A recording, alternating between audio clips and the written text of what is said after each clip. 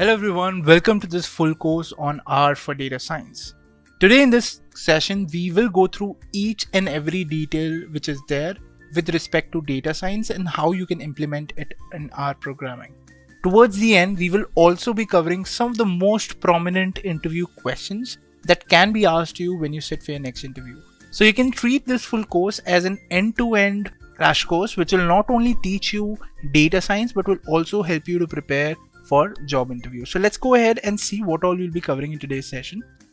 So we'll start this session by first discussing what is R programming. So we'll understand how you can get started with R by understanding the R programming concepts and then understand a very prominent library in R which is ggplot2. Once we're done with this, we'll go on and introduce you to what data science is. So here we will first understand who is a data scientist, what does he do, etc. Right? And then move on to introduce you to what data science in R is. Once that is done, we'll move on and get introduced to various machine learning algorithms which are there in data science, which one to implement when, and what are the different types of algorithms that you should know when you want to become a data scientist. Once we're done with this, we'll go ahead and take a deep dive into the machine learning algorithms which are there in data science. Namely, we'll start with regression, where we'll cover both linear and logistic regression. Then we will move on to discuss what is K-means algorithm, random forests, decision trees, naive-Bayes algorithm, support vector machine using R, time series algorithms, KNN algorithms, and sentiment analysis. So these are all the algorithms that we will be covering in today's session, and it's going to be very exciting. Once we are done with this, we will move on, and the next step is that once you understand most of the algorithms that are there in data science, pick up real world problems and solve them. And that's why we will introduce you to some machine learning projects where we will be solving them end to end and also giving you some ideas as to how you can get started with machine learning and how you can pick good problem statements which you can also include in your resume. Once we're done with this, we'll talk about a very prominent question which comes in interviews, which is what is the difference between data science and machine learning? After this, we will cover some interview questions which will vary from beginner to intermediate to advanced, which will answer all your queries which may be related to what is asked to a data scientist when he sits for an interview. So guys, this is the agenda for today's full course. I hope it's clear to you. Now, without wasting any time, let's get started. But before we go ahead guys, do subscribe to Edureka's YouTube channel and also click on the bell icon to never miss out on any update from us. Also, if you want to become a data scientist in the next 6 months, do check out the link given in the description below for live online training on data science. So let's get started.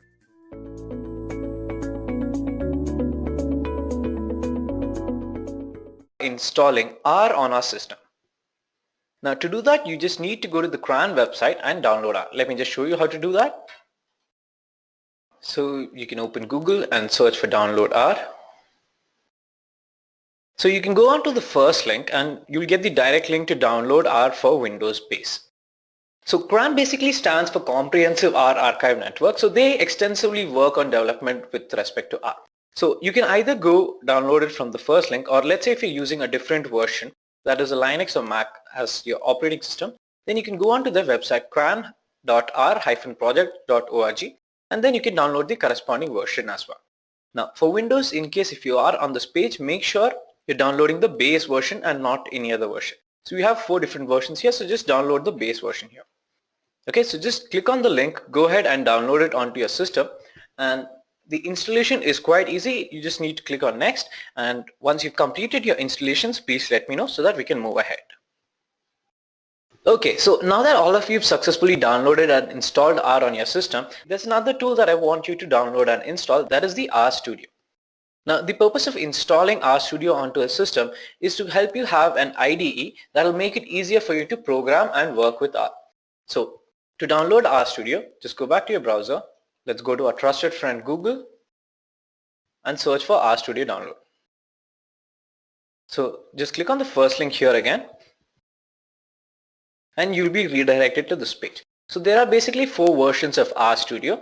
I would recommend that you go ahead and download the desktop version of R Studio, which is free. So just click on download here and you get the complete list of R Studio versions.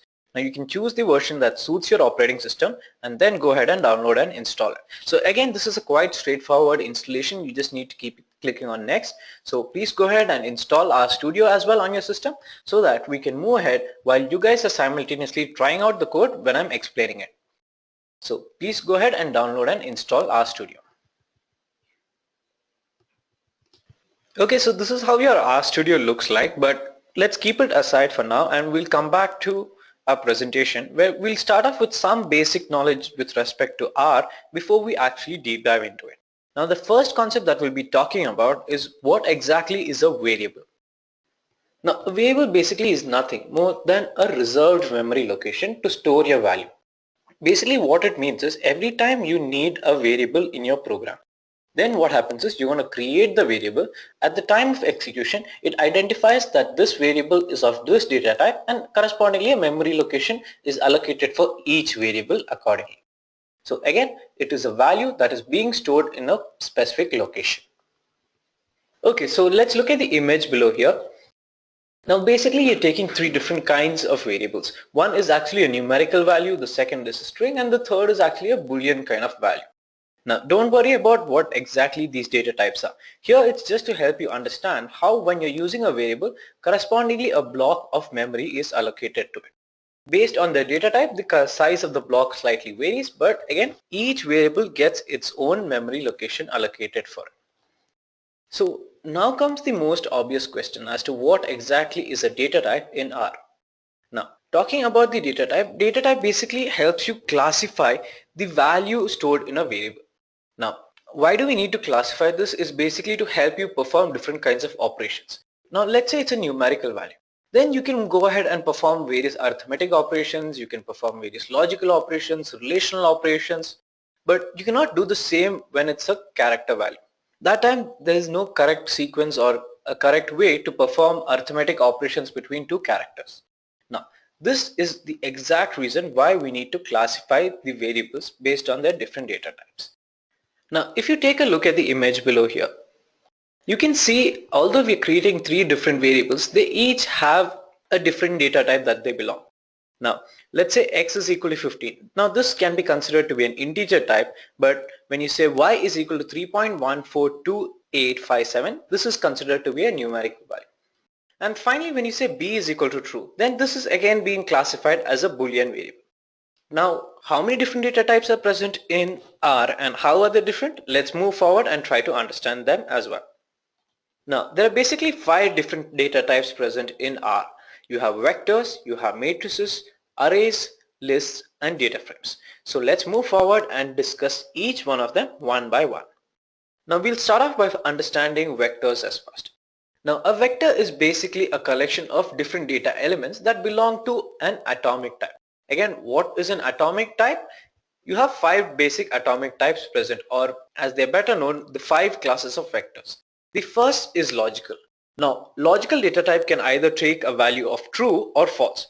And then you have integers. Now, integer takes a whole number value, whereas numerical data types take both whole number as well as decimal part to it. Apart from that, you have complex variable and you have a character variable as well, wherein you can store a single character or a sequences of words as well. Now, when we talk about a vector as a whole, either you can have a single element belonging to one of these data types, or it could be a sequence of elements as well. Both of them are a vector. So let me go to the RStudio and show you these 5 data types as well as how you can work with vectors. So we have our RStudio here. Now, just to give you a simple introduction, this is basically your R scripting area.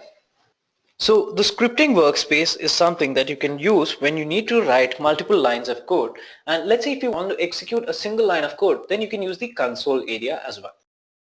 Now, every time you declare and work with a variable, it gets automatically updated into the environment area. And let's say if you want to install various packages, work with different packages, or you're not clear with something, then you can use this workspace to get a better understanding and have a clearer image. Now again, even if you plot a graph, this is the workspace where you can see it as well. For now, let's try to understand the different atomic classes of vector. So to command anything in R, you can use the hash symbol. So first we're talking about vectors. Let's begin by looking at logical data types. Now again, to create a vector, you just need to specify the name of the vector. So I'm going to call it VTR1. Then you can use equal to and then use C and inside quotes. Now inside quotes you can pass any value that you want. Now a logical value can always be true or it can be false. Now always remember true and false need to be capital always. Now if you want to just execute it, let's select the statement and you can go to run, or if you have multiple statements that you want to execute at once, then you can go to click on source. This will directly completely execute the whole code written in the script page. Now I just need to execute this single line, so I'll just click on run and a new variable has been created. So if you see here, a new variable has been created of logical data type and it stores two values. It's true and false. But how do you know which class it belongs to? To always know to which data type a vector actually belongs to, you have a simple command that is class, and then you just need to pass the variable's name. So in this case, let's say VTR1. I'll just select the statement again and let me just run it and show it to you. So here you can see the output in the console area. It says the class which vector1 or the data type to which vector1 belongs to is logical. So here again you can see there are two values that I'm passing to vector1. Now let's say I'm going to create vector2 as well. Okay, here I'll just pass a simple numerical value. Let me say C of 15, 85.674954, and then I'm going to even pass 999999. Okay, so I'll just select this and run it. So a new vector has been created. You can see that in my environment workspace. Now if you want to see the value stored inside a specific variable, all you need to do is specify the name of that variable. Now you can do that in your script workspace. So if you write it directly into your console, then you can see the corresponding value as well. Now if you look at the format here, the value for each of these have been changed. This is mainly because the range of numerical value that it can store. A numerical value that is greater than 7 digits will always be converted to the exponential format. Now, since a specific value in that vector, that is 99999, is greater than the range of numerical value, all the values present in that vector are being converted to the exponential value. So this is something that you can always remember. But let's say I'm going to reduce this value here. Now if I just update and run this, then you can see the value present here. 15 was a whole number which did not have a decimal pointed value. But since 85 had a decimal pointed value, everything gets changed. So always all the values are checked in the vector and only then are they stored. So to store decimal pointed value, you have the numerical data type. So let me just show you integer as well.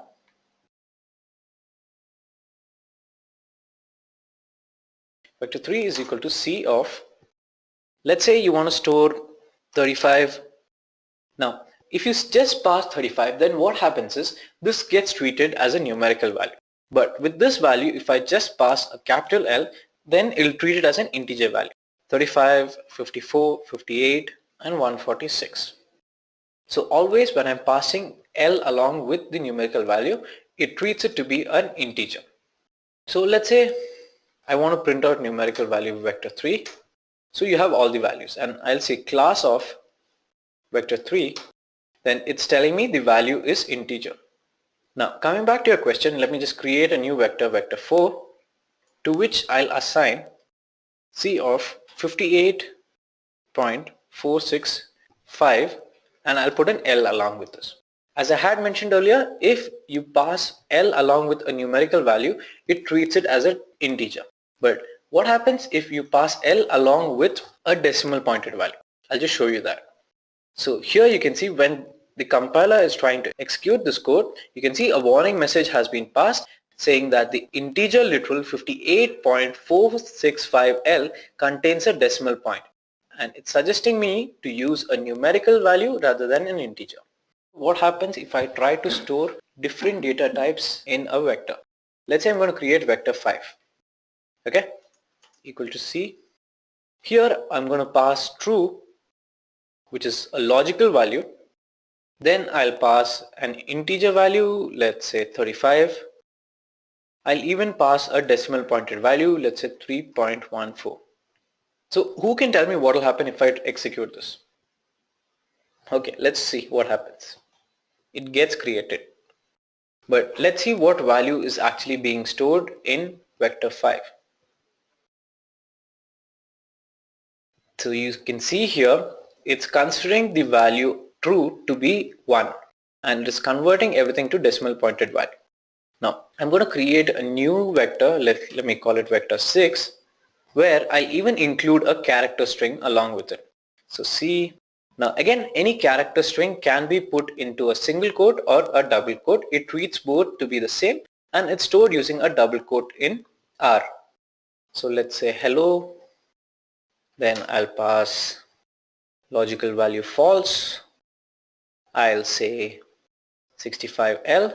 So basically this is a combination of character, it has logical value and it has an integer value.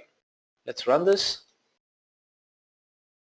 and it gets created. Still there is no error that gets generated. But what happens when you try to print vector 6?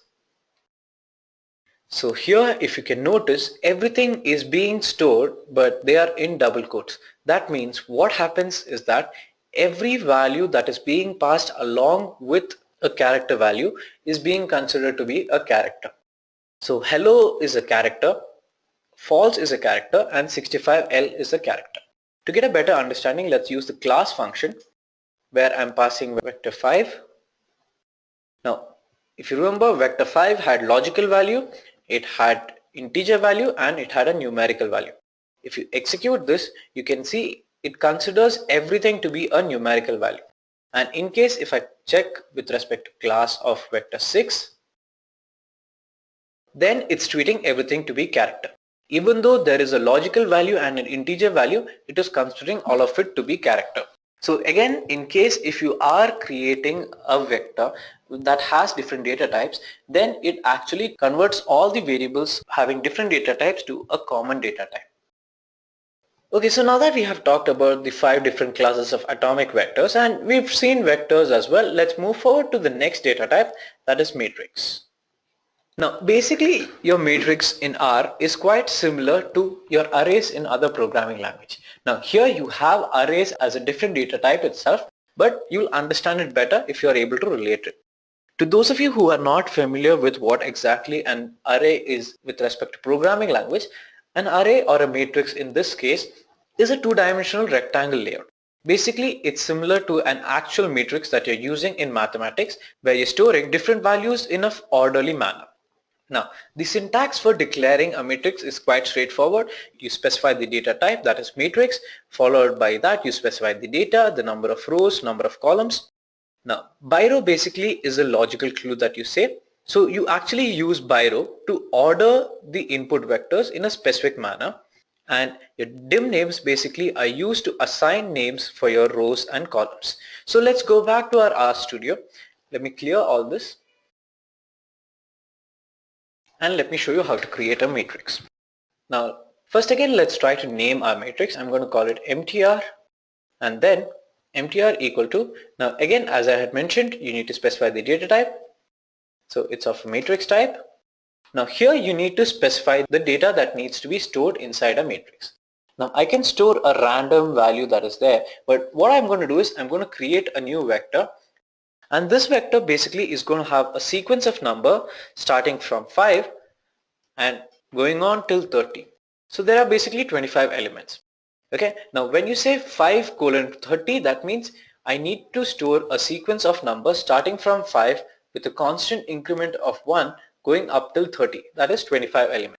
Now my number of rows are 5, my number of columns are 5.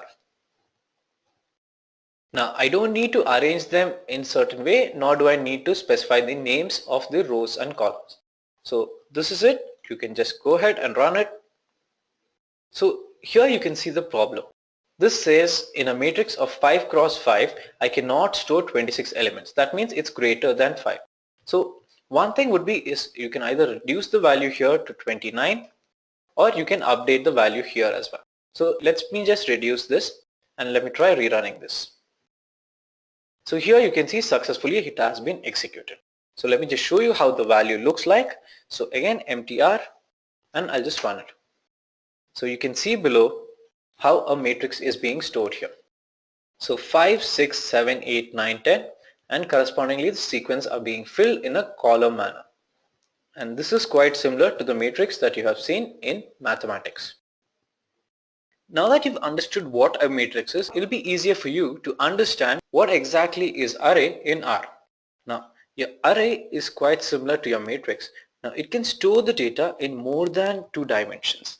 What do I mean by that is, so if you look at the example here, it will be easier for you to understand. Not only are you creating a 4x4 matrix, but you're also storing it in a 2x2 matrix. So basically you're storing 64 elements, but they are again in turn being stored in 4 different 4x4 matrix. So your array in R is something that can store your data in more than 2 dimensions here. So I hope this example was something that had given you a simple idea on how an array is different from matrix and how it is in R. Okay, so let's go back to our RStudio and let's try it out. So let me go ahead and create an array called ARR. Then you need to specify the data type, that is array. Then comes the value that needs to be stored in the array. So I'm going to create a new vector starting from 1 to store till 9. Then comes the dimension of the array. Now to specify the dimensions you need to use dim keyword. Then you need to use a vector.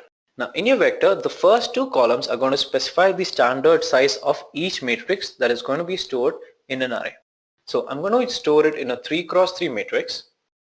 Then what I'm going to do is I'm going to store it in a 4x2 array. So I have a 3x3 matrix that is again in turn going to be stored in a 4x2 array. Okay, so let me just run this, and if you try to print array, I'll just enlarge this for your understanding. So here you can see the values. So this is my first matrix, this is my second matrix, this is my third matrix. Now all these 3 belong in the first row. So you have the corresponding column number and the row. Similarly, the 4th column of the first row also stores the same. Then you come down to the second row and you have 4 similar divisions. Alright, so let's move forward and talk about the next data type, that are list. Your lists are quite similar to your vectors itself, but the only key difference between your list and your vectors is that you can store elements that belong to different data types in list without actually changing their data types. Now we had seen this problem with vector where you was trying to store character value, logical value and a numerical value, and in turn they were getting changed to a character value, and in our first example, if you remember, we had tried to store logical value, an integer value and a numerical value, which in turn got converted to numerical value all around. So with respect to list, you can store the elements which belong to different data types and their data originality is stored. Now let me go ahead and show you how to do that. So let me clear this as well. Now let me begin by creating 2 vectors. So let's say VTR7 equal to C of, let's say I have numerical value, let's say 5.678, then I have 32, 95, 31.6, and I have another vector VTR8 which has character values. So hey, how are you, thank you. Okay, so I have these 2 vectors that need to be created. So just run this and they get created. Now what I'm going to do is I'm going to create a list, say call it my list, which is going to be of data type list. So again list, and here what I'm going to do is I'm going to pass vector 7 and vector 8. If you want, I can even pass vector 1 which has logical value, vector 1, and then let me just execute this command and they get updated. Now let's check what my list looks like. Now if you look at this, all the numerical values are being stored together. You have the character values and you have your logical values also being stored. None of these values are being converted to a common format, and all of them are actually retaining their original data type. Now in case if you want to store different data types and retain their original data types, then you can go ahead and use lists. Now the last data type that we'll be talking about is a data frame. So basically your data frames is a table or a two-dimensional array-like structure that can actually store your data in an ordered manner.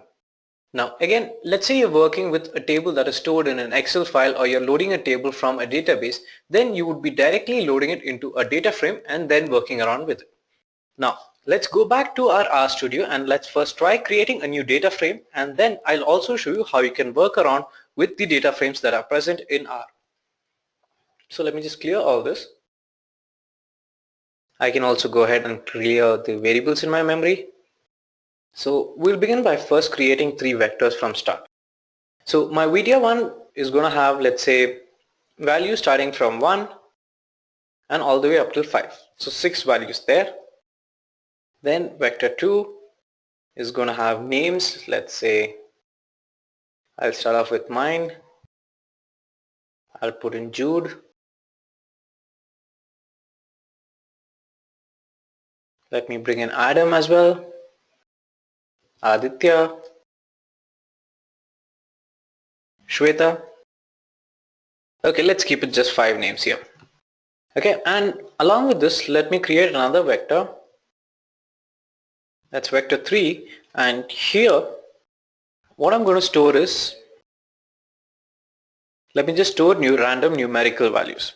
So let's say 15, 25, 65, 145 and 74. Okay, so basically I have 3 vectors here. So let me run this and you can see 3 vectors have been created. Now what I'm going to do is I'm going to create a data frame. To create a data frame, you can use the syntax data dot frame and then pass the values that you want to be in your data frame. So I want my vector 1, vector 2 and vector 3. So just run the statement again and you can see your data frame present here. From my vector 1, 1 to 5 has been stored. Correspondingly to that, the first element from my vector 2, that is Neil, has been added, and the corresponding first value is being taken from the third vector and it is also being added. So each of the first element from the 3 vectors have combined together to form the first row of my data frame. Okay, so let me show you how you can use a data frame of an inbuilt table. So just call for data frame. Now let's say I want air quality. Now air quality basically is a table that is already present in my RStudio. So if you just run this, you can see the complete table being stored as a data frame. So here again you have the ozone, you have solar ratio, you have the wind, temperature, month. So this is basically the quality of air measured over different time frames in a span of 1 day. So every day you're measuring these 4 quantities and then you're putting it as part of your table. So this is something that will give you a good understanding as to how to work with the data frame. Similarly, you can import a table, you can import an Excel file and then directly store it into your data frame as well. So now let's move forward to the next concept of today's session, that are operators in R. Now talking about operators, there are mainly 4 different operators. But what exactly is an operator? Operators are basically constructs which help you manipulate the actual value of each of the variables. So using an operator, you can perform various operations and change the values stored in each of the variables. Now again, as I had mentioned, there are mainly 4 different types of operators. You have arithmetic operator, you have relational operator, logical operator and assignment operator. So let's move forward and look at each one of them one by one. Now talking about arithmetic operators, you have addition, subtraction, multiplication, division. Now these are some of the common operations. Now I'm quite sure that all of you would be familiar with this. Now again, if we come back here, let me clear all this. Let's say print 6 plus 9.87. Let's just run this. So basically you're getting your output. Similarly, if you want, you can change it to any other. You can say division. So it's giving you corresponding value and so forth. Now, apart from normal arithmetic operations of addition, subtraction and division, we have 3 new operators here. The first is modulo operator. Now, in our normal division, when we perform division, we get the result to be the quotient of that division. But in case of a modular division, what happens is you get the remainder. Now, to specify that it is a modular division, you just need to use two percentage symbols and it gets converted to a modular division. If I run this, you can see the difference. Earlier it had given me a division, here it has given me the remainder. Now, let me give you a better example here. 22 divided by 7 gives me the value of pi. Now, I'm quite sure all of you are aware of it. Now, same thing, let me just change it to modular division and I'll rerun this. Now, when I rerun this, you can see the output to be 1. Although a division is being performed here, but instead of the quotient like you normally get, you're getting the remainder. Now, apart from modular division, you have your exponent operator. Basically, if you want to raise any variable to a power, then you can use the exponent operator. Let me say I want 2 power 7, then you can use the exponent operator and you can run and get the corresponding value. Now, finally, you have your floor division. Now, floor division is something that is quite interesting. What happens in floor division is that you divide a number, and if the quotient that you're getting as the result turns out to be a decimal number, then it is actually rounded off to the previous whole number.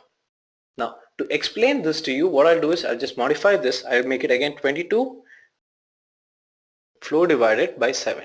Okay. Now we know that 22 divided by 7 actually gives us the value of 3.142857, and 22 modular division 7 gives us the output of 1. But what happens in case of a floor division? You get the output to be 3. So what happens here is the value that you actually get is 3.142857. But since it is a floor division, it gets rounded off to the previous whole number, that is 3. Alright.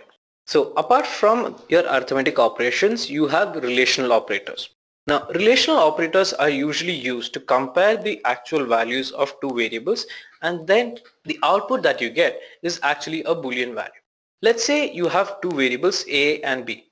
Now, if you want to know which is greater out of the two, then you need to use the relational operator greater, and you can check if A is greater than B. If A is greater than B, then it returns an output to be true. If it is not, it returns an output to be false. Similarly, you can have less than. Now, apart from your greater than and less than, you also can check if a corresponding value of a variable is equal to or greater than or less than. That is, if you look at the operator here, let's say you want to check if A is either greater than or equal to B, then you can use the greater than symbol followed by an equal to. And let's say if you want to compare the value of two variables, then you need to use double equal to, and only then will it compare. If you use a single equal to, it becomes assignment. And for checking if it is not equal to, you can use not equal to. Let's come back. Let's say var equal to 25 and var 1 equal to 60. Now let me print var greater than var 1. If you run this, the output is false. No, the value of your variable var is not greater than variable var 1.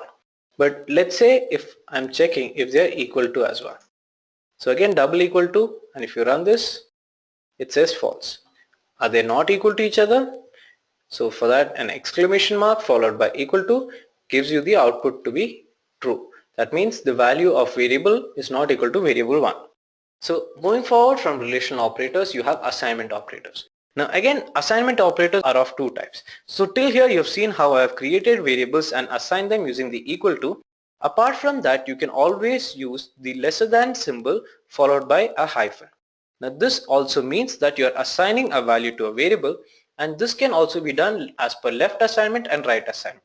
So what this basically means is that you can either write the name of the variable to the left, the assignment operator, and then the value to the right, or you can also write the value to the left following the assignment operator and the name of the variable. So both of this is accepted, and you can use an equal to or the lesser than followed by hyphen symbol to assign the value to a variable. So after the assignment operator comes your logical operator. Now there are basically three logical operators that we'll be discussing. You have your logical AND, logical OR, and NOT operator. What does your logical AND do is that it actually checks the value of both the variables, and then it gives you a corresponding output. Now you get the output to be true only and only if both values are true. In case one of them is false, then the output is considered to be false in case of your logical AND. But in case of your logical OR, at least if one value is to be true, then the corresponding output would be true. Now I'm quite sure that most of you would be confused, so what I'll do is let's go back to our RStudio. I'll clear all this. I'll create two values, value 1, which is again a vector having true and false, true and false. I'll also create another vector value 2 that will have value false, then true, true again, and finally false. Now what we're going to do is let's see the output for this. Print value 1 and value 2. So let's execute this code now. So here you can see when I'm trying to check, the only case the output is coming to be true is when both the values are being true. So each value is being checked with the corresponding value from the second vector, and it is deciding if both values are true. Only in that case is it printing out a value to be true. But let's say in case of an OR operator, let's just run this and see. So in that case, only where you're dealing with two false statements is the output considered to be false. All other cases are coming out to be true. Apart from this, you also have your logical OR, wherein if I execute this and see, then only the first values present between both vectors are checked and the corresponding value is decided.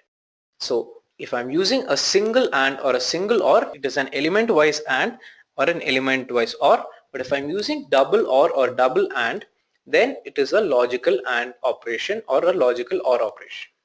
So here you can see where I'm using a logical AND operation, then it is checking the first two values, and since both values are not equal to true, it is giving me the output of false. Oh yes, we missed out on one operator, that is the NOT operator. Now NOT operator is quite straightforward. Let's say NOT of value 1, then all the values have been reversed. Where I had true as the first value in my value 1, it is getting replaced to false. Where it was false, it is getting changed to true. So this is the element wise AND, element wise OR. We've seen the logical AND, logical OR, and finally we've also seen NOT operator. So moving forward, let's look at the conditional statements, and this should answer your question as to where we're using relational operators and logical operators. Now, talking about your conditional statements, there are mainly three types of conditional statements that we'll be dealing with, and an extension of a conditional statement. So basically there are four different conditional statements that we will be using. Now the first conditional statement that we'll be looking at is the if statement. Now what your if statement basically does is that it checks a specific condition, and if the condition is found to be true, then it goes on to execute a set of statements. But if it is not, it will ignore these complete set of statements and move forward. Now how does this work? Let's go back to our RStudio. Let me clear all this. Let's say var 1 equal to 25, var 2 equal to 35. Now I'm going to use the if statement. If var 1 plus var 2 is greater than 50.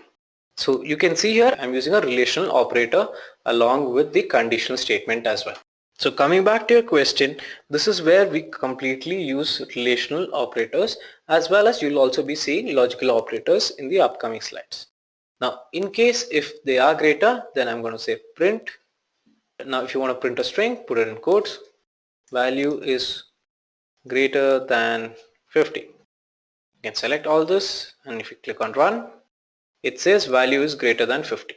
But let's say I make it 100. Now if I just run this segment of the code, then it does not print anything. That basically means that the statement written inside the if condition gets ignored. But let's say you have more than one condition that needs to be checked. What do you do in that case?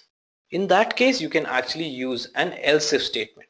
Now, else if statement basically can be used for helping you to check multiple statements and check their corresponding validity. Let me just show you how to use the else if statement as well. Now, first, if condition is checked, then let's say else if var1 plus var2 is greater than. Now, it's checked the first condition whether it is greater than 100 or not. If it is not found to be true, only then will it come to else if condition. Let's say 75 in this case. Then I'll just copy the statement. Value is greater than 75. Let's say you want to add even one more condition to this. Then just copy this else if. Let's say 65 in this case. So again, you can see here we are putting multiple statements here, and their order of checking or the order of evaluation is in a sequential manner. First, it will check if it is greater than 100. If it is found to be false, it will go into the next condition. It will check if it is greater than 75. If it is false, then it will come down to the third condition and see if it is greater than 65. I'll select all this and let's run it. So none of these three statements have been executed. So it's checked all these three statements and it's found to be false. Finally, let me just write one more condition, else if. I'll copy this completely, and here I'll just change it back to 50. Now we know this value is greater than 50, and I'll update it inside as well. Now let's execute this and see again. So here finally it is evaluating all these three conditions before it, and finally it's found a match, and that's why we are getting the output. Okay, so that's great to see that all of you understood the if and the else if part. But let's say if none of your condition meets, then what do you do? And in such cases, you can always go ahead and use the else statement. Now, your else statement is a conditional statement that definitely gets executed if no other condition is met. Now, if you go back to our studio, let me just remove this condition, the final condition, and let me just put in an else statement here. Else, I'll say print number is less than 65. Okay, let's try executing this. So here you can see all these conditions were checked, and since none of them were found to be true, then you go into the else part and the statement returned inside else gets executed. So this is same that has been diagrammatically represented here. Let me just give you a simple explanation here. So if you see, always we start, the first thing that you do is check the if condition. If it is found, then you execute the if part. If it is false, then you go to the else if conditions. Each of the else if conditions is validated, and whichever condition is found to be true, then the corresponding else if code gets executed. If none of the else if conditions are also found to be true, then you go to the else part and execute the else code and finally come out from the selection section. Now, the fourth conditional statement that we'll be talking about is the switch case statement. Now, in case of the switch case statement, basically what you're doing is you're already aware of the value that the expression is going to take. Now, once you know that, then in such cases, you can go ahead and write a specific statement. Now, how does it vary from if-else statement? Now, the major thing there is the knowledge of the value that the expression takes. Now, you cannot use an uncertain value or a range like you have done with the if-else statements. Here, you need to specify the actual value that the expression can take, and then you can specify the corresponding statements. Now, what I'll do is let's go back to our RStudio. Let me just clear all this. Let's take a simple example. Let's say switch. With respect to expression, I'm just going to give you a value of 4. And then let's say in case the value is equal to 1, then print Monday. So I hope you guys get what I'm trying to do. For the number value that it could take, I'm specifying which day it is going to be equal to. Print Tuesday,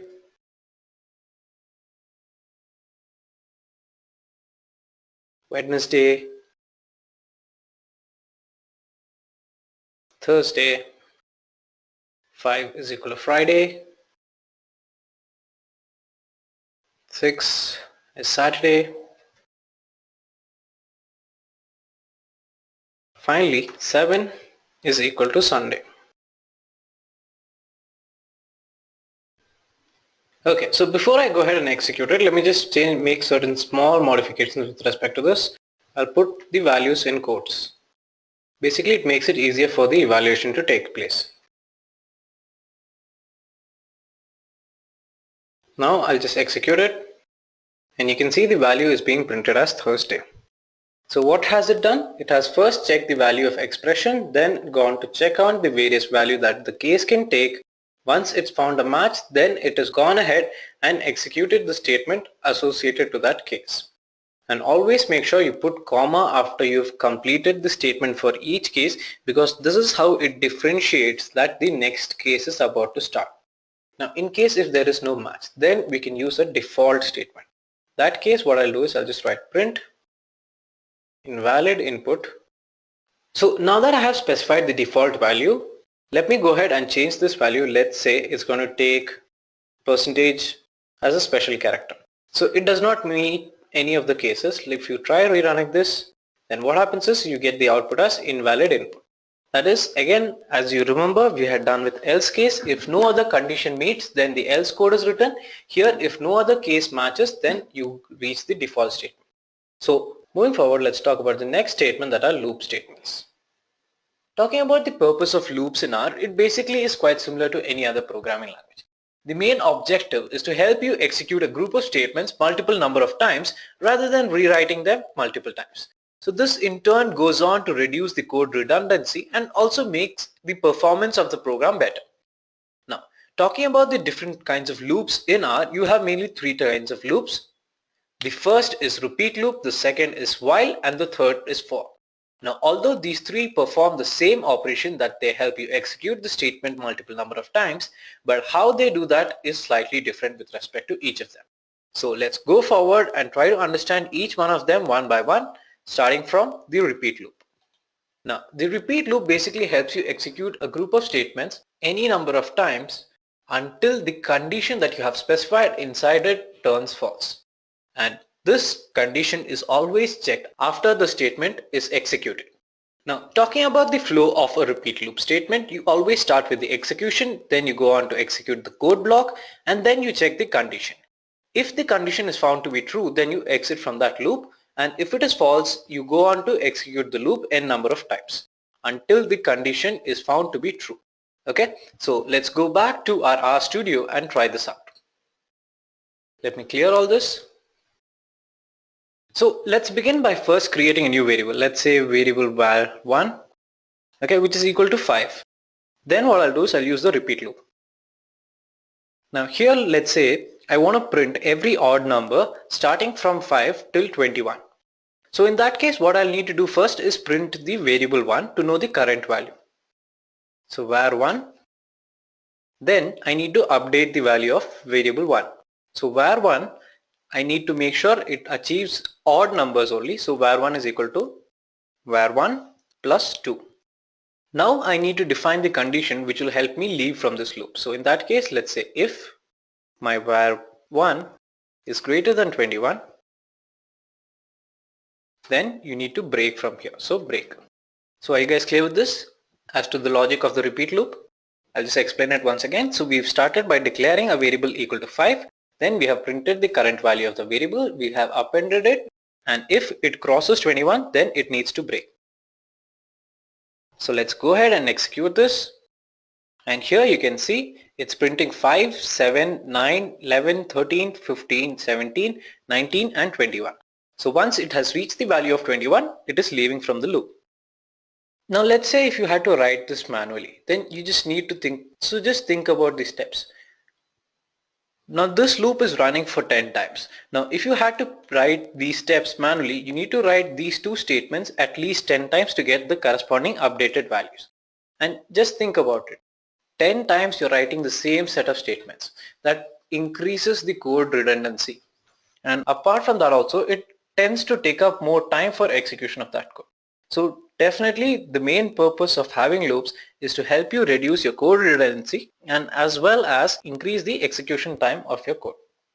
Now let's move forward to the next loop, that is the while loop. Now while loop is quite similar to your repeat loop itself. You need to specify the conditions and it will run till the condition is fulfilled. But the major difference between your while loop and your repeat loop is that the condition which determines whether the loop has to run or not is written first in case of a while loop. So always before you begin execution of that code, what happens is that it checks whether the condition is true or not, and only then does it go forward and enter the loop condition. So if you look at the flow for the while loop, you start off with the execution, you check the condition. If at first itself the condition is found to be false, then you exit from that loop. But if it is found to be true, you go on to execute the code block and then keep on repeating until the condition is found to be false. Okay, so let's go back. And here what I'll do is I'll write the same code. Let's say while, then the condition. So here I need to mention where 3 has to be less than 21. So here we'll check where 1 has to be less than 21. Now in our earlier statement, what we had done was we were checking when the value of where 1 increases beyond 21 and then we are breaking. But here we're going to enter the loop only and only if the value of where 1 is less than 21.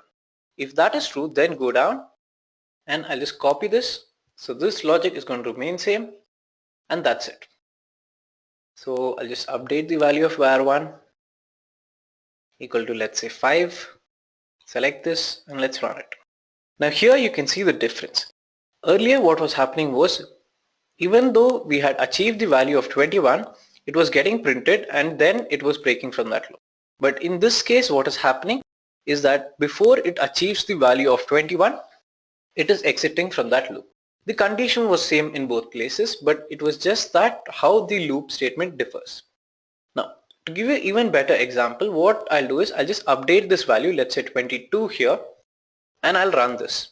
Now in this case you can see 22 is getting printed.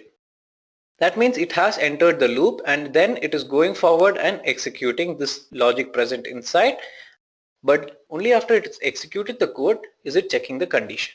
So therefore with the repeat loop it executes at least once, but same thing, let's say if I modify with respect to my while loop, I'll just run this section.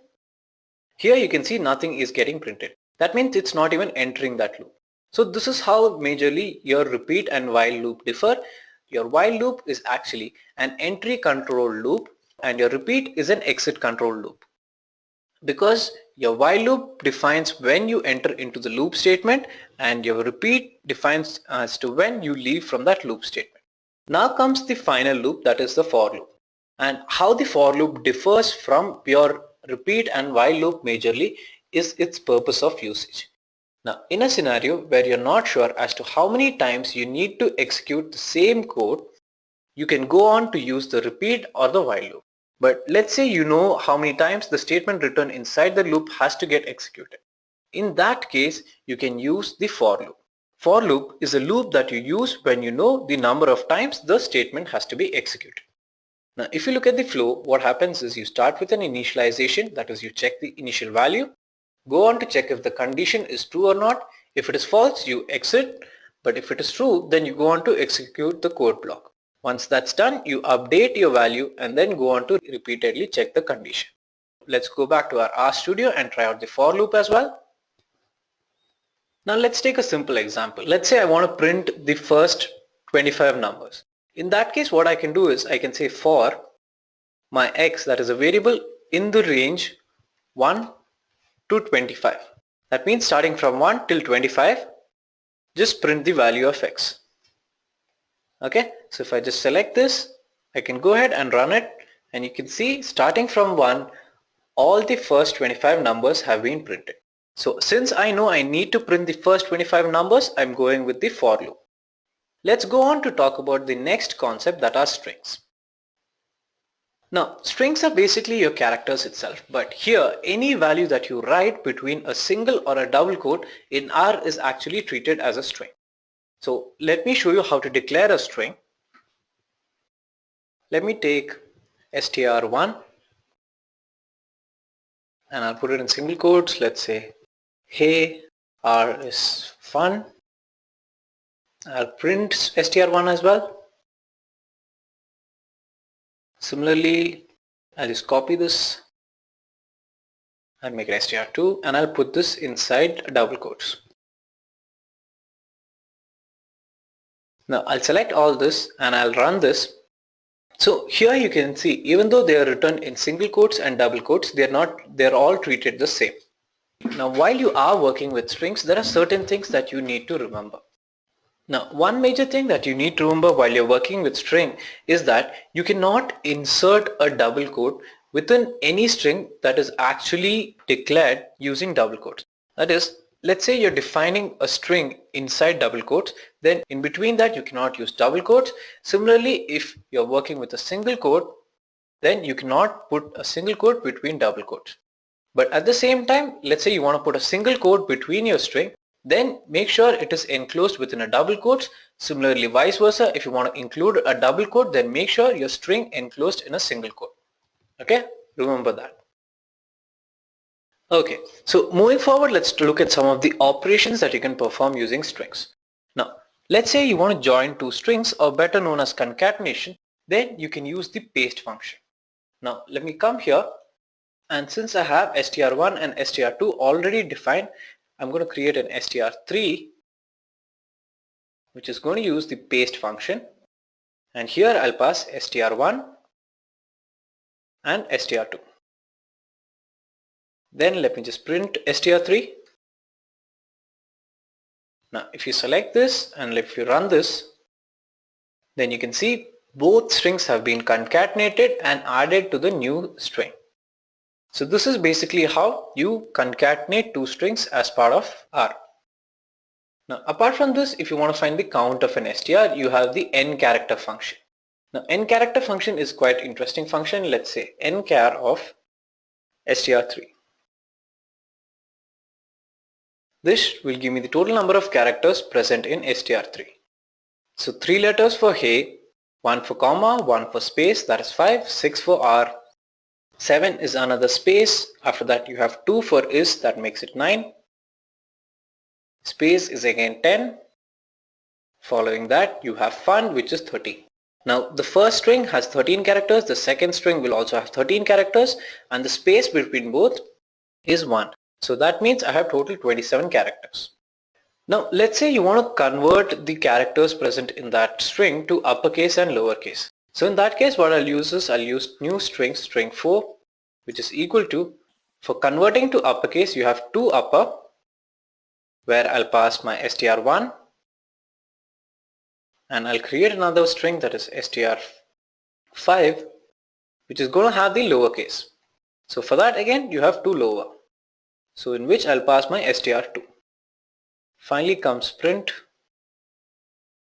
str4 and str5. So let's execute this section. So here you can see the first string that is getting printed is completely in uppercase, the second one is completely in lowercase. In your original string you had your H capital and R capital, rest everything was small, but when you see, everything is converted into small or everything is converted into capital. But let's say you want to separate or you want to take a certain part of a string. So for that we actually have the substring option. Now let me create str6, which is going to use the substring method. So substring, where I'm going to pass my str3 as the parameter or the string from which I want to extract. Now you need to specify the position from which you want to extract this substring. So what I'll do is I'll say 5, 16. Okay, and then I'll print str6. Let's just execute this, and you can see here from the 5th character till the 16th character, it has been extracted and stored into a different string. So now moving on, let's talk about the last topic of today's session, that is functions. Now functions are basically a block of code which can be reused with respect to different purposes, but again they help you to achieve code redundancy, and they in turn also help you to achieve different performances. Now again, if you look at the example here, let's say I want to add different values. First I want to add 3 and 5, then I want to add 6 and 9, then I want to add 1 and 5. So what happens is I need to write these statements separately. Now, when I'm writing in a loop, I need to identify a certain parameter based on which the change is going to happen. But what happens if they are discrete values and I need to perform the same operation? In such cases, you can definitely go ahead and make use of a function. Now, here what happens is I'm passing 3 and 5 in the first turn, that gets computed from my function and it returns me a value of 8. Similarly, next time I'm passing 6 and 9, which returns me the value of 50. Finally, I'm calling 1 and 5, which again goes on to return me the value of 6. Now, with respect to the different types of function in R, there are mainly two types. The first is predefined function, which are already present in R and we have been using them. So good example of that would be your print statement, your substring method that we have just seen, your paste method. So all these methods are already defined in R. Apart from that, a user can also go ahead and define a function. So let me show you how it is done. Let's go back to our RStudio. Let me clear everything. For every function, one of the most important part is for the function to have a name. So what I'm going to do is I'm going to write a function that's going to compute the Fibonacci series based on a value that I specify. Now my function doesn't know how many times it has to compute it, so I'm going to call the function. So the first thing you're going to start off is by naming a function, so I'll call it Fibo, then function, and here comes your parameters. So I'm going to say int a. Then open your parenthesis and then you can go on to write the logic for that function. Now here let me begin by declaring two variables, var1 which is equal to 0. I have var2 which is again equal to 1. Then I'll print var1. I'll print var2 as well. And then what I'm going to do is I'm going to write a for loop where it starts where my x actually belongs in the range 1 to a that I'm getting as input, and then I'm going to create a new variable var3 which is going to be equal to var1 plus var2. Once I've computed this, I need to print var3 and then append the value of var1 and var2. So var1 becomes equal to the current value of var2 and var2 accepts the new value of var3. So you don't need to pass the data type with respect to that function, and this is because R actually decides what kind of data it is taking as input and functions accordingly. So we've defined the logic for the Fibonacci series. Now all we need to do is we need to call this method. So for that, just specify the name of the method, that is Fibo. You need to pass the value. Let's say I want to compute the first 5 Fibonacci elements. Then I have to just select this and let's execute it. So you can see the first 5 elements of the Fibonacci series has been called. Now let's say I need to call Fibonacci series for different values. So let's say Fibo of let's say 10, then I'm again going to call for 15. So I'm calling the function 3 times, but each time I'm passing a different value here. So what I have done is that I have generalized the same set of operations that I want for any number of values that I'm passing as the request. If you just run this, you can see for 5 it is printing the first 5 elements, then for 10 it is going on for the first 10, and for 13 it's going on for the first 13 elements. So I hope you guys have got a simple understanding as to how you can write a user-defined function in R. Now again, it is all left to you to explore it. Now you can go ahead and write functions for different purposes, and as to how you write them is completely left to you because everyone has their own personal style.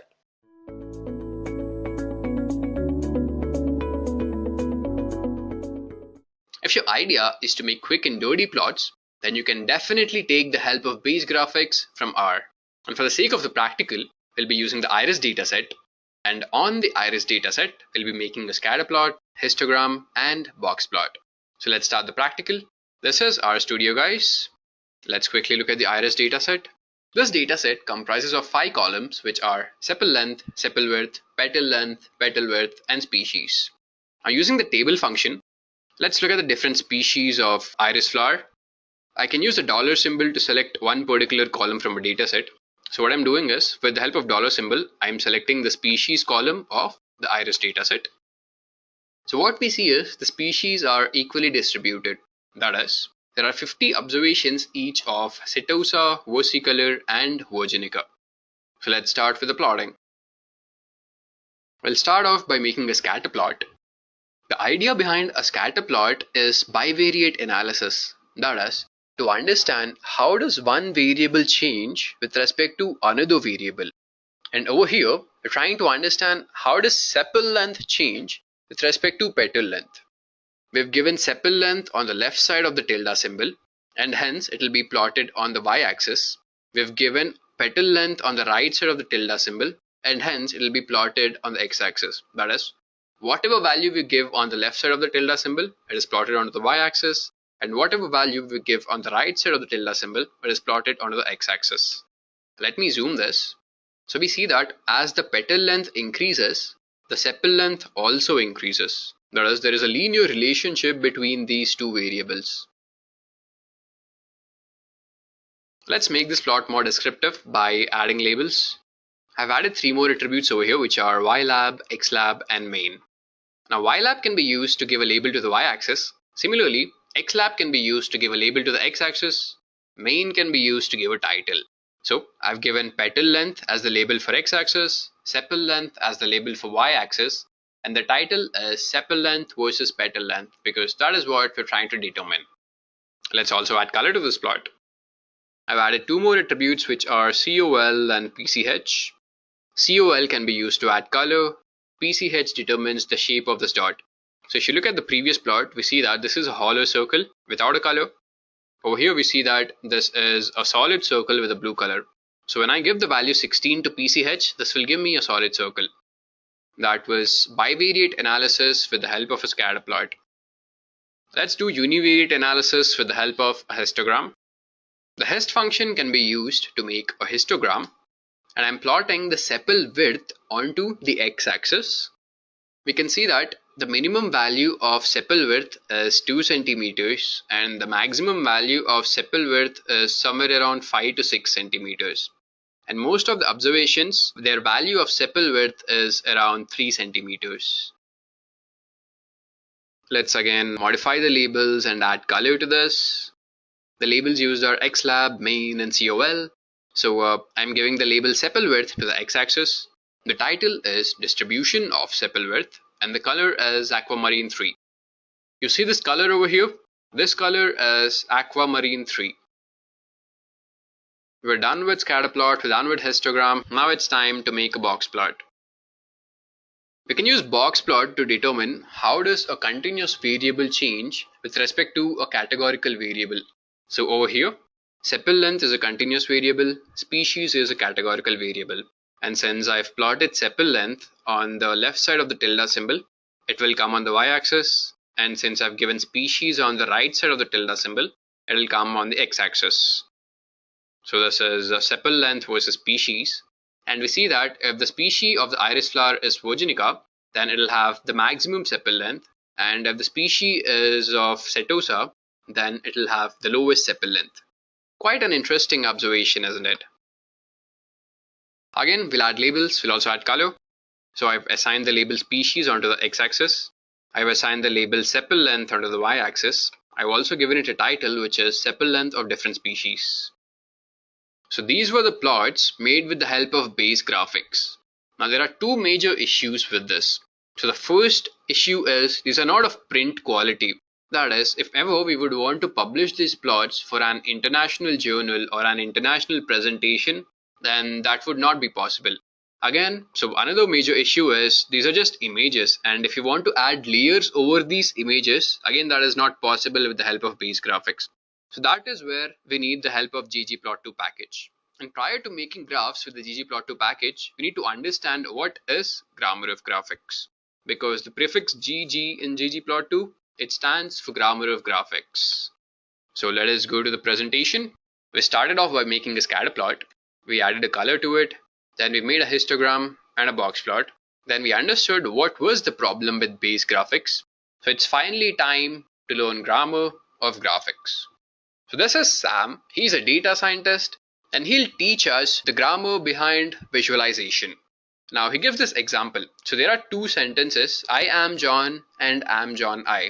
So Sam tells us that I am John is correct, and that is because it follows grammatical rules. And again, am John I doesn't make sense at all because it does not follow the grammatical rules. Now, since every form of communication needs to have grammar, since visualization is a form of communication as well, it needs to have a foundation of grammar. So let's look at the components of grammar. So we have data, aesthetics, geometry, and facet. Now prior to plotting, we need to select a data set. And this is the component data which we are talking about. So we'll select a data set. After selection of data set, we need to plot the data columns onto the aesthetics. So simply speaking, aesthetics are the scales onto which we plot our data. So we've selected the data, we've mapped the data onto the aesthetics. Now it's time to select a geometry. So the examples of geometry would be box plot, scatter plot, histogram, and so on. Now many a times what happens is we'll be working with huge data sets. And when we're working with huge data sets, there would be a lot of categorical variables and a lot of numerical variables. And plotting all of them onto a single graph might lead to chaos. That is why we need to facet our data. Or in simple terms, we need to divide the data into groups. And when we do this, this gives us better visualization. Now, these are not the only components of grammar of graphics. We have other components as well, such as the themes layer, coordinates layer, and scales layer. But broadly speaking, these are the major components. So let's start with the ggplot2 package. The ggplot2 package is a simplified implementation of grammar of graphics, which you've just understood. And this ggplot2 package has been written by Hadley Wickham for R. So this is what we'll be doing in the practical. We'll select the data and we'll map the data columns onto the aesthetics. And these are the aesthetics which we have x-axis, y-axis, fill, color, shape, and size. So for the aesthetics part, we'll be taking the iris dataset and we'll start off by mapping the petal length and sepal length onto the x and y aesthetic. Then we'll also take the species column and map this onto the color aesthetic. Next, instead of the color aesthetic, we'll be mapping the species column onto the shape aesthetic. So let's go ahead and do that. So ggplot2 guys, the main part of the session. We'll load the package. Now again, prior to loading any package, we're supposed to install it. So I click on install, I type out ggplot2 over here. And when I click on install, it'll be installed. But then again, since I've already installed the package, I don't need to do it again. So let's follow grammar of graphics. First step would be selection of data. And over here, the data is iris. Now this gives us a blank plot. We have selected the data. Now it's time to map the data columns onto the aesthetics. So I've mapped the sepal length onto the y aesthetic and I've mapped petal length onto the x aesthetic. You can see that over here. Petal length is on the x-axis, sepal length is on the y-axis. So let's select the geometry. Geometry is geom point over here. Geom point will give us a scatter plot. So these were the three components of grammar of graphics: data, aesthetics, and geometry. Now we already had done this with the help of the base graphics and we can easily see the difference. So this is a much better plot than what we did with the base R graphics. Let's go ahead and play with the aesthetics of ggplot2.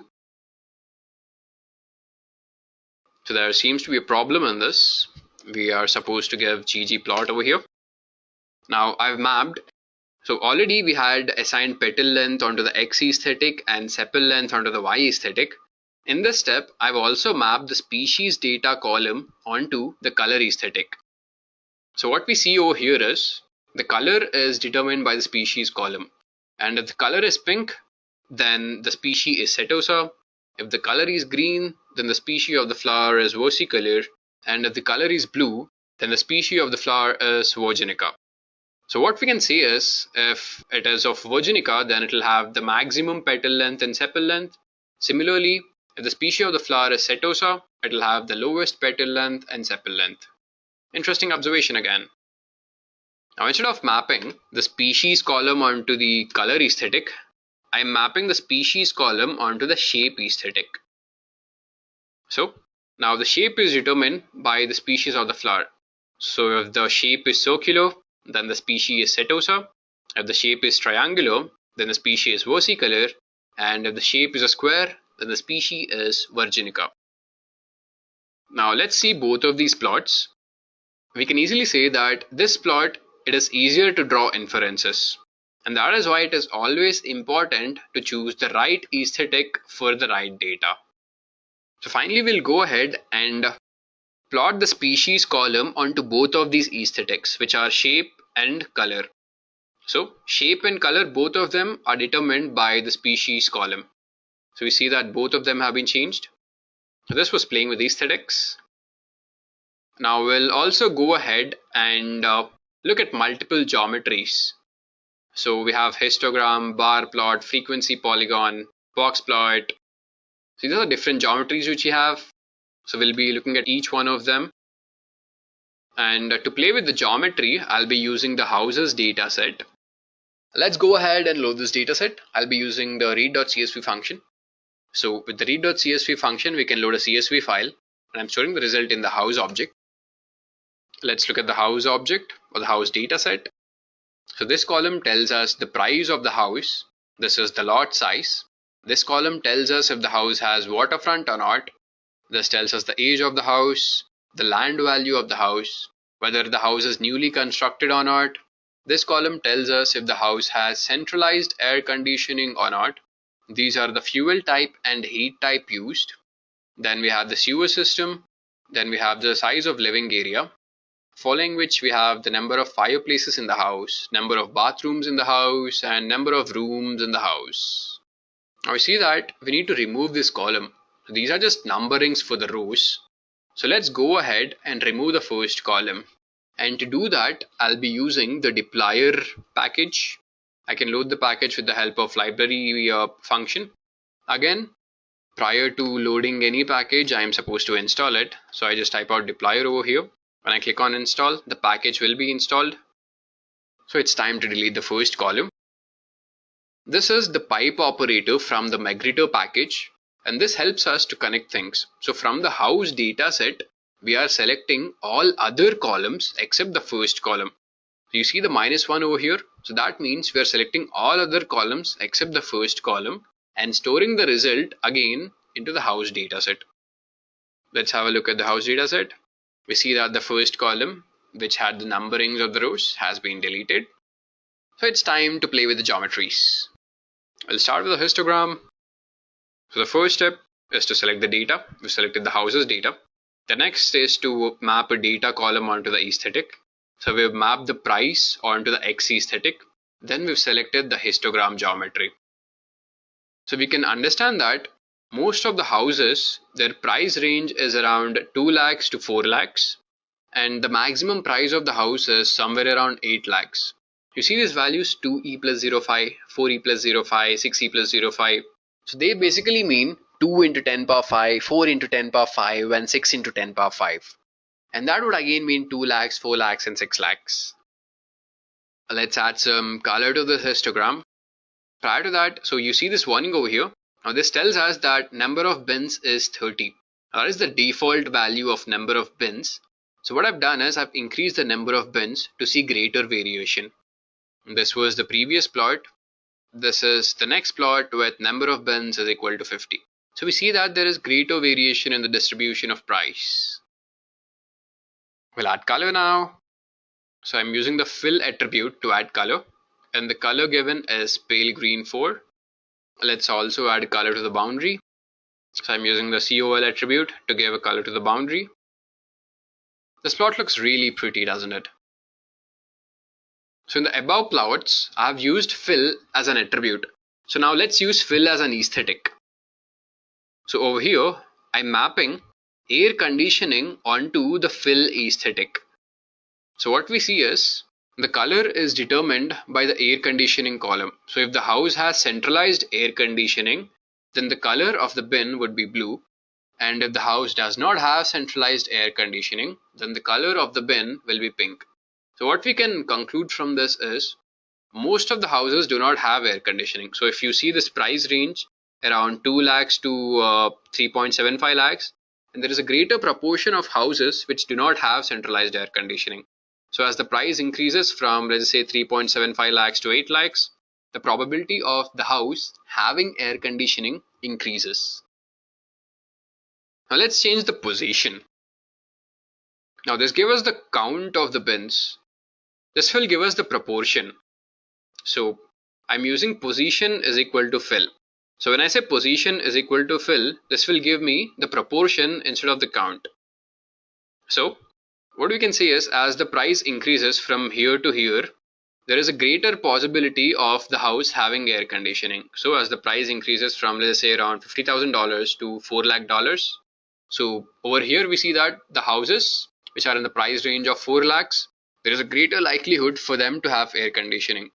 As the price of the house increases from 4 lakhs to 8 lakhs, the probability of the house having air conditioning increases even more. If you look at these two bins, so you can see that if the price of the house is closer to 8 lakhs, then the house will definitely have centralized air conditioning. So that was histogram. Now we'll go ahead and make bar plots. Now people mostly get confused where to use a bar plot and where to use a histogram. So simple rule is this. Whenever you want to see the distribution of a continuous variable, then you'll go with a histogram. And variable, you need to see the distribution of a categorical variable, then you'll use a bar plot. Let's make a bar plot. So the first step, select data, map data column onto the aesthetic. So we've mapped waterfront, which is a categorical variable, and we've mapped this onto the X aesthetic. We've selected a geometry, which is geom bar. That will give us a bar plot. So we see that this gives us the distribution of whether the house has waterfront or not. Let's look at the data set. Now this tells us that there are around 1728 entries, or in other words, there are 1728 houses. And out of those 1728 houses, we can say that around 1600 houses will not have a waterfront. So this is the bar which tells us that the houses do not have a waterfront, and this is the bar which tells us that the houses have a waterfront. So there are very few houses which have a waterfront.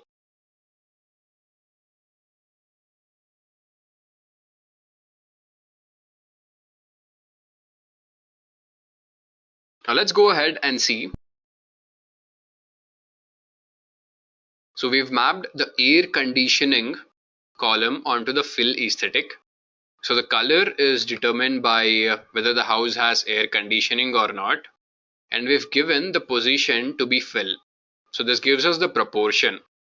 So these two, so this is the bar which tells us that the house does not have waterfront.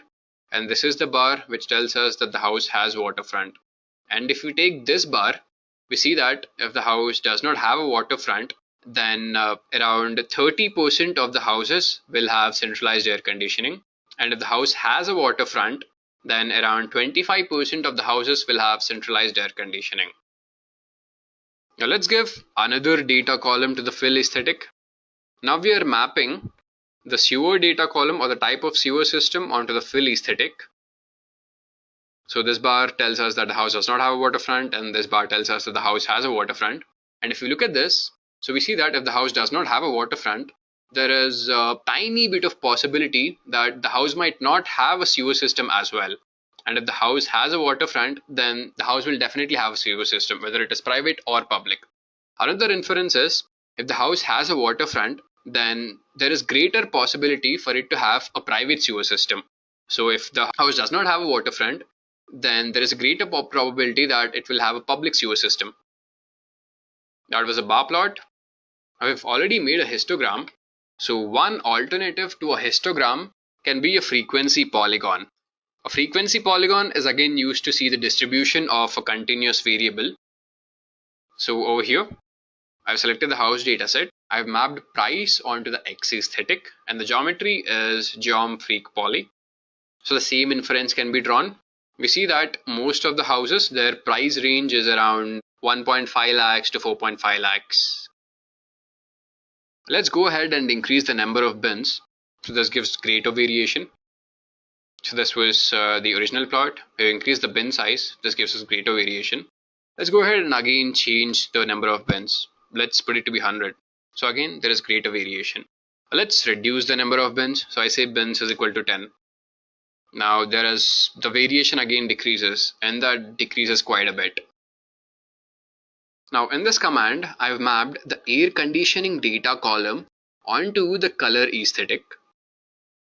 So if the color of this curve is red, then this indicates all the observations of those houses which do not have air conditioning. And the color of the curve is blue. This indicates all those observations of those houses which have centralized air conditioning. So again, we can say that there are a greater number of houses which do not have centralized air conditioning. So that was a frequency polygon. Now we'll make box plots. Personally, box plot is my favorite. So as we know that with the help of box plot, we can understand how does a continuous variable change with respect to a categorical variable. So since price is a continuous variable, I've mapped it to the y aesthetic and rooms. So initially rooms was actually a numerical variable. So this is actually a numerical variable, but with the help of the factor function, I'm converting it to a categorical variable and I've mapped it to the x-axis. So I'm trying to see how does price change with respect to the number of rooms. So we see that as the number of rooms increases, price of the house also increases. So let's look at this box plot and this box plot. So over here, the number of rooms in the house is 2 and its price will be somewhere around $1 lakh. And if the number of rooms is 12, then its price or average price would be somewhere around $3 lakh to $4 lakh. Now these dots which you see are outliers. So when I say outliers, that would mean they are beyond the average values. So these are values where the price of the house is closer to $8 lakh, but that is not the norm. So the norm of a house which has 12 rooms so would be somewhere around 3 lakhs to 4 lakhs. Let's go ahead and add color to this. So I've mapped the number of rooms onto the fill aesthetic. So that is why the color is determined by the number of rooms over here. Now I'm mapping the air conditioning column onto the fill aesthetic. So what we see is there are two box plots. So we can easily compare. So let's take this case. So when the house has 12 rooms, we see that if the house is centrally air conditioned, then its price will be much higher than the house which does not have centrally air conditioning. So the case is same for if the house has 11 rooms, 10 rooms, 9 rooms and so on. So we can do multivariate analysis over here. So rooms, number of rooms is on the x-axis, price is on the y-axis. So we have two categories over here, which is determined by whether the house has air conditioning or not. So if we see at this, so we see that if the house has 2 rooms, there is no possibility of the house having centralized air conditioning. Let's make the next box plot. Over here we are assigning the sewer data column onto the fill aesthetic. Again, let's look at this and this. So we see that if the house has 2 rooms, then the house will have a private sewer system. Again, if the house will have 12 rooms, then it has two possibilities. So either the house will have a private sewer system or a public sewer system, and the price of the house which has a private sewer system will be higher. Now if we take a look at the house which has 11 rooms, then if the house has a public sewer system, then its price will be higher than the house which has a private sewer system. If we take a look at the house which has 9 rooms, then if the house does not have a sewer system, then its price will be lower. Now these two are quite comparable. So whether the house has a private sewer system or a public sewer system, its price would be somewhere similar. That was box plot. Let's go ahead and make a smooth line. A smooth line is used to see how does one continuous variable change with respect to another continuous variable. So over here, I've mapped price onto the y-axis, I've mapped the size of living area onto the x-axis, and the geometry used is geom smooth. So what we see is there is a linear relationship, that is, as the living area increases or the size of living area increases, the price of the house also increases. You see this gray area around this line, so that is the error. You can remove the error by stating 𝐷𝐶 is equal to false. Now I'm mapping the air conditioning data column onto the color aesthetic, and I've given 𝐷𝐶 is equal to F. That is, we are making the error to be false. Since the color is determined by whether the house has air conditioning or not, so this is the line which tells us about all the observations which have air conditioning, and this is the line which determines all those observations which do not have centralized air conditioning. And again, we can say that if the house has centralized air conditioning, its price will be higher. So if we see, the price for this, it stops somewhere around 4.5 lakhs, and this price goes above 6 lakhs. Let's make the next plot. So now the color is determined by the heat data column. So we have three heating types: electric, hot air, and hot water. And so the green line, this is for hot air, and the blue line, this is for hot water. So you can see that if the heating type used in the house is of hot air, then the price of the house would be higher. And again, if the heating type used is hot water, then the price of the house would be quite low. Now this is quite an interesting plot. We've used two geometries over here, 𝐤𝐵𝐵 and 𝐤𝐵. I've mapped price onto the Y aesthetic. I've mapped living area onto the X aesthetic. Now over here what you see is I have given the attribute method is equal to LM. So that is, it gives me a linear model. So this 𝐤𝐵 gives me a scatter plot between price and living area. 𝐤𝐵 gives me a linear model between the price and living area. So again, as the size of living area increases, the price of the house also increases, and that is verified by this linear model over here. Again, this linear model tells us that there is a linear relationship between the living area and the price of the house. Let's make a similar plot. So over here, I'm using another aesthetic, which is color, and I'm mapping the air conditioning data column onto the color aesthetic. Again, I'm using two geometries, 𝐤𝐵 and 𝐤𝐵. So the scatter plot is given to us by 𝐤𝐵, and these linear models have been given to us by 𝐤𝐵. So the color is determined by whether the house has centralized air conditioning or not. So where these dots are of red color, that would be houses which do not have centralized air conditioning, and these dots which are of blue color, they determine the houses which have centralized air conditioning. Again, we can make a similar inference that if the house has centralized air conditioning, its price will be high. So that was 𝐤𝐵. So we've looked at different geometries. Now it's time to facet our data. Now we see that this plot is quite chaotic. So to reduce this chaos, we can facet the data into two groups. So let's go ahead and do that. You can see the difference between this plot and this plot. So now till here the command is the same. That is, we've mapped price onto the y-axis, we've mapped living area onto the x-axis, we've mapped air conditioning onto the color aesthetic, and we've used two geometries, 𝐤𝐵 and 𝐤𝐵. Now here comes the facet layer. So over here what we see is we are faceting it on the basis of the air conditioning column. So we have two facets which determine.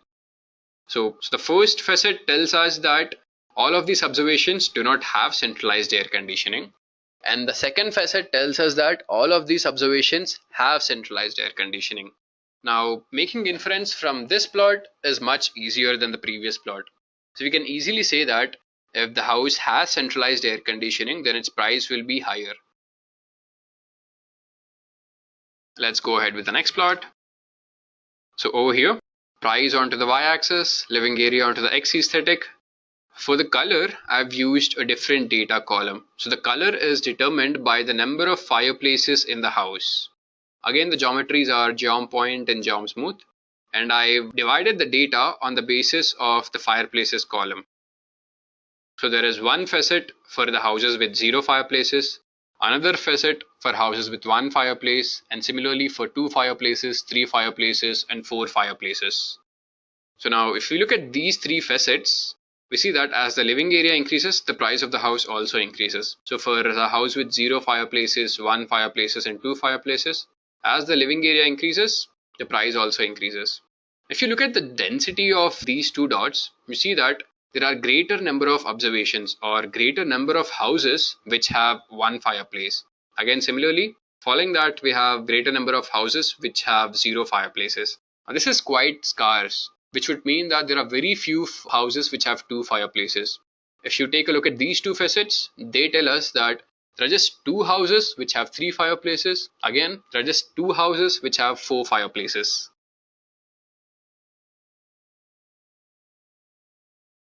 Now in this plot, I'm changing the X aesthetic. That is, on the x-axis, I'm mapping the age column. Rest of the geometries and rest of the aesthetics are same. So I'm trying to understand how does price vary with respect to the age of the house. And I see that if the age of the house increases, the price decreases. So that is, if the house is old, then its price would be likely lower, and if the house is new, then its price would be likely high.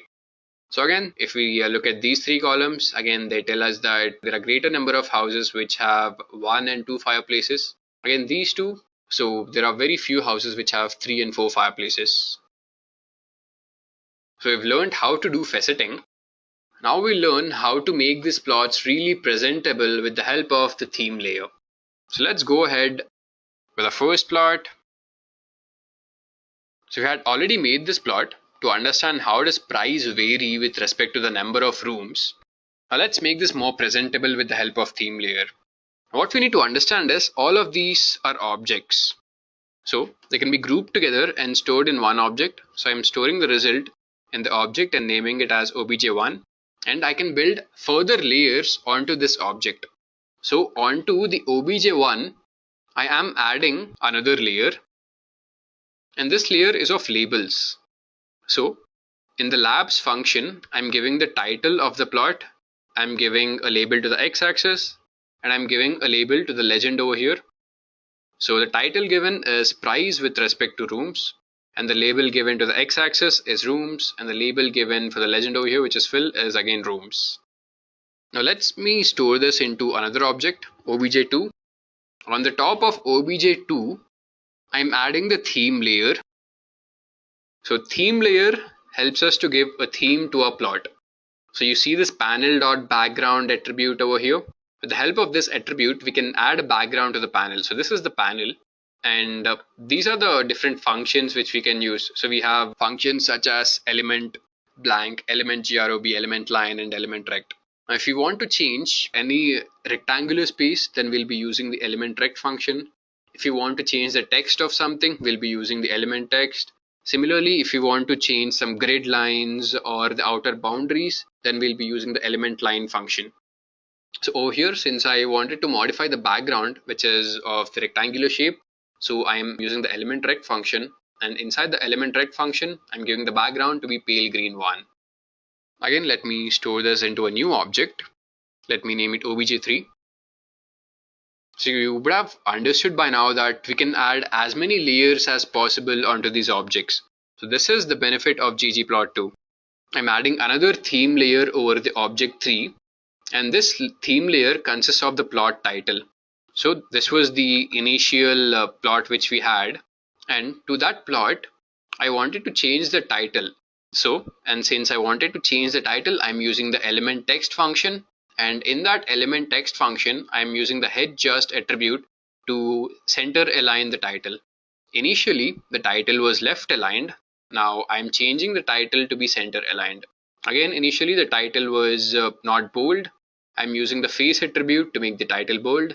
Similarly, the color of the title was black. I'm giving it the color cadet blue using the color attribute. Let me store this in another object. I'll be naming it as obj4. Now, it's quite difficult to understand. So these values, so what do they exactly mean? 2e plus 0.5, 4e plus 0.5. Now we do know that these indicate the price of the house in dollars. Now, that would be easier to understand. So let's go ahead and modify the y labels. So I'm using the scale y continuous function. So you can understand by this, since price is a continuous variable and I've mapped it onto the y axis. So that is why I'm using the scale y continuous, and I wanted to change the labels. So I'm using the labels attribute and I'm giving the value to be dollar. So initially these were the values which have been changed to values of dollars.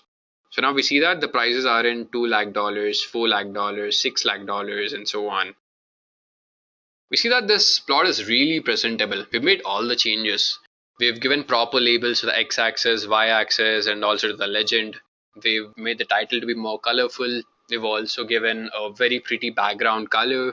So now this is of print quality, which can be published in any international journal. Let's take another plot and let's add theme to it. This was a plot which we had already built. We had faceted the data and we were trying to understand how does price vary with respect to the living area. So let me store this in the G1 object. And on top of the G1 object, I'm adding the theme layer. and I'm assigning the background to the panel using the panel.background attribute. And again, since it is a rectangular, I'm using element rect function, and the color given by me is lemon chiffon. So this color which you see, this is lemon chiffon. Initially the background of the color was gray. I've changed it to lemon chiffon. Again, let me store this result in another object. I'll name the object to be G2. Let's add another theme layer over this. Now I've given a background to the legend using the legend.background attribute. So in the previous plot, we saw that the legend did not have a background. Over here, we've given a background to the legend. Let's again store this result in a new object.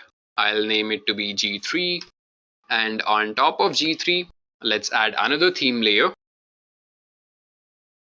Now we can assign a background to the panel as well as the plot. So this is the panel, and behind this is the entire plot. So this page over which you see, so this is the entire plot. So now I'm assigning a color to the entire plot. So I can use the plot.background attribute, and for this I'm using the element underscore rect function, and the color given by me is light coral. So this color is light coral.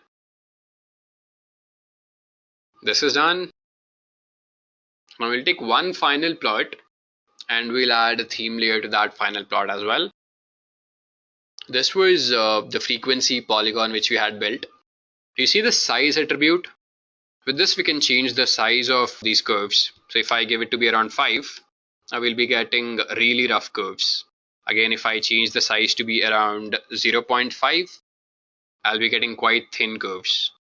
So for the purpose of this plot, I'll be giving the size to be 1 because this seems to be perfect for the plot. Now let me store the result in P1 object. Onto the P1 object, we'll be adding a theme layer. So in the theme layer, I'm adding a background to the panel using the element rect function, and the color given to the background is peach puff. So this color is peach puff. Let's store this into a new object, P2, and on P2, let's build another layer. So this layer is of the labels. So I've given the title, which is frequency polygon for price. Let's again store this into a new object, which is P3. So this is the final theme layer. So onto the P3 object, we've made two changes. Using the theme layer, so over here, I'm changing the title of the plot, and again, I'm giving a background to the entire plot. So the title given is frequency polygon for price. So over here, I'm center aligning the title. So initially it was on the left side. Now using the head just is equal to 0.5, I'm center aligning the title. Afterwards, I'm giving a color to the background using the element rect function, and the color given is aquamarine 4. So this color which you see for the entire plot, that is aquamarine 4. So we've taken 3 plots and we've made it more presentable using the themes layer. So let's recap what we did in the entire practical. We started off by making a scatter plot, histogram and box plot with the help of base graphics. Then we understood that these are not up to the mark. So then we took the help of ggplot2 and we played around a bit with the aesthetics of ggplot2. Finally, we took the houses dataset, and in the houses dataset, we tried to explore the data with different geometries. We started with a histogram, then we understood where is a histogram used and where is a bar plot used, following which we've also used the frequency polygon geometry. Now we understood that frequency polygon as an alternative for a histogram. And then we've made some really beautiful plots with the help of a box plot, following which we've made some plots with the help of a smooth line. And then we decided to facet our data. Now after we were done with all of this, now we use the themes layer to make our plots more presentable. We took 3 plots actually, and we've added themes layer onto all of those 3 plots and made them more presentable.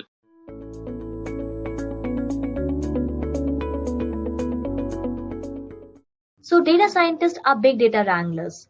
They deal with a large amount of data and use their various skills in math, statistics, programming to clean the data, manage it, and organize it.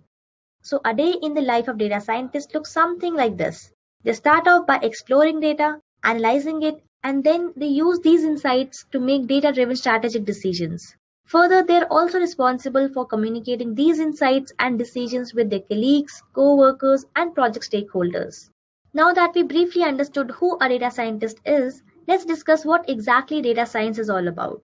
Now that we have briefly understood who a data scientist is, well, data science or data-driven science is a combination of various fields including statistics, programming, and algorithms which allows you to take strategic data-driven decisions.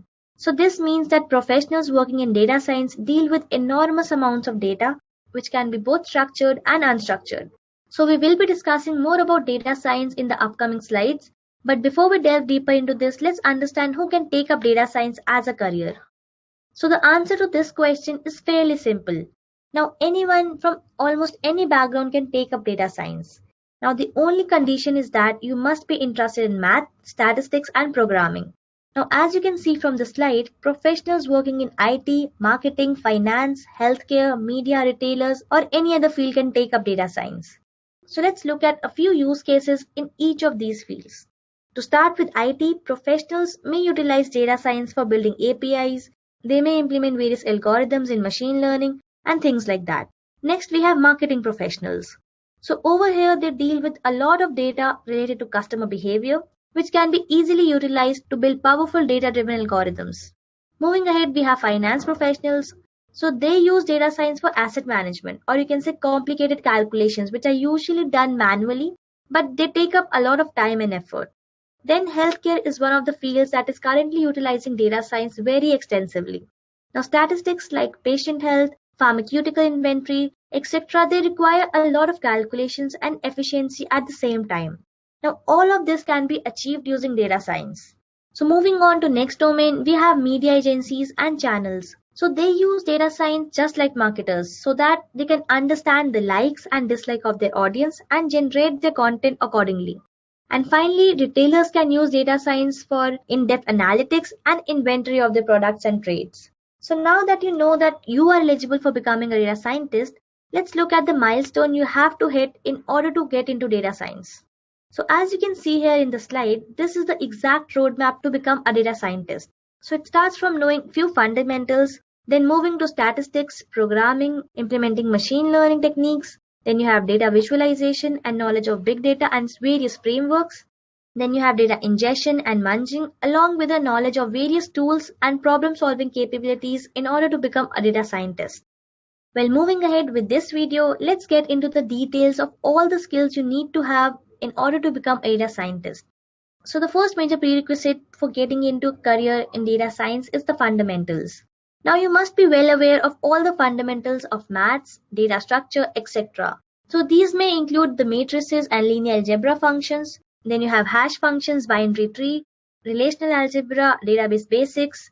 Then you have ETL processes, or you can say extract, transform, load. Then you also have reporting, BI, or any kind of analytics.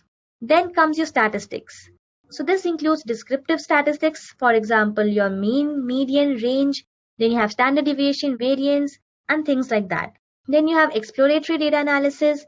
You have percentiles and outliers. You have probability theory. You have various theorems like Bayes theorem. Then you have random variables.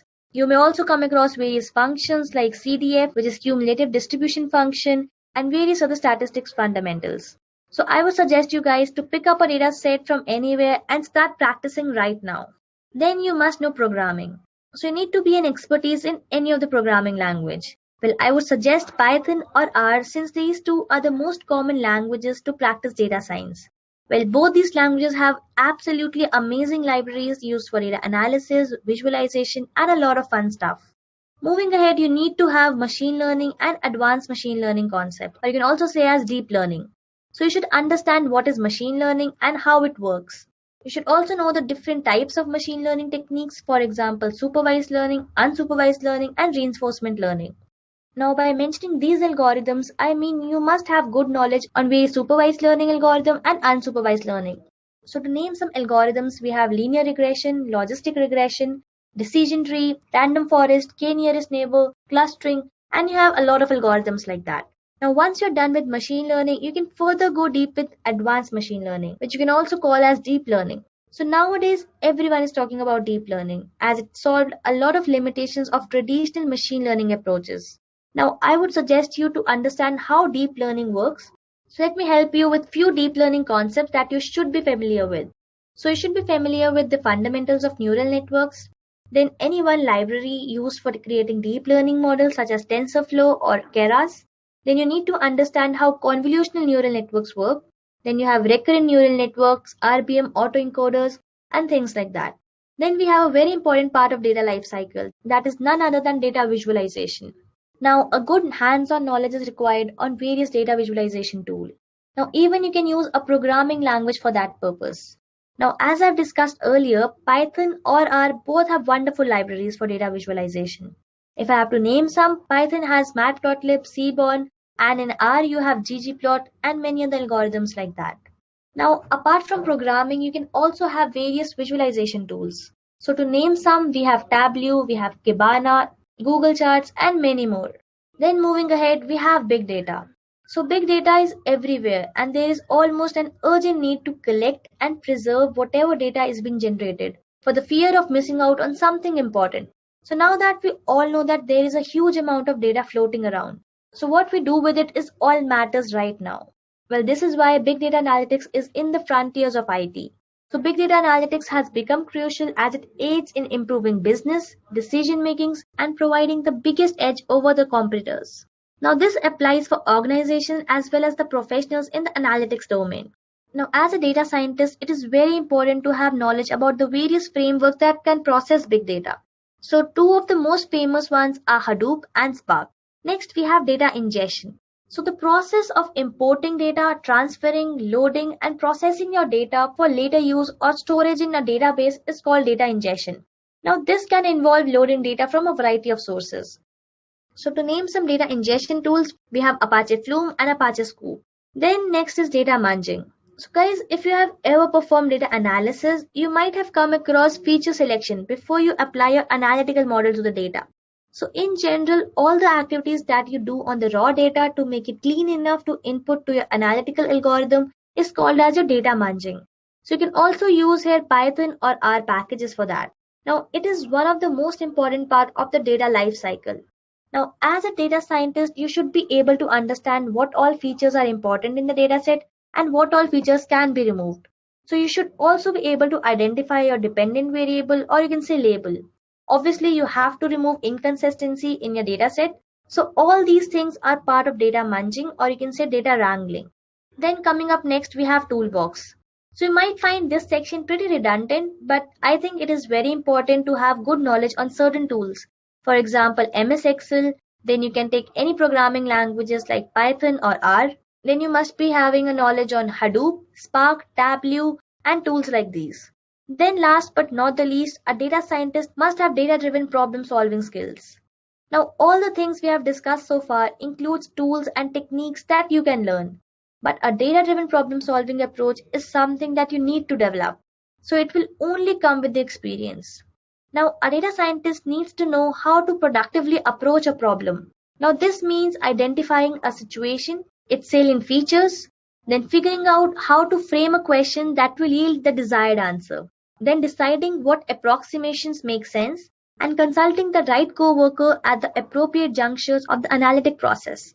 Now, all of that in addition to knowing which data science methods to apply to the problem at hand. So let me combine all these skills at first. So here comes your data scientist, which is full of skills. So one thing is for sure, guys, you cannot become a data scientist overnight. It's a journey for sure and a challenging one. So once you achieve all these skills, congratulations, you are a data scientist. Now moving on, let's now talk about the roles and responsibilities of a data scientist.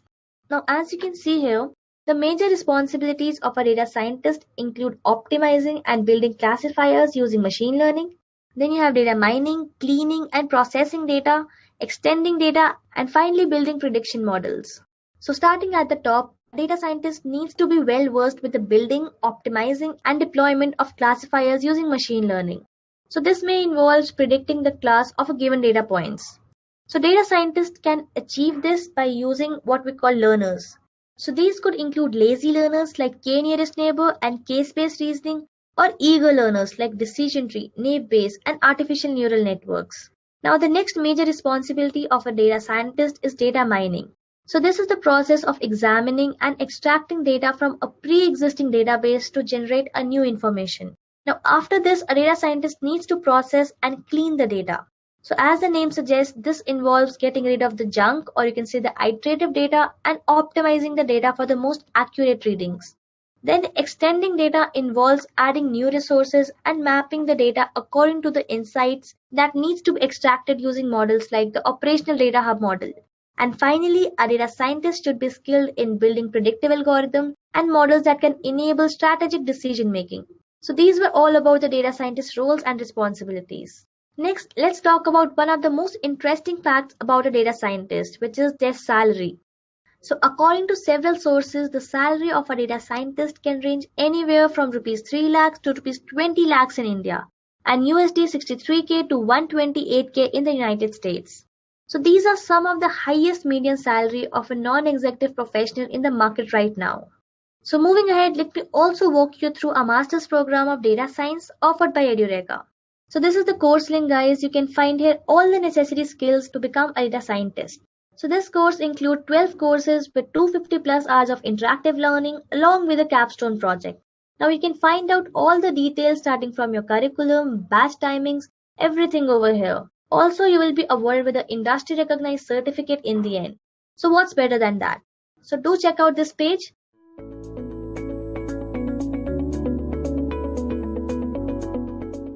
So what is data science? We'll understand that through a story.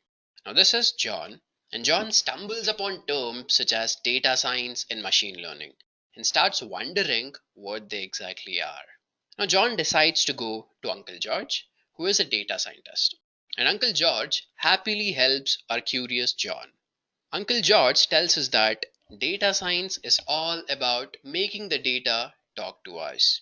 That is, it is an umbrella term which encompasses multiple domains such as data manipulation, data visualization, machine learning, data reporting, deep learning, and statistical analysis. And for most of his data science tasks, Uncle George uses R, and hence we'll follow Uncle George's advice and use R for our data science tasks as well. Uncle George tells us some features of R. He tells us that R is Turing complete. That is, whatever computational process it is, it can be done with the help of R. R is also a dynamically typed programming language, which means that the focus is on the value of the object and not on the data type of the object. R also provides more than 10,000 free packages. That is, whatever your need is, there is a package for that. If you want to do data visualization, there is a package for that. If you want to do data manipulation, there is a package for that too. And R can easily be integrated with other popular software such as Tableau, SQL Server, and so on. Now it's time to install R on our systems. We can install R from CRAN repository. So let's go ahead and install R. In Google, I'll just simply type out download R. I click on the first link, and since I use a Windows system, I'll be downloading the latest version of R for Windows. The latest version is R 3.4.3. I click on this link and the download starts. Now we would also require an IDE for R. So RStudio is the IDE. Let's go ahead and download RStudio. Again, I'll just type out download RStudio. I'll click on the first link. I select download. Again, since I'm using the Windows version, I'll download the Windows version of RStudio. So we have both R and RStudio on our systems, and we've installed it successfully. Now it's time to implement the data science concepts on real life data sets. We'll start off with data manipulation. So you have Uncle George here again. Uncle George tells us that data manipulation deals with simple operations such as summarizing, aggregation, and filtering. Now R provides a specific package for data manipulation which goes by the name of dplyr. And R has some special functions for this purpose such as select, filter, mutate, and arrange. And for the sake of the case study, we'll be using the ℏflights dataset. So let's start data manipulation. We would have to load the dplyr package, and to do that we'll be using the library function.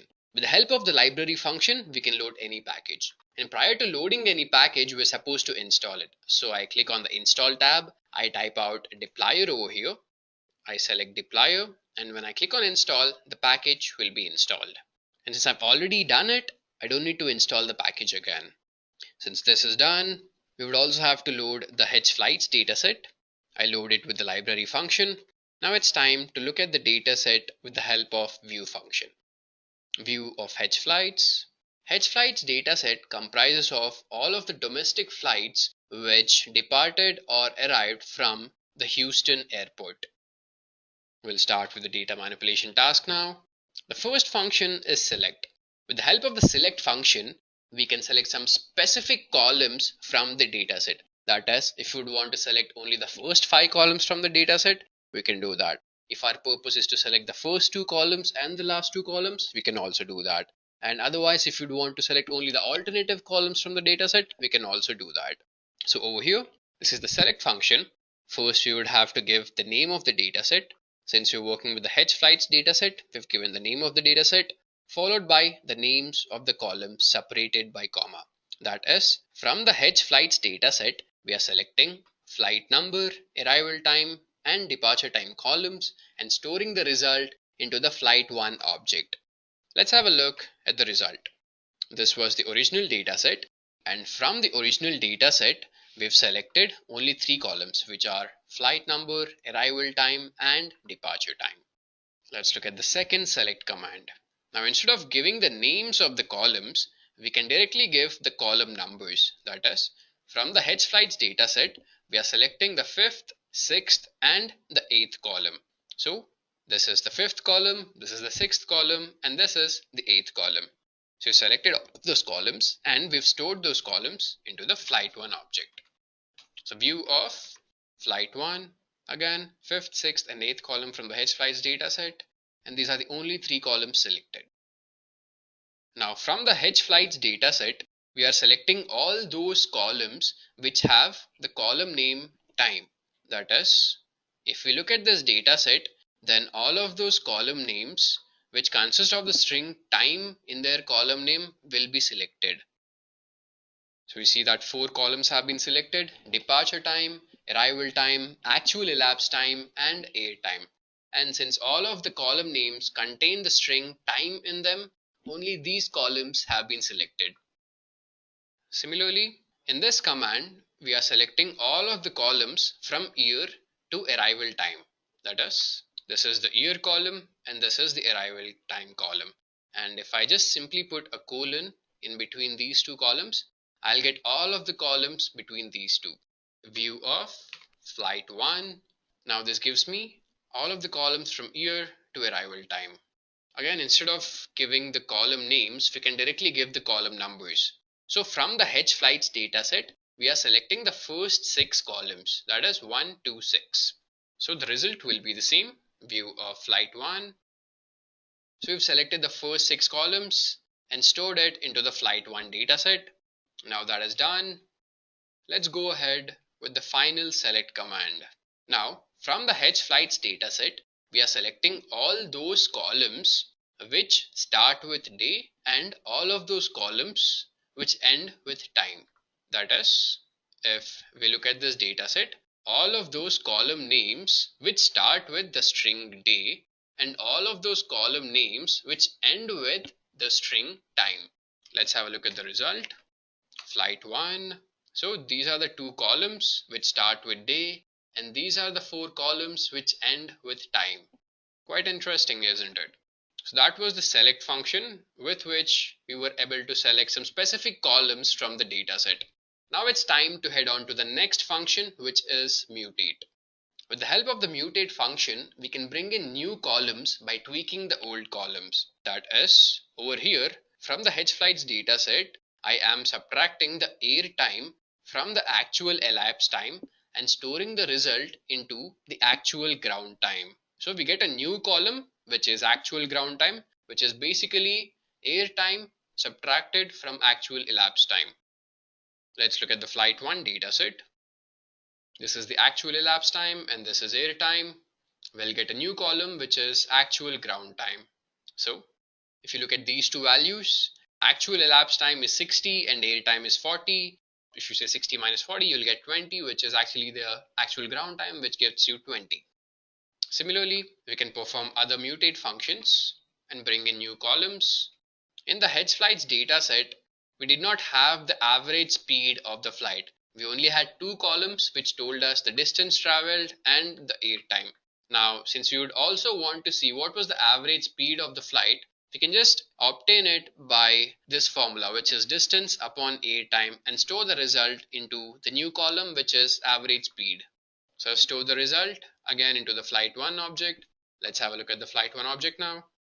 This is the flight 1 object. Now we see that a new column has been added, which is average speed, which contains of the average speed of all of the flights. This is done. Now we would want to find out the total time spent in taxi. So the total time spent in taxi is taxi in plus taxi out. We have flight 1. We get a new column which is total taxi. This was taxi in and taxi out. So it was 7 and 13. So that becomes 20 minutes. And hence the total time spent in taxi was 20 minutes for the first row. This would be the final mutate command. In this, we are trying to get a new column which would tell us the total delay for the flight. Initially, we just had delays for the arrival and departure, and we did not have any column which told us the total delay of the flight. And hence, if you would just add the arrival delay and the departure delay, we would get a new column which would tell us the total delay. And we've stored the result into a new column which is time loss. Let's have a look at the flight 1 object. Flight 1. We have a new column which is time loss, which tells us the total delay for the flight. We're done with the mutate command as well. Now it's time to head on to the next function, which is filter. With the help of filter function, we can filter out some specific rows depending on a condition. Like over here, from the 𝐻Flights dataset, we are selecting only those observations where the distance is greater than 3000 miles. So let's have a look at the flight 1 object. Let's look at the distance column. This is the distance column. We see that all of the values are greater than 3000. Just to be sure, we'll also find out the range for this. Range of flight 1 distance. Now we see that the minimum value of distance is 3266 and the maximum value of distance is 3904. And hence, all of the distance values are about 3000. We'll head on with the next filter command. Now, from the 𝐻Flights dataset, we are selecting only those unique carriers which have the tags OO, US, or AA. Let's look at the result. View of flight 1. We'll look at the unique carriers. We can use a table function to find out what are the unique carriers present. So, table of flight 1 unique carrier, which tells us that there are only 3 unique carriers, which are AA, OO, and US. And hence, out of these 23,387 entries, only 3 unique carriers are present. Time for next filter command. Now, this is quite interesting. Over here, from the 𝐻Flights dataset, we're trying to understand, are there any values where the total time spent in taxi is greater than the total time spent in a plane? That is, taxi in plus taxi out is greater than air time. View of flight 1. We have taxi in and taxi out over here. We have the air time over here. And if we look at the second row, we see that taxi in plus taxi out is 50. And over here, the air time is 43. That is, the person has spent 43 minutes in the plane and 50 minutes in the taxi. Similarly, if we look at the third row, 35 plus 10 is 45. And again, the time spent in plane is 43 while the time spent in taxi is 45. Thus, all of these 1389 entries consist of those observations where the person has spent more time in a taxi than the plane. You can also give multiple conditions in the filter command. So over here we are trying to see how many of the flights have departed before 5 a.m. and how many of the flights have arrived after 10 p.m. That is, departure time is less than 500 and arrival time is greater than 2200. View of flight 1. This is the departure time and this is the arrival time. We see that all of these entries, the arrival time is greater than 2200. That is, the flights have arrived after 10 p.m. This would be the final filter command. And over here, from the 𝐻Flights dataset, we are trying to see how many of the flights were destined towards JFK Airport, and out of all of those flights, how many of them were cancelled. That is, since we use AND over here, both of these conditions need to be satisfied. C needs to be capital over here. Let's make it capital. This is done. View of flight 1. Let's look at the destination column. We see that there are 18 entries, and for all of those 18 entries, the destination is JFK. And again, for cancelled, we see that for all of the 18 entries, the value for cancelled is 1. Now, you might also see that there are a lot of NA values over here, and that is because since the flight was cancelled, there is no departure time or arrival time for all of these flights. That was filter. Then comes the arrange function from the deployer package. With the help of arrange function, we can either order the dataset in ascending or descending order with respect to one particular column. So we are ordering the 𝐻Flights dataset with respect to the departure delay column. Let's look at the result. Flight 1. Let's look at departure delay. We see that this column has been arranged in ascending order. So the minimum value is -33, and obviously the maximum value would be the last row of this dataset. This arrange function is quite interesting. So we are adding the departure delay plus arrival delay. That is, we'll be arranging the dataset in such a way where the total delay is minimum will be coming at the top, and where the total delay is maximum will be coming at the bottom. View of flight 1. Let's look at departure delay and arrival delay. So these are two values. We see that arrival delay, the minimum arrival delay is -70 and the minimum departure delay is -1 over here. So when we add these two, the total arrival delay plus departure delay becomes -71. So since this is the minimum value, this comes at the top. We're done with arrange. Now it's time for the next function, which is summarize. Now, summarize is a very handy function because it gives us quick results. Now, we're trying to find out from the 𝐻Flights dataset what was the minimum distance traveled and what was the maximum distance traveled. All we need to do is select the dataset and give the functions which would give us the summarized result. So minimum of distance and maximum of distance. We see that minimum distance traveled by any flight is 79 miles and the maximum distance traveled by any flight is 3,904 miles. We'll head on with the next summarize function. In this, from the 𝐻Flights dataset, we're trying to determine what was the minimum arrival delay, the average delay, and the maximum arrival delay and the standard deviation in arrival delay. So this is the earliest, average, latest, and SD. So this tells us on an average there was an arrival delay of 7 minutes and the maximum arrival delay was 978 minutes. Interesting observations again. This is done. Now with the help of the pipe operator, we can combine the different functions from the deployer package. The pipe operator comes from the migrator package and it helps us to connect objects. So what we're doing here is, from the 𝐻Flights dataset, we are selecting only those columns which contain the string time, and from those columns we are filtering out rows where airtime is greater than 60. Let's look at the result. View of flight 1. So from the 𝐻Flights dataset, we've selected only those columns which contain the string time, and that is why we have departure time, arrival time, actual elapsed time, and air time. And for all of these observations, the air time is greater than 60. Again, just to be sure, let's find out the range of this. Range of flight 1, air time. So we see that the minimum air time was 61 and the maximum air time was 41. And hence the condition is satisfied over here. Let's combine new functions and new conditions. Over here, from the 𝐻Flights dataset, we are filtering out those observations where unique carrier is WN. From all those observations, we are summarizing the result and we are trying to find out the minimum air time for that result. So what we see is, out of all the observations where unique carrier is WN, the minimum air time is 25 minutes. That was data manipulation with the help of deployer package. Let's head on to the PPT again. So we're done with data manipulation. Now it's time for data visualization.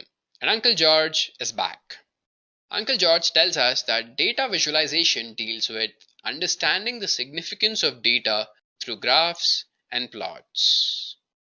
And for the sake of the case study, we'll be using the house dataset. Now let's visualize the house dataset. This is the dataset, guys. It comprises of columns such as price of house, the lot size, whether the house has a waterfront or not, what is the land value, whether the house is newly constructed or not, and other columns, so on. For the visualization purpose, we'll be using the ggplot2 package. So let's load it. Again, we can load any package with the help of the library function. Prior to loading any package, we're supposed to install it. So I click on the install tab, I type out ggplot2 over here, and when I click on install, the package will be automatically installed. This is done. Now it's time to do univariate analysis with the help of a histogram. Now, with the help of ggplot2, we can add multiple layers over a single layer. That is, what we are doing over here is, we select the data set first, that is, we obtain the data layer, and onto the data layer, we assign new aesthetics. So, we've selected the house dataset, and from the house dataset, we map the price data column onto the X aesthetic. So, this is the house dataset, and we've mapped the price data column onto the X aesthetic. So, we're done with the data layer, we're done with the aesthetics layer. Next comes the geometry layer. And with the help of geometries, we can select any plotting technique. That is, it can be either a scatter plot, box plot, histogram, a bar plot, and so on. Since over here we are plotting a histogram, we're doing univariate analysis. That is, we're trying to understand the distribution of price. We see that the average price is around 2 lakhs. You see these values, 2e plus 0.5, 4e plus 0.5, 6e plus 0.5. They basically mean 2 into 10 power 5 and 4 into 10 power 5, which would basically amount to 2 lakhs, 4 lakhs and 6 lakhs. That is, the average price of the house is somewhere around 2 lakhs and the maximum price of the house is somewhere closer to 8 lakh. Now let's add color to this plot. Until here, the command is the same. So we're adding new attributes into the geom histogram function, which are fill and call. So I'm assigning the value pale green 4 to the fill attribute, and I'm assigning the value green to the call attribute. You see this color, this is pale green 4, and you see the color for the boundary, that is green. So this was univariate analysis with the help of a histogram. Now it's very important to understand where to use a histogram and where to use a bar plot. So whenever you would want to see the distribution of a continuous variable, you'll go with a histogram, and wherever you'd want to see the distribution of a categorical variable, you'll go with a bar plot. Since we've already seen the distribution of a continuous variable, which was price, now it's time to see the distribution of a categorical variable, which is air conditioning variable. So I've selected the house dataset, and from the house dataset, I'm mapping the air conditioning column onto the X aesthetic, and the geometry selected by me is bar plot, and the color is orange. So let's zoom this and see. We see that most of the houses do not have centralized air conditioning. That is, this distribution is larger than this distribution. So the simple inference is most of the houses do not have air conditioning, while very few houses have centralized air conditioning. This was histogram and bar plot. Next comes a scatter plot. Again, we've selected the house dataset. Now, a scatter plot is used for multivariate analysis. That is, to observe how does one variable change with respect to another variable. And we've mapped the price data column onto the Y aesthetic, and we've mapped the living area data column onto the X aesthetic. The color is determined by the number of rooms, and the geometry used is geom point, which will give us a scatter plot. So we've mapped price onto the y-axis, living area onto the x-axis, and the color is determined by the number of rooms. Let's zoom this. We see that there is a linear relationship between the price of the house and the living area. That is, as the size of the living area increases, the price of the house also increases. Now if you look at this part, that is the colors, if you look at these colors, which is mostly green, we see that green color determines that the house has either 4 or 5 rooms. And if the house has either 4 or 5 rooms, then we can conclude that its living area is low and also the price of the house is also low. And you see these dots over here, the color is pink. So we can say that if the color is pink, then the house would have around 12 rooms. And if the house has 12 rooms, then obviously the size of the living area would be large and also the price of the house would also be high. So these are the sort of inferences which you can make with a scatter plot. This is done. Next, we'll be making a box plot. A box plot is used to understand how does a continuous variable change with respect to a categorical variable. And again over here, we selected the house data set, and on the house data set, we've mapped the price onto the Y aesthetic and we've mapped the number of rooms onto the X aesthetic. The color is determined by the number of rooms and the geometry is box plot. So we see that as the number of rooms increases, the price of the house increases. You see these lines, these are the median values. Again, so the same inference, as the number of rooms increases, the median value of the price of the house also increases. So that was box plot. So these were the commands with which we did a bit of data visualization with the help of the ggplot2 package. Let's again head on to the PPT. We're done with data manipulation, we're done with data visualization. Now it's time for machine learning. Uncle George is back again. Now Uncle George tells us that machine learning is the field that deals with how to make the computers learn. These are the different types of machine learning algorithms which are generally present. So broadly speaking, we have supervised learning, reinforcement learning, and unsupervised learning. In supervised learning, it is a type of machine learning algorithm that uses a known dataset to make predictions. That is, we already have a set of labels, and from those set of labels, we build a model and we predict these values on a new dataset. So let's go ahead and do it practically. We'll start with linear regression. Linear regression comes under the purview of supervised learning, and since it comes under the purview of supervised learning, it has labels, and we try to determine how does one value change with respect to another variable, or in simpler terms, we try to understand how does the dependent variable change with respect to the independent variables. Since we'll be building the linear regression algorithm on top of the 𝐸_𝐶𝐻 dataset, let's have a look at this. So this is the 𝐸_𝐶𝐻 dataset. And we try to determine how does the miles per gallon column vary with respect to other columns. Now for any machine learning algorithm, we're supposed to split the data into two parts, which is training and testing. And to do that, we'll be needing the CA-tools package, which gives us the sample.split function. With the help of the sample.split function, we can split the observations into two categories. One category of the observations will have labels marked as true. Another category of observations will have labels marked as false. So over here, since we're trying to predict the values of the miles per gallon, we've taken this as the first parameter and the split ratio is 0.65. That is, 65% of the observations will have the true label and 35% of the observations will have the false label. The splitting is done. Now it's time to divide the data. So all those observations where the split label is true, we'll select all those observations from the 𝐸_𝐶𝐻 dataset and assign them to the training set. Again, similarly, we'll select all of those observations where the split tag is false and store them in the test set. Let's look at the number of rows in train and test set. N row of train tells us that there are 20 rows in the training set. Similarly, n row of test tells us that there are 12 rows in the test set.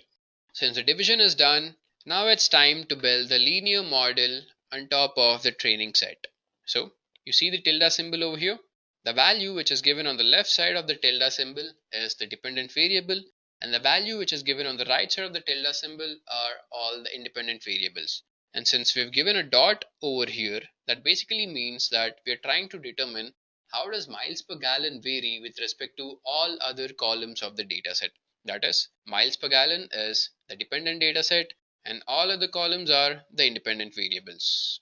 We build the model and we've stored the result in mod1. This is done. Now it's time to predict the values. So we select the mod 1 and we evaluate the results on top of the test set. And we store the result in an object which goes by the name of result. Let's look at this view of.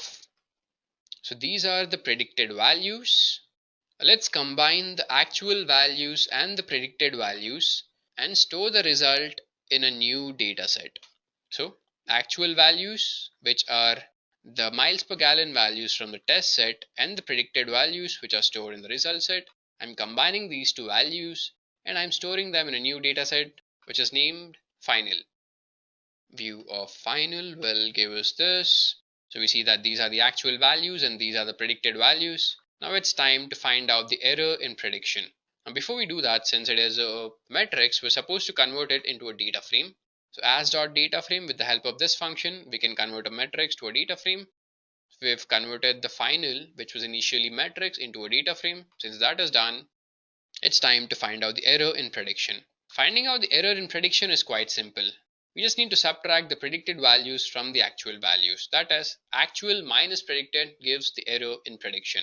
That is what you see over here. Final dollar actual minus final dollar predicted is the error.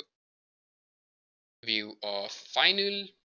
So these are the actual values, these are the predicted values, and this is the error in prediction. Now to evaluate the performance of any model, we have something known as root mean square error. So the lower the root mean square error, the better the model. So root mean square error is again simple.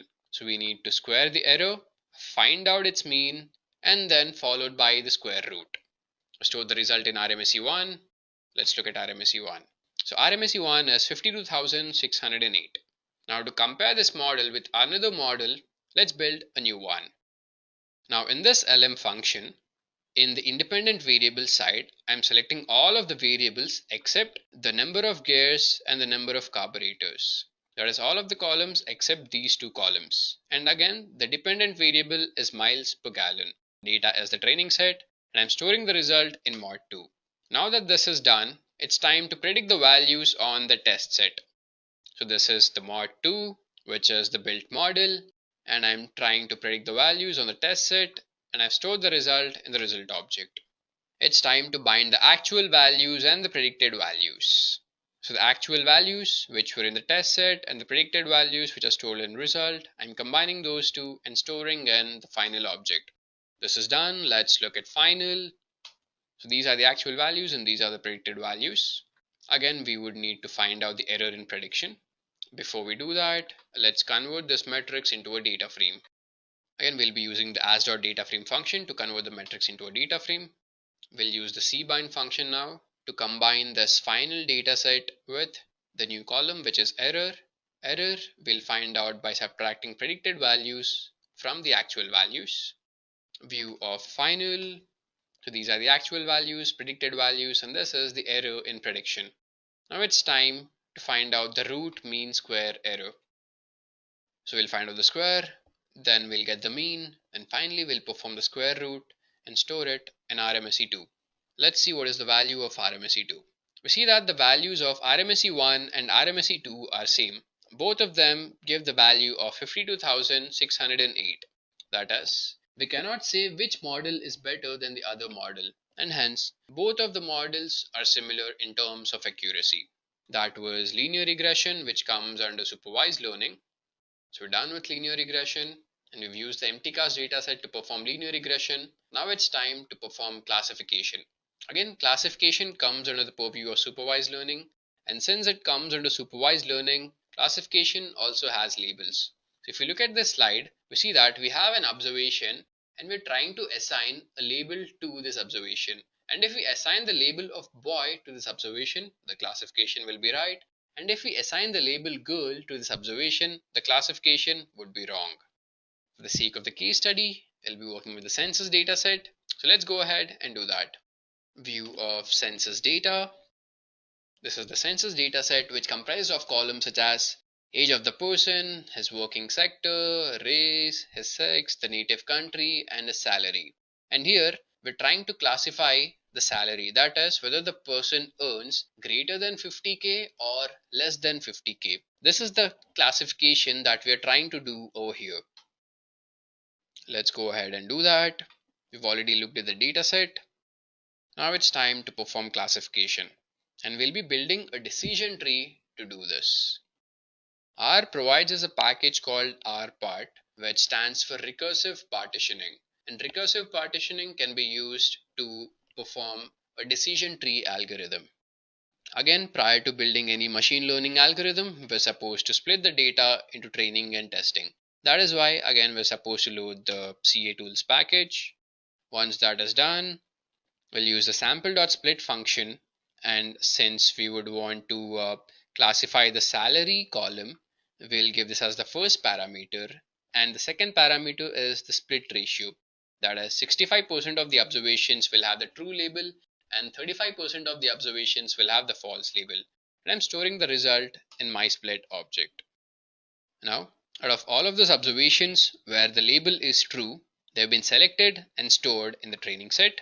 Similarly, all of those observations which have the label false have been selected and stored in the test set.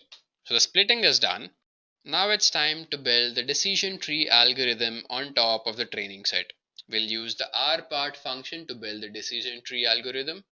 Salary will be the dependent variable, and all of the columns will be the independent variables. And that is why we've given salary on the left side of the tilde symbol and dot has been given on the right side of the tilde symbol. That basically means all of the variables except the salary column will be the independent variables. The data is trained and method used is class because this is a classification algorithm and we're trying to determine whether the class is less than 50k or greater than 50k. We'll store the result in mod classify. Once the model has been built, we would want to predict the values on the test set. So we've selected the model and we are predicting the values on the test set. And again, since this is a classification algorithm, the type given is class. The result is stored in the result object. So view of result. These are the predicted values. Let's determine the accuracy of this prediction. We'll be loading the caret package and E1071 package for this purpose. The caret package consists of the confusion metrics function, which helps us to determine the accuracy of the prediction. So let's go ahead and determine the accuracy of the prediction. So this is the confusion metrics, and this is a table which tells us that these were the actual values and these were the predicted values. Now wherever in the actual values, if the value was less than or 50k and the prediction was also less than or 50k, these are all those values. And over here, these are the values where the actual was greater than 50k, but it was predicted that these values are less than or equal to 50k. That is, this has been predicted correctly, but this has been predicted wrongly. Again, over here, actual is less than or equal to 50k and predicted is greater than 50k. So this is wrongly classified. On this, we see that it is greater than 50k and greater than 50k. So this is correct classification. So if you look at the left diagonal, this stands for those values which have been correctly classified. Now to find out the accuracy, we'll just add 7992 plus of 1469, which consists of all those observations which have been correctly classified upon all of the observations. That is 7992 plus of 660 plus of 1275 plus of 1469. So this is the accuracy of the model. And again, if you compare this with this, it is the same. So this tells us that the accuracy is 83%, and again, as calculated by us, the accuracy is 83%. That is, 83% of the values have been correctly classified, while the other 17% of the values have been wrongly classified. That was classification, which was under supervised learning. Now it's time to learn unsupervised learning. In unsupervised learning, the observations do not have any predefined labels. So if we look at this slide, these are a group of observations and these have been grouped into two clusters. And that has been done on the basis of similar features. That is, there is high intra-cluster similarity for all of these observations, and again, there is high intra-cluster similarity for all of these observations. But when we talk about inter-cluster similarity, that is, if we talk about the first cluster and the second cluster, there is very low similarity. This is the idea behind clustering. There is high intra-cluster similarity and low inter-cluster similarity. For the case study, we'll be working with the iris dataset. Let's go ahead and cluster these observations. This is the iris dataset, which comprises of 5 columns: sepal length, sepal width, petal width, and the species column. Let's look at the different species of the iris flower. Table of iris $species. We see that there are 3 species of the iris flower, which are setosa, versicolor, and virginica, and all of these 3 species are equally distributed. Now we'll be building a k-means algorithm for the clustering purpose, and the k-means algorithm only works with continuous variables, and hence we're supposed to remove the last column, which is a categorical variable. So we'll remove the last column and store it in a new dataset, and we'll name it as iris4. Let's have a look at the iris4 dataset. This is the new dataset, which comprises of only 4 columns. Now let's build the k-means algorithm. For the k-means function, we give the dataset and we give the number of clusters, and we store the result in K1. Let's bind the result to the iris4 dataset again. View of iris4. So these are the 4 columns and these are the clusters. Let us use the table function and let us see how has the clustering been done. Table of iris4 $K1 cluster. You see that there are 62 observations in first cluster, 38 observations in second cluster, and 50 observations in third cluster. Now, let's also combine the species data column to this, and let's see the result. View of iris4. So we have the K1 cluster and also the species column. Let's go down and let's analyze this properly. We see that for the first 50 observations, the cluster number is 3. That is, all of the first 50 observations belong to the third cluster, and all of these observations belong to the species Setosa. So what we can conclude from this is, all of the species of Setosa family have been clustered into the cluster 3. Again, if we look at this, we have virginica and versicolor. Now this seems to be quite ambiguous. We cannot conclude anything. So we see that out of virginica and versicolor, some of the observations have been clustered into the cluster 3, and some of the observations from versicolor and virginica have been grouped into cluster 2. So this was clustering, which comes under the purview of unsupervised learning. So this is the end of the session. Summing up, we've learned data manipulation. We've worked with the deployer package, which provided us functions such as select, filter, mutate, arrange, and summarize. After which, we've visualized the data with the help of the ggplot2 package. Then we've understood some machine learning algorithms. We've understood supervised learning and unsupervised learning. We've learned that supervised learning consists of labels and unsupervised learning does not consist of labels. And in supervised learning, we've implemented linear regression followed by classification, and for unsupervised learning, we've built the k-means clustering algorithm.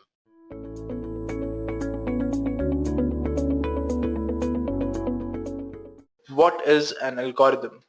So let's start this topic with a very generic approach. So if you were to interact with the computer and tell it how it should execute a particular task, the way you do it is using a program, right? So what is a program?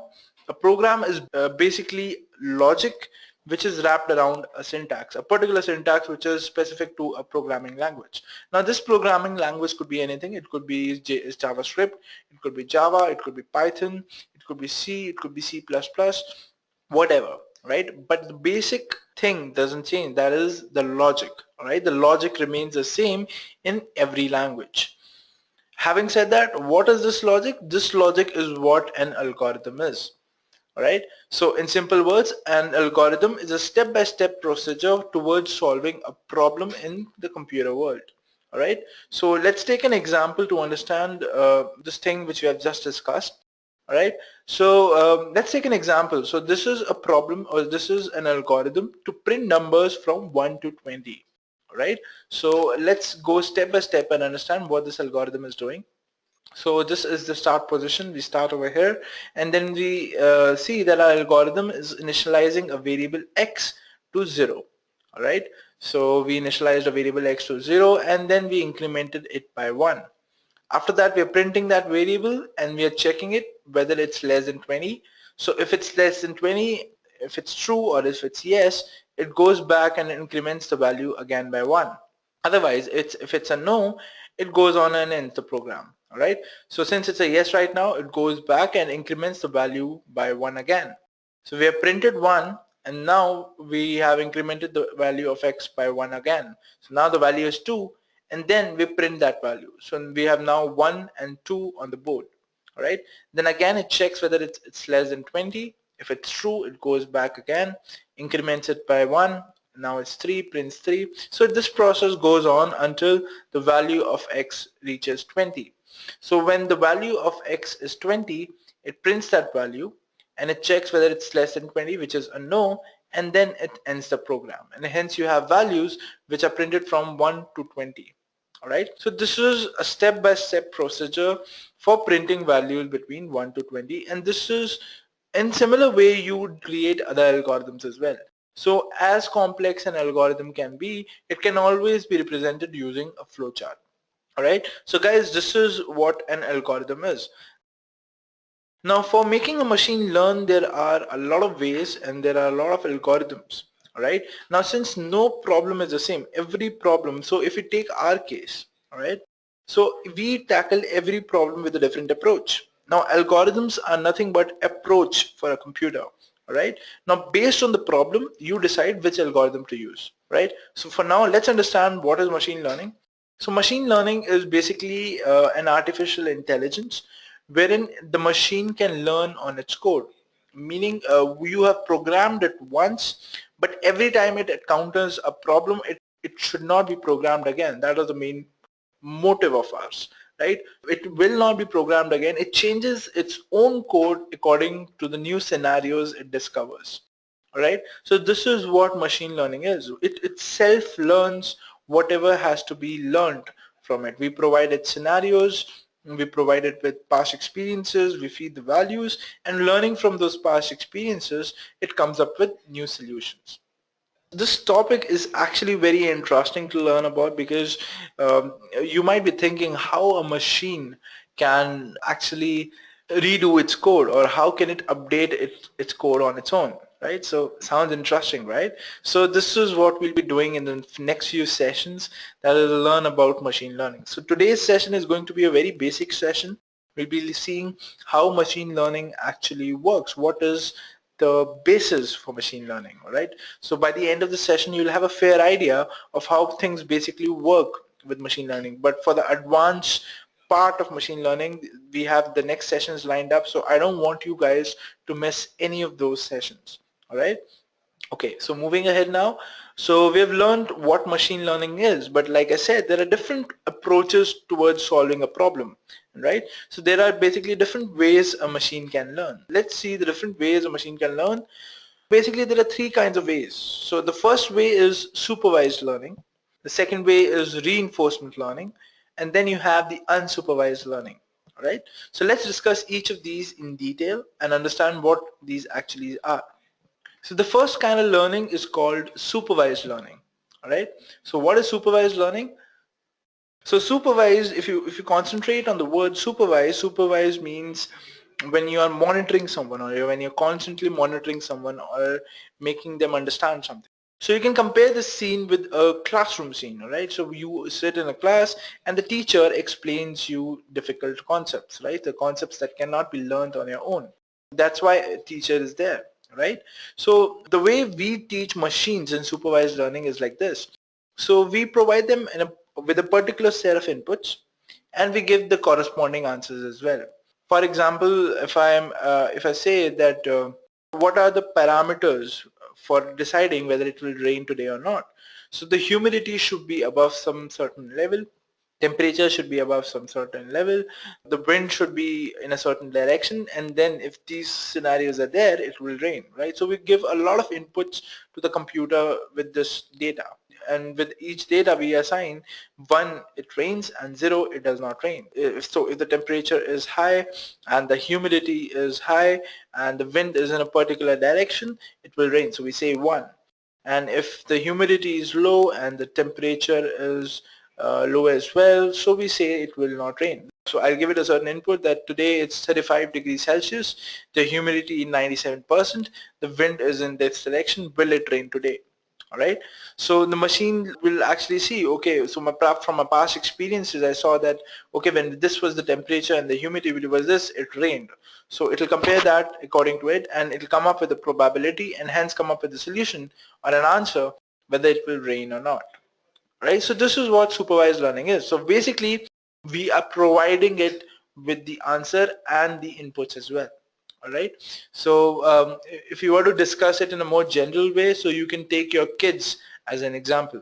So like I said, your kids go to school, right? So your teacher is explaining concepts to your kid using examples. So you tell them, so if you're trying to make them understand something, you're giving them examples, as in this is the way it happens. Right, and that's what we do as well. We, in supervised learning, we give the machines example. So example, that day it rained and the scene was like this, the temperature was this, the humidity was this, and hence it rained. Right, so if the inputs are like these, you come up with a decision, okay, it will rain. Right, so this is what supervised learning is. So our next topic is now unsupervised learning. So what is unsupervised learning? So you can understand unsupervised learning by comparing it straight away with supervised learning. Right? So in supervised learning, like I said, you were giving them answers as well to inputs. But in unsupervised learning, you don't do that. You just give them inputs. Now you are not telling your computer what will be the answer. So what computer does is, or what it, if you think logically, the only thing the computer can do with the inputs is find a pattern behind it or find a structure in it, right? So this is what the computer actually does. So in unsupervised learning, what it does is you provided inputs, right? So for example, I want my computer to, I give my computer some inputs on fruit, right? So I don't tell the computer what the fruit is actually, but I give other parameters such as how big it is or what color it has. Say, what is the taste of that fruit? All right, so when I give all these conditions or all these parameters to my computer, so it groups the fruits based on that. So basically it will group it on the basis of size, it will group it on the basis of taste, it will group it on the basis of color, right? And then it shows us that data, and then we can actually label. So okay, so if the size is big and the color is this, this fruit will be known as an apple. All right, now what kind of problems are actually there in unsupervised learning? Could be when we don't know whether there is a correlation in the data or whether there's a structure in the data. For example, if we talk about big data, right? So big data is nothing but a huge chunk of data, right? So we don't know that that data is random, it's not structured. Right? So whenever we want to find a structure in data, we use unsupervised learning. Now it's the job of the algorithm to figure out what is, if there's a pattern in the data, and if at all there's a pattern, it gives us that pattern, and hence we can decide how we can move ahead. All right, so if we have structure, or if we know how that data can be differentiated, how it can be structured, then supervised learning can be applied on it. But if we don't know what that data structure is, we use unsupervised learning. All right, okay, so if you were to take the same example forward, so we talked about your kids in the previous example. So in the previous example, that is supervised learning, your kids were learning in school, right? So your teacher were telling them examples and were teaching them how, what a particular problem is and how it can be tackled. But unsupervised learning is when your kids are learning on their own. So they have their books, right? So they're trying to figure out what a thing is on their own. So that is what unsupervised learning is. Moving on to the third part, which is reinforcement learning. So what is reinforcement learning? So reinforcement learning basically is when your computer is trying to take decisions. All right, so what kind of problems can we include in reinforcement learning is say when you wanted to teach your computer how to play chess. Now you cannot tell your computer what to do because there are a lot of things, there are like a zillion possibilities or a zillion moves that can be done in chess. So you cannot tell each and every move to your computer. But what you can tell is whether he did right or wrong. Alright, and that is what reinforcement learning is. For another example that you can take is when you're training your dog. Alright, so you cannot tell your dog what to do because he will not understand. But you can actually reward your dog if he does right, and you can punish him if he does wrong. Right? So that same thing is actually applied in reinforcement learning as well. So it basically, the computer's aim is to maximize rewards, right, when it does actions.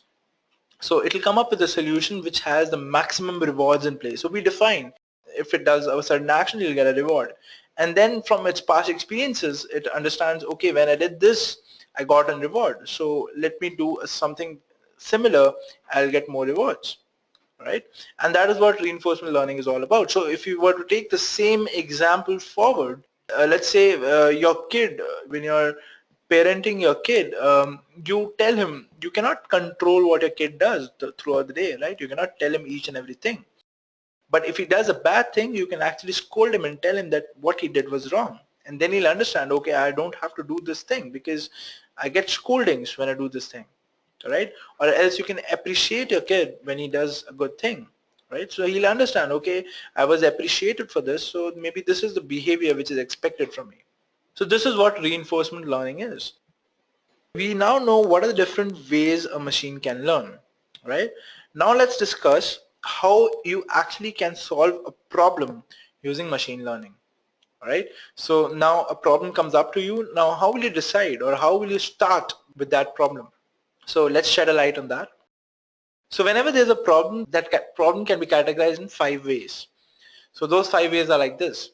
Is this A or B? Is this weird? How much or how many? How is this organized? And what should I do next? So your problem would want an answer which could be, is this A or B? As in you have a problem which is asking, say you are differentiating between fruits. Is this an apple or is this a banana? Alright, so when you have these kind of problems, you use classification algorithms. The next category is this weird? Analyze patterns. Alright, so when you have problem wherein you have to analyze pattern, wherein you have to find an anomaly or an odd one out, you actually go for anomaly detection algorithms.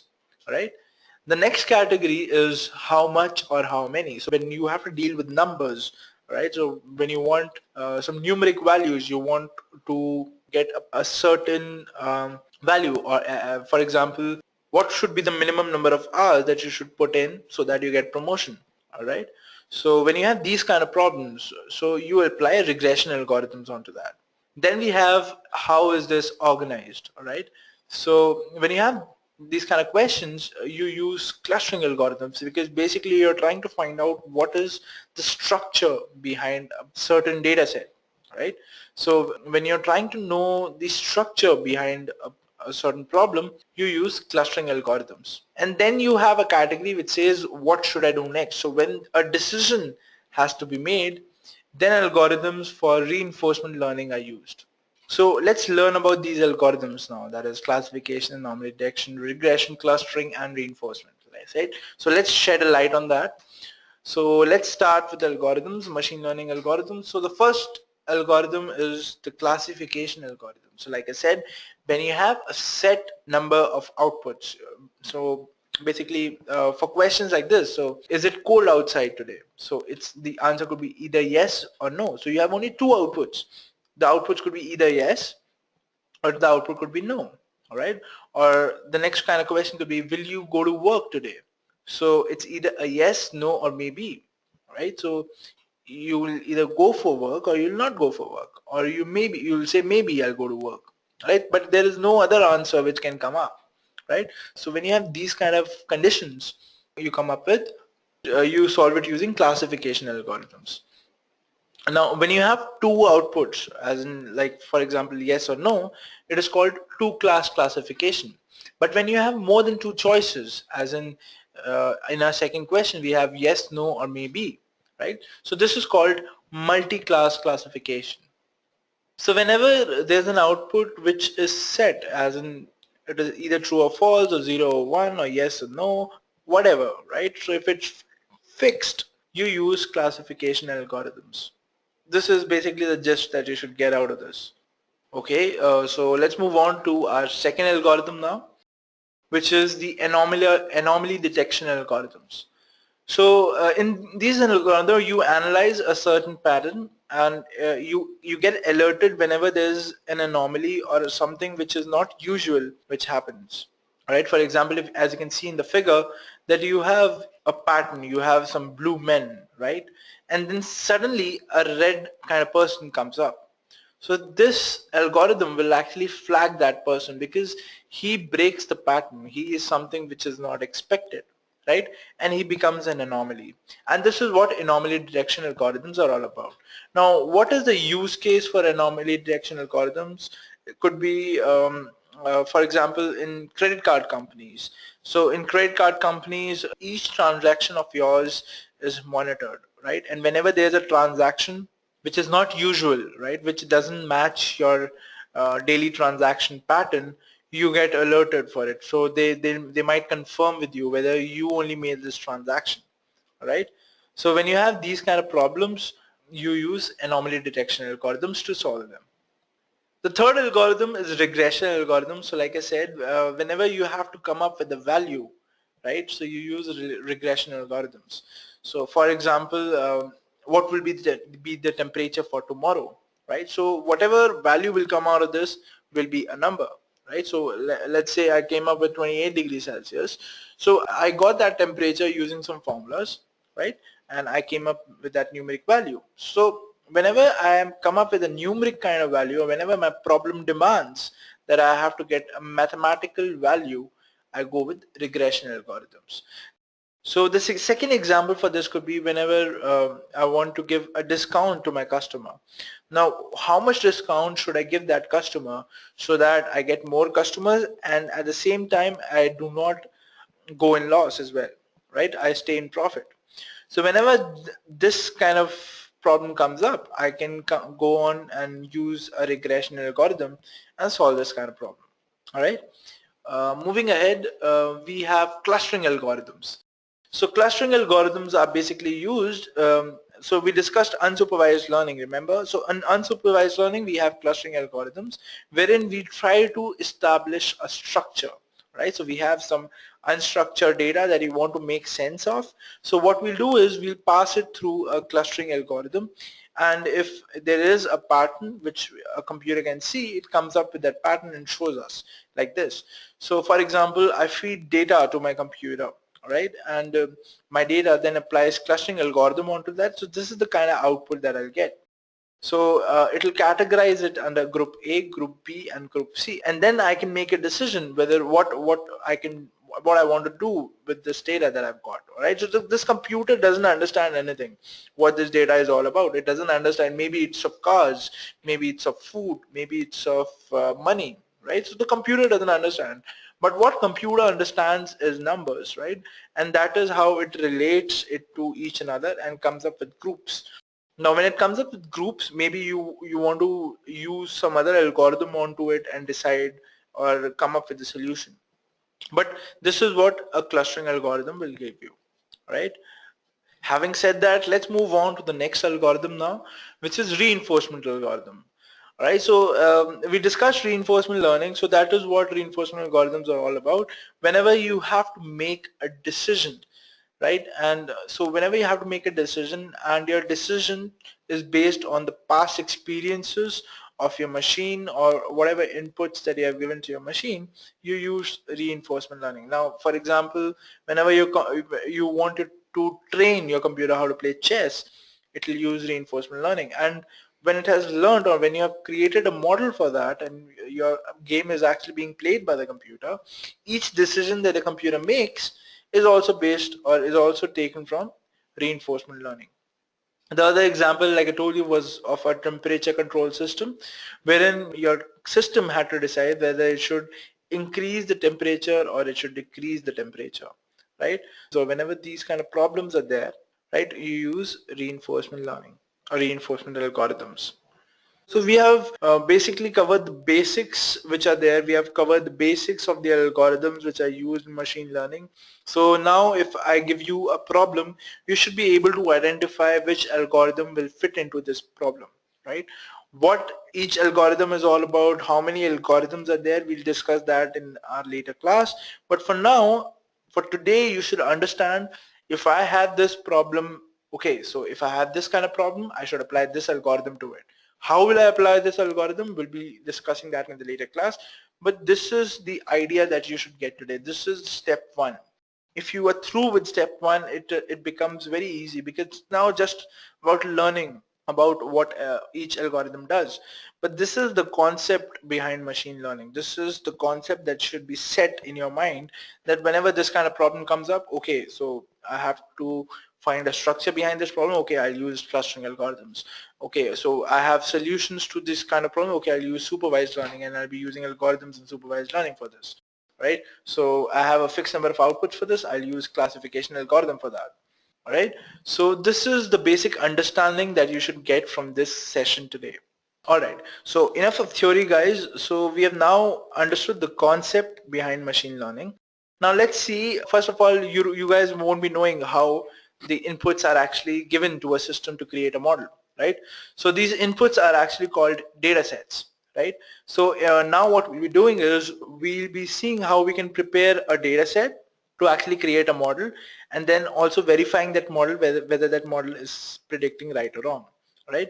So let's take a sample data set. So basically what if we'll be doing our machine learning demonstrations in R. So for today, our demonstration, what we're going to do is, so this is, guys, the input that you get. So these are the values. This is a data set which is called empty cars. It's a sample data set in R, right?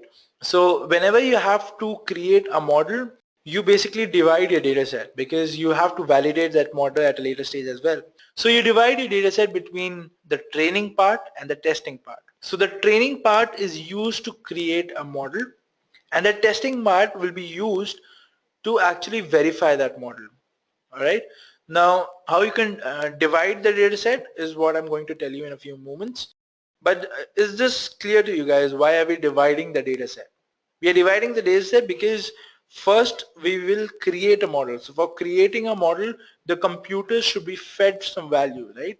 So when it will be fed some values, it will make sense out of it and it will come up with a model. Now this model can be used to predict values, right? But how will we verify whether it is predicting correct values or not? So for that we have the testing data set. So we'll be picking up some values from the testing data set, feeding in the values, and we'll see whether it is producing the correct output or not. So let's begin our demonstration then. So this is your R console, guys. What you'll be doing is first you'll write this command which says data empty cars. So what this basically will do is it will import the sample data set called empty cars. All right. So I've got a variable now which is empty cars. So let me show you this data set. So this is how my data is like. So basically these are the car names. So there are names of the car, and then there are some values associated with that car. For example, this is the displacement of the car, this is the weight of the car, and based on the weight and displacement and the horsepower and the other values, you have these two values, which is whether it has a V kind of engine or whether it has a straight engine. All right. So if it has a V engine, it will be a 1. If it has a straight engine, it will be a 0. All right. So some values might indicate that it can have a V engine as well as a straight engine as well. But with today, what we are going to do is we are going to predict. Basically, we'll be taking in two values. We'll be taking in WT, that is the weight of the car, and we'll be taking in DISP, that is the displacement of the car, and then we'll be predicting whether this car will have a V engine or a straight engine. So we'll be creating a model in the later part of today's demonstration. But for now, we have to divide this data set between the training data set and the testing data set. So let's see how will we do that. So first of all, we have to import a library called CA tools. All right. So we'll import that library. So it is set. All right. So now I will write split I will define a variable called split, and then I will write sample.split, and now I will enter the data set, which is empty cars, and then I will specify the split ratio equal to, now I want my training data set to be 70% of that data set and my testing data set to be 30%. Alright, so I'll specify 0.7 which specifies 70%. Alright, so basically what I'm specifying here is that I want to split my data set empty cars into 70-30 ratio. Alright, so let's run this command. Alright, this command is run. Alright, so now I will run this particular variable. I will execute this particular task. So it has now been executed. So what basically has now happened is it has picked out random values, right? And for each value it has assigned either a true or a false, right? So 70% of the data set has is true and 30% of the data set is false. Now we'll be leveraging that and we'll be deciding our training and testing data set based on that. So training data set is equal to subset of empty cars where split is equal to true. Alright, so basically what I've specified here is my training data set will be a subset of empty cars where the split is true, right? So my true is 70% of the data set, right? Remember? So now we'll be executing this. So I've executed it, and similarly for testing I'll specify that the split is false. Alright, so I'll write false over here and then I will execute the statement. Alright, so let's check whether we have splitted our data set or not. So let's check the testing data set. So as you can actually see it from here that testing has around 12 observations and training has around 20 observations now. So the data set has been splitted. Our empty cars had 32 observations. We have split it in 70-30 ratio. So our training data set has now 20 observations that are 20 rows, and our testing data set has 12 observations. Alright, so let me show you my testing data set now. So as you can see, this is my testing data set. This was the whole data set, that is this is the whole of empty cars, and this is the data set that has been divided now. So my testing data set is 30% of this and it has these many values. Alright, so now we have splitted our data set. Now let's now create a model. Alright, so the creation of the model is same for each and every algorithm, just the command changes. So let me apply a regression algorithm right now. It's called logistic regression. Alright, so what logistic regression does is it comes up with a value, right, and with that value you decide whether it will be a 1 or a 0. So my logistic regression, actually you might ask a question to me that okay, so this kind of problem we have to decide it should be either 1 or a 0. So it's a classification problem. True guys, but behind that classification we are actually calculating probabilities, right? So we are actually coming up with a number, right? So if we are coming up with a number, we use regression algorithms. But when you talk about logistic regression actually comes under the classification algorithms as well and the regression algorithms as well. Alright, so we'll be applying logistic regression, and the logistic regression will then give me a probability of when I give in the values WT, that is the weight of the car, and the displacement of the car, it will give me a probability whether this car will have a VS engine. What is the probability of this car having a VS engine? Right, so this is the probability that I'll get, and this is the model that I'll be creating right now. So let me clear my console.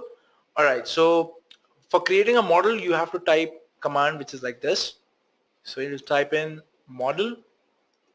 Alright, and for logistic regression the command is glm, and then you'll be giving the formula. So the formula is we have to predict VS, right? We have to predict what is the value of VS. Will it be a 1 or a 0? So we'll say VS tilt, this means versus WT plus DISP. Right? So I want to take into account the weight of the car and the displacement of the car, and I want to predict when the weight of the car is WT and the displacement of the car is DISP, what will be the value of VS. This is the formula that I want my model to predict.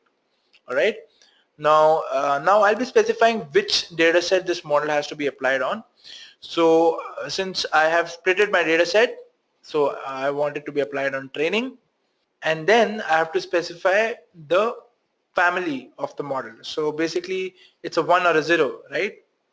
The values, the answer that the VS value is in 1 or 0, right? So the family is binomial. So this is what you will be specifying, right? So let's execute this particular statement now. We'll click on run. Alright, so my model has now been created. So let me show you the summary of the model now. Alright, so as you can see, I have came up with a model and it has given me some coefficient values which has been calculated.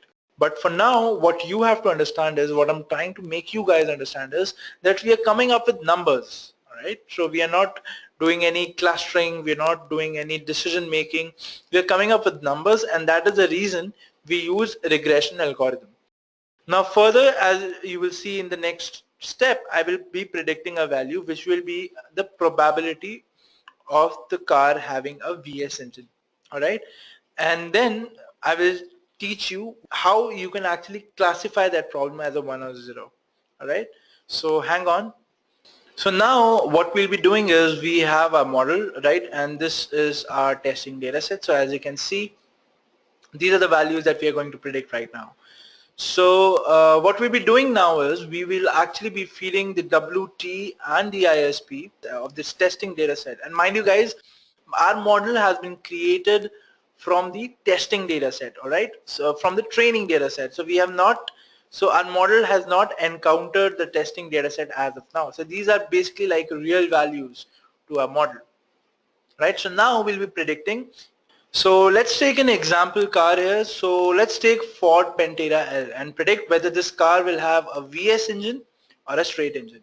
Alright, so let's feed in the values for that. So we'll be creating a data frame first. So we'll be feeding our values in the data variable, data.frame, and then the WT value is, so for Ford Pantera L, the WT value is 3.170. So let's feed in that 0.170, and the DISP value is 351. So let's feed in that as well. So we have fed the values. Now let's predict it. So we'll be predicting our answer in this variable.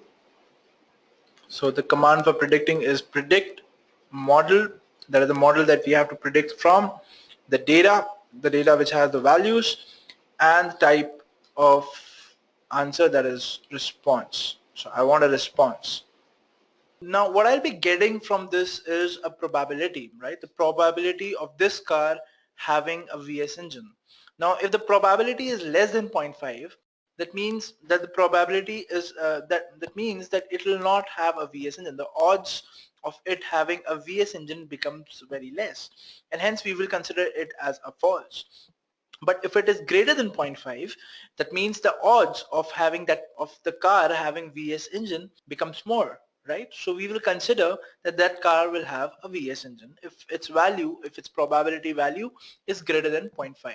So having said that, let's execute the statement and then let's print the answer.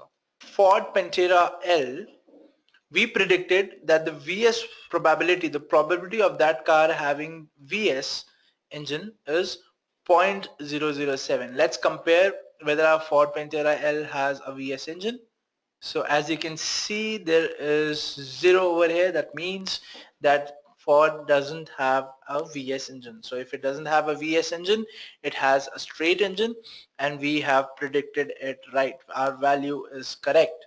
Having said that, let's predict one more value for a car which has a VS kind of engine. So let's pick a car from here. Let's take this car, which is Toyota Corona. Alright, so let's feed in values for Toyota Corona. So for Toyota Corona, our displacement is 120.1.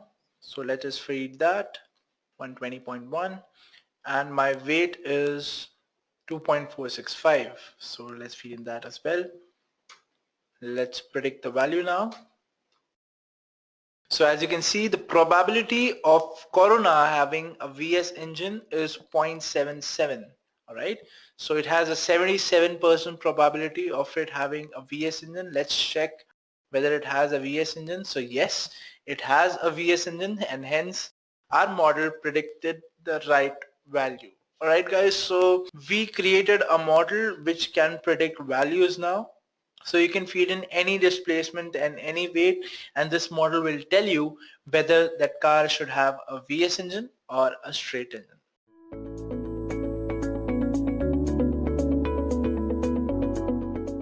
The 5 questions, the only 5 questions which can be asked to you in data science, and based on these questions you decide which algorithm to use. Right, so the 5 questions which can be asked to you are this. The first question that it could be asked is this A or B? Is this an apple or is this a pineapple?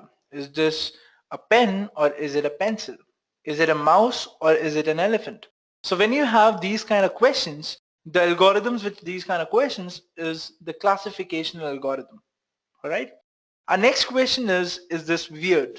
Alright, so basically this question deals with patterns. So whenever there is a change in pattern, the algorithm detects that, and the algorithms which deal with these kind of problems are called anomaly detection algorithms. Then you have questions which are quantifiable, wherein you ask numbers, how much or how many, right? For example, what will be the temperature for tomorrow, or after how many days it will rain, right? So all these kind of questions are tackled by algorithms which are called regression algorithms. Then you have questions like how is this organized, right? So basically these deals with clustering, and the algorithms which deals with these kind of problems are called clustering algorithms. Then you have questions as in what should I do next, right? So if you don't know, when you have to make a decision, so decision taking capabilities are basically done by algorithms which are called reinforcement learning. So using these algorithms you can take a decision as in what to do next, right? So these are the 5 questions which are asked in data science, and these are the algorithms which are made to tackle these kind of questions. Now our topic for today is logistic regression. So as the name suggests, it comes under regression algorithms. But with logistic regression, this is a scene that the answer which comes is categorical, as in the answer is either a yes or a no, or it's either A, B or C, or it's either true or false, right? So it is classified, the values are fixed, the values are categorical, the dependent variable, the output that we are getting is like this, right? So it is also categorized under the classification algorithms as well. So it is a regression algorithm because before classifying the output, you get a probability, and based on that probability, you decide whether it will be a yes or a no, or whether it will be an A or a B. Alright, so that is the reason it is categorized under both of these algorithms. Moving on, let's first understand what is regression, right? So what is regression? So regression is basically trying to establish a relationship between two variables. So what happens in this scenario is you have an independent variable and you have a dependent variable. So the dependent variable is related to the independent variable. So like in our case, y is dependent variable and x is the independent variable. So as you can see in the graph, as the value of x increases, y also increases. But y value is dependent on x. X can increase as much as it wants, but y will increase according to x. Right? So y is dependent on x. So now where does regression comes into the picture is, for say an arbitrary or a random value of x, what will be the value of y? So you're predicting y, correct? And this prediction is done using regression algorithms, and that is what regression is all about. We have discussed what is regression, and regression is basically categorized into 3 subparts, right? So there are basically 3 types of regression. So the first type of regression is the linear regression, then you have the logistic regression, and then you have the polynomial regression. Today we are going to discuss about logistic regression, right? So let's move on to the part where we'll be understanding what a logistic regression is. But before that, let's understand where do we use logistic regression, or why is a logistic regression actually needed, right? So why logistic regression? So whenever the outcome of the dependent variable is categorical or is discrete, so when I say discrete, it means the value is fixed. It can either be an A or a B. It can either be a 0 or it can be a 1. So if I'm asking you a question like, is this animal a rat or an elephant? So you cannot say it's a dog, because my question is this a rat or an elephant? Are you getting me?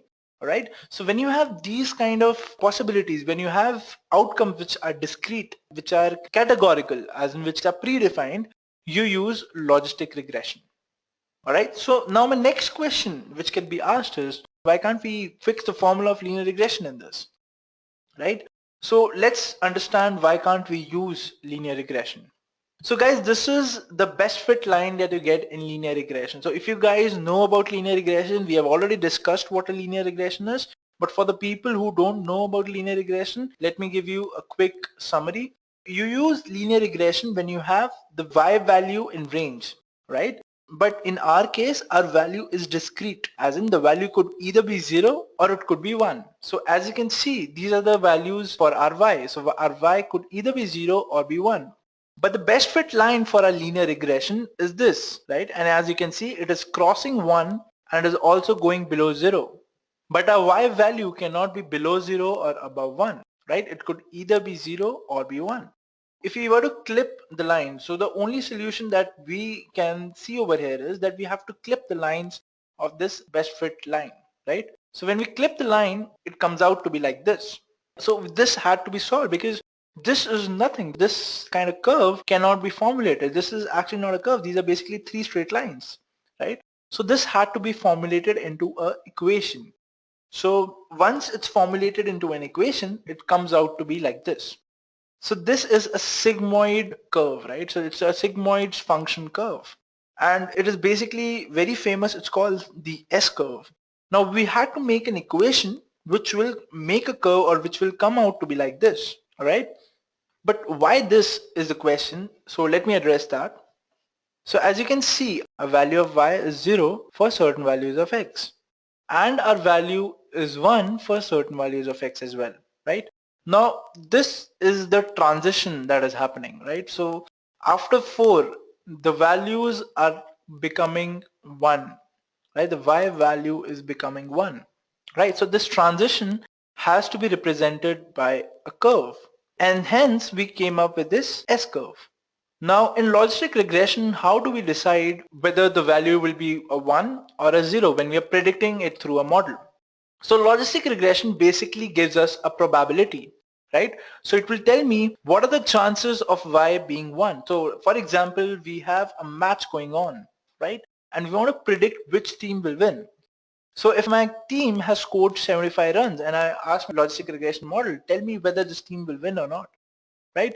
So with 75 runs, it calculates its probability of winning through the values that we would have trained the model with. And it calculates, okay, the winning probability of your model is 0.8, right? This is the winning probability. Now we have to decide what will be the threshold value, what will be the value above which we will definitely win, all right? So we define, okay, so if my probability comes above say 0.5, if my value comes above 0.5, my probability, whatever that probability is above 0.5, let convert it into 1, all right? So if my team has a probability of 0.8, it is going to win. So if I ask my model, okay, my team has scored 75 runs. So what my model will do is it will calculate the probability of its winning, which is 0.8, and then it will apply the function, or it will apply the if-else model, as in if 0.8 is greater than 0.5, y is equal to 1. If yes, otherwise it will be equal to 0. Alright, so this is how logistic regression actually works. Now this is how you predict values through the S-curve, right? So basically we had to come up with this kind of curve because this is the curve which will represent a logistic regression because of the transformation which is happening, right? So having this kind of curve, we should have a linear equation, right? So for coming up with the linear equation, we compared our linear equation to the straight lines linear equation, which is like this, right? Now in this, our y's range, which in the case of straight line, our y's range is between -infinity to infinity. And if we talk about logistic regression, we get probabilities and a y's value is between 0 and 1, right? So we had to change that. We had to change the range of our y so that this equation can be achieved, right? So in this, basically this part will remain the same. The y will change and hence we can come up with a linear equation which will represent that curve, all right? So our y's range for now is between 0 and 1. So we had to change the value of y. So if you want to make our value between 0 and infinity, what we can do is we can divide it by 1 minus y. If we do that, if y is 0, it will be 0 over 1 minus 0, which is 0. And if y is 1, it will be 0 over 1 minus 1, which is 1 by 0, which is infinity, right? So my y's range has now become between 0 and infinity. But we want our y's range between -infinity to infinity, and hence we do one more transformation and we apply the log function to it. So log of 0 is minus of infinity and log of infinity is again infinity, right?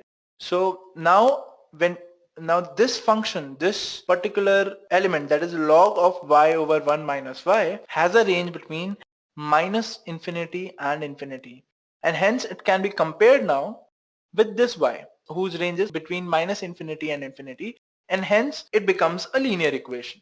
So this is the linear equation for this S-curve. So we have understood why logistic regression is actually used. Now let's move on to the what part. The what is logistic regression. So logistic regression or logit regression or logit models. So logistic regression is also known by these names as well, logit regression and logit model. So it's a regression model where the dependent variable is categorical. So whenever, like I've been saying in the previous slides as well, whenever the dependent variable is categorical, you use logistic regression, and that is what it all about is. What happens in logistic regression is you calculate probabilities as to what is the probability of y being 1, and based on those probabilities you take a call what will be a threshold, and whenever your value is above that threshold you convert it to be a 1, and whenever your value is below that threshold, your probability value is below that threshold, you calculate it to be a 0. Alright, so this is what logistic regression is. Alright, so categorical is when your values are fixed, they are discrete. Your values could be either A or B or C, right? Dependent is when your Y is dependent on X, right? So X value is independent. You can fit any value in the X, but your Y value will be dependent on X, and whatever input you give to X, Y will change according to X. Y cannot have its own value. Y will always have a value according to X. Whatever relationship it shares with X, according to that relationship, it will take a value, right? So Y is dependent on X. So whenever our dependent variable is categorical, we use logistic regression, and this is what logistic regression is all about. You have seen the graph, guys. This is for your understanding. Let's see the graph again. So this is our Y value. This is my value of Y. So it's between 0 and 1, right? And my graph is like an S-curve. So my values are transforming from this point till this point, and this is the best curve that can be fit according to my model. Now in between this, my logistic regression model will come up with values. So for say this X, it comes up for this value. So let me draw it for you. So if I give my model this value of X, right? So my model will calculate which value on the graph is my X pointing to, right? So if my model will calculate this value and we'll see this value corresponds to what value of Y, right? And this value is actually the probability, right? So this value is basically the probability, and when this probability is converted, whenever you get this probability, based on this probability you decide whether your Y will be a 1 or will it be a 0, And how is that calculated? You decide a threshold, and based on this threshold, your model decides whether it will categorize it under 1 or it will categorize it under 0, right? So this is what happens in your logistic regression model. Now, how does it work? So let me give you an example. We have understood the theory that this is the way it happens. So let's see it in a real life use case. So I have a list of people's IQ, right? So I'm a company and I want to recruit people, all right? So I came up with their IQs. I have their IQs in my hand and I want them to be selected automatically using a logistic regression model. Now we have not discussed yet what a logistic regression model is. So let us consider this to be a black box. Okay, so we don't know what is there in this model. What we will be doing is we will be feeding these values to the model, all right? And a model will predict whether this candidate will be selected or not selected based on his IQ. All right, so for example, 147 IQ has been selected and 107 IQ has not been selected, right? So it is a calculation which is done in the model. So basically what would have happened in the model is it would have calculated its probability of being selected based on my past records, and it would have compared it with the threshold, and if it was less than the threshold it would have categorized it under the not selected part. If it was greater than the threshold it would have categorized it under the selected part. So this is how it happens, guys. We now know what logistic regression will actually do. We have an abstract understanding how logistic regression function works. But what we don't know is the main part, that how is this model created? How do we come up with this model? All right, so now we'll be discussing how can you create this kind of model in logistic regression. All right, so let's take an example and let's take a sample data set which is inbuilt in the R Studio language, which is empty cars. All right, so you have these many values. Don't get afraid with the values that you're seeing. All right, these are just values. It will be clear to you in a minute. So you have these values. You have MPG, CYL, DISP, etc. And the focus should be here, VS and AM. So as you can see, the values of VS and AM are discrete or are categorical. They are either 0 or a 1, right? So what we'll be doing in our exercise today or in this example is we will be predicting based on these values what will be the type of engine of my car. Will it be a VS engine or will it be a straight engine? So if the value of my VS engine is 0, alright, so that means that car will not have a VS engine, hence it will have a AM engine or the straight engine. If my value of VS is 1, that means my car will have a VS kind of engine.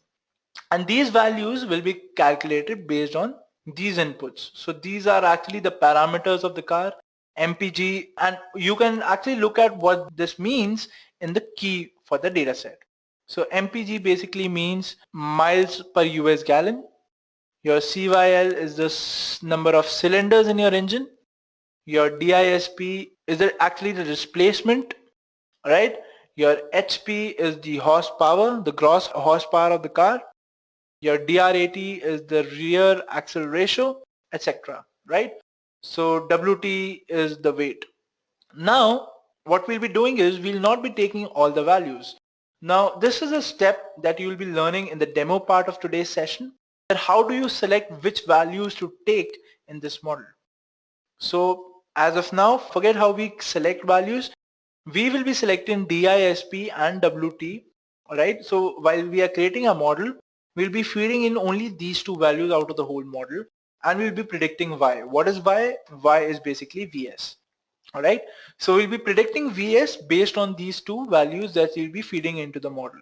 Right, so DISP is basically the displacement of the car and WT is the weight of the car.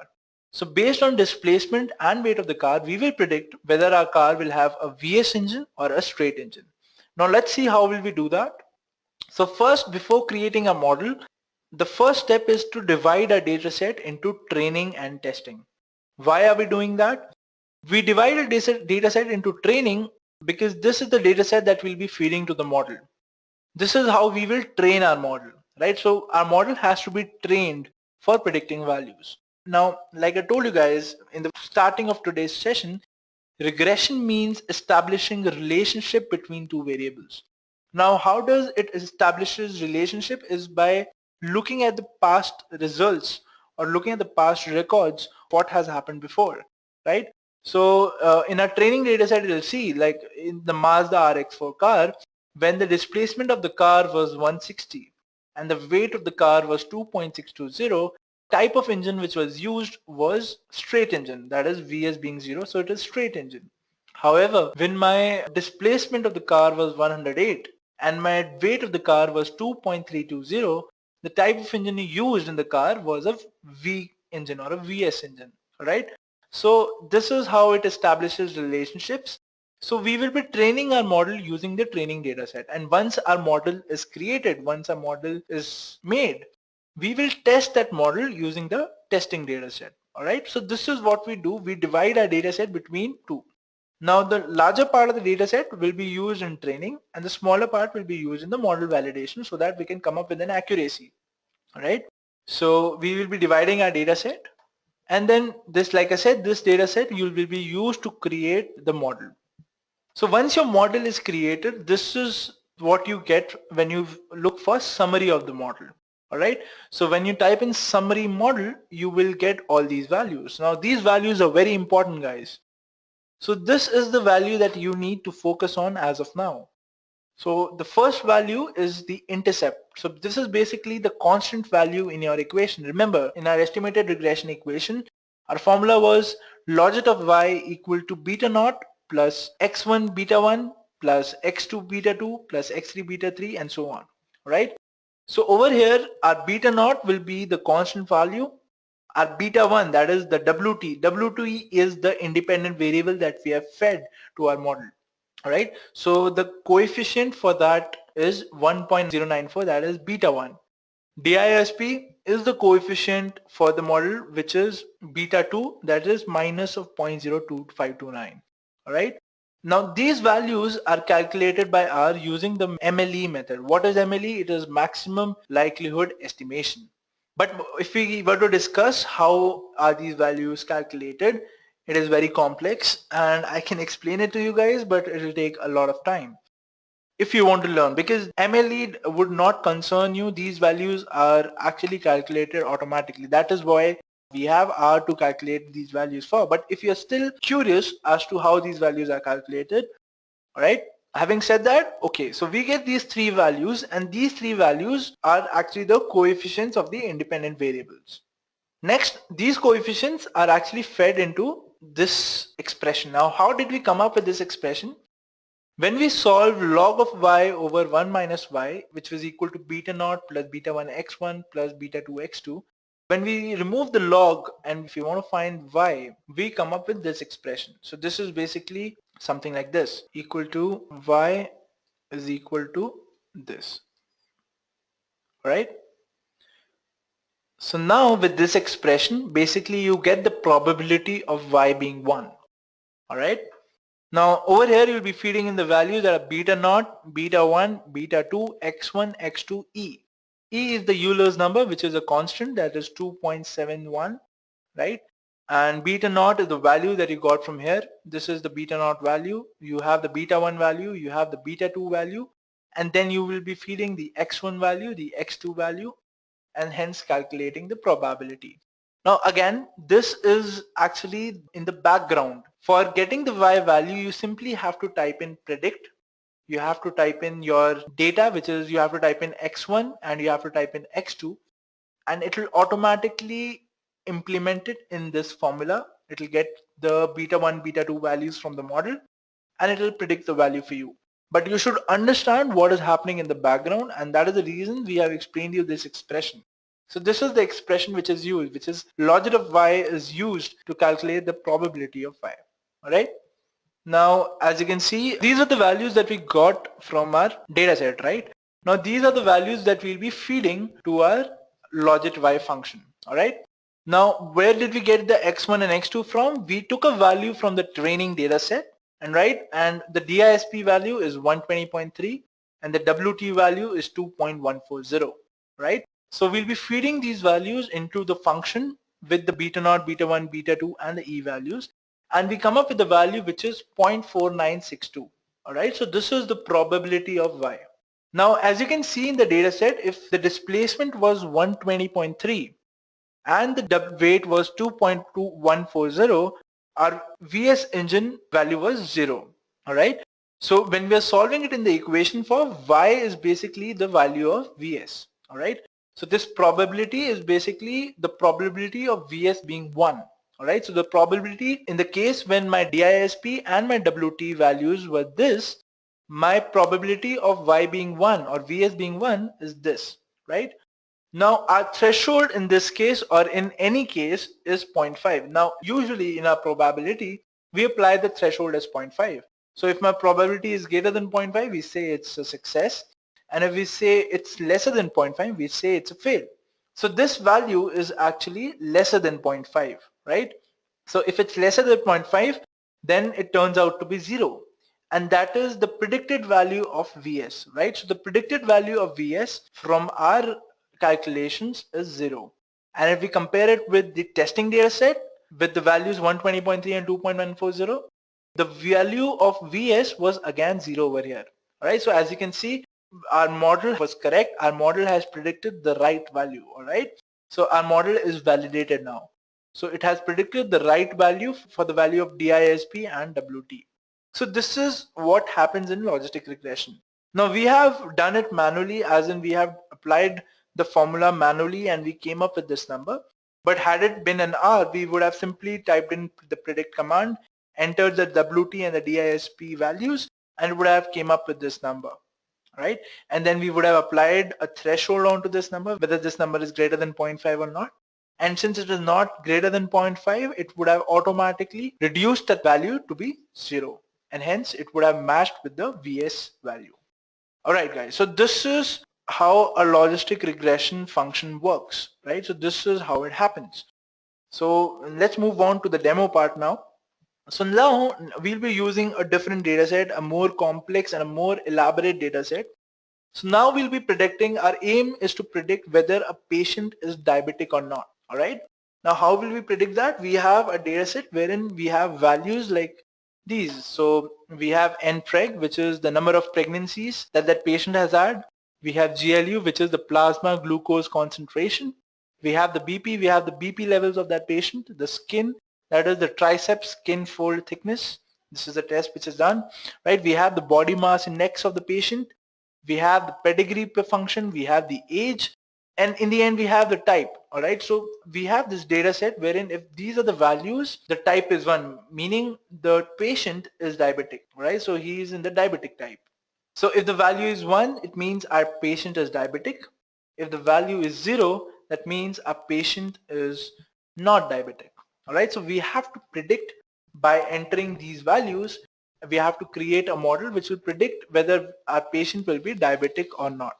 All right. Having said that, let's move on. So let's create this model now. So in R, first we'll be passing this command. So first we would have to import our data set, right? So let me quickly go to my R console. All right, so let's feed in this command and see what we get. So first we'll be passing in this command and we'll be including our data set in our environment. All right, so I've passed this command and this is my data set, as you can see. All right, so this is my data set, guys. Now our next step is to split our database into testing and training, all right, in the ratio 8:2. Now let's do that. So basically there is a library which first has to be implemented, right? So we will include this library. Why is this library used? This library is used for the split function which is there, right? So for splitting our data set into training and testing, we have to include this library which is CA tools. Once we do that, we will be splitting our data set into training and testing. All right, so that has been done. Let me explain you the commands. All right, so first my data is split. All right, so this is the data that I've got from the CSV file in this variable. All right, so this is that variable. Now I'll be splitting this variable in the ratio 0.8. All right, so what this command will do is it will split my data set or my data variable in the ratio 0.8 and 0.2. So it will be splitting it in this variable, right? So when I'll be passing this variable, what it will do is in the 0.8 part of the data set, the value will become true. And this values, they are picked actually randomly. It's not sequential. Random values are picked and each value is assigned a value which is like true or false. All right. So 0.8 part of my data set will be assigned the true value and 0.2 part of my data set will be assigned a false value. Now what that means is you'll understand in the next line. So once I've said split, the next line is training. For my training data set, I'm saying the subset of data where the split value is true. All right. So where the 0.8 part of my data, which is true, I have assigned it to the training variable, which is the training data set. Then I say for the testing data set, the subset of data in which the split is equal to false. That means the data set which has been labeled as false will be coming under the testing data set. That is the 0.2 part of my data set. All right. So this is how my splitting of the data set happens. Okay, so once I have divided my data set, the next step is creating the model. So let's do that using this command. All right. So my GLM is basically used for creating a model in logistic regression. All right. This part specifies the formula that I'm applying. All right. So my type is the Y that I want to predict. All right. This tilde symbol is basically the versus part. So Y versus X, right? On the X part, I've specified dot. So dot means you have to take into account all the variables right now. So type tilde dot is the formula, comma training is the data set that we'll be using. So we have split the data set like this in the 8:2 manner, right? So we want the training data set, and then our family of Y is binomial. So binomial means basically it can take on only two values, that is yes or no, true or false, or 1 or 0. All right, so we have to specify that as well. So let's pass this command now into R and see what will be our model. Right, so let us pass it. So this is our model. Let's run it. And then we will get the summary of the model. Now, what is the summary of the model? The summary of the model is basically something like this. So whatever value will be calculated, that value will be shown over here. So let's calculate the value. All right, so this is the value that you get when you look for summary of the model. All right, so you get a lot of values here. Don't worry, I'll be explaining you guys everything. So basically these are estimate is basically the values of your coefficient, right? So the beta naught, beta 1, b2 that you saw in the previous example is this. So you have a lot of independent variables here and hence a lot of coefficients, right? So these are the coefficients and these will be used when you'll be predicting your value. So you don't have to worry about these values. These values will be automatically taken. The next thing that you should be focusing on here is this. All right, so this is the significance code that your R provides you with. So basically this tells you how much significant that particular independent variable is. So in our summary we have got these significant codes, right? So these significant codes specify how much significant your data is. All right, so let's see what does these actually mean. All right, so 3 stars or 3 asterisks, if they have been specified in front of your independent variable, it means that your model is 99.9% confident that your specific independent variable or value is significant to the model. It means it will add on to the accuracy of the model, right? If it's a 2 star or 2 asterisk, that means your model is 99% confident that your particular independent variable is significant to the model, as in it will contribute to the accuracy of the model. The prediction of the value will be more accurate, right? If it's 1 star or 1 asterisk, that means it's 95% confident, and if it's a dot, if it's a simple dot, it means it is 90% confident, right? So if you look into our data, so our constant is obviously significant, right, because it's a constant. Then we have the beta values. So this particular value, that is the GLU, is significant, right? And our BMI is significant, our PED is significant, and the rest of the values it says are not significant. So basically what we are doing over here is basically we are optimizing our model, right? So now if this record is not significant, you cannot straight away remove this record. Alright, there are other things that you have to see. Now what are those things? Let's see that. So there are two more things over here, three more things actually. One is called the null deviance, then we have the residual deviance, and then you have the AIC. Alright, so what is null deviance? Null deviance is basically the deviance that you get from the actual value of your data set. So if I'm saying I'm passing these many values and this is the outcome of this. So my particular model is 311 units deviant when it is null. So what is the meaning of null? Null means when you're not using any of your independent variable, you're only using the intercept, this constant. Or if you go by the equation, when you're only using the beta naught and not the beta 1 x1 and the beta 2 x2 and the beta 3 x3, how much is the value that you'll be getting, right? How much your model is going to be deviant from the actual value. So it is 311 units. When we talk about the residual deviance, so your residual deviance is basically when you include your independent variables in your model. So when you include your independent variables, this deviance is actually coming down to a smaller number, right? Which is obviously the fact, because whenever you're using the independent variables, you are making the accuracy of your model more correct, all right? So this value comes down at 229.35 from 311.15, which is correct. Now the third value is AIC, right? So this value should be as minimum as possible. So this is helpful then when you are actually removing the not necessary independent variables from this data set, all right? So now we will be optimizing our model. Now how will we optimize our model is like this. We know that this particular or the number of pregnancies is not a significant independent variable, as in it is not contributing to our model according to its calculations. R is telling us that even BP is not a significant variable. Skin, that is the skin fold test, is also not a significant variable. And according to R, age is also not a significant variable. Now how can we double check this? Is like this. So we will basically remove one by one the independent variables and we'll check what are the difference in the values of this. So basically your residual deviance should not increase and your AIC should decrease. So if both of them is true, then your variable removal is right. So let's do that. So let's call our model function and remove age from it. So if we remove age and then we call the summary of the model, let's see what different values we get. All right. So my residual deviance value was 229.35 before, and now it has increased to 231.57, which is not right, right? Also, my AIC value had to be reduced if I'm removing a variable, right?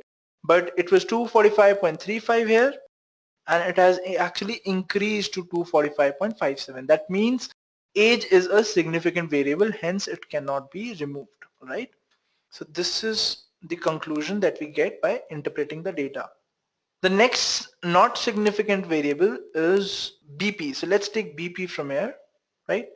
So BP is again not significant. Let's try and remove BP. So if we remove BP, let's see what are the changes that we get. Let's now get the summary of the model. All right. So if I remove BP, earlier my residual deviance value was 229.35 and my AIC value was 245.35. When I remove BP, my AIC value is going down, but my residual deviance value has gone up. It has gone up by 1 unit. It is 230.33 here, and over here if you compare it, it is 229.35.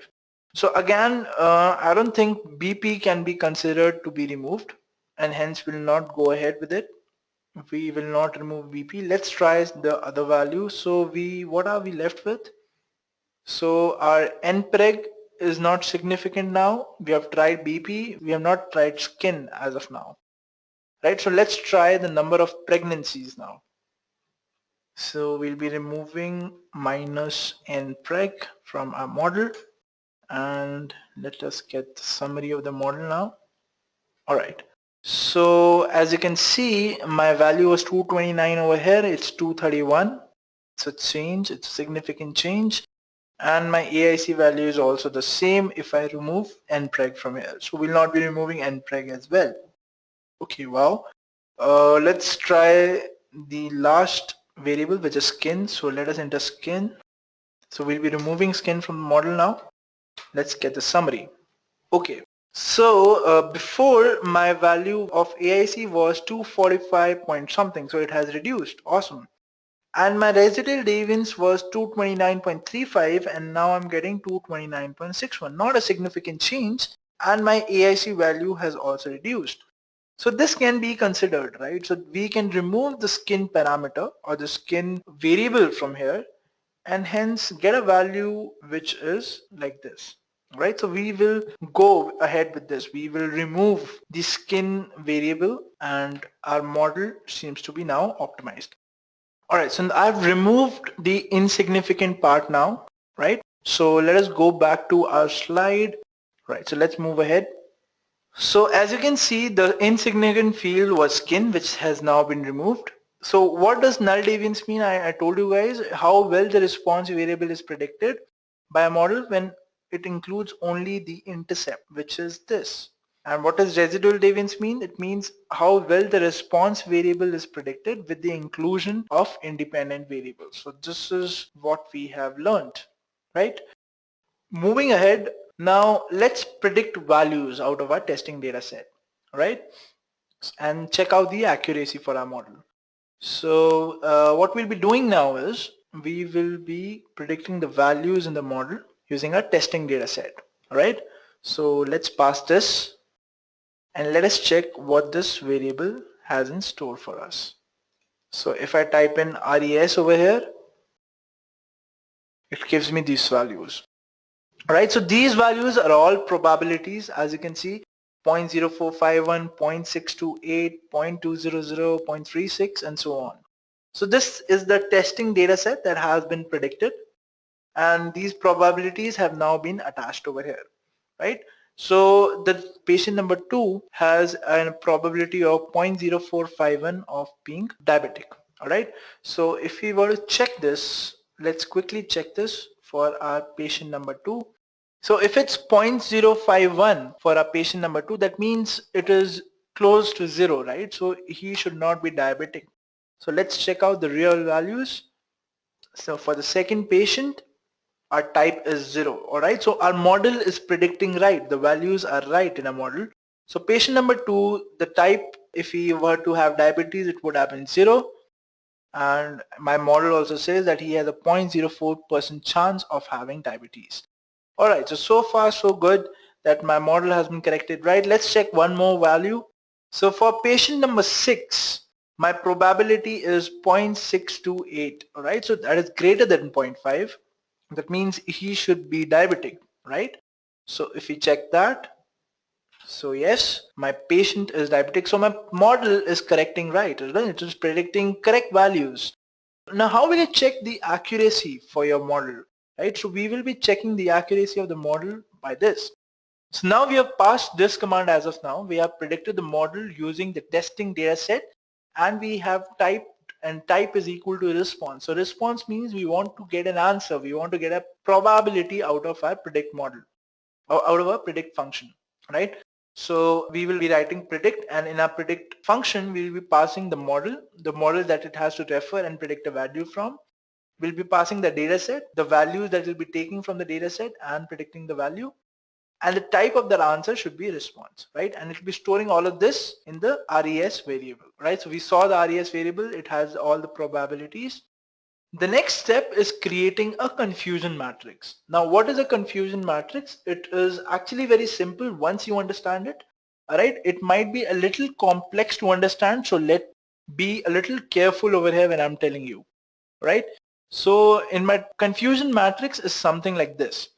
This is my actual value and this is my predicted value, all right? So actual values is something which is there in my data set, and my predicted value is something which has been predicted by the model, all right? So in my actual value, my data set had values which was 0 and 1, all right? So in the type, my type could be either 0 and 1, right? So my actual value was either 0 or 1. So, and my predicted value has values which has either false or true. So false means he is not diabetic, that is 0, and true means he's diabetic, that means 1, all right? So my confusion matrix is something like this. So let me draw something here. This is my matrix. All right. So when my value was 0 and my predicted value was also false, that means when my patient was not diabetic and the model also predicted that my patient is not diabetic, this scene or this scenario was 47 times found in my data set. All right, which means 47 times in my data set it has occurred that my actual value was 0 and my predicted value was also 0. Right, and 13 times it has occurred that my actual value was 0, that my patient was not diabetic, but my model predicted that my patient is actually diabetic. All right, so this is the error. This is 13 times it has occurred. Again, for the value 1, for the patients who were diabetic, right? So my model predicted that the patients are not diabetic and he was actually diabetic in the actual value. So in my model, the patient was diabetic, but my model predicted that he is not diabetic. This has occurred 9 times in my model, all right? And for the data wherein my patient was actually diabetic and my model also predicted that he is diabetic has occurred 15 times. All right. So this is how you can read a confusion matrix. Now, if you were to find the accuracy in this case, so if you were to ask me the formula is basically right diagonal. This is the right diagonal, right? So 47 plus 15 divided by every record in the confusion matrix.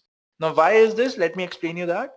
So when my actual value was 0 and my predicted value was also false, 47 is the number that I predicted correctly. All right. So that is 47.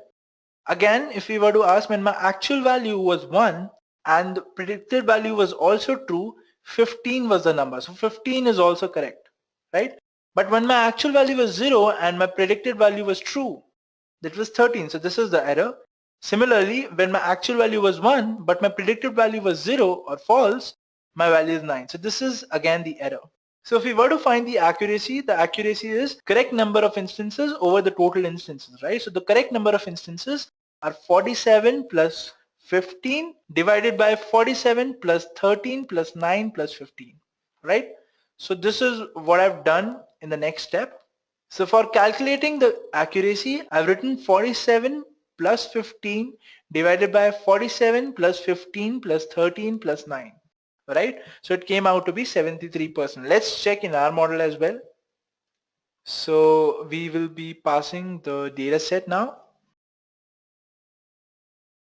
right? So for passing the confusion matrix, this is a syntax. I will explain you the syntax in a minute. Let's see the output first. So I am assuming my threshold to be 0.5 as of now, all right? So let's predict. So this is my confusion matrix, all right? Now if you see, my actual value was 0 and my predicted value was also 0 has happened 52 times, right? And my actual value was 0 and my predicted value was true, as in my patient was not diabetic, but my model said he is diabetic. It happened only one time in my model, right? So this is the error. Similarly, my actual value was 1 and my model predicted that he is not diabetic, which is very dangerous, right? If you are going through a disease and you go to the doctor and doctor says you're fine, you're actually been given a wrong consultation, which could be harmful or it could cost you your life as well, right? So this is a very sensitive number. This should be the minimum, right? Because it is okay if you are not diabetic and the doctor says you turned out to be diabetic, that is okay because you are actually fine. But in this case, you actually have diabetes, but your doctor is saying you don't have diabetes and you might end up costing your life as well, because this is diabetes. What if this case or this model was for cancer, right? You had cancer and the doctor said you're fine. It could have been a huge catastrophe, right? So like I said, now let's calculate the accuracy for our model, which has come out from a confusion matrix. So it is 52 plus 18 divided by 52 plus 18 plus 12 plus 1. All right. So my accuracy now comes out to be 84%, which is a very good number, guys. Alright, so my accuracy is 84%. So we have optimized our model correctly and we have got the accuracy at 84.3. Now we have assumed that my threshold is to be 0.5. Now how can we be so sure about the threshold, right? What if I increase my threshold and my accuracy actually increases? And also this number has to be reduced, right? This number should be the minimum. What if this number can further go down? All right. So for that, we need to have the correct threshold. Now, one way of doing this is by actually doing the hidden trial method by trying each and every threshold and seeing what are the effects that we get in a model, or what are the effects on the accuracy of the model, or what is the effect on the confusion matrix. But is there any other way through which we can find the threshold? Let's think about that. All right, so don't think too much. R actually has a method called the ROC curve, which is used to calculate the threshold in your model. All right, so let's see how that thing is done.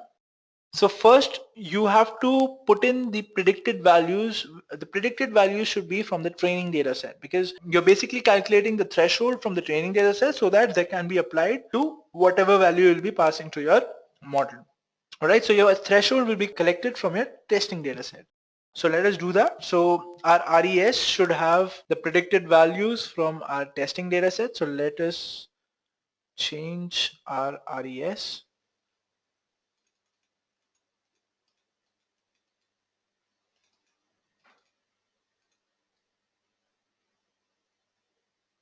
Alright, so this is our RES, guys. So let us change this to training data set. Alright, let's run this command. Okay, now next is running the ROC command. So the first step towards creating your ROC curve is actually including your library in your environment. So first you will include the library ROCR in your environment, and then you will be passing your next line of code. So you have stored the predictive values for the training dataset in the RES variable. You also imported the library for the ROCR package. The next step is define the ROCR prediction and the ROCR performance. All right.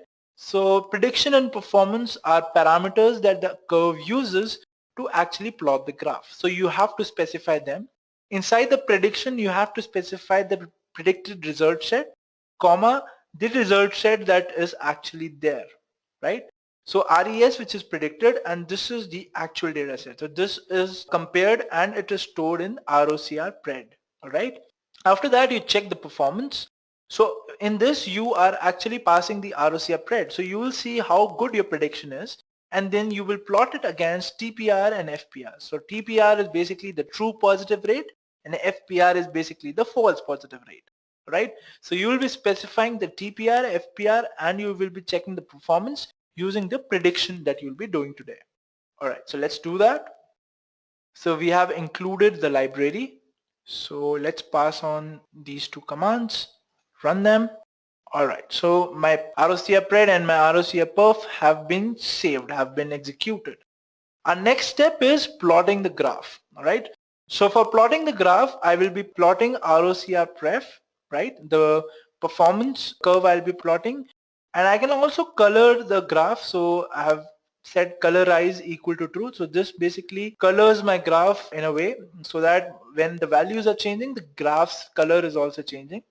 And then I want the cutoffs to be printed in the graph as well. So this basically means that whatever cutoffs experience a change will be printed so that it becomes easier for me to choose the threshold.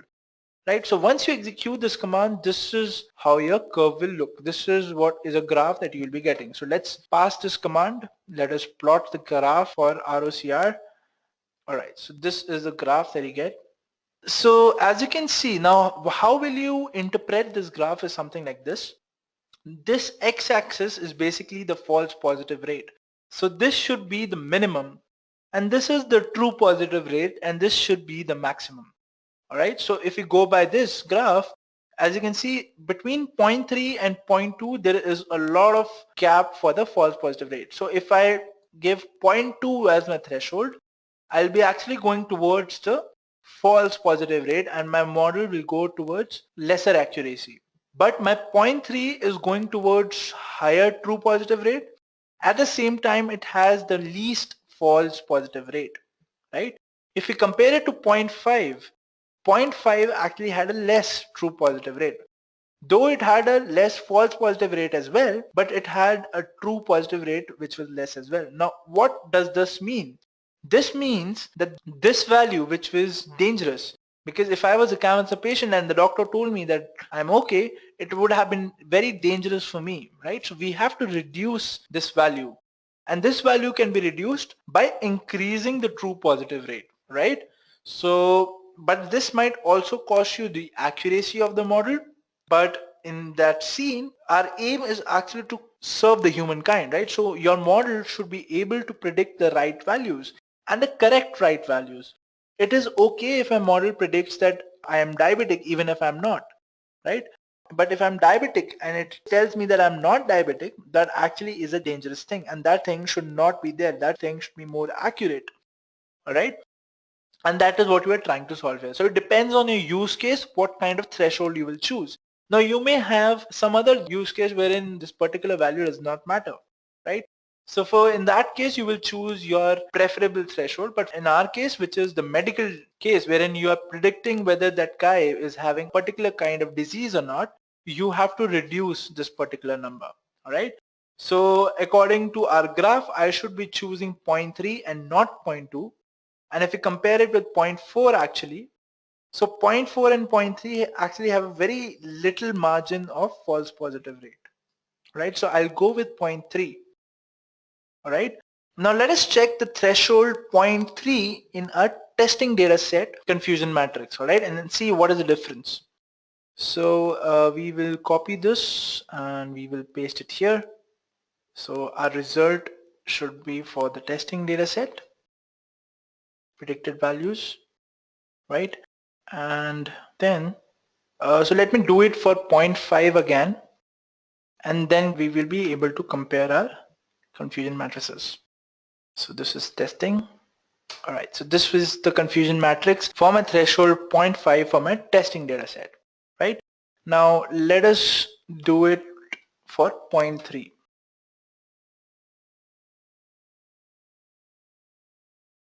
Okay, so as you can see, my value for this value, which is when my patient was diagnosed wrong in the sense that he had the disease and he was told that he does not have the disease, has been reduced to 6 by changing our threshold to 0.3.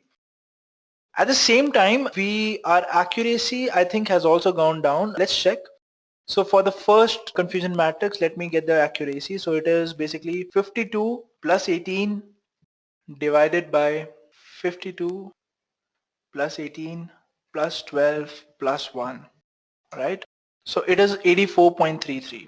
All right, now let us check our accuracy for 0.3 threshold. So it is 48 plus 5 and then 48 plus 5 plus 6 and plus 24. Sorry, this is 48 plus 24. All right, so let's check. Awesome, so my accuracy has actually been increased to 86.7%, and at the same time this value, that is my true negative value, has also gone down. All right, so this has been a very fruitful exercise wherein we found out that whenever our threshold is 0.3, we will get 86% accuracy, and at the same time our model has improved because now my true negatives have been reduced. So if my patient is diabetic, then the chances that he will be diagnosed wrong has gone down, right? And at the same time, usually what happens is when you'll be solving other data sets, when you bring down this value, your accuracy might come down a little bit. But since this is more important, you suffice or you let go the accuracy and you stick to this number. But in our case, our accuracy has actually gone up, which is a good sign. All right, so we have 86% accuracy, which is tremendous for our model. And we have also brought down our number of true negatives. So awesome, guys. So my accuracy for my testing data set is 86%, which is awesome, guys. Now let me recap what we did. We got to learn how you can create a model, right? And then we divided our data set into testing and training. Then we trained our model using the training data set, and we tested our model using the testing data set, right? When we tested our model using the testing data set, using the 0.5 threshold, we got an accuracy of 84.33%, all right? Then we were not sure whether that threshold value is right or wrong. So we went to the ROCR curve, and also we wanted to reduce the values of true negatives, right? So we went to the ROCR curve. We saw that zero point 0.3 is an optimum value for the true positive rate and the false positive rate, and we put the value as 0.3 in our data set, right? And then we plotted, and we then came up with accuracy, and our accuracy actually improved to 86.74%, and at the same time we also reduced the true negatives. All right, so this is what we have done until now. So this has been fruitful. Okay, let's move on to the next part of today's session, which are the use cases. So in 2005, we had this use case wherein we had to predict which areas in Africa were breeding grounds for malaria so that we can provide their help. And what we had was a limited set of values for a small part of Africa wherein malaria was actually present, right? Now, along with geographic information system, what we did was we took the topography of the areas where malaria was there, right? So malaria is basically is there where there are dense vegetation, right? Where there is a lot of water. So there are a lot of mosquitoes over there, and hence you have malaria felt over there. So what we did was, using the geographic information system, we calculated the topographies of these areas where malaria was more. And at the same time, we also had areas where malaria was less, and we also had the topography for those. Now this data was used to create a model, right? And then we had to predict. Now we had topographies for the rest of the areas, right? So let's say if we have the topography for this area, so this area was then fed to the model, and then the model predicted whether this area will have malaria or not. And based on the probabilities, we came up with a plan that which area should be given more care first, right? So if this is orange, and as you can see this is yellow, so this has more probability of being malaria prone, right? So our help could first go to this area and then maybe this area, because this area might need more help from us, right? So this is how logistic regression was used. We fed the geographic information systems data, and we came up with a model, and then that model was used to predict the other areas of Africa wherein malaria could be there. All right, so this is how we used our logistic regression in this use case. Our next use case is used in case of marketing. So basically it is used in the marketing research firms, wherein you have to know your customer. So when you have to predict whether your customer will buy this product or not, so that can be done using logistic regression. So logistic analysis is used by marketers to assess the scope of customers' acceptance of a product, right? Like in our company, if we come up with a product, say we come up with a shaving gel, right? And we see the past market trends, that what product has been more successful, what kind of product has been more successful when it comes to the shaving creams. We can create a model, and then we can feed our values, our new features into that model, and then that model can predict whether our product can be successful or not. So it is used by the marketing research firms, and basically it is also used in targeting ads. So basically whether what kind of data should be fed to you, right? So say if I want to predict whether you will buy a pen drive or not, right? So that will depend based on your search history. Whether have you searched for a pen drive in the recent days? Were you looking for a pen drive on, say, Amazon or something like that?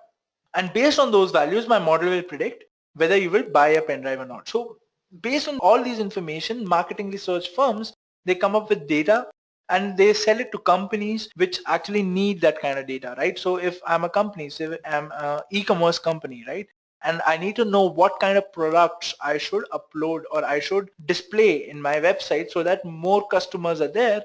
I can do that using logistic regression. I can actually ask the model which product would be more successful, and hence keep that product on my e-commerce catalog.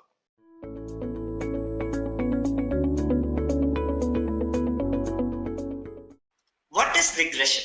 Now, when we talk about regression, what happens is you are going to have the relation between two variables of, let's say, a data set, and you gonna define the model based on that. For example, let's say if I say that, okay, my input value is something this and output value is this. In fact, let me give you a better example what is in front of you so that you can get an idea how this regression works, or in fact how the linear regression also looks like. In my company, actually, we are using it. So I think this make more sense when I show you this example, because we have developed and gave it to our HR. Let's say if I have a situation like this. Let me do one thing. Let me open my paint.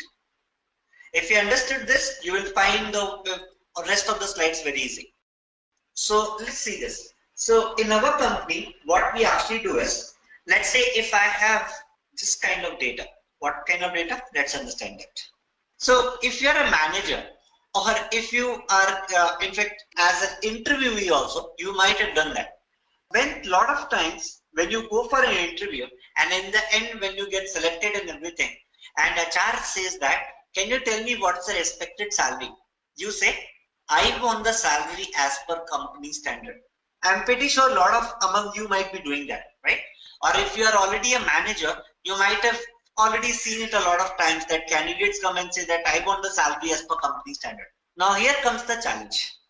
When anybody say that I want the salary as per company standard, what should I make out of it?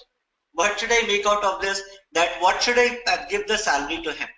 Now to do that, let's say I have some data set of my previous employees. Now that data set looks like this. Let's say this x-axis denote the experience. Let's say this is 1 year experience. This is 2 year experience. This is 3 year experience. This is 4 year experience. This is 5 year experience. And on the y-axis, let's say some salaries depend. Let's say this is $30K US. I know this is very less, but let's take it up. Let's say this is $40K US. Let's say this is $50K US. This is $60K US, and maybe much more. But let's assume this is my data. Now, let's say you have this data plotted like this. I will explain you what does this mean actually. That data set, what you're going to have will be in a form of table, right? So your data set will be in a form of table and all. So I will explain you first of all what exactly, why I'm plotting like this. So let me add some point here also.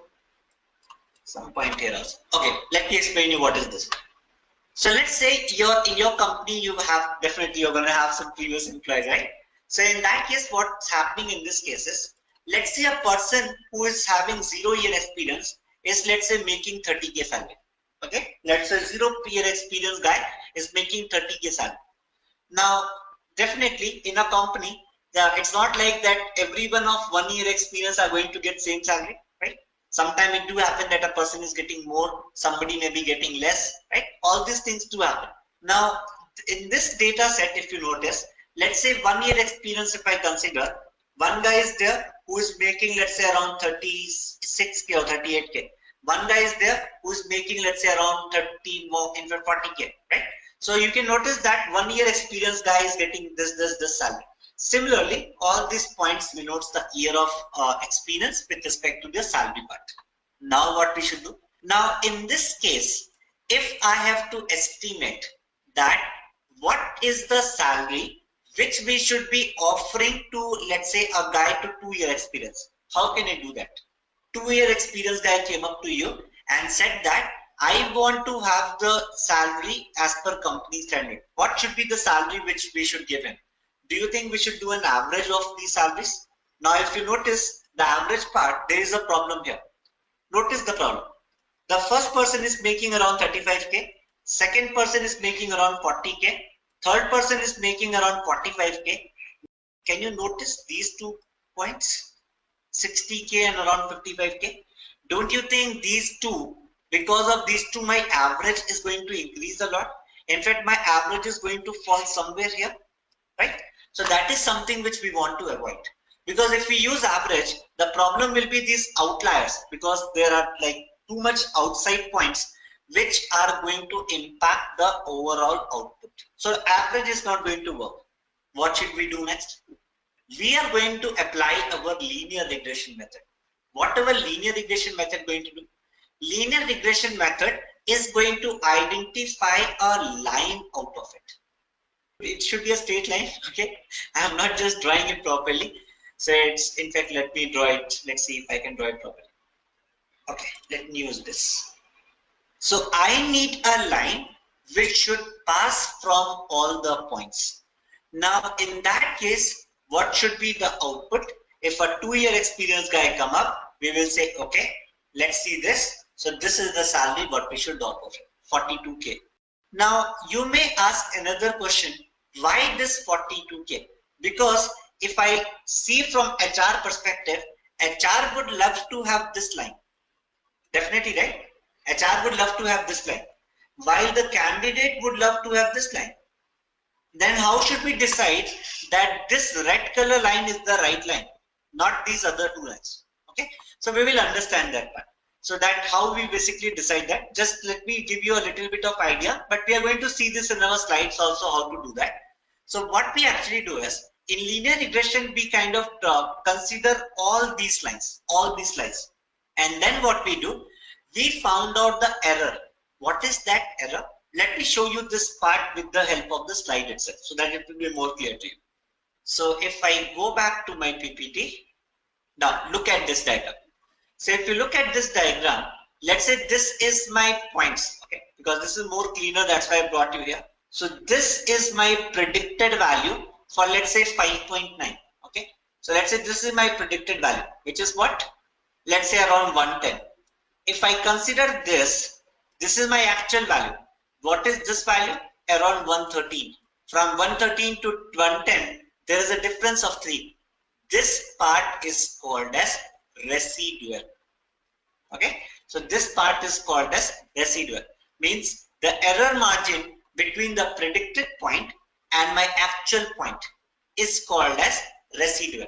Now what we do actually here is, we are going to calculate the sum of square of all these residual. What I mean by sum of square? So in this case, can you notice that my residual was 3? So I am going to say 3 the whole square plus, consider these points. Now there is an error margin here also. So let's say this error margin is of 1 the whole square. Consider this point. There is an error margin of, let's say, 1 plus 1 the whole square. Keep on doing this for all the points. Now let's say the final output what you get here is, let's say, 150. Okay. Similar kind of thing I am going to conclude from all the other lines as well. Whichever line is going to give me minimal with this value, I am going to consider that line and gonna say that this line is my perfect line. How your regression basically works. So in this I have tried to explain you regression as well as your some portion of linear regression, so that you can understand how linear regression can even solve your complicated problem. Thanks for all confirming this part. At all you're clear? Great. Now, so as I said, if you notice what's happening, we are predicting something, right? We are able to predict something, some future point we are predicting, because now, let's say I want to say that I want to get the value, let's say for this one, let's say for around 6.9.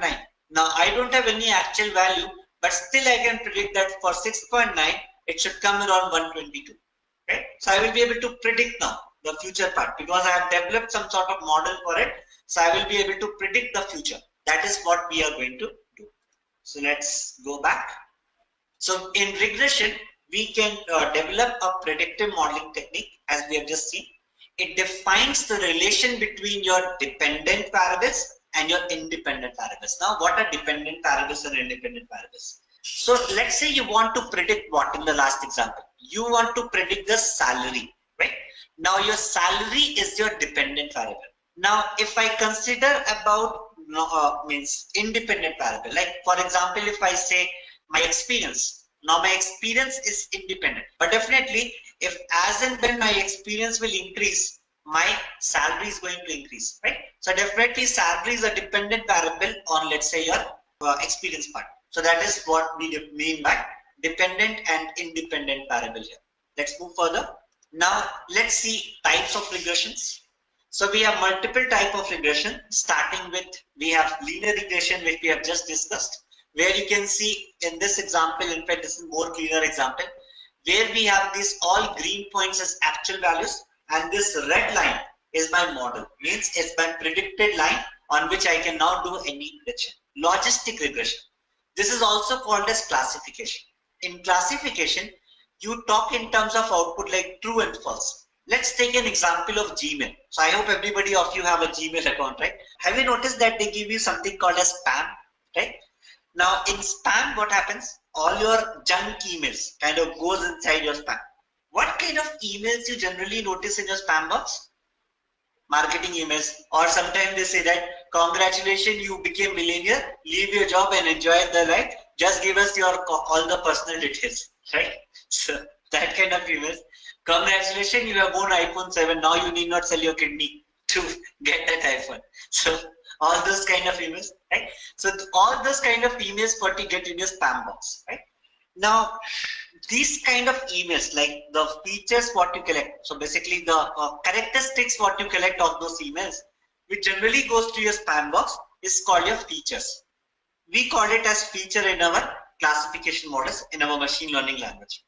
Using that feature only, your Google is predicting that whether a new email which is coming to your email box, whether it's a spam email or a non-spam email. So what Google is doing, they are using machine learning algorithm here. So basically to identify when a new email comes up, whether it's a spam email or a non-spam email. Can you see the output we are getting a true and false kind of thing, right? It's a spam email, true or false, right? So that's the reason we call it as logistic regression. So we are going to also call it as classification. Polynomial regression. When we have more than one variables, you have, let's say, a lot of independent variables, and in fact here, if you notice this line, we are getting this line also as a curved, right? We are not getting as a linear line. So when you can kind of square up the values, it sounds something like this. If my linear regression sounds like this, y is equal to mx plus c. Remember your school days mathematics? Y is equal to mx plus c denotes the first time. So in this case, your polynomial regression is going to denote mx plus x square plus x cube, something like that. Okay. Plus here also maybe some coefficients are there. So basically you are doing a polynomial kind of equation. So that is what happens in your polynomial regression. Let's move further. Now let's explore this linear regression. Basically linear regression, this is how my equation looks like. As I said, y is equal to mx plus c we can denote also. But in this case, if you notice, I have denoted the equation like beta naught, beta x plus epsilon. Reason being because we also want to denote this random error which fits in when you do your linear regression. We have seen this errors, right? So basically we just want to denote that also. That's the reason we are doing that. So definitely when you are designing this kind of line, you are going to have a slope also, right? Because if you notice, this is going to give you some theta slope, right? So that is also we are denoting here. Now this slope in this case, we are defining this beta 1. I have written it as theta, but it's denoted as beta 1 in this line. Similarly, you have intersect, means like I said in that last example, let's say a person starting with 0 salary, with 0 year experience, he's starting with 30 years salary, right? So this value is your intercepts, okay? So that is what we mean here. So this is how you can define a linear regression. We have already understood this part in our example already. Moving further, let's see what is this gentleman is speaking. This gentleman is saying that I have a data set consisting of height and weight of the students. Let's see how would linear regression fit into it. Let me in fact give you an example. I forget the name of that basketball player. Actually, this linear regression example came up from there only. So there was a guy who was very tall and he used to play basketball. Definitely, usually it happens, right? When you are tall, most likely your children will also be tall. I'm not saying definitely it's going to happen, but with a high probability that is going to happen, right? That if you are tall, your children will most likely are going to be tall only. In that case, from that basically person, people were predicting that his son is also going to be taller, and that was exactly true also. Now, then they thought that if this is true, let us see that if we want to predict for a new person, whether his son is going to be tall or small, can we do that? So this is how this linear regression thing started. Now we are going to have a very similar example where we are going to, let's say if I'm going to give you some data set where I'm giving you height and weight of the students, and we want to see that whether this linear regression is going to infer something from it. Okay, so let's understand this example. Now in this case, let's say if we have a data set of these 10 students, as I've already explained you. Now we want to kind of understand, is there any sort of relation between this height and weight? Let's see that. Okay, so in this example, we want to, let's say, find any relation between height and weight. So if we plot this, if we plot on this point, let's say on x-axis I can plot height, on y-axis I can plot weight. So I'm just plotting on this point. So this is how my point will appear, right? Now if you notice closely, this is a line which is walking through it, right? This is the line which is walking through it. Now I have already explained you how we calculate that which line is the best line. Now this, as I said, we will see this in example also. So can you notice we are doing the same thing? What is this yi? I told you, right? Let's say this is an actual value and this is a predicted value. So we find out the difference between them, right? We found out the distance between them. That is what we are doing here. Yi minus y0 means this value minus this value. Okay, so let's say this value is 120 and this predicted value is, let's say, 110. So the difference is 10, and then we are doing the whole square and sum of the values. Remember, we have seen that in that example. That is what we are doing for all the lines. Whichever is going to give me the least value will be my final value. So this sort of summation, what we do, is called as least square errors. Okay, so we have already seen this in example. Now this should be very easy for you. You should be very easily able to find out what exactly we are doing. And as I said, right, this is called as also residual, the difference. So this is also called as prediction error or residual error. Same example which I explained you beforehand. So this is just a computation of the whole thing for two different lines. Again, whichever is going to give me the least value, like you can see for W1 line, I am getting 597. So let's see my W1 line. Can you see I have two lines, W1 and W2. So in this case, whichever line is going to give me the least value is going to be my final line. That is what we are going to do. So in this case, again the same story. So W1 line is giving me the least value. That's the reason we are going to take up that line. Now let's understand the linear regression with the help of another example. Okay, so let's take some more examples. So that's how it's the best way to learn something. Now let's say there is a company where there are a lot of people leaving. Okay, there was a recent appraisal, and after that appraisal they noticed that a lot of people started just quitting that company. Now that company want to find out what exactly went wrong. So what they kind of created a table is that they created a salary hike, like how much hike we have given to a particular person and what is the churn out rate for that. Means if we have given, let's say 1580 hike, then basically what's the churn out rate if we have given this? How many people kind of left? That is what we are keeping in this side. Let's see if we can draw some relationship between them. On my x-axis, if you notice, I am putting my salary hike option. On my y-axis, I am putting my churn rate, means people who are leaving me. Now, if I plot a graph, can you see that they are negatively related, right? Because if you notice, my value is coming like this. Means when I am increasing the salary more, there is less churn out rate. And that is pretty obvious, right? If you give a person more salary hike, he will be happy. And why he would like to leave them, right? He will be staying in that company. If you give a person low hike, then he will curse his boss and will say, I'm not going to work here because this boss is intentionally not giving me good hike, right? So that is going to happen. That's very general thing. So if you give more hike, definitely there is less likeliness of a person leaving that particular job. So we can do this portion now. Now, similarly, if we talk about use cases of linear regressions, there are a lot many. In real estates, let's say if I have a house and I want to predict the price I should quote for that. Now, you can do that with the help of some data which is present for your area or locality. Based on that, you can do a prediction. Now, similarly, in medicines, in your demand forecasting, in your marketing, and lot many domains you can use this linear regression. Like for example, a company want to predict that what will be the stock price next month.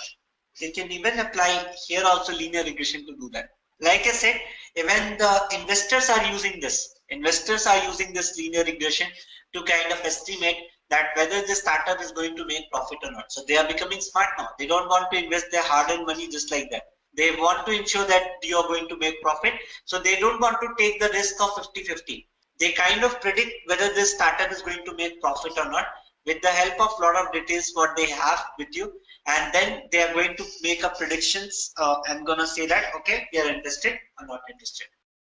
Now let's talk about a use case. Let's see one of the interesting example with this.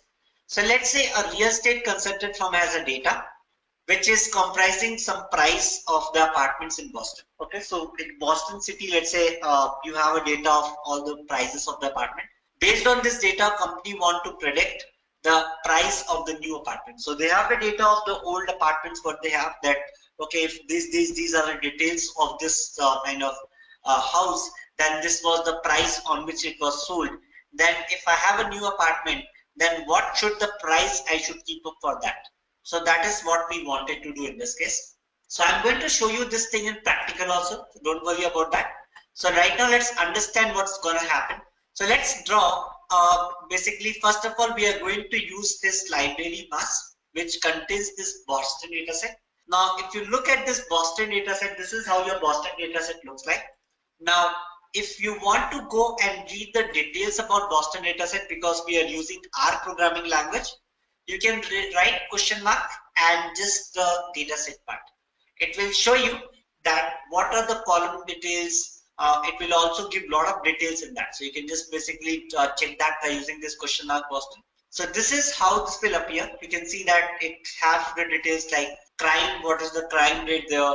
There are a lot of details like how many average rooms are there, what is the age of units built prior to 1940, tax, property rates, all those things are being defined. And in the end, we are predicting the value of your house. Okay, in MEDV, we are predicting the value of your house. Means this is the last, let's say the actual value, but we need to predict it.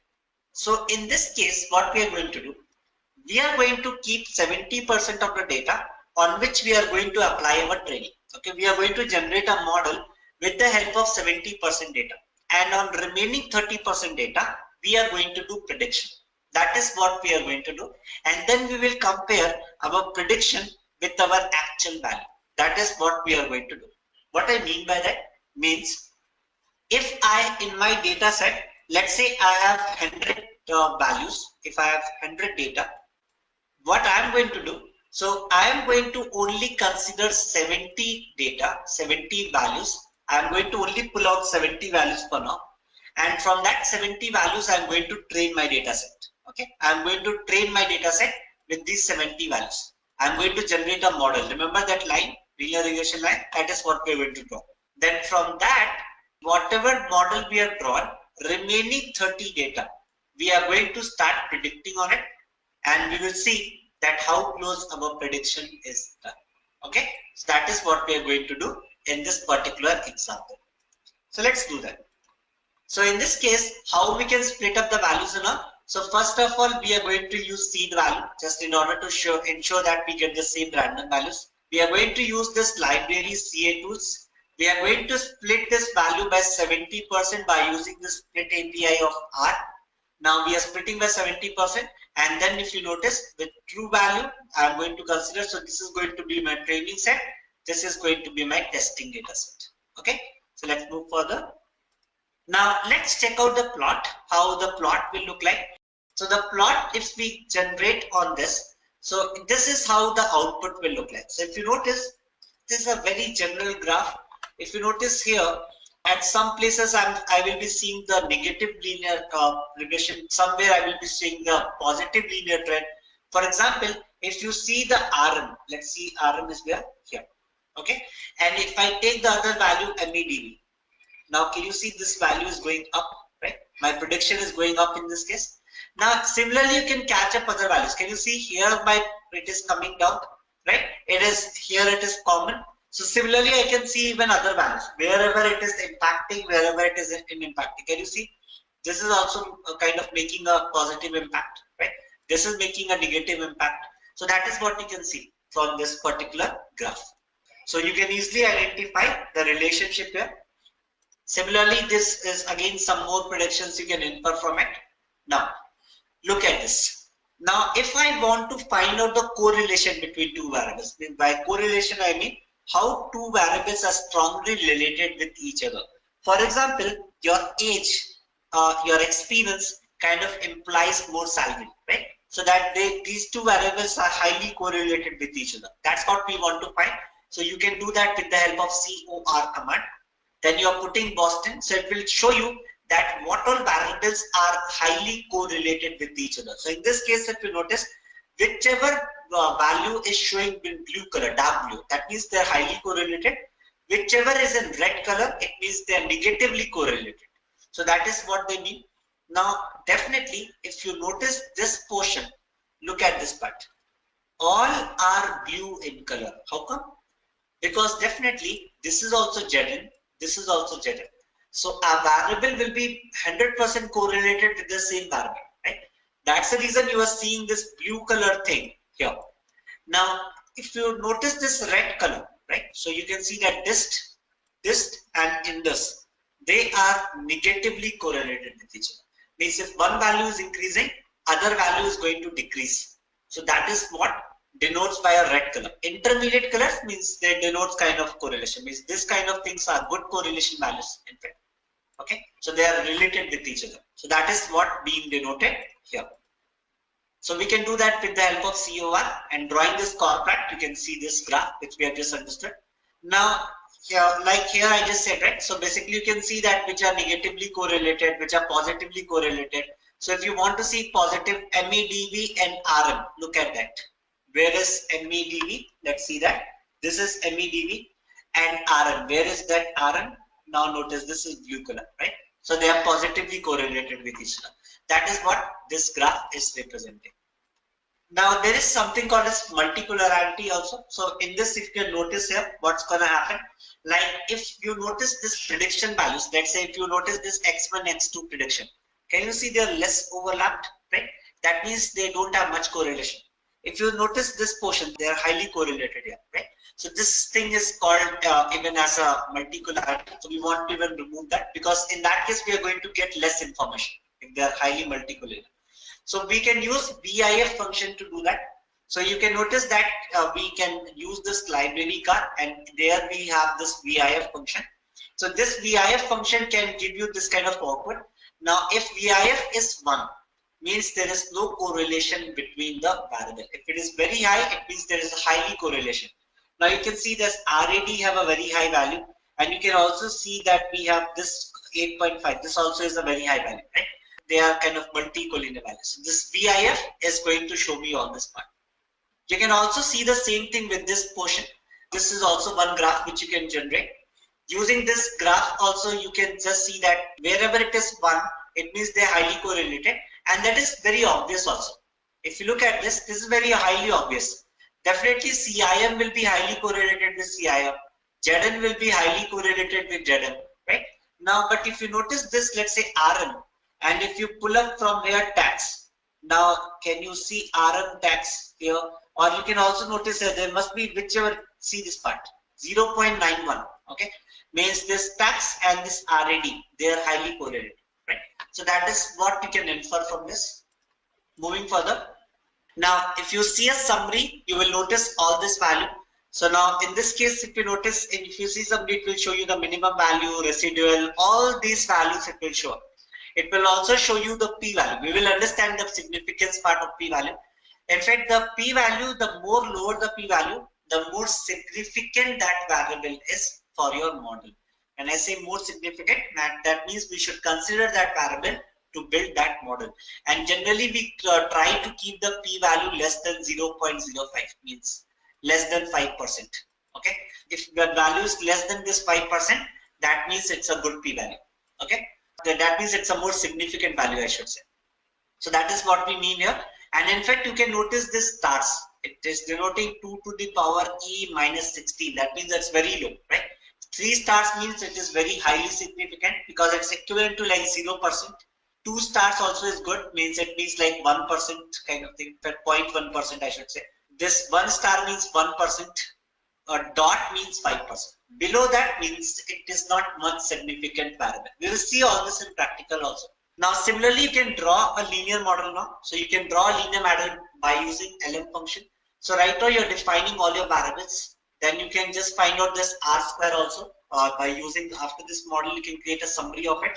In summary you will find all this p value. Now you can notice all the significant values. Notice this. Whichever is going to be closer to 1 means it's highly significant, right? So you can do this. Now this is not very significant. So you can remove it if you want. In this you can remove it. Similarly, whichever is not significant, you can remove this from your model. So that is what you can also do. Now, if I move further, if your R square is near to 1, it means it's a good model. If R square is not near to 1, that means it's not a very good. You can notice this R square thing. So R square you can notice from here, all these values, right? So if it is near to 1, then in that case it's a good model. Otherwise, it's not a good model. That's what your R square denotes. We will see all this thing in practical also, don't worry. So p value I've just already explained you this portion. Now you can also generate it by excluding your index and age, which were not significant, as we have seen with the p value part. Now you can notice that now if I do a summary, we will not see any of the insignificant value. So we can remove all the variables where we were not seeing any star or dot. Means their p value was greater than, let's say it is going to be greater than your basically 5%. That is what this means. So here now if you have a data set and you want to predict, now you can do that with your test data sets. These are your prediction values. Now if you plot basically your prediction and your actual values, you will see a graph something like this. And if you notice, my green color and my blue color, they're almost going identical way, right? Not much difference. That means my prediction is very good. My prediction which is coming out is really a good prediction. Now if you have, let's say, a new data set and you want to predict the price of your house, so as you can see here, you can easily predict it because you have the model function, the model which you have created. In that you can pass your sample data and then this should be a predicted output. So that is how you can do it. Now let me just show all these things in practical. For that we require to open our RStudio. So let's do that. So let me show you how RStudio looks like. This is our RStudio where we can execute our R code. Now, like if you are a Java developer, you might have used Eclipse and all. Similarly, for R users, this is what being used. Now, if you notice, this is my whole code, which is in front of you, which I just explained you. Now, let's execute it line by line and see that whether the same incidents are happening or not. So, first of all, I'm going to execute my library mass. I'm going to load that. Then going to bring this data Boston and going to read this data. So, let's do that. So, as you can notice, this is my data of Boston. Okay, so I have crime rate and all those values which we have seen. Now let's go there. Now let's say if I want to see the data of Boston, I can say question mark Boston. Now on your right hand side, you can see a help page which is coming up, right? Now this contains all the value for your Boston.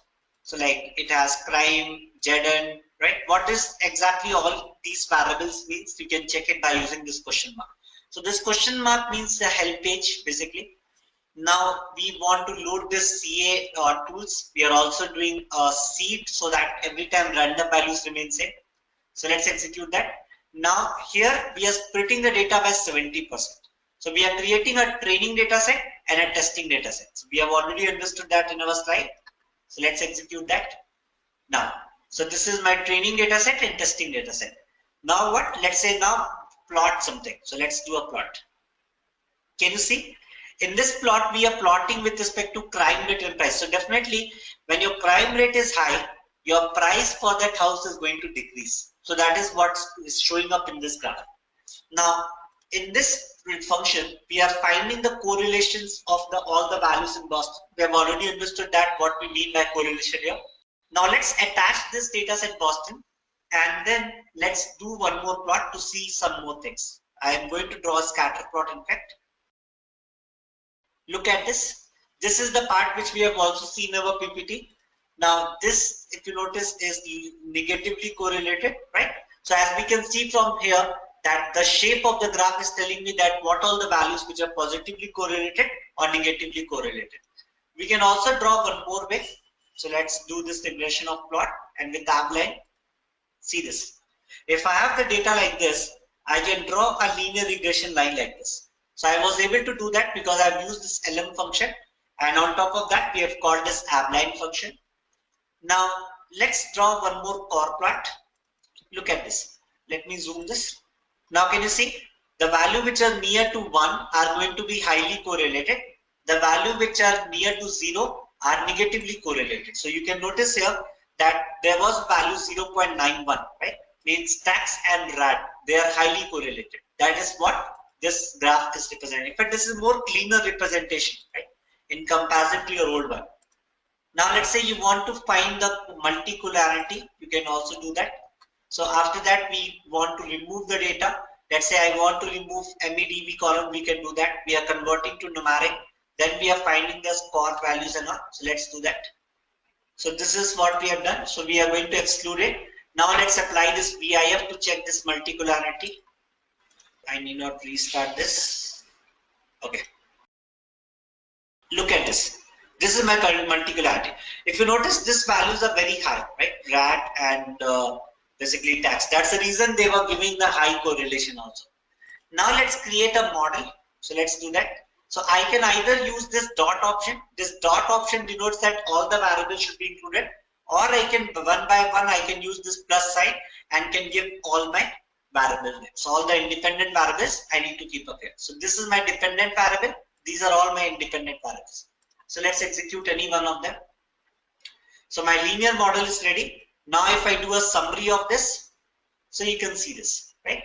Now currently if you notice this age, right?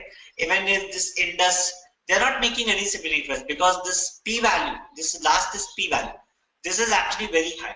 So I only want to consider which is less than 5%, which will show me some stars or dots. So I only want to consider that. So I can remove them. So let's remove them. I can remove the text and all. So let's do that. Now notice I have, when I draw this, it did not make much impact. Now age is also having no significance. I can remove that also. So let's remove that and then see a summary of them. You will notice a better model effect. Now notice everything coming here is with star, means all the p values are less than that. Also you should notice the r square value. R square value should be near to 1. That gives a good one. Now let's do a prediction. Let's do a prediction. Now, so this is my prediction output for the new test. Remember, I have done it 70%, 30%. So this I am doing for 30% data. Remaining 30% data, I am doing this now on the testing data set. Now what I should do? Now let me just plot a graph between the actual value of testing set and whatever the predicted value we have got. So let's do that.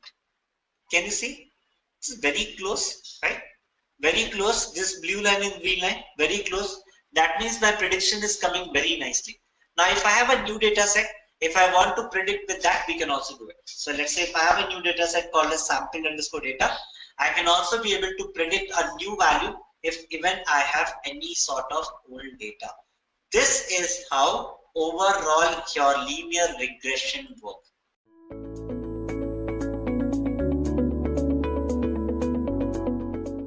Now let's move ahead and look at the different types of supervised learning problems. Alright, so machine learning has 3 types of learnings. Okay, it's supervised learning, unsupervised learning, and reinforcement learning.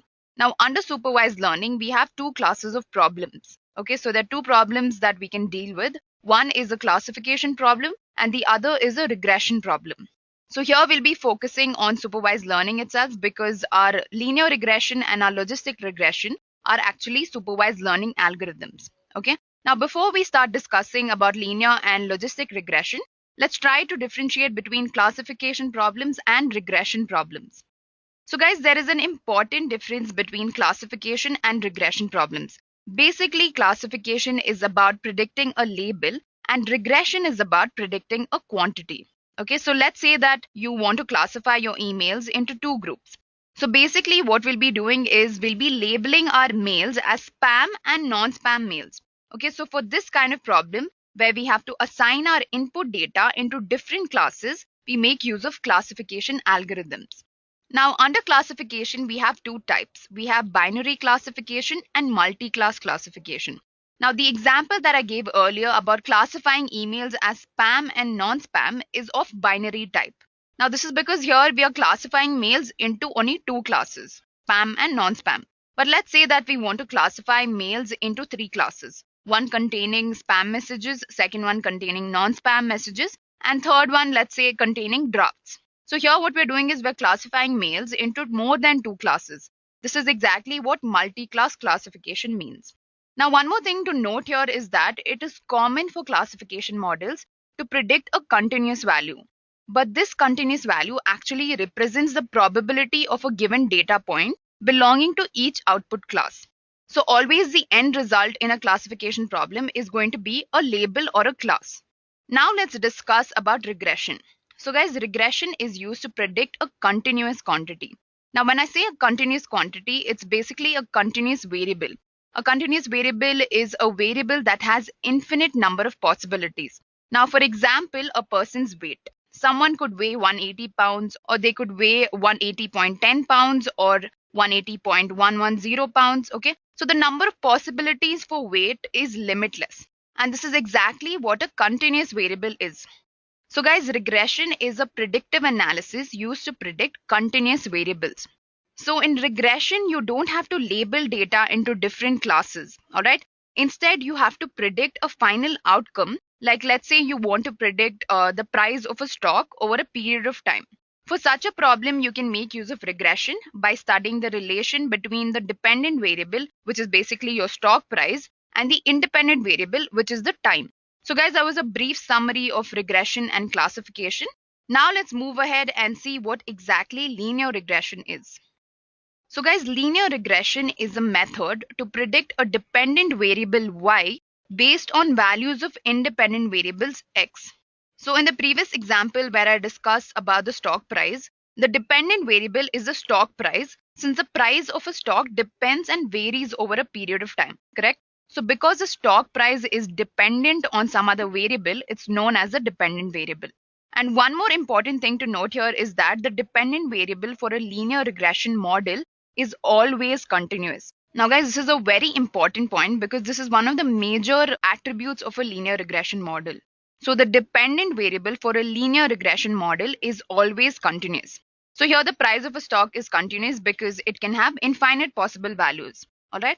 Now on the other hand, time is the independent variable. Okay, it can either be continuous or it can be discrete.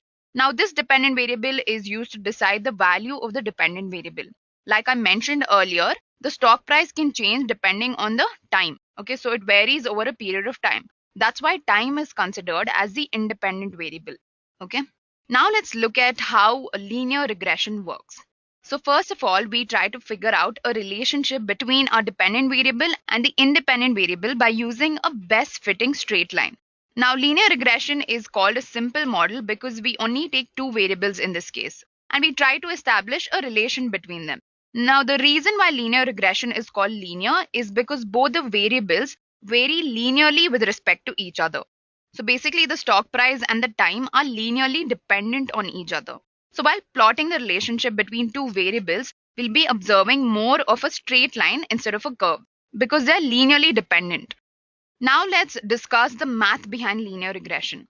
So the equation that you see over here, y is equal to b0 plus b1 into x plus e, is used to represent a linear regression model. So this equation is used to draw out a relation between the independent variable x and the dependent variable y. Now we all know the equation for a linear line in math, which is y is equal to mx plus c. So basically the linear regression equation is represented along the same equation, alright, because this is a straight line. Let's break down this formula. Now y over here basically stands for the dependent variable that needs to be predicted. Okay, so maybe this is the stock price. Now b0 is basically the y-intercept, which is basically the point on this line which touches the y-axis. Okay, that's why it's called y-intercept. So this is our b0 over here. b1 is the slope of this line, this linear line. And the slope can be either negative or positive depending on the relation between the dependent variable and the independent variable. Next we have x. X here represents the independent variable that is used to predict our resultant dependent value. E denotes the error in the computation. So any sort of error is denoted by E. Okay, you can see the error over here. Similarly, this is the error of this data point and so on. Okay, now that you have a basic understanding of linear regression, let's move ahead and discuss what logistic regression is. Now guys, I'm not going to go in depth about linear regression and logistic regression because we're going to focus on the comparison between linear and logistic. Okay, but if you want to learn more about linear and logistic regression, I'm going to leave a link in the description. You all can check out those videos. Now let's look at what is logistic regression. So guys, logistic regression is one of the basic and popular algorithms to solve a classification problem.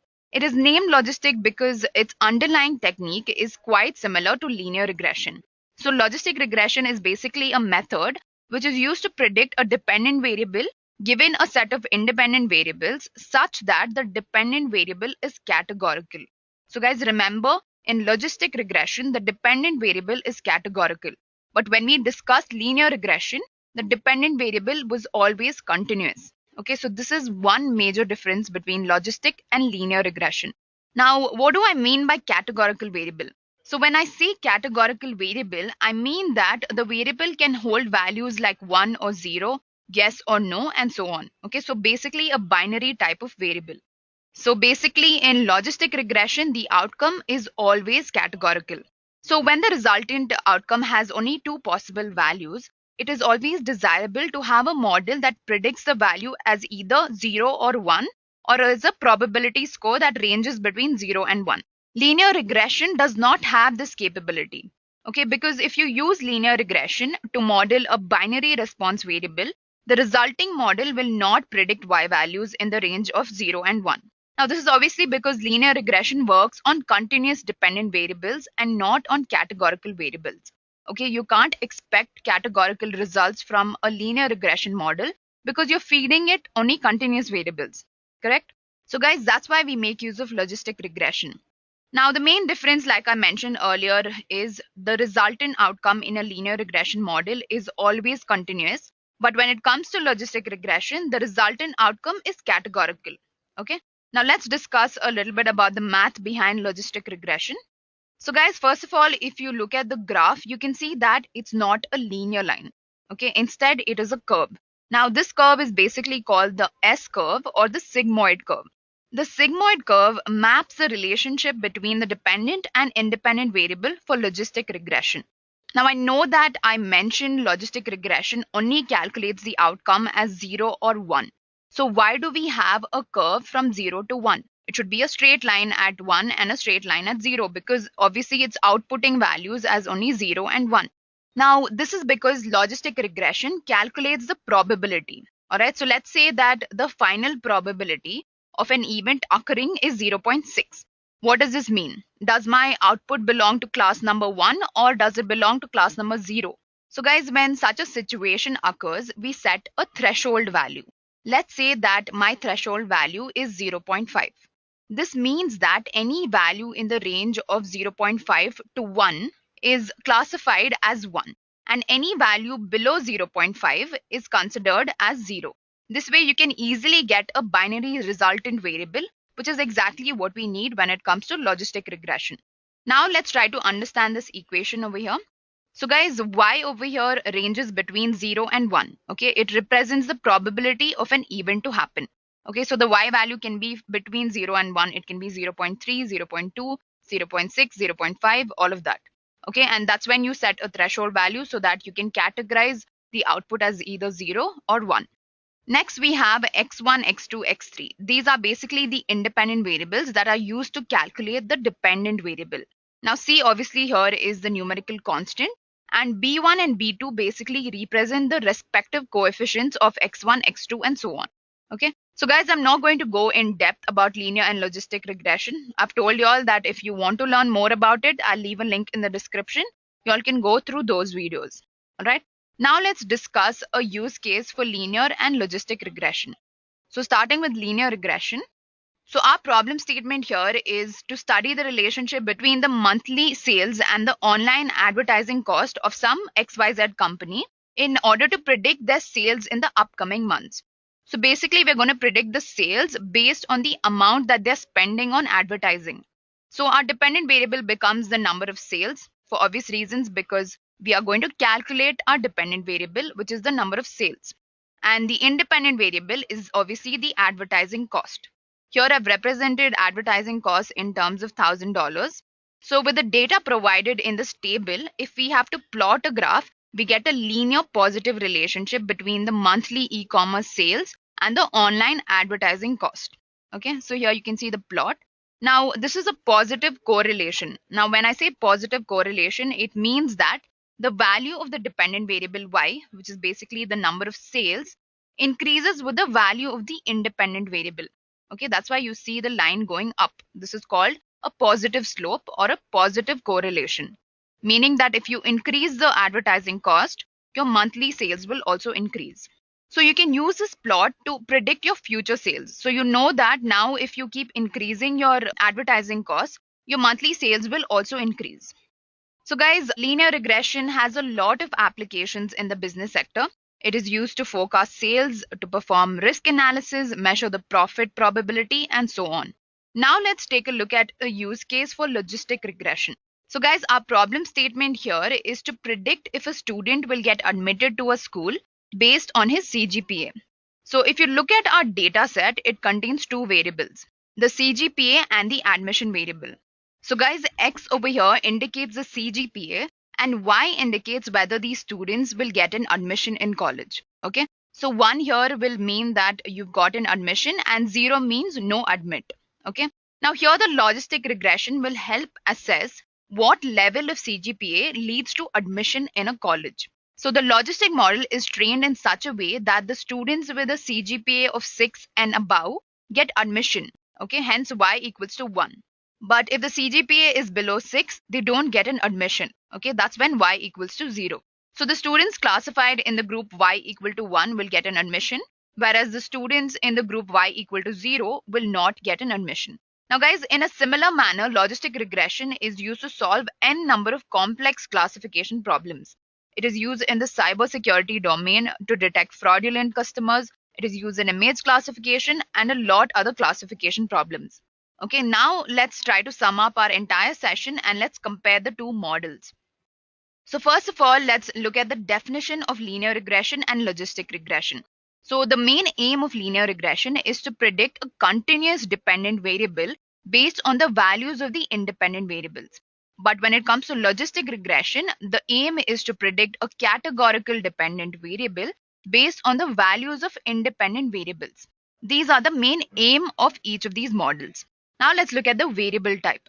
Now in linear regression, the dependent variable is always continuous. Alright, this is very important to remember because this is the main objective of linear regression. Okay, it makes use of continuous dependent variables to predict continuous values. Similarly, when it comes to logistic regression, you're going to use categorical dependent variable to predict a categorical value. All right. Now let's look at the estimation method. So guys, linear regression is based on the least square estimation, which basically says that the regression coefficient should be chosen in such a way that it minimizes the sum of the square distance of each observed response. Okay. Now this is in depth about linear regression, so that's why I'm going to leave a link in the description.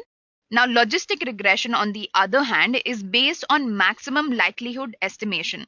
Okay, this basically says that the coefficients should be chosen in such a way that it maximizes the probability of y given some value of x. Next is the equation. Earlier we discussed this equation where for linear regression we have y is equal to b0 plus b1 into x plus e. Okay, similarly, this is the equation for logistic regression. So the next difference is the best fit line. So guys, linear regression aims at finding the best fitting straight line, which is also called the regression line. All right. But when it comes to logistic regression, if you try and map the relationship between the dependent and independent variable, you're going to get a curve, which is also known as the sigmoid curve. All right. So in linear regression, the relationship between the dependent and independent variable is represented using a straight line. But when it comes to logistic regression, the relationship between the dependent and independent variable is represented using a sigmoid curve. Now let's look at the relationship between dependent and independent variable. Now when it comes to linear regression, there has to be a linear relationship between the two. So when I say linear, I mean that the variables have to very linearly. Okay, that's how the straight line is formed in the first place. All right. When it comes to logistic regression, it's not necessary to have a linear relationship. Now, the output of linear regression is always going to be a predicted integer value, or basically a continuous value. So when it comes to logistic regression, the output has to be a binary value. Okay, so it should either be class A or class B, or it should be 0 or 1, something like that. Finally, we have applications. Now, linear regression is mainly used to predict outcomes like the expected number of sales, and it's always used to predict some continuous value. All right, but when it comes to logistic regression, it's mainly used in classification. So when you want to classify a data set into two different classes, then you use logistic regression. You can find a lot of applications of linear regression in the business domain. And logistic regression is mainly used in the cybersecurity, image processing, and classification domain.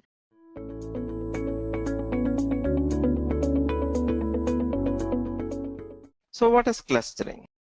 So primarily clustering means grouping of objects based on the information found in the data, describing the objects or their relationships. So we have a set of data and then we try to group them, we try to classify them. Say, for example, we have people residing and there is a cable connection going on. If you want to increase your chance of people subscribing for this cable connection, you better understand the demography there so that you can provide the channels, required channels to those people, target those people, which means, right, so if there is a particular community which has particular language preference, right, if you think that this set of community has more of a Spanish people or Spanish speaking people, and this community has more of a French speaking people, and then more of an English speaking people, it's better you try to understand these classifiers in order to target them better. So because you can have your set of channels completely tied to them so that those set of people can pick those, can subscribe for you,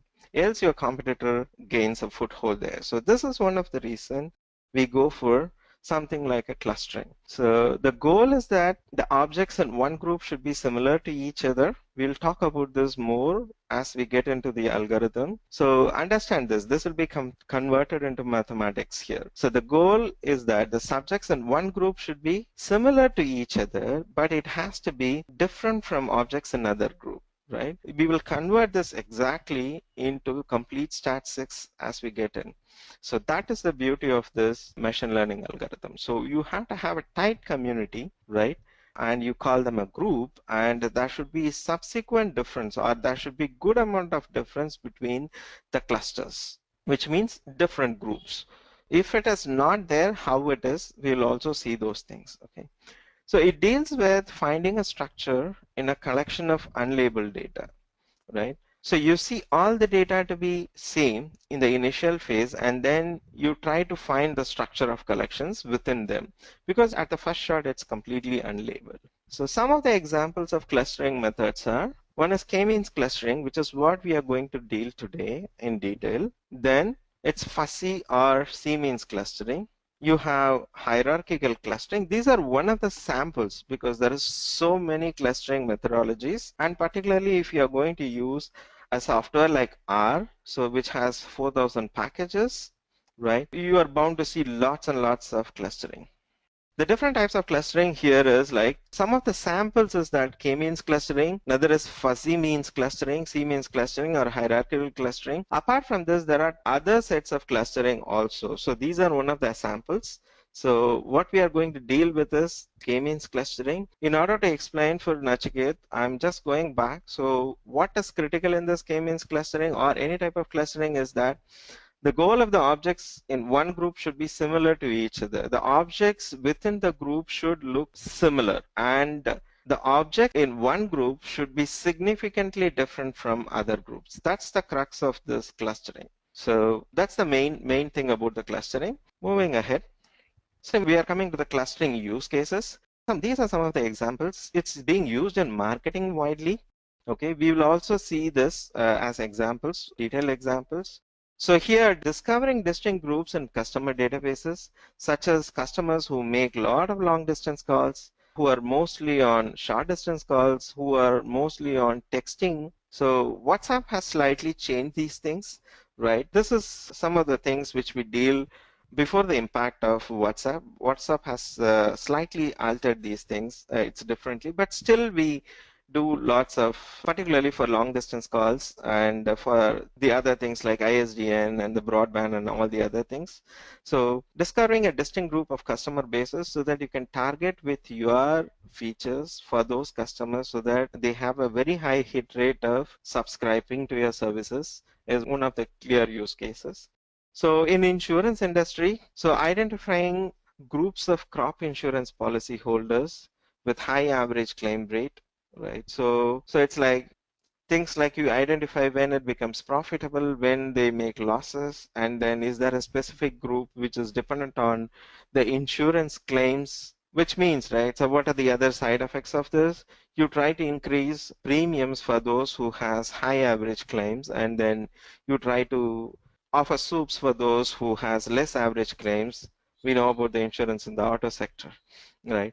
These are some of the things where they have to target for the premiums, and also it's one of the front loaded stuff, which means not like your fixed deposits or other things where here the premium comes up front and only when there is a loss or something you go back and provide the claims, and the percentage of claims should also remain less so that the insurance company is not affected. So it's highly critical that the insurance industry understands the type of customers to whom they are pitching for the particular insurance policy. Next, it's land use. So identification of areas are similar in land use in a GIS database. So this can be done for multiple purposes, right? So the land use primarily if you're trying to create land banks and then you're trying to provide a particular set of industries in the things like cases where there are 2,000 of acres identified only for bringing in industries and then specific type of industry, so it becomes a cluster there. So for all those things, and so it also depends upon what kind of industry is that, what do they do? Is it simply they use the land, or they pump in something into the land, or they extract something out of the land? And based on that, the water source should be nearby, should the water source be far away, or if there is anything which is toxic which has to be taken care of. For all those things, identifying the land areas becomes critical. So now even in India we have cartographic satellites, right, which actually tries to find the minerals below the surface at a certain distance. So once they identify, they decide what kind of operations can be performed on the land use. So all these things, machine learning is playing a vital role in identifying all those things. Similarly, seismic studies, right? So identifying probable areas of oil and gas explorations based on the seismic data, right? Similarly, it's not only for oil and gas exploration, so they use it for identifying shale oils, right? And primarily try to see the crust below where the shale oil is available. And it's also helpful in identifying the seismic zones so that proper guidelines are given for building of structures in those zones. So machine learning is being used in all these areas. Okay, getting into types of clustering. There is exclusive clustering, there is overlapping clustering, and hierarchical clustering. So I think the examples here, the pictures here is kind of self-explanatory, but getting into the details, right? So we go for exclusive clusterings, or we are able to identify exclusive clusters when the items belongs exclusively to one cluster and not several. Right? K-means does this sort of exclusive clustering very nicely. So what happens is, out of the entire set of data, we are exactly able to say, okay, these are the separate clusters, right? So, but sometimes we may not be able to do because there will be data points, there are data points which lie on the border, and then it overlaps between two clusters. Right. So item can belong to multiple clusters. Its degree of association with each cluster is known. Right. So from the center, how much is associated to the center is completely known. So fuzzy or C means does this sort of exclusive clustering. So this is where fuzzy clustering comes into the picture. The C means clustering comes into the picture. This is where we have to use if the clusters are overlapping. Hierarchical clustering, when two clusters have a parent-child relationship or a tree-like relationship. Right, so that's when you go for a hierarchical clustering, which means the clusters in itself have a parent. right? So that's when there is a relation between the clusters. That's when you go for hierarchical clustering. Okay, coming to k-means clustering. So k-means is one of the simplest algorithms which uses unsupervised learning method to solve known clustering issues. Okay, what happens is in this k-means clustering, one of the key things is that we don't know how many clusters are there inside, right? So what we do is we try to start with a number, and then we try to seed them with multiple cluster points so that the model goes ahead and splits the entire population into so many clusters. Say, to be very clear, right? So I first start with cluster of 2 for the entire population. It tries to split the entire population into 2 clusters and then it comes out.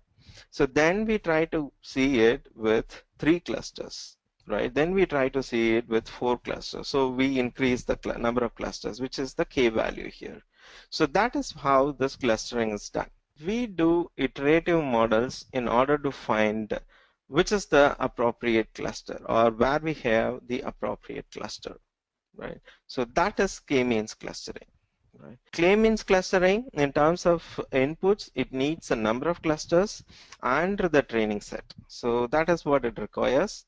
So moving ahead, right, one of the examples is that the Google News. Okay, so we can see a single topic containing multiple links from different URLs or different web pages. This is one of the classic examples of how the clustering is done. So various URLs related to Trump and Modi are grouped under one section.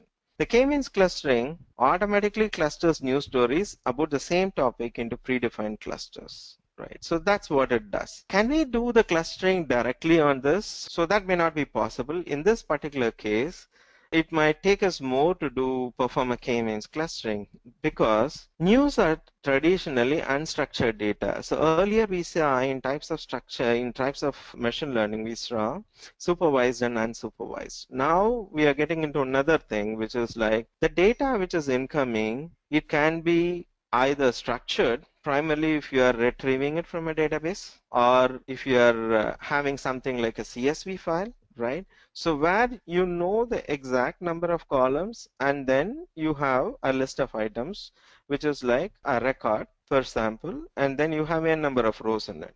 So columns becomes your attributes and the rows becomes the data points for you. You can also have semi-structured data.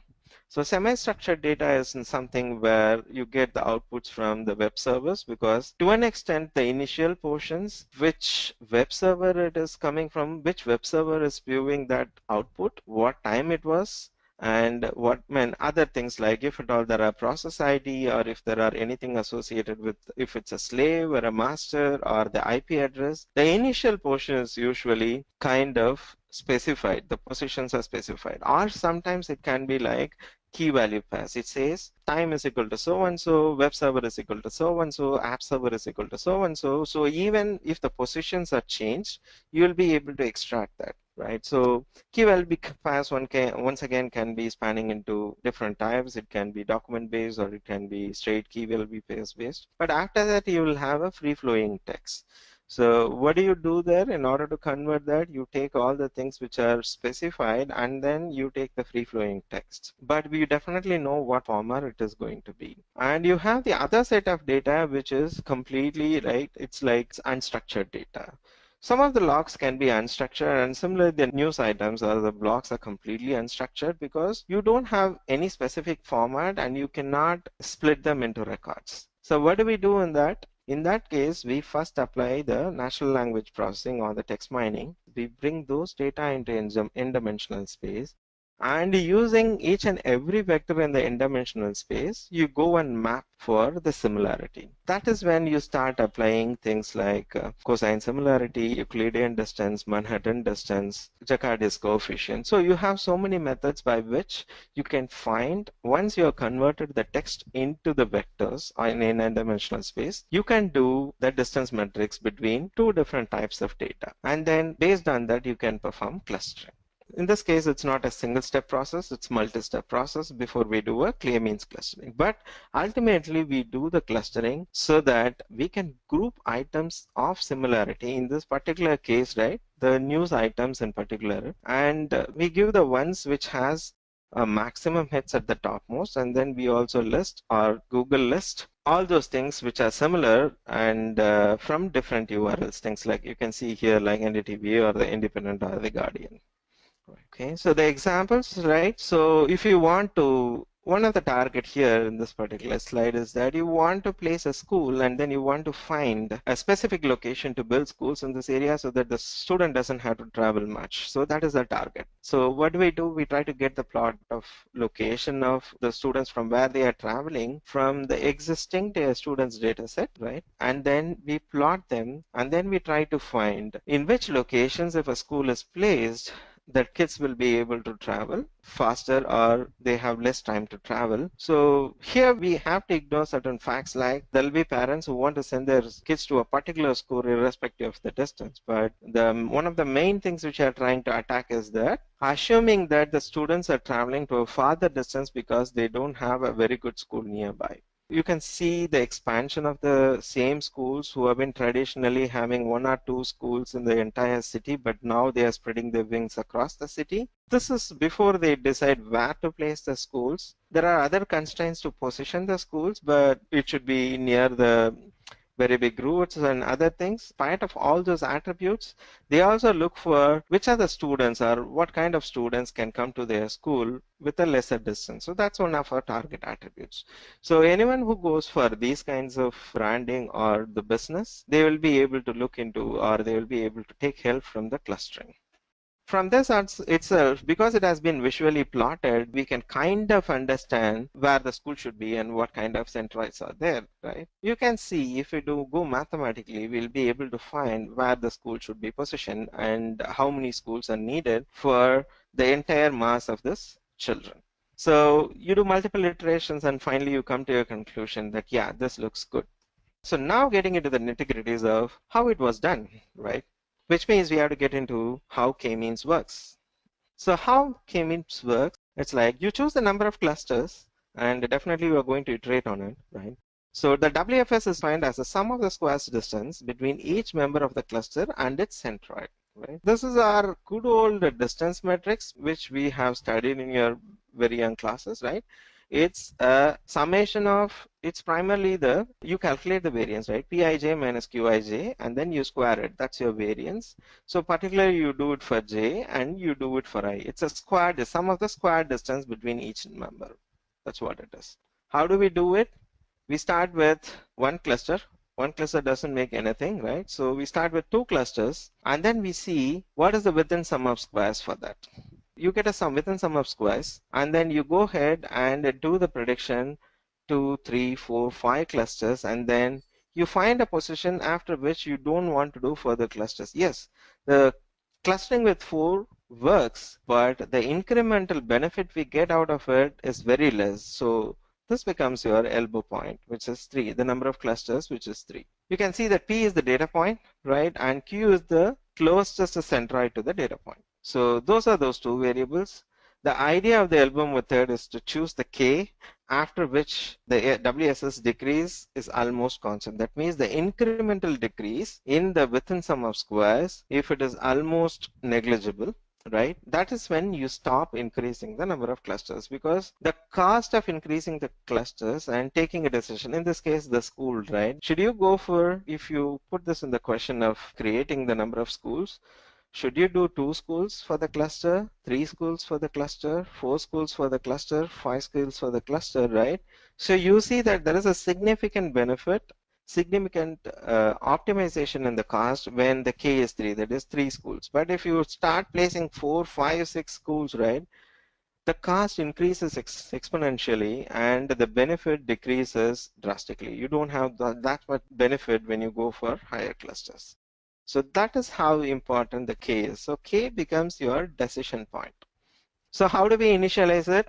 We randomize the initial K points called the cluster centroids, because that's what we are seeing, right? Here we start with K is equal to 2 and the value of K can be determined by the elbow curve, as we explained in the previous slide, right? So with 2, you try to start. So what you do, we have to remember that the centroids are random points right now. You compute the distance matrix for every data point. That's why Pi is the data point. So you compute it for every data point, and you compute it for the closest point in the center, the closest centroid for the data point, right? As you do this, right, you start with a centroid and then you keep computing it, which means the model actually does that and it achieves at a final centroid, right? So you can see that this is how the cluster assignment happens. Compute the distance between the data point and the cluster centroid. Depending upon the minimum distance, the data points are divided into 2 groups right now, because you start with this cluster, and if you compute this, this is how it will look like, right? So you can see that. So all the data points which are closer to the orange cluster are spotted here, and all the data points which are closer to the blue centroid are spotted here, right? So now what happens is, as you compute further, the centroid moves. The centroid moves closer and closer, which means it actually moves towards the actual centroid, right? Compute the means for blue dots and reposition the blue centroid, the cluster centroid, to this mean. Okay, similarly do it for orange dots. So the migration happens iteratively within the model. As you move forward, this is what has happened. As you move, repeat previous 2 steps iteratively till the cluster centroids start changing their position. At some point, the centroid doesn't change for further computations. That is when the model converges.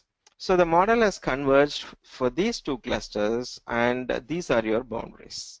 Okay, so this is one of the things. There are other models, things like support vector machines, which actually tries to increase the distance between these 2 things, right? So it finds the support vectors where there is maximum distance between the clusters. So there are models to do that. Okay, so this is your optimization. And the final step is the convergence, right? So finally, the K-means clustering algorithm converges, right? Which means it divides the data points into 2 clusters clearly visible in orange and blue, right? So this is how the convergence happens, and then the model stops. So Nachiket is asking, does the clusters formed depend on where the centroids are initialized? No, right? It should not be. That should be the strength of the model, because nothing should be, the starting point should not be a biasing case, right? But there are technicalities here, right? Because if you go deeper into it, right, saying, are we talking about the global minimums or the local minimums, right? So those are the questions which cannot be covered just within the K-means. Yes, so we have to jump out if we are stuck in a local minima. So which means if you have to find the local min, and there are models which can do it, there are models which cannot do it. But for your question, the initial starting points will not decide the clusters. So problem statement. So this is when we are going for the example. So challenge is Netflix wanted to increase its business by showing more popular movies on its website. So once again, right, because the problem statement is there, it becomes very easy for us to proceed. But one of the biggest challenges in this industry, which is the data science industry, is defining the problem itself is a big problem, right? So arriving at what do I want and what kind of models I have to go after is in itself a science here. So solution, so Netflix decided to group the movies based on the budget, gross, and Facebook's, which means from the whole set of data available, you have already narrowed down to the attributes which I have to look into so that I can increase my target audience, right? So out of, you can see once I bring up the example, right, out of 23 odd attributes, we have narrowed down to 2. So, but how do we do this? That in itself is another part of data science here. So you do something like, one of the things which I was saying is that SVM, there are things like principal component analysis, where you analyze which attribute significantly increases or decreases my target variable, right?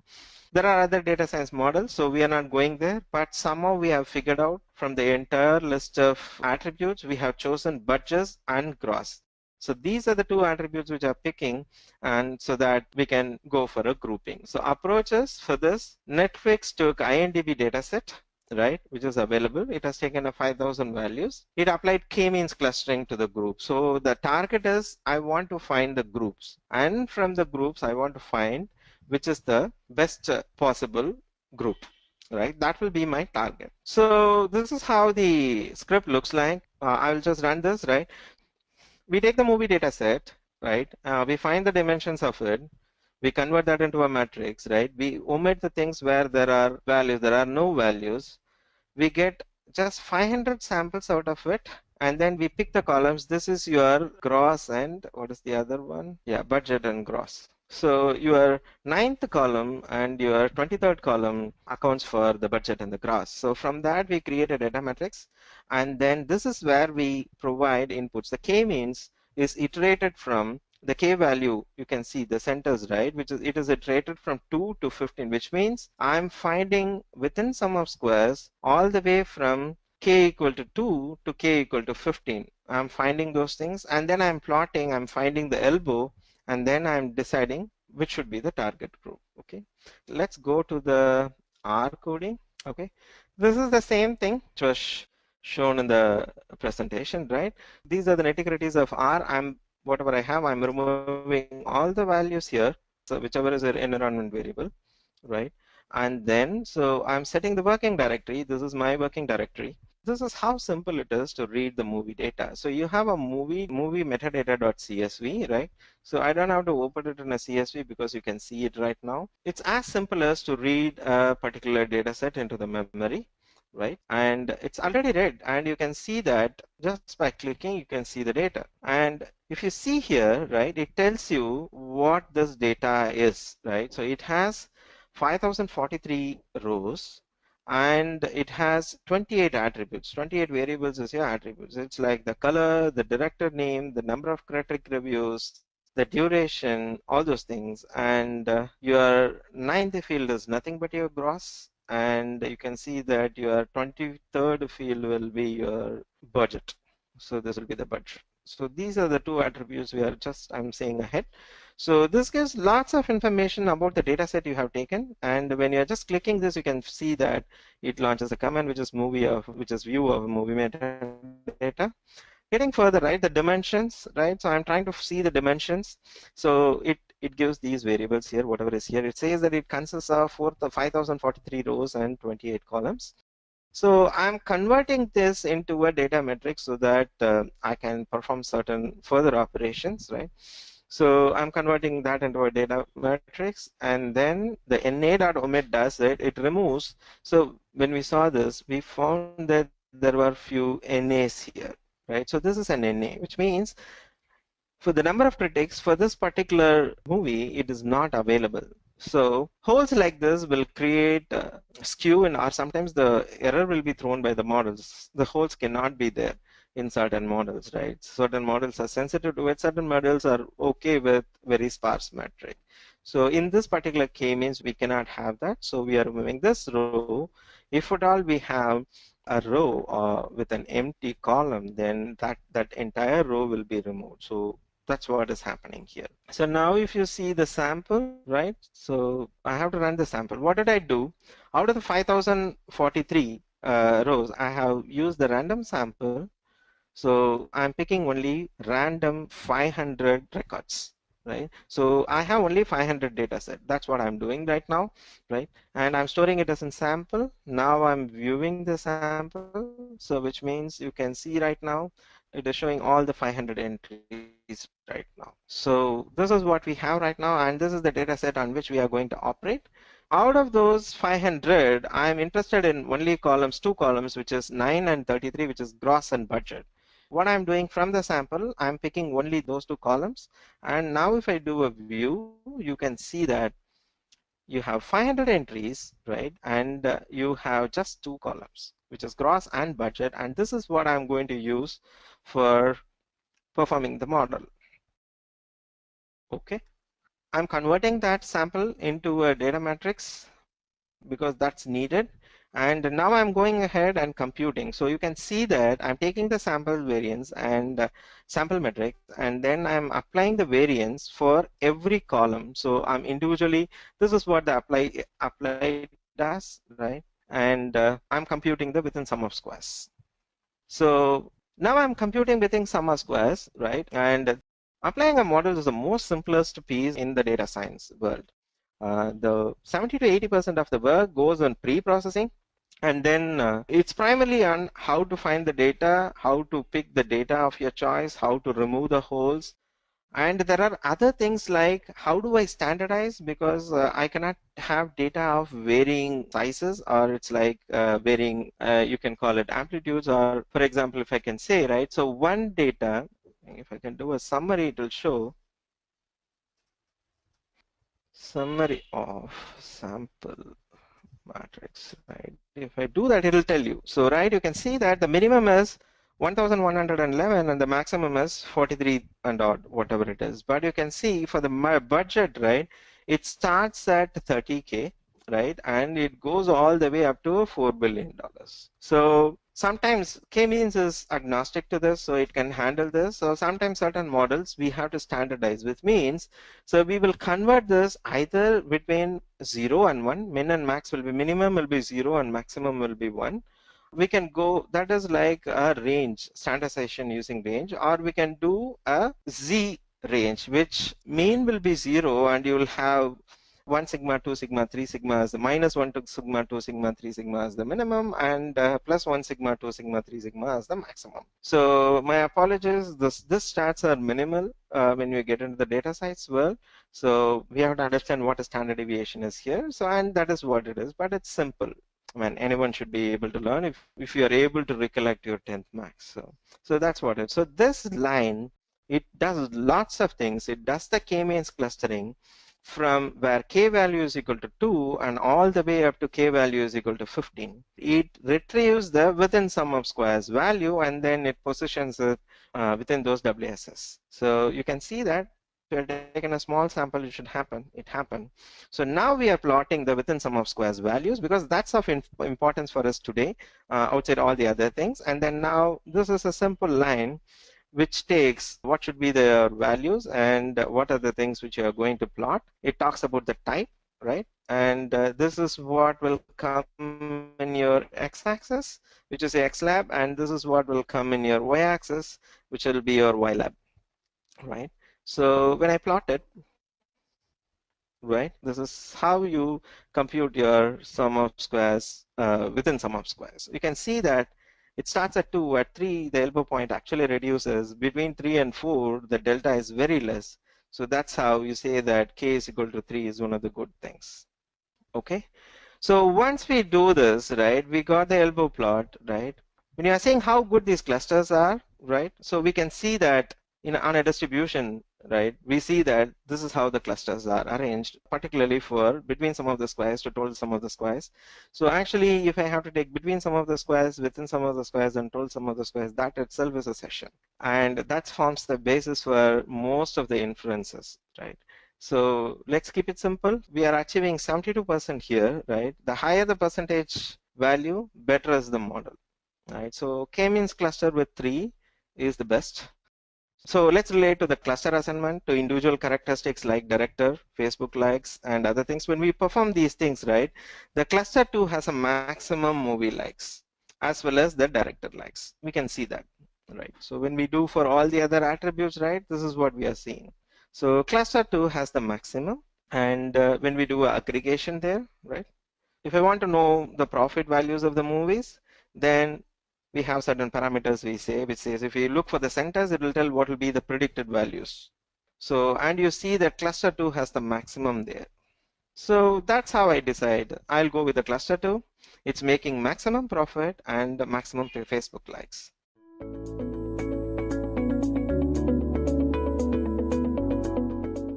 Now, random forest is actually one of the classifiers which is used for solving classification problems. Now, since some of you might not be really aware of what classification is, so let's quickly understand classification first and then we'll try to relate it to the random forest. So basically, classification is a machine learning technique in which you already have predefined categories under which you can classify your data. So it's nothing but a supervised learning model where you already have a data based on which you can train your machine, right? So your machine actually learns from this data. So whatever all that predefined data that you already have, it actually works as a fuel for your machine, right? So let's say for an example, ever wondered how your Gmail gets to know about the spam emails and filters it out from the rest of the genuine emails? Any guesses? All right, I'll give you a hint. Try to think something on the line that what would it actually look for? What can be the possible parameters based on which you can decide, all right, this is a genuine email or this is a spam email?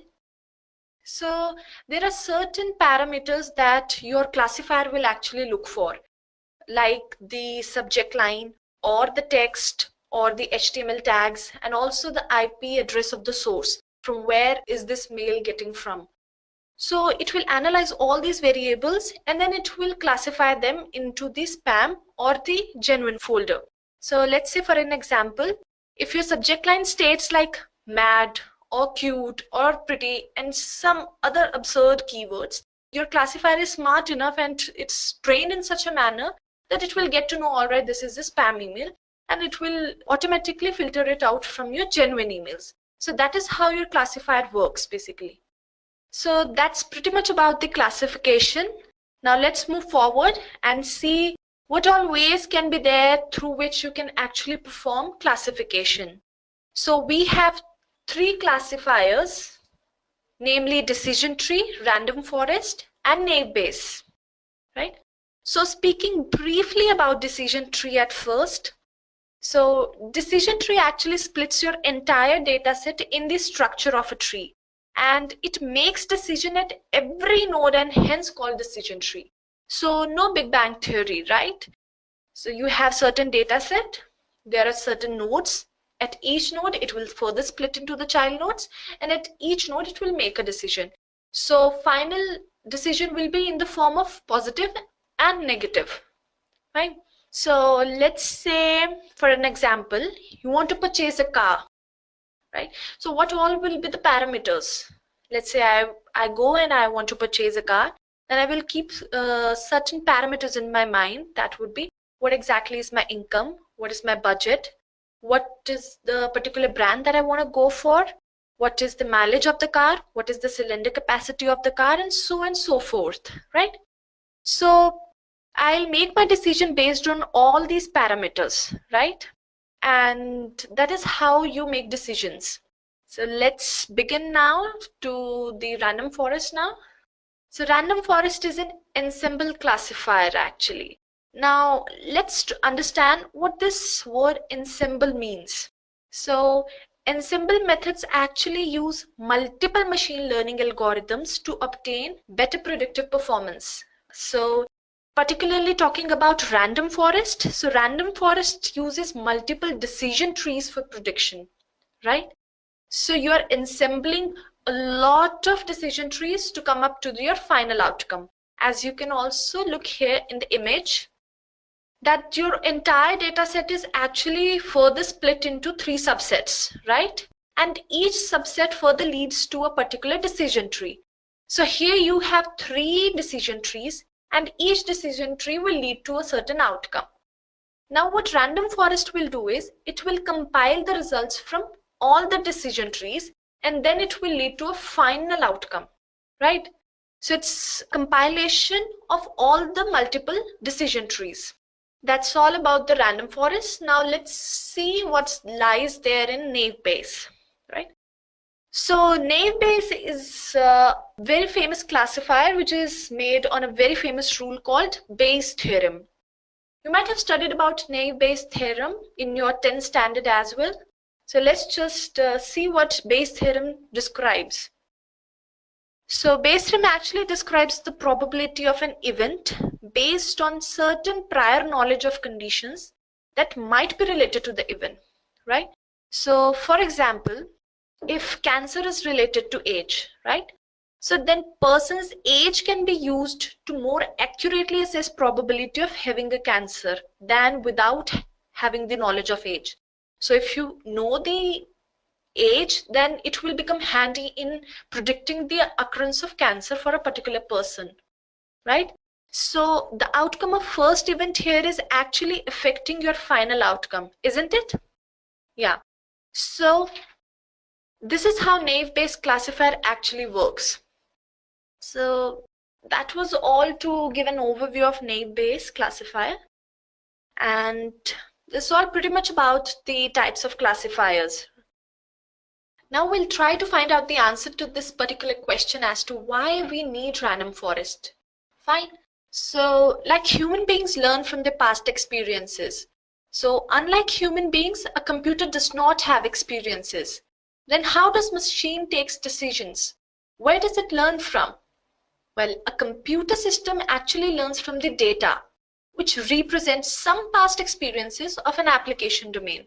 So now let's see how random forest helps in building up the learning model with a very simple use case of credit risk detection. Now, needless to say that credit card companies have a very nested interest in identifying financial transactions that are illegitimate and criminal in nature. And also I would like to mention this point that according to the Federal Reserve Payments Study, Americans used credit cards to pay for 26.2 billion purchases in 2012. And the estimated loss due to unauthorized transactions that year was US $6.1 billion. Now, in the banking industry, measuring risk is very critical because the stakes are too high. So the overall goal is actually to figure out who all can be fraudulent before too much financial damage has been done. So for this, a credit card company receives thousands of applications for new cards, and each application contains information about an applicant, right? So here, as you can see, that from all those applications, what we can actually figure out is our predictive variables, like what is the marital status of that person, what is the gender of the person, what is the age of the person, and the status, which is actually whether it is a default payer or a non-default payer. So default payments are basically when payments are not made in time and according to the agreement signed by the cardholder. So now that account is actually said to be in the default. So you can easily figure out the history of the particular cardholder from this. Then we can also look at the time of payment, whether he has been a regular payer or a non-regular one, what is the source of income for that particular person, and so on and so forth. So to minimize loss, the bank actually needs certain decision rule to predict whether to approve a particular loan of that particular person or not. Now here is where the random forest actually comes into the picture, right?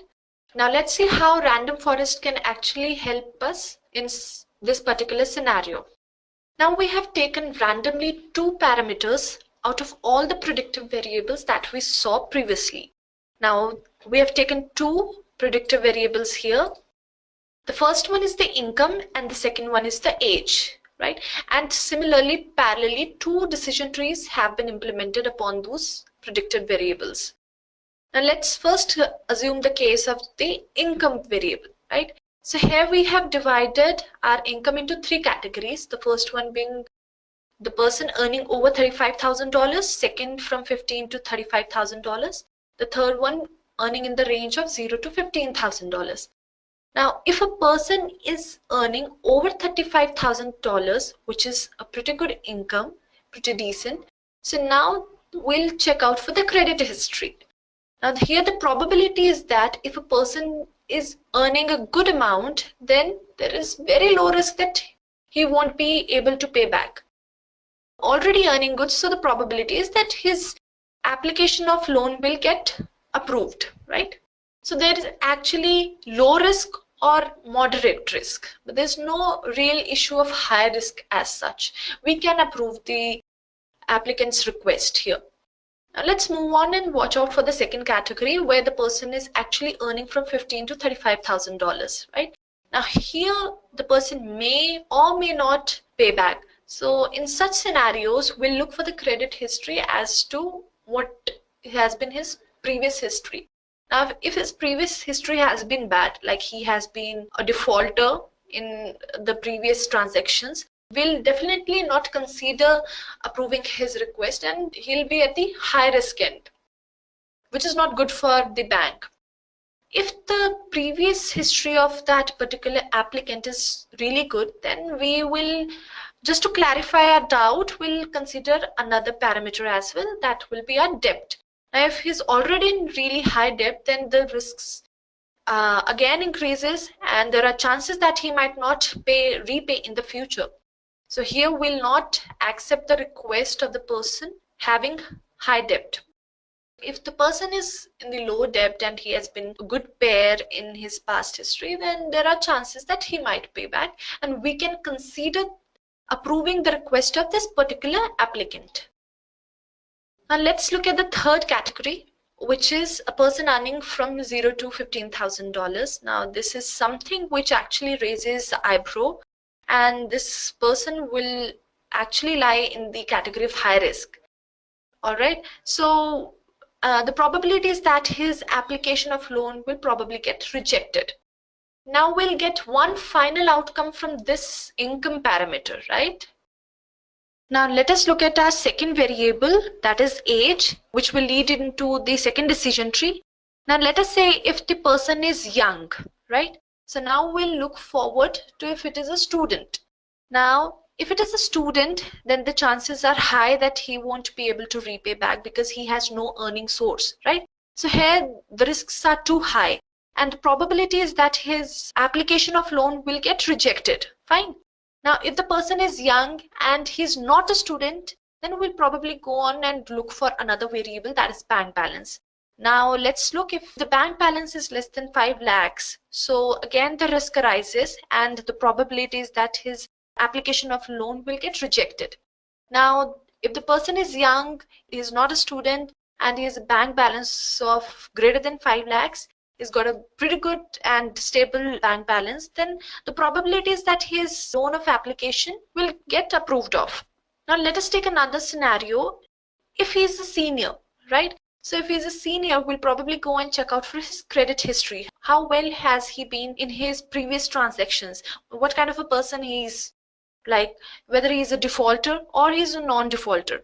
Now if he's a very fair kind of person in his previous transactions, then again the risk arises, and the probability of his application getting rejected actually increases, right? Now if he has been an excellent person as per his transactions in the previous history, so now again here there is least risk, and the probability is that his application of loan will get approved. So now here these two variables, income and age, have led to two different decision trees, right? And these two different decision trees actually led to two different results. Now what random forest does is it will actually compile these two different results from these two different decision trees, and then finally it will lead to a final outcome. That is how random forest actually works, right? So that is actually the motive of the random forest.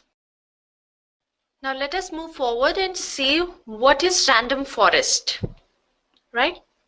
You can get an idea of the mechanism from the name itself, random forest. So a collection of trees is a forest, that's why called forest probably. And here also the trees are actually because being trained on subsets which are being selected at random, and therefore they are called random forests. So a random forest is a collection or an ensemble of decision trees, right? Here a decision tree is actually built using the whole data set considering all features. But actually in random forest only a fraction of the number of rows is selected, and that too at random, and a particular number of features which are actually selected at random are trained upon, and that is how the decision trees are built upon, right? So similarly, a number of decision trees will be grown, and each decision tree will result into a certain final outcome, and random forest will do nothing but actually just compile the results of all those decision trees to bring out the final result. As you can see in this particular figure, that a particular instance actually has resulted into 3 different decision trees, right? So now tree 1 results into a final outcome called class A, and tree 2 results into class B. Similarly, tree 3 results into class B. So random forest will compile the results of all these decision trees, and it will go by the call of the majority voting. Now since here 2 decision trees have actually voted into the favor of the class B, that is decision tree 2 and 3, therefore the final outcome will be in the favor of the class B. And that is how random forest actually works upon.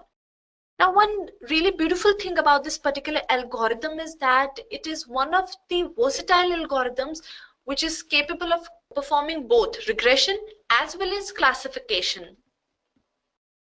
Now, let's try to understand random forest further with a very beautiful example. All right, this is my favorite one. So let's say you want to decide if you want to watch Edge of Tomorrow or not, right? So in this particular scenario, you will have two different actions to work upon. Either you can just straight away go to your best friend, ask him about, all right, whether should I go for Edge of Tomorrow or not? Will I like this movie? Or you can ask a bunch of friends and take their opinion in consideration, and then based on the final result, you can go out and watch Edge of Tomorrow, right? So now let's just take the first scenario. So where you go to your best friend, ask about whether you should go out to watch Edge of Tomorrow or not.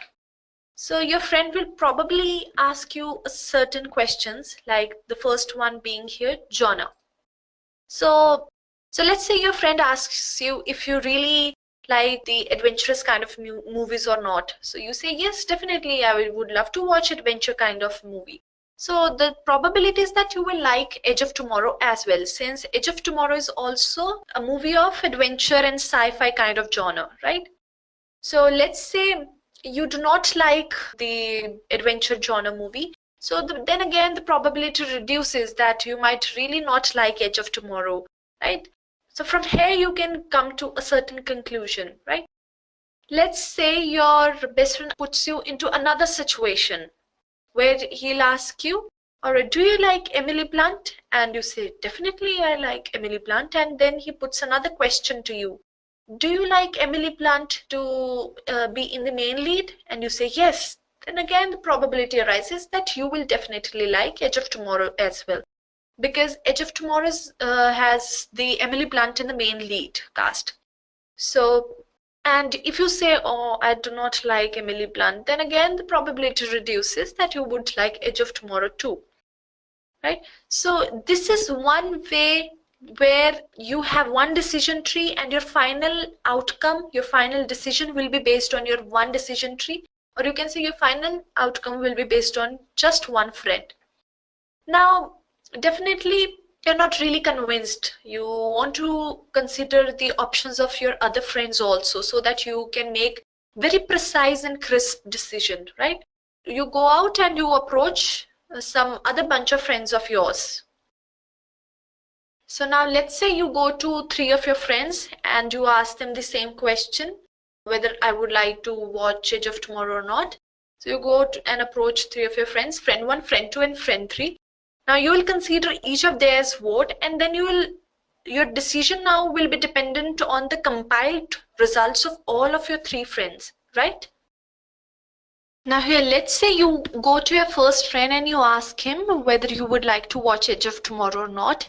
And your first friend puts you to one question. Did you like Top Gun? And you say, yes, definitely, I did like the movie Top Gun. Then the probability is that you would like Edge of Tomorrow as well, because Top Gun is actually a military action drama, which is also Tom Cruise. So now again, the probability arises that yes, you will like Edge of Tomorrow as well. And if you say, no, I didn't like Top Gun, then again, the chances are that you wouldn't like Edge of Tomorrow, right? Then another question that he puts you across is that, do you really like to watch action movies? And you say, yes, I would love to watch them. Then again, the chances are that you would like to watch Edge of Tomorrow. So from your friend 1, you can come to one conclusion. Now here, since the ratio of liking the movie to don't like is actually 2:1, so the final result is actually you would like Edge of Tomorrow. Now you go to your second friend and you ask the same question. So now your second friend asks you, did you like Far and Away when we went out and the last time when we watched it? And you say, no, I really didn't like Far and Away. Then you would say, then you are definitely going to like Edge of Tomorrow.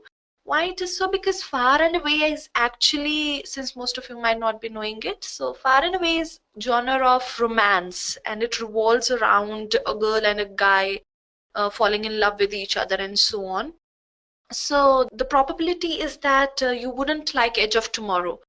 So he asks you another question. Did you like Oblivion? And do you really like to watch Tom Cruise? And you say yes. And again, the probability is that you would like to watch Edge of Tomorrow.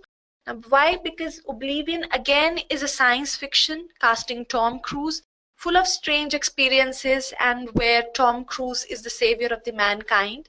Well, that is the same kind of plot in Edge of Tomorrow as well. So here it is pure yes that you would like to watch Edge of Tomorrow. So you get another second decision from your second friend. Now you go to your third friend and ask him. So probably your third friend is not really interested in having any sort of conversation with you. So it just simply asks you, did you like Godzilla? And you say, no, I didn't like Godzilla. So you say, definitely you wouldn't like Edge of Tomorrow. Why so? Because Godzilla is also actually a science fiction, a movie from the adventure genre. So now you've got 3 results from 3 different decision trees from 3 different friends. Now you compile the results of all those friends and then you make a final call that yes, would you like to watch Edge of Tomorrow or not? So this is some very real time and very interesting example where you can actually implement random forest into ground reality.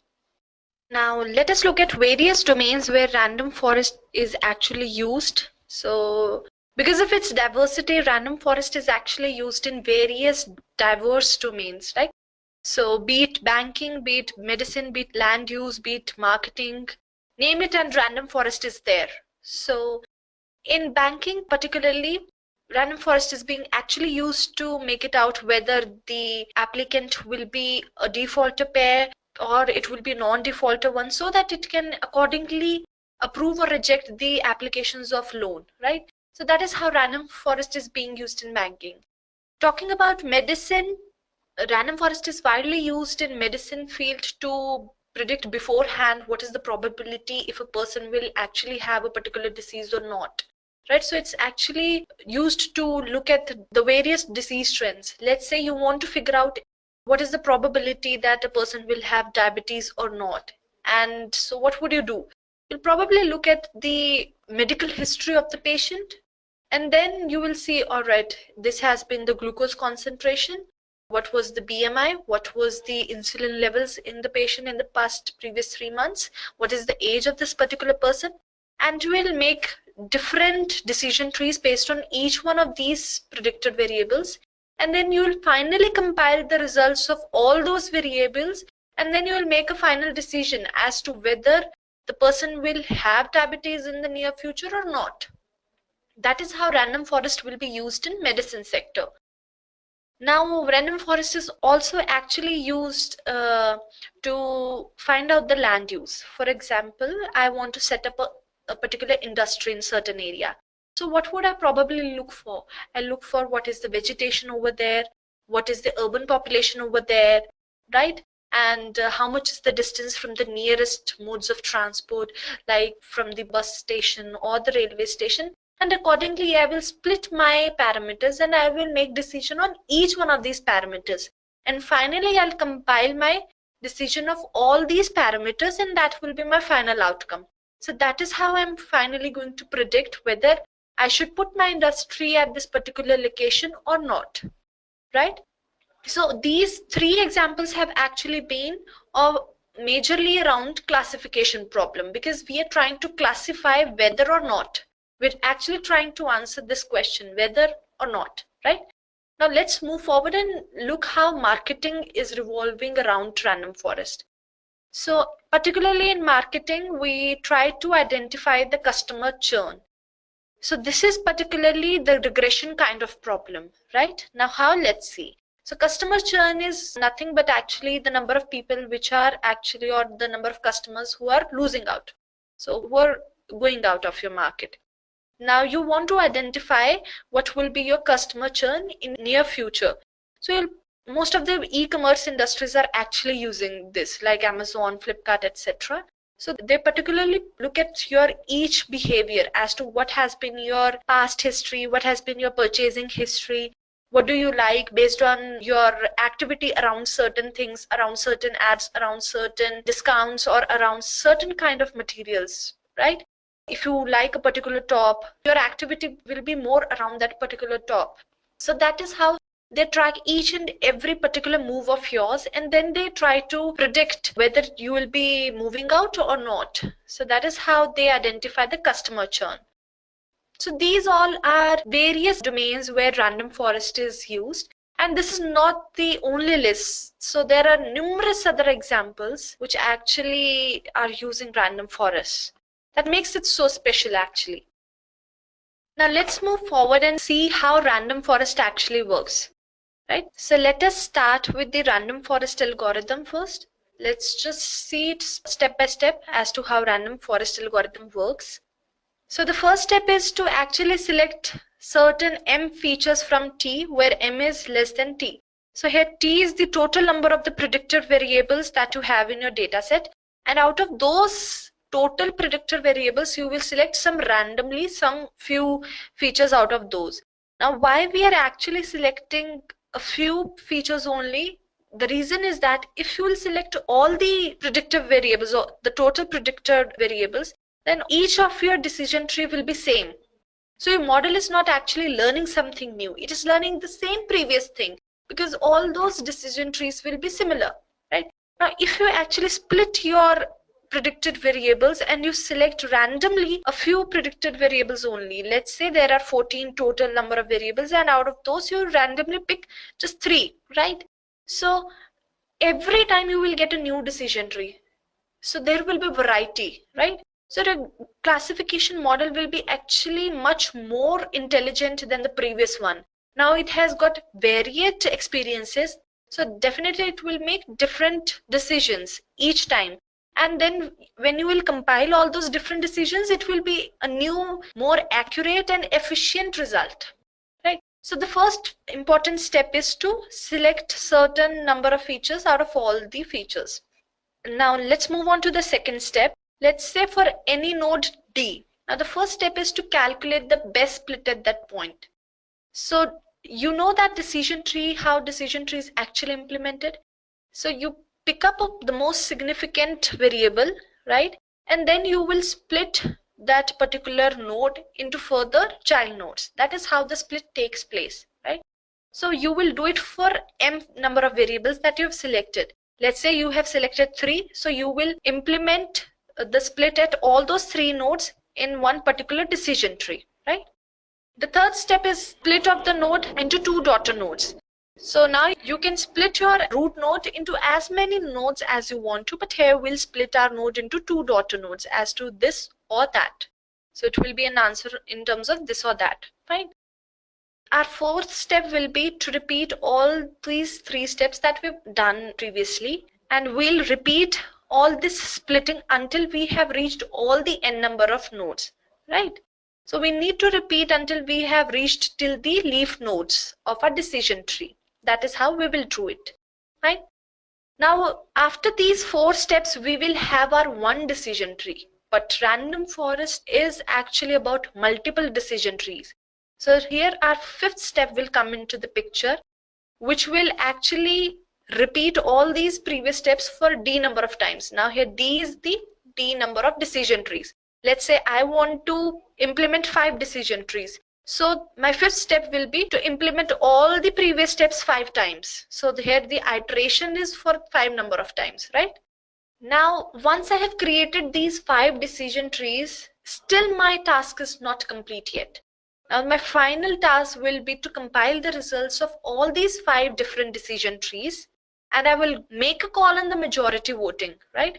Here as you can see in this picture, I had n different instances, then I created n different decision trees, and finally I will compile the result of all these n different decision trees, and I will take my call on the majority voting, right? So whatever my majority vote says, that will be my final result. So this is basically an overview of the random forest algorithm, how it actually works. Let's just have a look at this example to get much better understanding of what we have learned. So let's say I have this data set which consists of 4 different instances, right? So basically it consists of the weather information of previous 14 days, right? From D1 till D14. and this basically outlook, humidity and wind. This basically gives me the weather condition of those 14 days. And finally, I have play, which is my target variable, whether match did take place on that particular day or not, right? Now my main goal is to find out whether the match will actually take place if I have following these weather conditions with me on any particular day. Let's say if the outlook is rainy that day and humidity is high and the wind is very weak.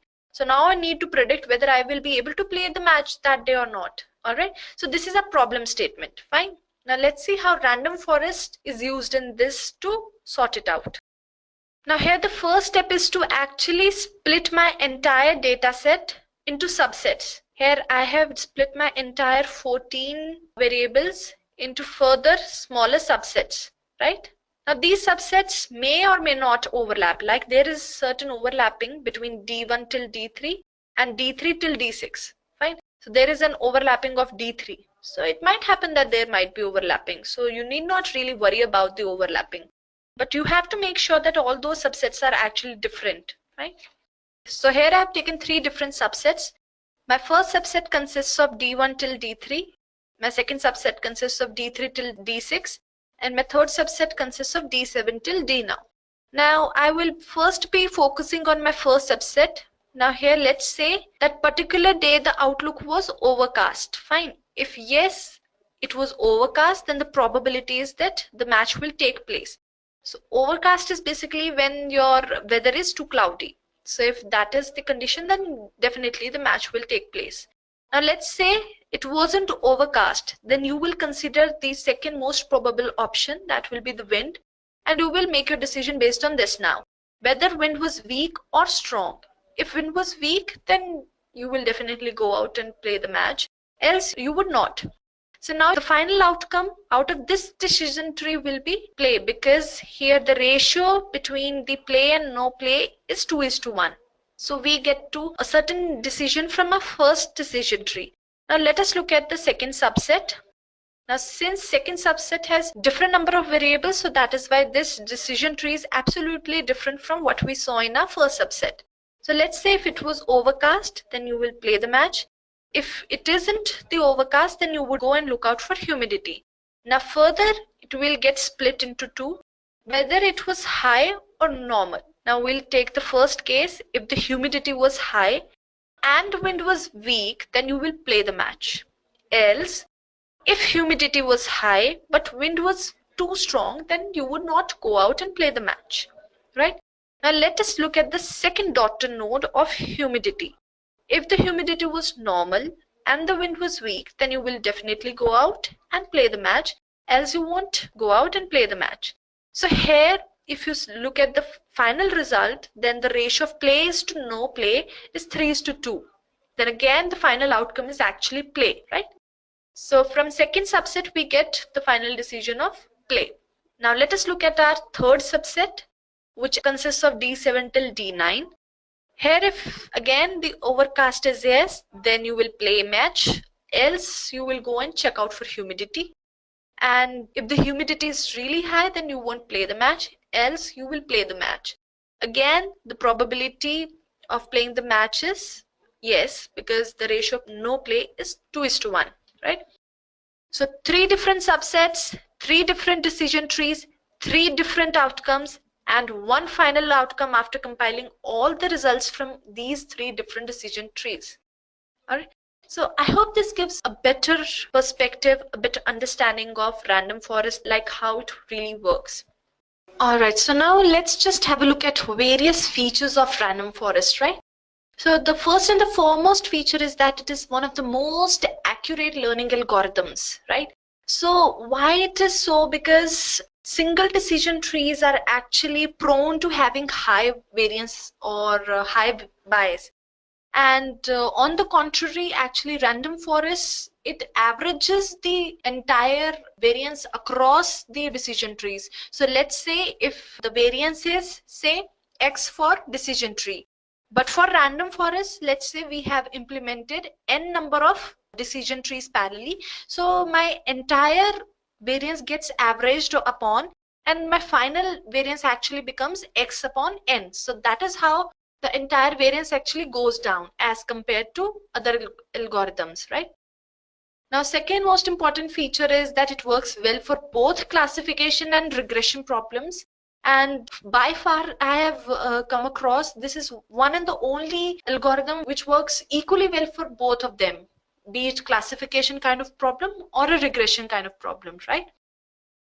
Then it really runs efficient on large databases. So basically, it's really scalable. Even if you work for the lesser amount of database, or if you work for a really huge volume of data, right? So that's a very good part about it. Then the fourth most important point is that it requires almost no input preparation. Now, why am I saying this is because it has got certain implicit methods which actually take care and remove all the outliers and all the missing data, and you really don't have to take care about all that thing while you are in the stages of input preparation. So random forest is all here to take care of everything else. And next is it performs implicit feature selection. Right. So while we are implementing multiple decision trees, so it has got implicit method which will automatically pick up some random features out of all your parameters, and then it will go on and implementing different decision trees. So for example, if you just give one simple command that, all right, I want to implement 500 decision trees, no matter how, so random forest will automatically take care and it will implement all those 500 decision trees, and those all 500 decision trees will be different from each other. And this is because it has got implicit methods which will automatically collect different parameters itself out of all the variables that you have, right? Then it can be easily grown in parallel. Why it is so? Because we are actually implementing multiple decision trees, and all those decision trees are running, or all those decisions trees are actually getting implemented parallelly. So if you say I want 1,000 trees to be implemented, so all those 1,000 trees are getting implemented parallelly. So that is how the computation time reduces down, right? And the last point is that it has got methods for balancing error in unbalanced data sets. Now, what exactly unbalanced data sets are? Let me just give you an example of that.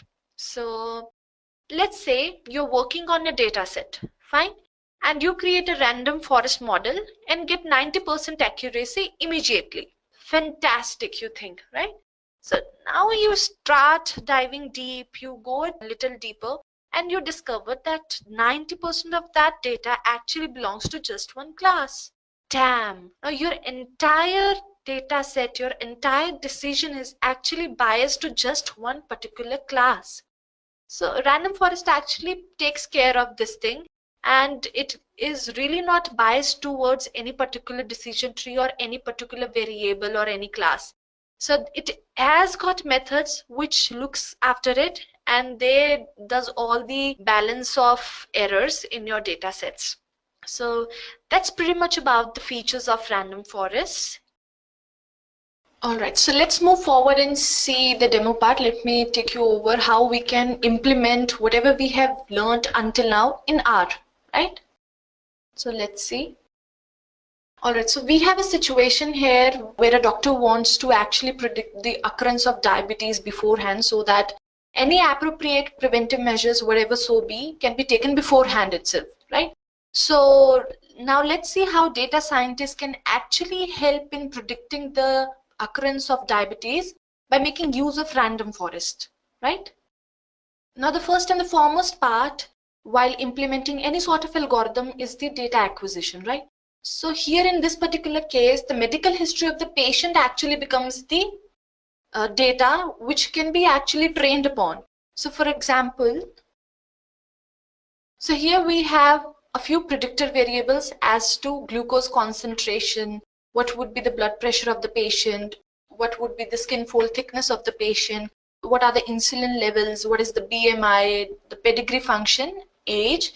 So these all will be our predictor variables based upon which our system will actually learn, right?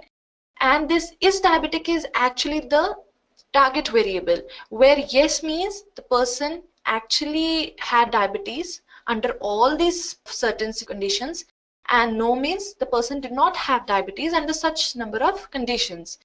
So this is basically expressing the past experience of a number of patients, and we'll feed this data into our system and we'll implement random forest on this data, and after that our model will actually be able to predict any new instance that might happen depending on any patient, and then it will predict what is the probability of having diabetes for that particular patient in future or not, right? So that is our main goal. Now our next step will be actually to divide our entire data set into two parts. The first one will be the training data set and the second one will be the testing data set. Now why we have actually split our entire data set into two parts, it's because the first training data set will be to actually train our model. So this is the data set which is actually going inside to the model, and random forest will be actually implemented on a training data set. Now to know how good a model is, to validate how good a model is, what are the differences between the predicted and the actual values, so that we can actually get to know the accuracy and efficiency of our model, we need to test upon our data set upon, right? We need certain data over which we can actually test our model. So that is why we have testing data set, which is actually to validate and make predictions. Now for this, what we've done is, firstly, we have loaded our data set, that is diabetes.csv, in the CSV format into R, right? To have a very broader view of our data set, we have used another command, view, right? And the next step to divide the data set we have taken is, we've used sample function, and we have divided our entire data set here in the ratio of 0.7:0.3. Which actually means that 70% of our data set will be actually training data set, and the remaining 30% of the data set will be our testing data set, right? So this is how we have split our data set into two parts. Now here what we have done is, we have passed our training data set into another variable, diabtrain, and similarly we have passed our testing data set into another variable called diabtest. Now onwards, we will be using diabtrain for training purposes and diabtest for testing purposes, right? So let's just have a quick view how we can implement these things in R, and how does it actually look at our workplace, right? So this is my workplace. This is R Studio. I have a script which is in R, written in R. So now let's implement all the things one by one. Let's first load our data set into R. And let's view how does our data set look like. So as you can see here, that these all are my variables. So this is how our workspace would look like. This is our studio. So let's just get started. Let's first load our data set into our system. Diabet.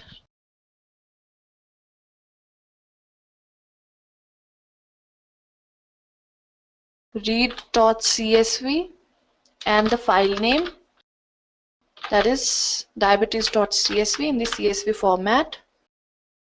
And now let's just have a quick look at our data set, right?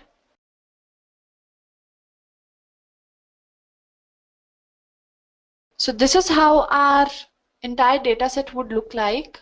Glucose concentration, blood pressure, diabetes, pedigree function, BMI. All these are our predictor variables, and is diabetic is our target variable, right? This is what we are supposed to have. And here we have, it shows that there are 768 entries. So this is the data collected from actually 768 different person, right? Now let's move forward and split our entire data set into two parts, training as well as testing data set. So I'll just split it into two, set.c2. Further, I will give a new name, ID. Sample, this is the function used to split the data.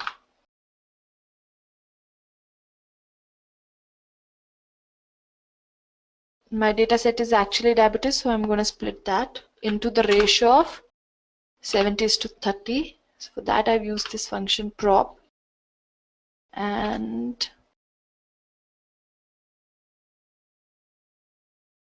0.7, 0.3.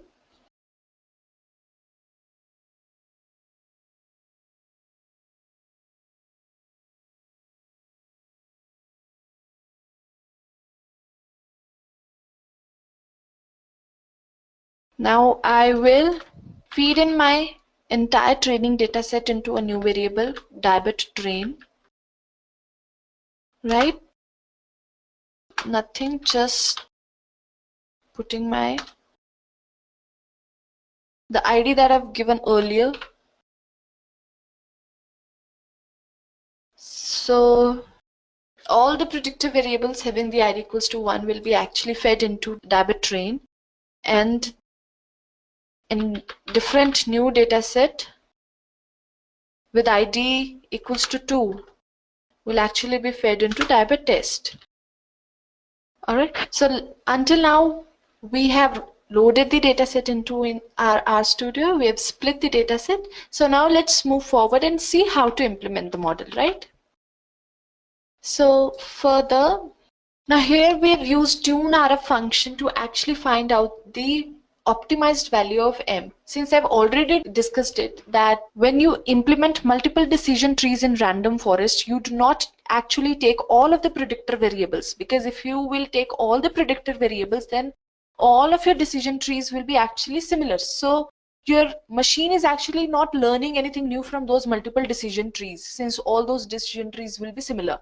So for having variety in your decision trees, you need to have smaller number of predictor variables out of all the total number of predictor variables. Let's say you have right now 7 or 8 predictor variables in this particular case, and out of that you choose, let's say, 3. So when you randomly pick up only 3 variables and you implement 500 trees, those all trees will be very different from each other, right?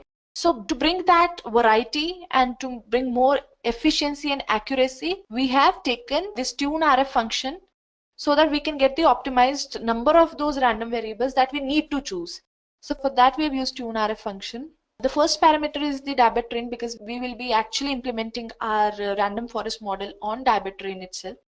Then I have supplied it with my target variable, that is 𝐷𝐸𝐵𝑇c, right? Further, the third parameter is the step factor. So there will be number of iterations to reach to that particular optimized level where the number of predictor variables will be optimized. So for that I've chosen step factor equals to 1.2. So every iteration the factor actually increases by 1.2, right?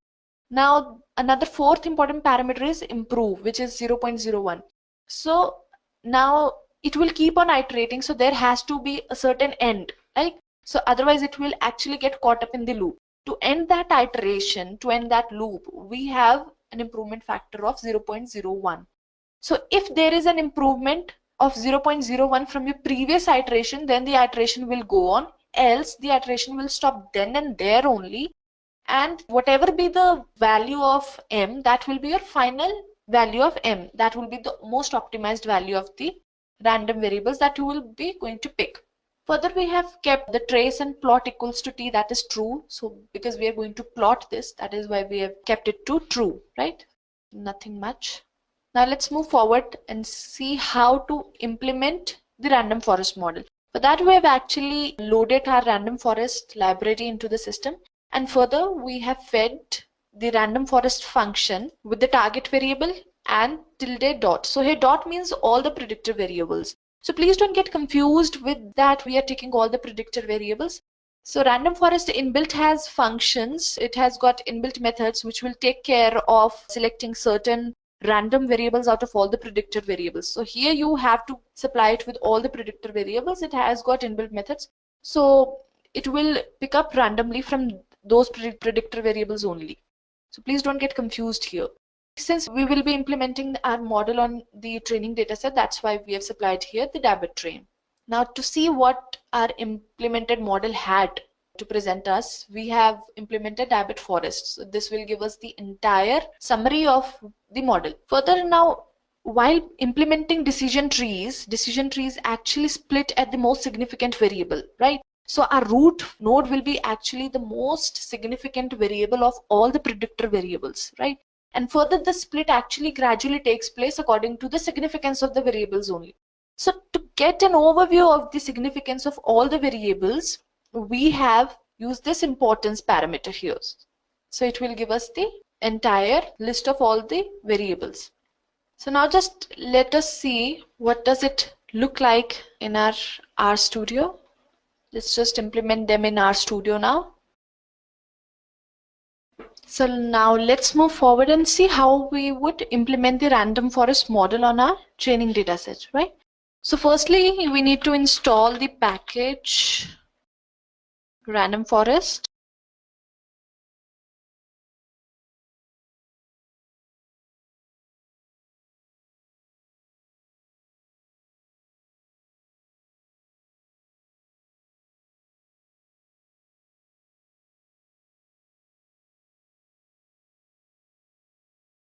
It will take some time.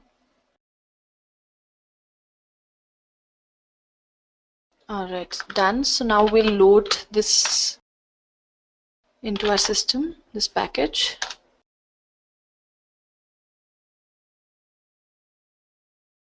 Now,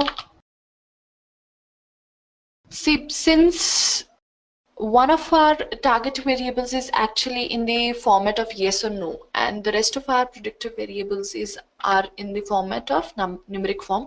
So here, to bring that consistency, we'll actually convert our target variable into the factor form, right? So that is why now I'm going to actually convert my target variable is diabetic into the factor form using my function as dot factor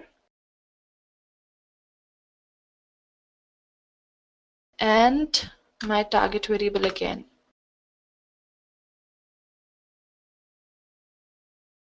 So now my is diabetic, my target variable has been overwritten.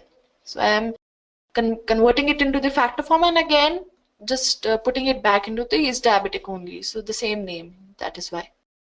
And similarly, I'll do for my training data set, that is diabet train.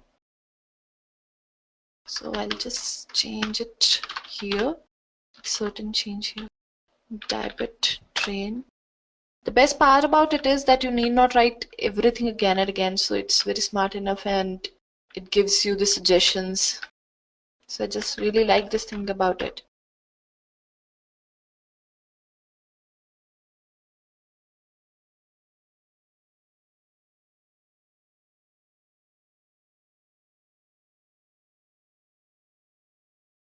Now done.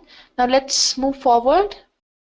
Now I'll use my tuneRF function here to find out the optimized value of my M, that is random variables that I'll be choosing. tuneRF, giving it my training data set.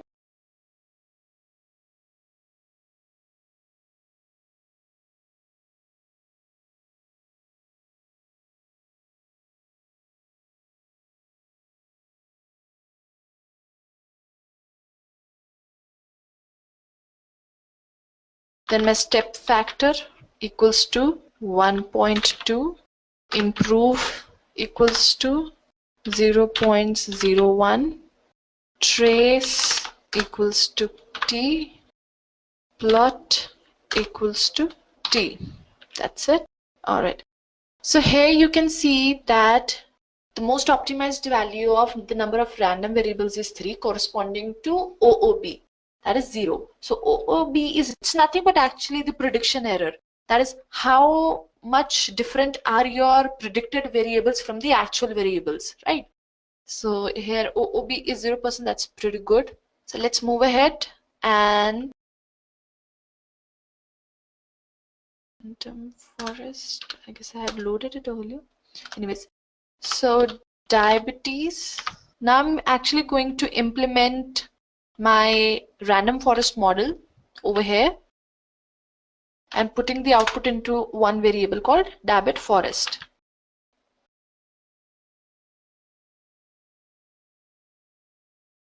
The entire predictor variables, that's why I've put dot over there. Now let's see what is the summary of my model. Alright, so now just let's have a quick view at the output. So here the type of random forest is classification. Since I've already talked about that the random forest can actually work upon two kinds of problems, classification as well as regression sort of problem. But since we are actually classifying our output into two, that is whether the diabetes will occur or not, right? Since we are classifying our patients into two categories of one having the diabetes and one not having the diabetes, that is why it is a classification kind of problem. For this, we have implemented 500 number of trees, 500 multiple trees, and our final result will be actually based on the compilation of the outcomes of all those 500 different decision trees, right? Now, the number of variables chosen at each split is 2. What does this mean? That at each node in your decision tree, every node will actually split into 2 daughter nodes. That is what it's trying to say. Now the OOB estimate of error rate is actually 26.5%, which is pretty decent. That's fair enough. Now let's see why this 26.5% has actually occurred, right? So here this confusion matrix which will actually provide me the difference between the predictor variables and the prediction and the actual values. Let's see how. So can you look at this 2294 figure? All right. So here it means that the probability of having the diabetes was no. It means there were 294 patients who did not have diabetes. This was what was predicted as well as the actual one. So actual was 294 and 290 and the predicted ones were 294. So there is no gap, right? This is a good one. Similarly, for 97 were such values which had diabetes. So this is what was actual and this one was predicted. Fair enough. Now, if you look diagonally, so if you look here, 87 and this 54, right? So there were 87 such values which were predicted wrong because actually they had diabetes, but we predicted it to be non-diabetic person. Similarly, there were 54 values as such, right, which were predicted, all right, that the person had the diabetes, but actually they did not have diabetes. These diagonal values are giving you the clear justification of why we had the OOB estimate error of 26.5% because there was the gap. All right. Now to get a very fair view of the significance of the variables, let us implement our importance parameter. Importance, and I'll feed in diabet forest. Here you can see that the glucose concentration has the maximum value, right? That's 56.63, and since it is the maximum value, it will be the most significant variable in our decision tree. The second most significant variable as per the value will be BMI, that will be 39.16. So here you can get a very fair judgment as to how our decision trees can be built, what will be the significance of all the variables, and where the split should actually take place at the time, right? Also, if you want to have a clear view of this, we can also plot it using where implot function and feeding it with diabet forest. So this is how my plot is going to look like, right? As per the plot also, glucose concentration has got the maximum value. See, visualization makes things more clear and better. So it's always good to visualize whatever you are doing, whatever you are implementing. So it gives a very fair idea, right? Now let's move forward. Now, once we have implemented our model, now it's also important to validate our model, right? So for that, we'll be using predict function. All right, so now let us see how to make the predictions. Let us say we have any variable pred1 diabet where in which I'll be feeding my output. Then I'll make use of predict function, the output of my model, then my testing data set, that is diabet test, because I'll be testing on my test data set only. Type equals to class.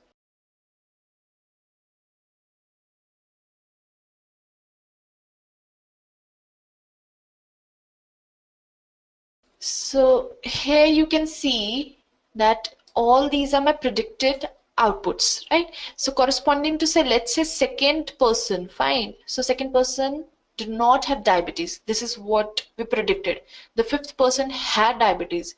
So these all corresponding to all the entries, you can get to know whether the person will have diabetes or not, right?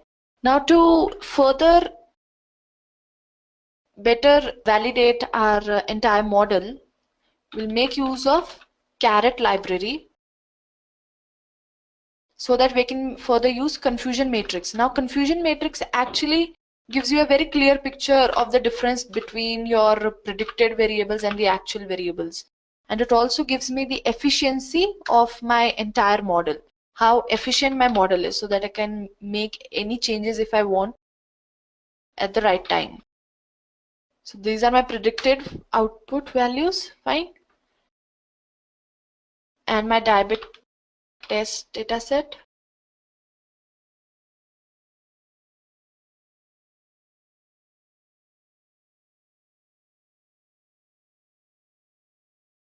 So here you can see that the accuracy of the model is 78.81%. That is a very fair model actually. And further looking at where we actually lagged were the values of 24 and 26, because here the difference occurred between the actual and the predicted variables, right? There was the probability of having diabetes, but finally the outcome was the predicted value said no. So there was this difference, right? So 24 and 26 shows that gap due to which the error occurred actually. But anyways, 78.81 is a very decent accuracy level in ground reality.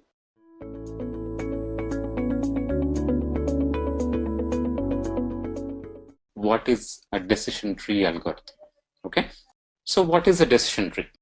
Decision tree is basically a technique or a data structure that you build that help you in making your decisions. Okay, and it's very, very common. Even though we don't call it decision tree, we all use it in real world, right? Let's say I'm a manager or an architect in computer science department in a company, right? I want to make a decision in terms of I have some requirement in my team. I need to make a decision whether I should build my own software to do that requirement or offshore that requirement to some other consulting team, or even buy a product that already solves that problem, right? There are a bunch of different alternatives that I may have to address the requirements of my team, right? Or you may have multiple different consulting companies trying to offer a solution, work as an implementation partner. Or you may have multiple competing products that you can buy and solve your requirements, or build something on your own in-house, right? These are all different options. How do you go about finding the best solution among these all options? You basically build kind of a series of decision points. First, you may want to see what kind of effort that is required for each of these alternatives, right? And also what kind of cost you might incur and what kind of ROI you can expect out of each of these decisions. So you kind of draw a list of decision points, and then based on those, you go about choosing the final solution or final approach to your problem, right? And similarly, let's say if I'm +2 student and trying to, or I'm a 10th class student trying to find my stream of study, whether should I take MPC mathematics background or biology or civics or something else. How would you do that? For every alternative, if I take maths as my major, what are my different choices? I can do engineering, I can do, I don't know, chartered accountant and blah, blah, blah. If I do engineering, again, I can do masters, I can do PhD. If I chartered accountant, I can do, I don't know, practice in a good firm, something like that. So you have a tree of different alternatives, and then based on your final outcome, maybe expected expected income after 20 years. Just throwing it out as an example. Based on that outcome value, you're going to choose which of these paths I need to take, right? That's kind of a decision tree, a tree of decisions that you have, and then you're going through these tree of alternatives, finally reach a particular path of career, right? So decision tree is very, very, very, very common, and it looks pretty much like that, a simple tree, right? Here, I'm simply seeing, oh, what is the gender of a particular data point? If it is female, go to the left. If it is male, go to the right. If it is female, check the income of that particular person. If it is less than something, go this way. Greater than something, go this way. And then you make finally a decision. Something like email is a spam. Email is not spam, right? Or this is a human face and this is not a human face. So that's a decision. So it's a series of alternatives you're exploring to reach a particular decision point. So that's the decision tree algorithm. Okay. And this is also, you can think of it as a prediction, right? If gender is female and income is less than something, I'm going to predict some outcome, right? If my email is not from a known sender and the email contains words like Nigeria and I don't know, some lottery or things like that, then I classify that as a spam. That's kind of a decision tree, right? First check if it is known sender or not, given my history. If yes, go to the left. If no, go to the right. And if no, check if the email contains the word Nigeria. If yes, go to left. If no, go to right. And then again, if it is yes, then see if it is talking about bank accounts. If yes, then classify it as spam, right? So that's the kind of decision tree that we are talking about. Okay. And similarly, you can talk about many different examples. Like this is another example, which is very real world application, as one of you were asking. It's a credit risk detection, right? When somebody is giving you a financial institution is giving you a loan or a credit or something, they analyze the risk, right? Whether you can pay back that particular loan or you can pay back EMIs on time, right? They analyze the risk. And there are lots of softwares just for doing risk analysis as well. But you can, and this kind of technique can be one of those techniques in that suite of software that analyzes risk. So you see what's your income of a person. Depending on income, you may check what's the credit history of that person. Especially in US, credit history is very, very important. Credit score, right? If it is good or if it is bad credit history, but your income is very high, then you have kind of moderate risk. So since your income is very high, maybe it's okay. But if your income is is kind of average and you have bad credit history, then suddenly you become like a high risk customer and you may not get a loan, right? So that's again like a decision tree. Based on different characteristics of that particular application, you're making a decision whether this application has high risk or low risk or medium risk. Okay? So to understand a little more, let's take a concrete example, which is a very, very toy example. In fact, this is an example that was given by the inventor of decision trees in his original paper. His name is Kinlan. Yeah, this guy, Ross Kinlan. When he proposed this algorithm for decision trees, he used this example in his paper. Okay, what is this example? I have a bunch of data points, okay, about whether I should decide to play outside or not, outdoor playing. And how would I go about deciding whether I should play outside or not? Depending on the weather, let's say. I'm going to look at 3 features. Okay, that means 3 properties based on which I'm going to make decision. Those are called features of my data. And what are the features? What is the outlook?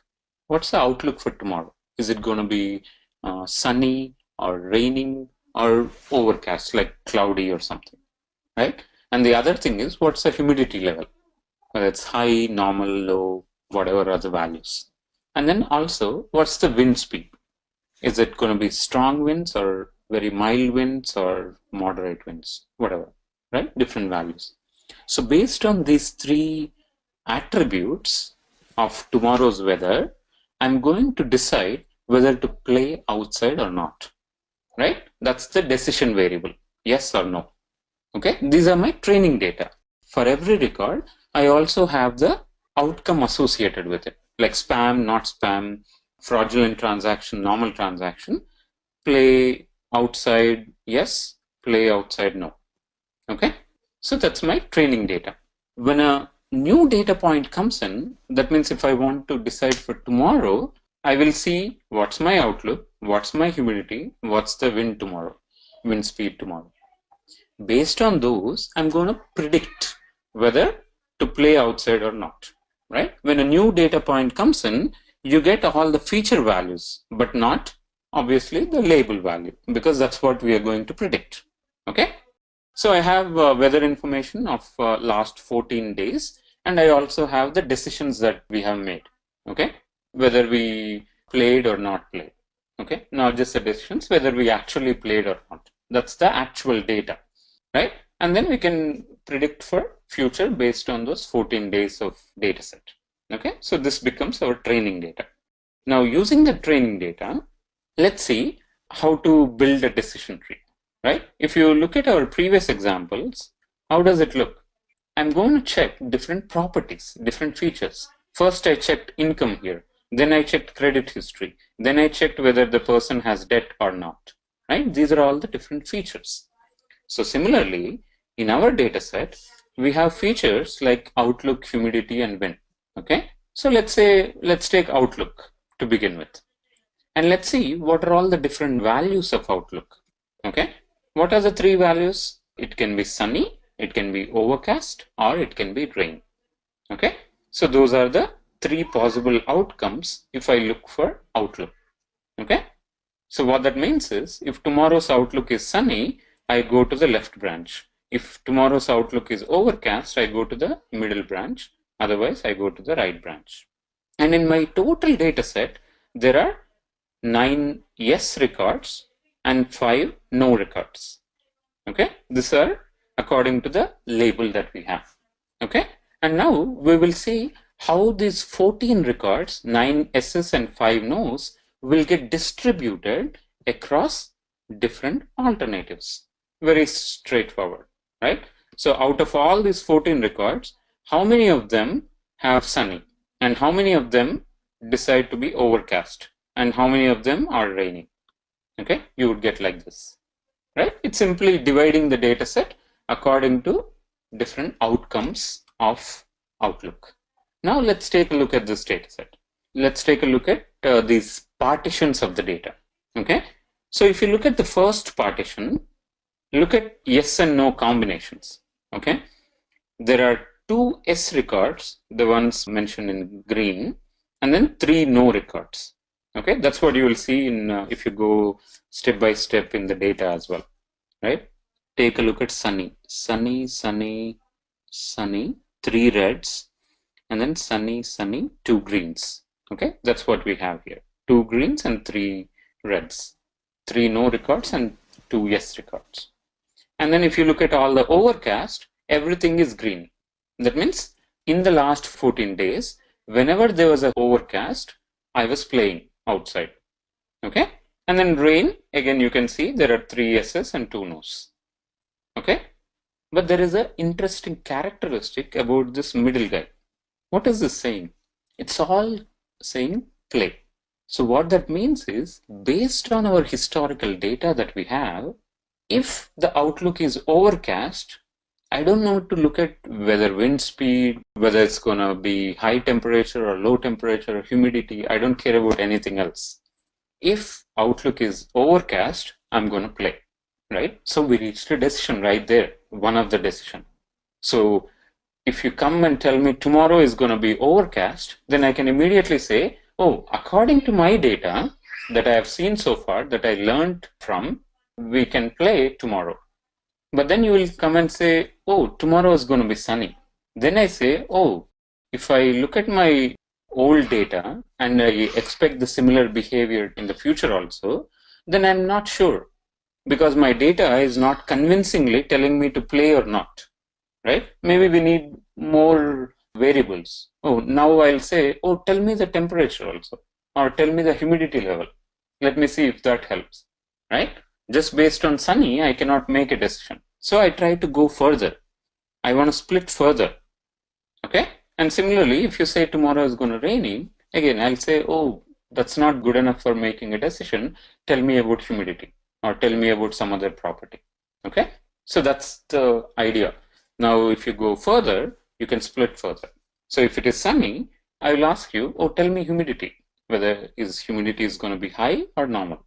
If it is high, my data is telling convincingly it's a pure subset. That means all or no records. There's no mix. So if tomorrow is going to be sunny and humidity is high, then according to my data, I can tell that we shouldn't play. But if tomorrow is sunny, but humidity is normal, then again, according to my data, we can play. I'm emphasizing on according to my data because the decisions that we are making is completely based on what data that we have. Instead of 14 days, if I give you 30 days of data, maybe the tree structure that I'm going to get will be completely different. Maybe or may not, right? But they can be different. So you always try to make a decision based on what data that you have seen. That's why I'm keep on emphasizing according to my data. Okay? And similarly, rain, we have a mix here, so we try to split further. Then again, in this case, probably I want to check wind. It's raining, but if rain and wind comes together, that's a deadly combination. So I don't want to play. But if wind is weak, normal winds, then maybe I can play. Okay, again, according to my data in the past. So that's my pretty much decision tree that I built, right? Now you tell me any day's forecast, outlook, humidity and wind combination, I can tell you whether to play outside or not, right? Can you do that? We all can do that. We simply need to go over different branches and then finally reach a leaf node, the last node, where the actual decision is made. This is not play, this is play. Play, play, not play, right? That's pretty much decision tree for you. But this is again a very toy example, and then we are trying different combinations. But then we made some assumptions, meaning, why did I look at outlook to begin with? Why didn't I look at humidity or wind level, right?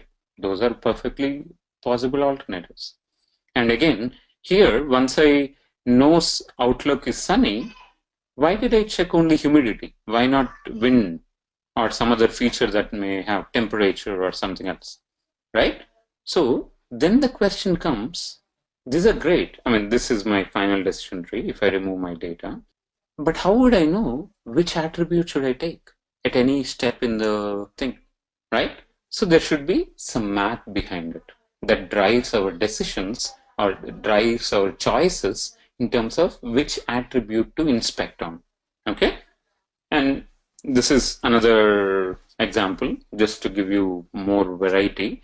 So hold on to that question. We'll come back to that question or we'll try to answer this question of which attribute to take in the context of this example. So what is this example? It's just a case of a bank that wants to market its products to different customers, okay? And then see whether the customer is going to subscribe to that particular product or not, okay? And we are going to predict whether the customer is going to subscribe or not based on certain features, certain attributes. So subscribed or not is our output column or the result column that we are interested in, that we want to predict. And we want to predict the value for subscribed based on all these different things, okay? Some demographics of the client, like marital status, education, housing, does the client has house or not, loan or not, what's the type of contact, what's the previous outcome in my interactions with him, and then what's the job area that he works in. Bunch of some features about that particular client, right? Based on those things, I want to make a decision. Of course, I need to start with some training data. That's the training data with some examples of features as well as the outcome that I have observed in the past. Okay. With this, now I have to construct a decision tree. So obviously the question is, should I first look at job, marital status, education, housing, blah, blah, blah. Which one should I start with? And this is only how many I have? 7 columns I have, 7 features. 1, 2, 3, 4, 5, 6, 7. And then 1 output column. But in real world, like if I am looking at email data, the features that I can construct would be thousands. So out of all these thousands of columns, I have to choose which one to begin with. And then at every step, right? Not just in the first root node, but at every step, I have to decide what column to choose from, right? So that's a decision we need to make. And for that, we have some math associated with it. Okay. What's the math tells you? The math is based on certain concept called entropy. Okay. A common way to identify the most informative attribute is to use entropy-based methods. Okay. Entropy is a mathematical concept. Okay. And nothing related to machine learning. Entropy was actually invented in the context of information theory. Right? Back in the time when they were trying to invent a way of communicating information, like before telephone networks came in, right? How to pass information from one place to another place in a concise manner. In that context, the entropy was first used in the context of information theory, and the same concept is used here as well. What does entropy mean? It measures the amount of uncertainty or randomness that is present in the data. Okay, it is a measure of amount of uncertainty or randomness. So what does that mean? Let's take a common example to explain this entropy concept is politics. Okay, before the elections, there will be lots of exit polls, right? That's my data. Let's say exit polls. What do exit polls do? They go to a bunch of people, they survey whom you're going to vote, whether Republican or Democrat or BJP or Congress, assuming let's say there's 2 parties. Okay, so you get bunch of data points. Congress, Congress, Congress, BJP, Congress, BJP, BJP, BJP, like that, a list of preferences provided by different survey participants.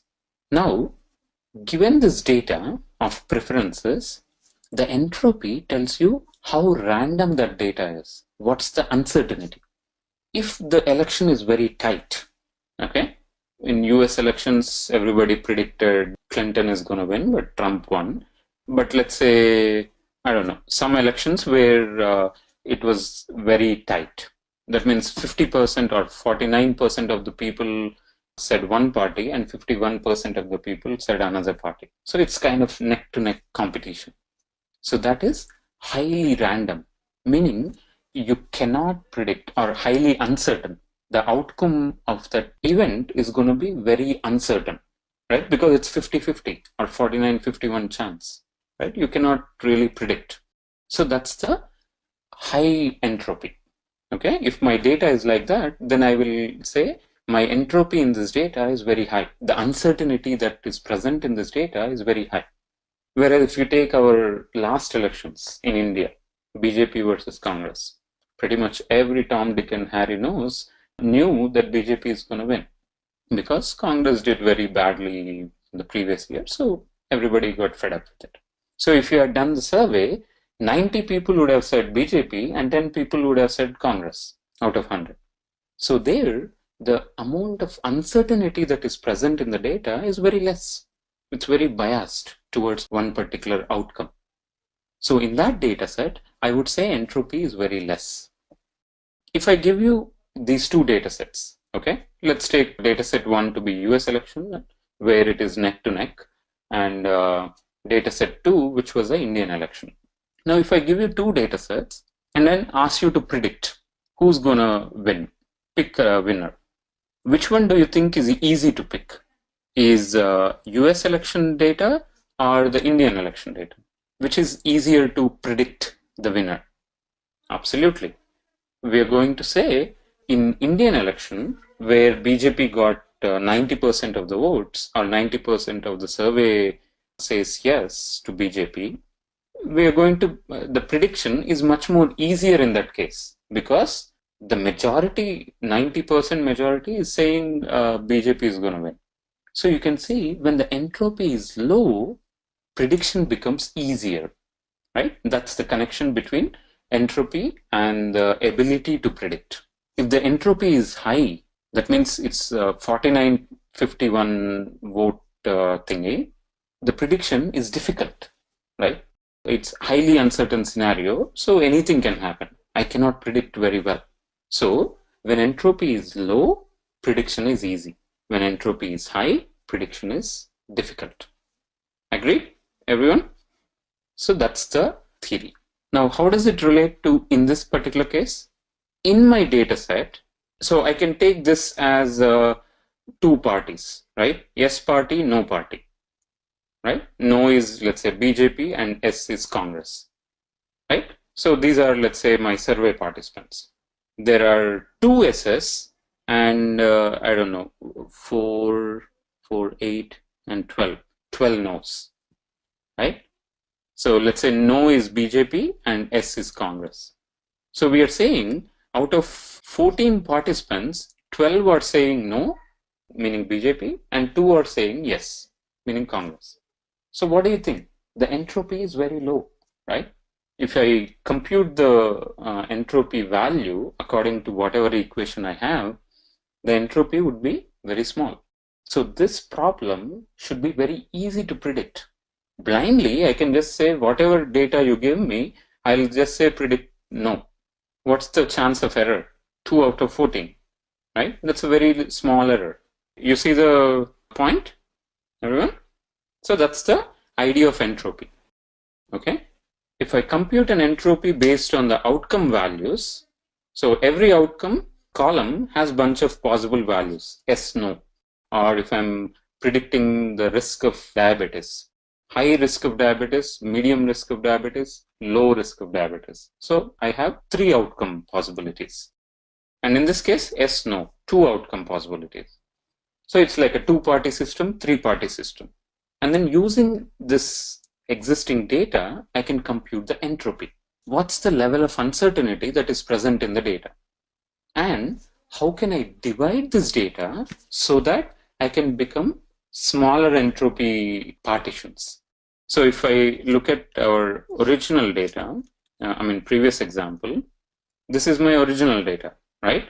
9 play records and 5 don't play records. So that means 9 people voting for S party, 5 people voting for no party. So I can do the math and compute the entropy. It would be fairly high because 9 to 5 is still difficult to predict. So what we did, we divided the data in such a way that everything is a clean split, pure subset. What does this mean? What's the entropy of this guy? Let's say this partition. Everyone is saying play. So 100% of people voted for one party and 0 voted for the other party. So how easy or difficult is it to predict? It's very easy, right? If you come here, you just say yes. And if you come here, you just say no. Because the entropy is actually 0. There's no uncertainty at all.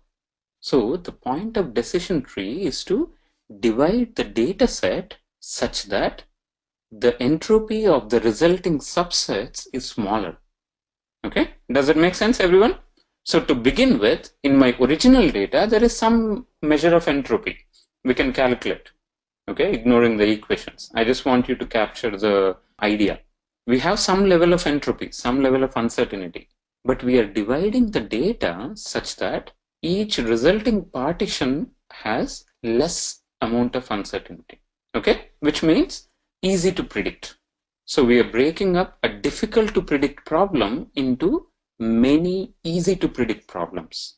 That's the underlying idea of the math behind decision tree. Does that make sense, everyone? Okay, so that's it. If you understand that, decision tree is very, that's it, that's the end of it. And all you need is just a math to compute the entropy value. Ultimately, you need to compute that value, right? And that depends on the probabilities. Without going into the details, you can just plug in these probability values. Like if I say 9 S's and 5 no's, what's the probability of yes? 9 divided by 9 plus 5, right? So if I have in my data 9 S's and 5 no's, then probability of S would be 9 divided by 14. Probability of no is 5 divided by 14. Those are the two probabilities for my outcome. Then I simply plug it into this equation and then I get a value. That's the entropy in the given data set. And then we can do some more math and say, oh, if you divide based on certain column, okay, in this example, some contact column, okay, what are the entropies of my resulting partitions? Something, okay, there's some math. I don't want to go into confuse you more, but there is some math to figure out what's the entropy of the resulting partitions. And then you simply take the subtraction. What's the entropy before and what's the entropy after partitioning by a particular attribute? And what's our goal? We want to take a difficult to classify problem and then turn it into easy to classify problem. So we want to reduce the entropy as much as possible. So we want this difference to be as high as possible, right? Before minus after entropy, right? If the difference is very high, that means we are dividing the problems into very small entropy partitions, right? So you simply compute this difference, which is called as an information gain, that metric for all the attributes in your data, like this. If I divide on P outcome, this is my information gain. If I divide based on my contact column, this is my information gain. So you do that for all the columns.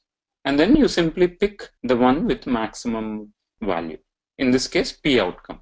So what that means is, given the data set, the first thing I should check is P outcome. And then based on that, you divide. Okay, like this. P outcome, whatever is the set of values. And then you make, again, same calculation. Out of all the columns, compute the information gain for this particular subset of data. And then choose the best one. In this case, probably education turned out to be the attribute with highest information gain. And you keep on doing that. And ultimately, whenever you get like a pure subset, then you say there's nothing to divide anymore. I can make a decision, right? So just with the notion of entropy, you can pretty much derive the entire technique. Okay, so that's pretty much decision tree. And there are a bunch of pros and cons to it. I mean, sometimes it works well. There are some negative points about that data as well. There's a notion of overfitting, meaning not always you get very good prediction accuracy. So there are certain techniques to deal with that as well, which is basically biased data and training set. So that's the notion of that. And then if your data is slightly organized in different ways, then you may not get good results always. So there are a bunch of pros and cons with that technique. I mean, you would be able to understand once you drill down deeper and then try to understand the properties of that particular math.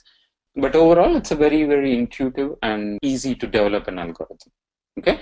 And surprisingly, it also performs very, very well in practice overall. I mean, in a common scenario, right? You can always find a better algorithm maybe, but typically decision trees gives you reasonably good performance for your data sets.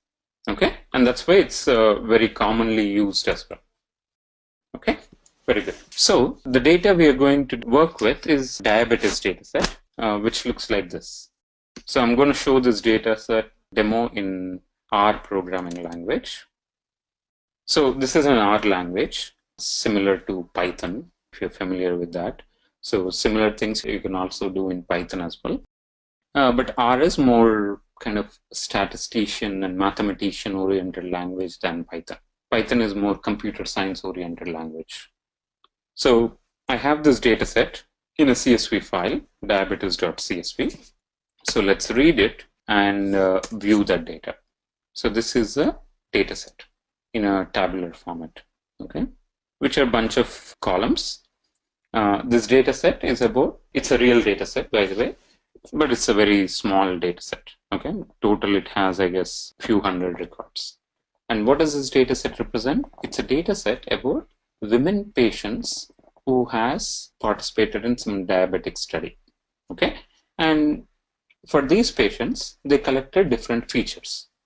Okay, things like number of times a particular woman got pregnant, and what's the glucose concentration in her blood, diastolic blood pressure, skin fold thickness, serum insulin level, body mass index, diabetes predictory function like family history of diabetes, right? Age, and then finally the column that we want to predict whether this particular patient has risk of diabetes or not.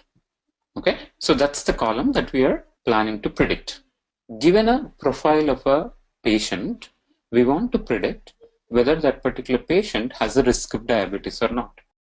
And depending on that risk, I can probably take some preventive measures, right? If a patient's risk is very high, then we may want to control her diet very strictly, or start taking some medication, do some preventive actions, right? So that's the advantage of predicting ahead of time. And we're going to predict that based on all these different columns. Okay, that's the problem definition. So that's my data, and that's our goal, to build a decision tree, to be even specific, that can predict whether the person is going to have risk of diabetes or not. Okay, now for that, of course, we can run our algorithm that we just learned using the entropy and then build a model. Great. But then how do I know this is good or not? How can I select whether, how can I decide this algorithm is good or not? We said find the accuracy. But how do we find the accuracy? We used all the data that is available to training itself. So I have to test the model as well, right? It's like in our classes, they don't give you like all the examples in the class itself, right? The teacher nicely holds back certain examples and then gives those questions on the exam, right? If they give you same question in the exam as what you saw in the class, everybody scores well. So you're not really testing the learning capability. Instead, you show some examples in the training while learning, but then you show some other new examples in the exam to test, right? To test the ability of your mental model, how well it learned the concept. So in a similar idea, for a given data set, you first always divide your data into two subsets. One is a training set, another one is a testing set. Okay? And using the training set, you build your model. That means you practice and then build your mental model. Okay? And once you find the model, you evaluate that model, how good that model is, using the testing data set, right? In the testing data sets, since we derived it from the original data, we also have the real answer associated with it. And then the model is going to predict something, and then you can check how well you are doing. It's like for the questions that are given in the exam, the teacher already knows the answer key. But then based on the answers that you gave, he can match how well it aligned with the answer key and then give you a percentage, right? That's like accuracy of the mental model that you built, exactly the same way.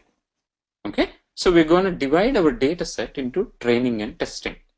And there are a bunch of different ways. In Python you can do in some way, in R you can do in some way, in other language you can do it in a different way. Okay, and in this example I'm going to use one particular method of dividing training and testing. So if I look at it, n row of diabet, that's my original data, total of 768 records. But then I randomly split into training and testing. Now if I see n row of diabet train, that's 529 records, and test 239 records. So randomly I divided the 768 data set into two parts, one containing 529, another containing 239. Okay, and then I'm going to build a model using the training data set, and then I'm going to test it using the test data set. Okay, and for training I need to have some implementation of the algorithm, right? Something like whatever entropy that we have seen, and that kind of an implementation is already available for me, implemented by someone else. Okay, it's called as a package. Okay, the package that you can just import and then start using the methods that are implemented in that particular package. And that package for decision tree is called as rpart. Rpart stands for recursive partitioning. Okay, and in that particular rpart, I have a function called rpart again. So that's the function which can learn a decision tree from a given training data set according to some measure, not exactly entropy, but some other variant of it. Okay, and I need to tell what is my column on which I'm making predictions. In this case, has risk diabetes, and what is the data using which I'm training my model. Okay, and there are a bunch of other properties as well, other parameters that the function can take, but at the minimum you need to give this. What's the data from which you are learning, and what's the column that you are trying to predict. Okay, so that's the model, and you can print out that model and it looks like this. So at the root node you have all the 529 records, and then first you want to check plasma glucose concentration. If it is less than 154.5, then you check body mass index, less than 26 or greater than 26, like that. Okay, so it's like a tree structure, but we can actually plot it as a tree and then visualize it as well. Okay, that's the other two things I'm doing here. It looks like that. Okay, I'm not actually explaining individual syntax or anything. I'm just telling you what we are trying to do. So that's a decision tree that we constructed. What is a decision tree telling us? First, it is asking me to check the glucose concentration. It figured out that glucose concentration is the most important thing to make a prediction of diabetes in this case. Okay, so I'm checking glucose concentration, which is probably intuitive also, right? We all know that glucose level is very, very important indicator of diabetes. If it is less than 154, you go to the left. If it is greater, you go to the right. And if I'm going to the right, that means my glucose is very high, glucose level. And then I'm checking age. If age is greater than 53.5, that means kind of elderly woman, then I can pretty much directly say that this person has a high risk of diabetes. That's again kind of intuitive, given our general knowledge of diabetes. If an elderly person has high glucose concentration, then pretty much we can say it has a risk of diabetes. And if the age is less than that, we are saying no, again based on the data. And if the glucose concentration is less, then we are going to check body mass index. Okay, if it is less than 26, then we are saying no. So that means your body mass index is low and your glucose concentration is also low, so pretty much you are healthy. So no risk of diabetes, like that. So bunch of decision tree that it created. Now this is the model that we built from the data. Now we need to evaluate it. Okay, how good this model is. And for that, we are going to use our test data, the portion of the data set that we kept aside, right? And what are we going to do? We're going to use this model, apply it on testing data, and then get some predictions. What are the predictions according to this particular model? And then we are going to verify how well they match with the actual results that we already know, right? So there's a particular function called predict to make predictions. For that, you provide what's the model using which you are making predictions and what's the data set on which you want to make a prediction. Okay. Now if you see, it shows you basically a bunch of S-no's. These are the predictions that I made. But then I also know the actual values of this records, right? That is basically $has risk diabetes. These are the actual values. So these are my predicted values. These are my actual values. So it's like a answer sheet, right? This is the answer key, yes, no, and these are the answers given by a student. Now we can match. We can say how many he got right, how many he got wrong. That's the accuracy or percentage, right? And to do that also, there is a notion of a confusion matrix. Okay, it's like this. The actual answers are here, the predicted answers are here.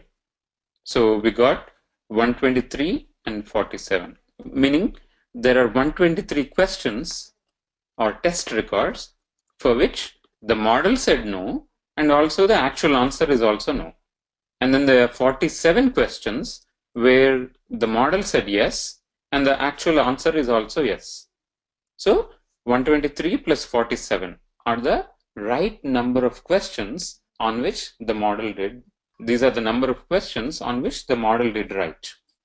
So my accuracy is 123 plus 47 divided by the total 239, which is, if you compute it, it becomes 0.7113.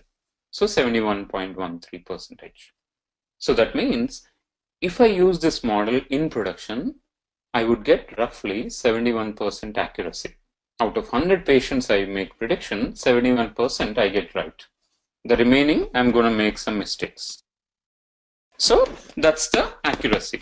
And similarly, there are a bunch of other measures as well. Like these are all the different other measures that people may be interested in. Like confidence interval is one thing, sensitivity, specificity. There are a bunch of other things. Each one has a different flavor and the type of information that it captures. And depending on the application, one measure may be important than the other measure. Okay? And that we will learn when we try to understand each of the measure.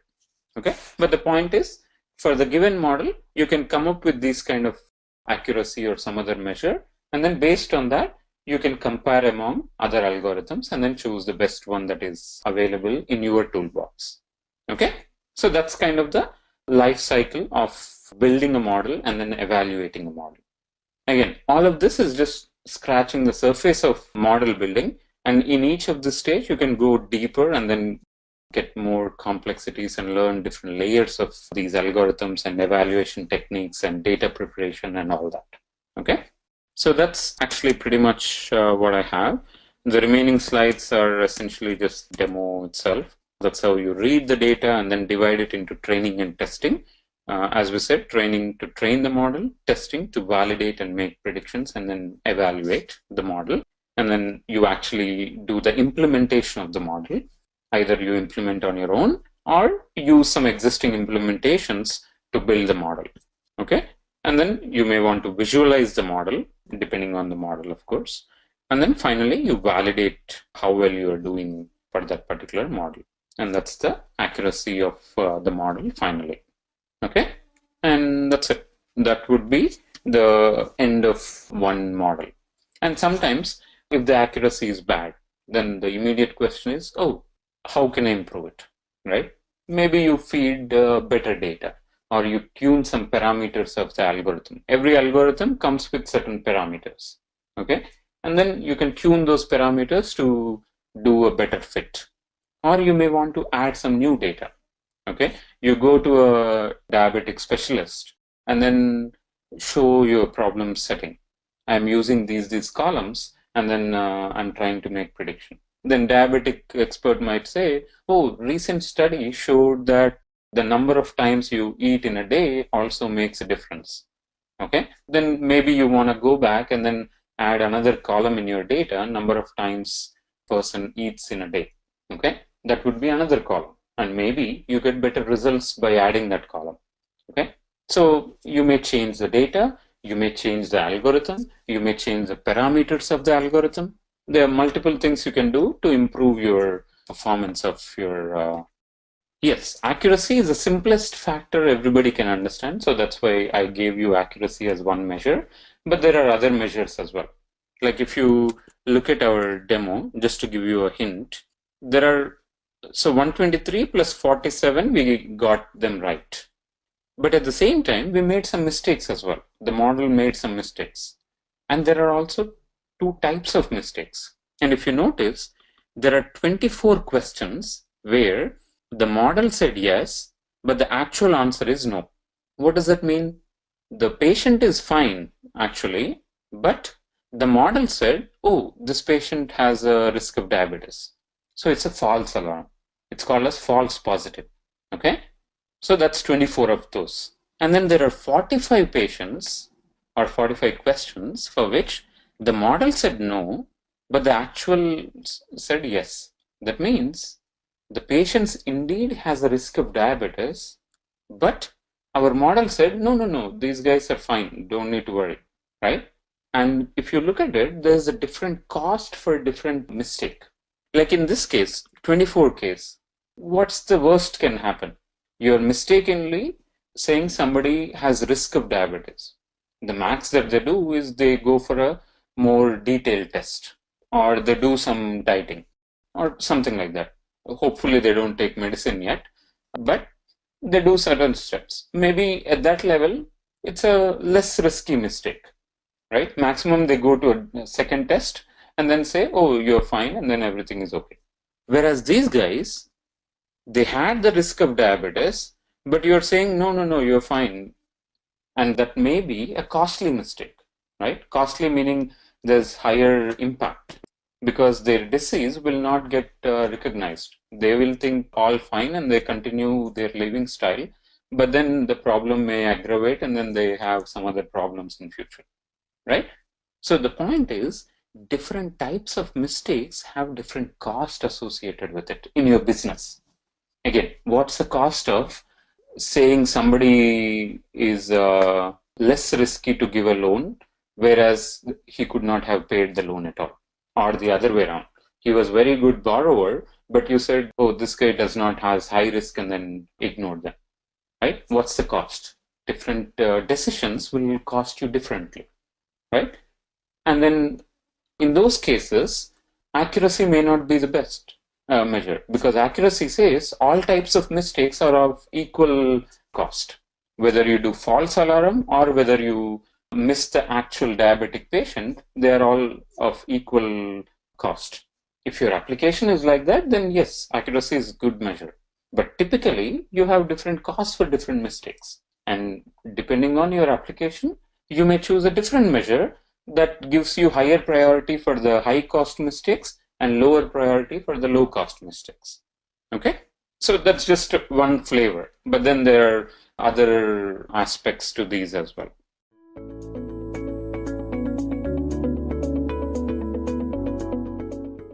Starting directly on what Naibase is all about. Let's take a very small fun example here, and then basis that we can able to like understand this algorithm much better. So let's assume here that like you are a really great football enthusiast, and most of the time when you like go to play with your friends, it suddenly starts to rain, and maybe there are like other weather condition. It's like very strong wind, or things like it's too hot outside, as in the weather, and there are many other factors also which could be possible. And because of these reasons, you sometimes go to the field, but like end up disappointed, like because of these weather conditions you could not play. So is it like some way possible that by feeding an algorithm some set of information about your weather condition as such, you can maybe come out with a prediction whether we should play today or not, right? Like very cool algorithm which you like can show to your friends and be like the geeky person and a footballer, right? So these are the possible weather combinations which we can normally get. We can have maybe in summer, we can have like in summer too hot extreme weather versus a warm kind of cool weather. In monsoon, it might be a light drizzle versus strong rain. Similar in winters also, there might be possibilities of winds and so on. So a combination of weather conditions. In the summer, monsoon and winters, we can have conditions like too hot, like normal, versus too windy versus no wind, right? So let's say how we can model this approach and try to come out with certain predictions. So good thing is the fellow football enthusiast, as well as who understand machine learning and all the ideas behind it, has created a good data set from his past experiences, right? And that data set has a lot of information in it. We're going to get to the data set discussion in a while, but let's see what kind of cases we can normally get. In the data set which is being collected, we see that there can be like different scenarios based on that, and these are the typical sort of those scenarios. So let's say we are in the summer and the temperature is like sunny outside, right? Which means the temperature has certain high value. So let's assume for now that it's more than 40 degrees Celsius outside, right? If that's the case, it says these circle represents the sort of probabilities associated with it. So in how many instances, like in the past, did we had a really hot weather and we played football as well? So your friend has collected this data, and he says that there were very few instances like that. So that's why the probability is marked by the small circle, and which is like quite low, less than 0.5. Right? But whereas in summers when it was not too hot, like the temperature was less than way less than 40 degrees Celsius, the probability was quite high. That's why you see a like a larger circle. Similar is the case with monsoon as well, right? I think even in monsoon, if there is like high temperature, I don't think there will be any high temperature. But here in this case, if we somehow categorize a temperature to be sunny in this monsoon season, people did play. There is like this a bit of coolness on top of it, sunny weather. Similar is the case with the winter as well. So there is like hardly any case where it will be too sunny. So it was like bearable. So when I say sunny, it is like the outlook, not in terms of the temperature as such. You can see outside and see there is sun out. So that's what we call sunny here, right? So in winter, if there is sun, it's like really pleasant. Same is the case with monsoon, but not the case with summer. So this is a sort of typical case, one of the cases. And let's look at this case as well, something very similar. I think this is like highlighted here. And in the other case, where it is windy, right? So there is like this strong blow of air flowing from some direction. So your football is like difficult to control, and you also find difficult to run in the field. So in the case when it is summer and there is a strong wind, you can definitely see there is this high probability of the match being played or not, whether you want to play the football or not. But in the previous case, the probabilities here was like when it was sunny, the probabilities were quite low. In the case here on the when it is like windy in the summers, I think it is not a problem. People were able to play. That's why the probability of playing is quite high in this. The circle is quite big. At the same time, when it is monsoon, and even if there is no wind, you can see the probability is quite high, but the probability goes like quite low when there is a strong wind. So we can get to know that in some monsoon, the wind is like quite strong compared to the summers, right? So that's why this contrasting difference in the probability of play. Similar is the case with the winters, but I think the winter also doesn't have much strong winds.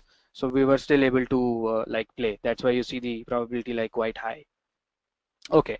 So what if I want to combine these two things together, sunny as well as windy, the combinations which comes out from sunny and windy. So even for that, we are given some data set. So the data that we right now have got contains in one column something that we call outlook, right? And that outlook has like various values to it. And we have some places where it is sunny and windy. There are some places when it is sunny but not so windy, and so on, different combinations. With those combinations, we have recorded whether the match was played or not, and from that we calculated these probabilities like these, right? So we want to put all these ideas in a more formal way, right? And what is really happening here is when you have one attribute with you, let's say sunny here, right? And we augment that attribute's information with one more attribute, let's say called windy here, right? So which means by knowing a particular value of an attribute, there is a certain difference in the probabilities. So for instance here, if I say a particular weather condition where it was not sunny and there was wind, the probability is quite high, right? But if I like contrast this to the other case, when in the same summers, I don't know any information about wind, but all I know is it was sunny. So the probability of playing that particular game of football was quite low. But the moment there is one more information added, like there is no sun and there is wind, the probability kind of slightly starts to change. It drifts in some different way. Like you can see here, the sun is like there is no sun and the wind is like present. The probabilities are like quite high that the match will be played. So naive-Bayes tries to understand such interaction. So given a data set of whether a match was played along with many attributes of the weather condition, a prior knowledge of a particular attributes does influence your probabilities, right? The probability can either go down or go up. So formally putting this entire idea into a very elegant formulation, which is called Bayes theorem, which puts in all of these information in one neat form. So in order to explain this in better terms, if I want to understand a probability of whether a match will be played or not, that's represented by this symbol called C. So this is something that we call class, right? And the class is either the match is going to be played or not. And that's kind of also relates to the thing which we discussed around classification problems, right? And if I want to calculate this probability, which we call posterior probability, which is whether the match going to be played or not, given I have all these attributes with me. The attributes like whether it is sunny or not, whether it is windy or not, and so on, right? And on the right hand side, this Bayes theorem puts things pretty elegantly. On the numerator, you see something called likelihood, right? So if I say what is the probability of the match like to be played today, given I have these sort of weather conditions. So let's particularly take given it is summer, right? In the likelihood, I might have the other information with me. What is the probability of the particular weather to be or the weather condition to be summer given I am kind of able to play here. So in order to show you some calculation on this, let's discuss about this frequency table, which will then translate to the formulation of that naive-Bayes theorem. So here this frequency table tries to capture certain information in our data. So the first information is when it is sunny. So there are like two possible cases here, yes or no, it is sunny or it is not. And on the column we have whether the match was played or not. So in total, if you count all these 3 plus 4 plus 1 plus 6, there are 14 observations from the historical data we have got. And out of these 14 observations, there were 3 times when the weather was sunny and the match was played, right? But in contrast to this, there were 4 instances when it was sunny and the match was not played. So obviously the other side is has a high probability than the yes ones. And similarly, when the match was not played, the weather was not sunny, there were 6 instances when the match was actually played. So which is like a strong indication versus this one here, which means when the outlook is not too hot, not too sunny, the match was like most of the time played, right? So I can do the same for windy as well. And the other variable that we have is the season. So when it was summer, I could say the chances are like equally likely for the match to be played or not played. But when it was monsoon, interestingly, there was no match got cancelled, so every match was played. And in winter also, the chances are like equally likely whether the match was played or not. So with this sort of frequency table, it's easy for us to now visualize what is the sort of probabilities associated with each of these cases of having a wind, or if it is going to be sunny or not, or even having the information about the season of the play, right? So this frequency table we're going to likewise extend, and we're going to come out with something called a likelihood table. So these are counts, right? Frequencies, what we call. So with these frequencies, we can translate this to a likelihood table which consists of different probability measures, right? I'm going to explain how this is calculated. So for instance, let's take the variable season, right? We can do this for the other 2 variables as well. So the one which we are going to take here is for seasons. And what we have got here is like this. You have a match either played or not.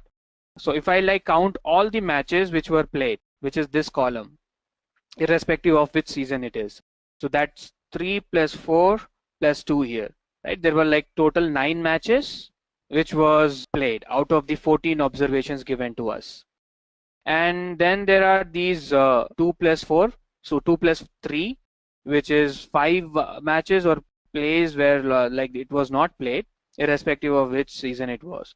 So if I want to translate this to a likelihood table, all I need to do is, as you know, to translate such a frequency into a probability measure, in the denominator we have the total possible outcomes, and in the numerator the outcomes which favors our event, and our event here is whether the match was played or not. So there were like 3 instances when the match was played, divided by the total 9 instances of the match was played in overall.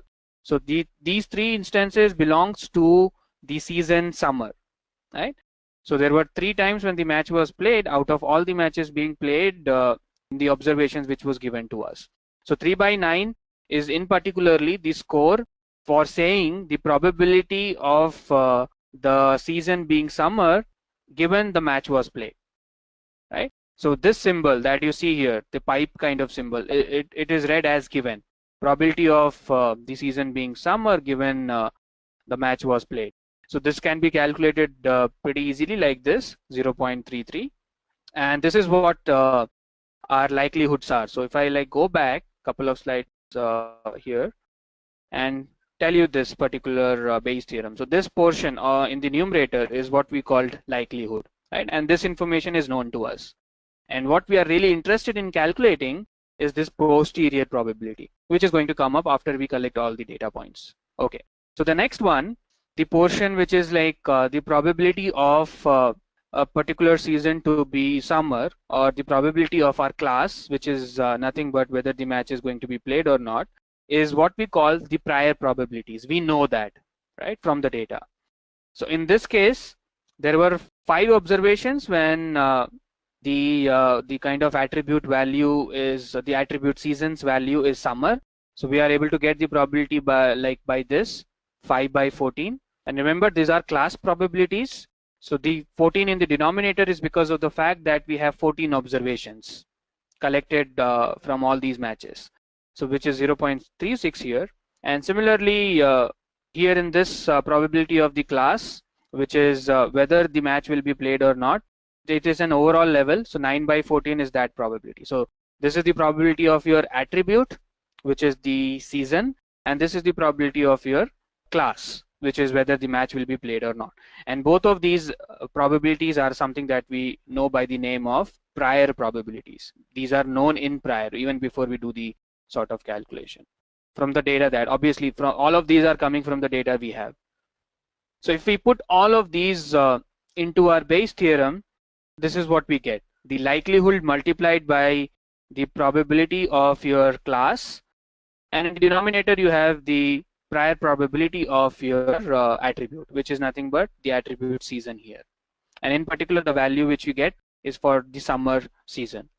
So this becomes in very short form the likelihood, the probability of the match being played given the season here is summer. So similarly, if we do this for all the other attributes as well, so the X that we have chosen at this point is only for the season, right? But I can do it for the other attributes as well, which we have got. The other attributes like the sunny, which is yes or no, or the windy, which is again yes or no. So if I put all of these together, like in this form, the probability of winter given yes, the probability of summer is equal to no given yes, and for the rest of the attributes as well. So remember, all of these are attributes and it has like taking a specific value.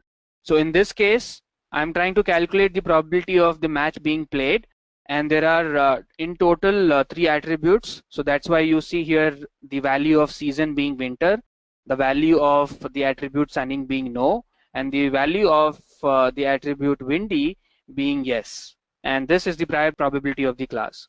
So in overall, this is a probability of whether the match will be played or not, given all these attributes. In the denominator, likewise, we get the prior probabilities of our attributes, which is the season, sunny, and the windy. These are the 3 attributes, right? If we put all these values inside this probability, this is what we get. The probability of the match being played given the season is winter, it is not sunny, and it is windy, right? These are the attributes we have got, and the probability is 0.6223. Similarly, if I want to get the other side of the story, I would simply, because there are only 2 classes, I can simply do 1 minus of 0.6223, which will give me the probability of the match not being played, which is obviously less than this. So in very simple terms, like you can see that we have only come out with probability here, right? So where is this classification that we were initially talking about? And in very general terms, people normally fix a threshold of 0.5. So if I see the probability of the match being played greater than 0.5, I can say my decision here would be to play, right? No otherwise. So this threshold can be changed also. In typical all the cases, these probabilities are fixed at a level of 0.5. Anything which is greater than that, we accept that. Anything below the probability is like not accepted. All right, yes, so I'm happy. We can play the match. Right. So this was a very simple dummy example. So let's build a really strong use case on this with respect to a real world problem. Right? And these are some typical examples that you can see. Face recognition, detecting email spams, and even categorizing the newses. All the places where you can have some sort of classification algorithm, you can do that. You can use naive-Bayes. And like a typical picture from the Oscars, and you can see there are like all happy sentiments. So this is like another step also that you can do, which is again a classification type of a problem, whether the expressions in the faces are positive, negative, or neutral, right? Okay. Some more examples, medical diagnosis. So for example, if you are given a medical history of a patient, you can also classify whether the patient is going to be soon diagnosed with that disease or not. So for example, diabetes. If I have all the readings or like all the medical tests for diabetes of a particular patient, I can classify the patient that he or she going to be diagnosed with diabetes in 1 month's time. Right? These are again a classification problem. Once again, digit recognition. So if you have a handwriting data set which is of the numbers 0 to 1, and somebody has written this, so these are like different ways of writing 0, 1, 2, and so on. So given this as an input, can I learn this data and classify, given another new data set to me, can I classify the digits either into 0, 1, 2, or 9? Like these are the numbers that I want to classify my data into. Can I like do that? Yes. So this is again a typical classification problem example. So I'm not saying that for all these problems, naive-Bayes will be the best algorithm to do, but naive-Bayes can also be one of the algorithms which can be used for classifying, right? But obviously machine learning is also about experimenting with all these sort of algorithms we have got, and all these algorithms that comes under classification, that solves the classification problem, has its own benefits. So you should be better informed in terms of doing many sort of different experiments with your data and then figure out which one does the best. Okay. So we're going to take this one real world example of predicting employees' salaries, right? So a typical use case could be if you are a marketing agency, right? Or let's say some firm who is analyzing salaries of the employees, right? From various firms and from various backgrounds and so on. So there are hundreds of things which decides the salary of a person, right? So if you have your hands on certain information from a market survey or from employees survey across companies, you might be able to get some picture out of it. And let's say you decide as a marketing agency, such kind of reports are being produced, and many HR analytics companies does this as well, where they analyze the current market trends and they try to come out with predictive models around that. Right? And the predictive models could be given some skill sets that you have, what is the expected salary that you might draw from job that this skill set will give you. So there are many such predictive analytics kind of use cases which is quite common in the HR analytics. So let's see if we have some data of the employee, can we predict exactly what is going to be the salary. So there are like two ways this problem can go in. One way where we can think of this as a regression problem, which means very precisely predicting the value of the salary, or this can also be categorized. Like if I'm saying anything greater than $50,000, $50,000 is a high salary, and anything below $50,000 is a low salary. So the two classes in which I want to predict or like put my employees into will be either low or high. Keep in mind that this prediction algorithm I'm not building for my own set of employees. If I'm running a company, I'm not building it for my employees. I know their salaries, right? This might be the case for some HR analytics company who is in general wants to understand what's the trend like of. So if I show you this data, this is what typically it contains. It has information like age of the employee, what is the type of the employee, some information on the education, like education definitely plays a big role in deciding your salaries. And then general informations like the marital status or whether the employee has any sort of relationship or a family, right? And even the race of the employee. So whether all of these are important or not is a matter of continuous experimentation, but these are the sort of information we have of any employee in our database, right? So if this HR analytics company wants to do something with this, they might be able to use all of these fields. There are like even some of the variables like capital gain, sort of very rare to find for a particular employee, but yep, this data set has it. So which is typically the income from the various investment sources the person has, the employee has, right? Other than obviously the salary. Okay. So if I have this data set, I think there are certain variables which are very clearly telling me are useful, and there are certain variables which I believe can be removed. So let's maybe get rid of some of the information like the marital status or the employee's relationship status or the race of the employee or gender, capital gain and capital loss. So there are like certain biases as well in this particular removal of the fields. There are certain strong assumptions, but I'm not anyway getting into those sort of debates and discussions which quite happens in the industries regularly, particularly with attributes like race and gender, right? But I'm not going to go into those discussions. But for a very safe assumption, let's assume that a fair play kind of an environment in industry would normally don't want to use any of these variables, right? So we have a question here which says, how does one decide which variables to use, right? Pretty common question here.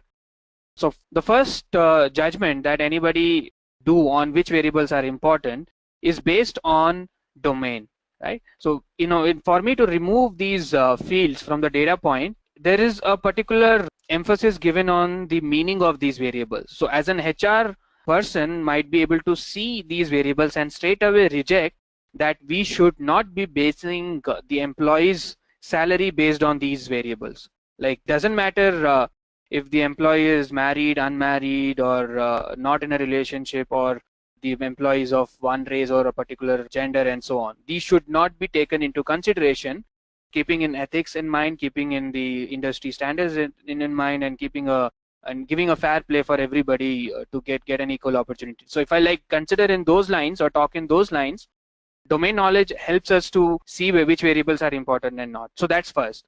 And if you have a enormous amount of variables with you, maybe let's say in millions term. So if I'm doing an image classification, in image classification the pixel values are many, right? And I can create a large matrix of data points, numeric data points. So there are traditional methods like principal component analysis and many dimensionality reduction approaches, which helps you to represent a large data set, right, which contains many columns in a lower dimension. So when I say lower dimension, if you have a data set of 1,000 columns, can I represent this 1,000 columns in 10 columns, right? So this is called dimensionality reduction. And the way we do this normally is these 10 columns are a representative of all the 1,000 columns we had in the beginning, right? Some linear combination of the 1,000 columns. And there are standard techniques, if you would like to go and read more about it, called one of the very popular one is called principal component analysis, which helps us in doing this dimensionality reduction. So in short, there are two ways to do that. One is domain knowledge. The second is some statistical methods or mathematical methods like PCA. All right. Okay.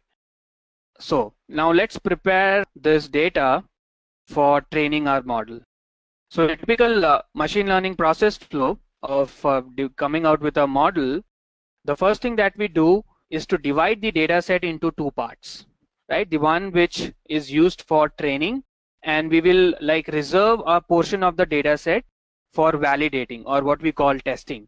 So imagine like this, you build your model on, if let's say if you have 10,000 observations with you, 10,000 rows of employees, you use, let's assume 70% of that data, maybe something like 7,000 data points. So out for these, and which are like obviously randomly selected.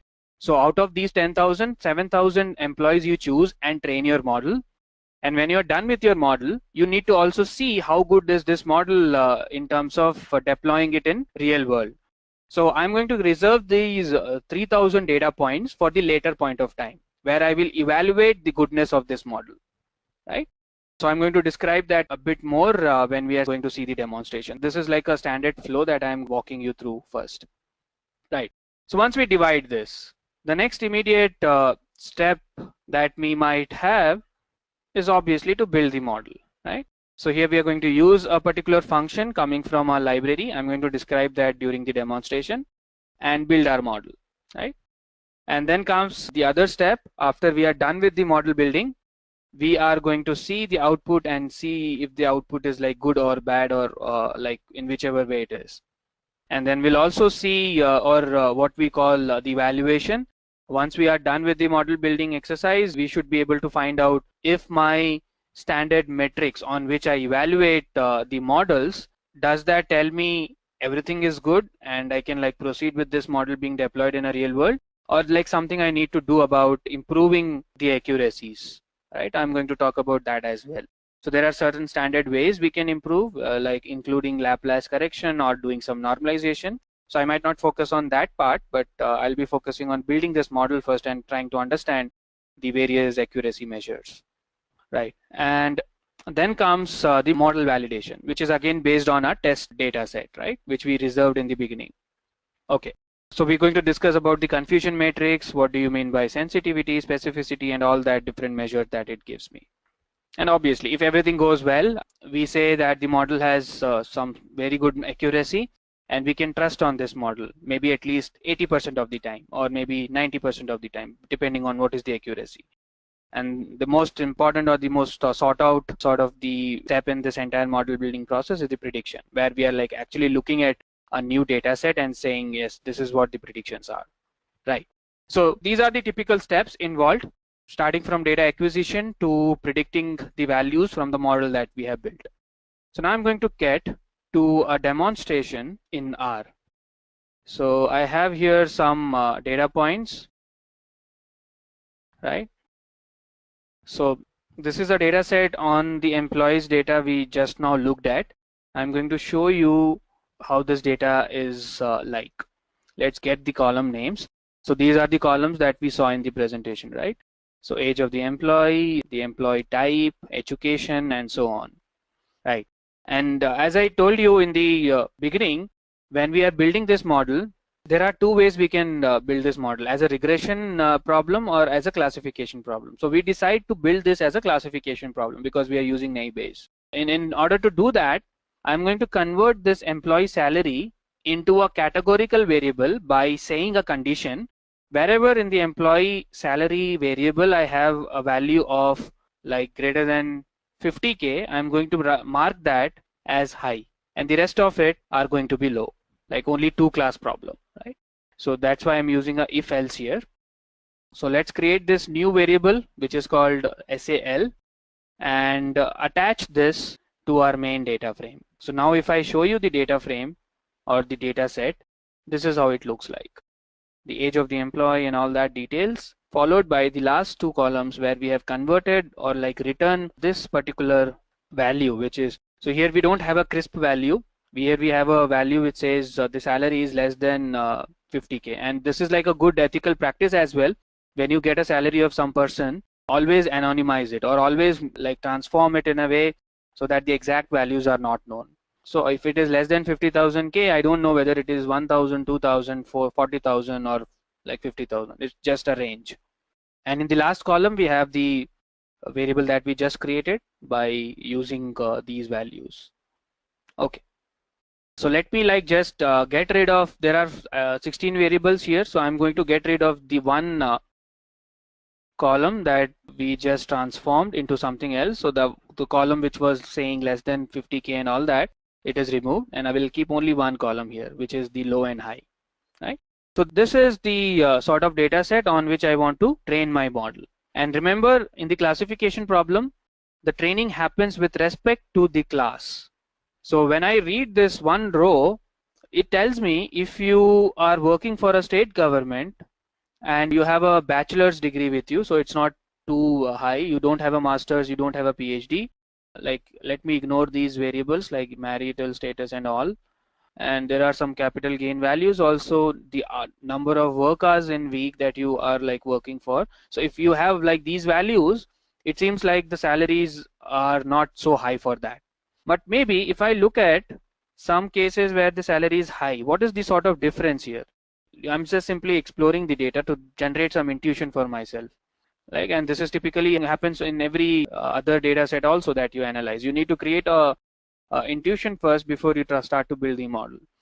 So in this record, where I can see a person is working for a private, maybe a private job, maybe it could be an industry company, he or she has a master's, and like some more information, and it seems like the salary is high. So I think some indication here saying if you have a really good degree with you, which is at least at a master's level, there are like good chances you will be paid high, right? At least one inference which I can get.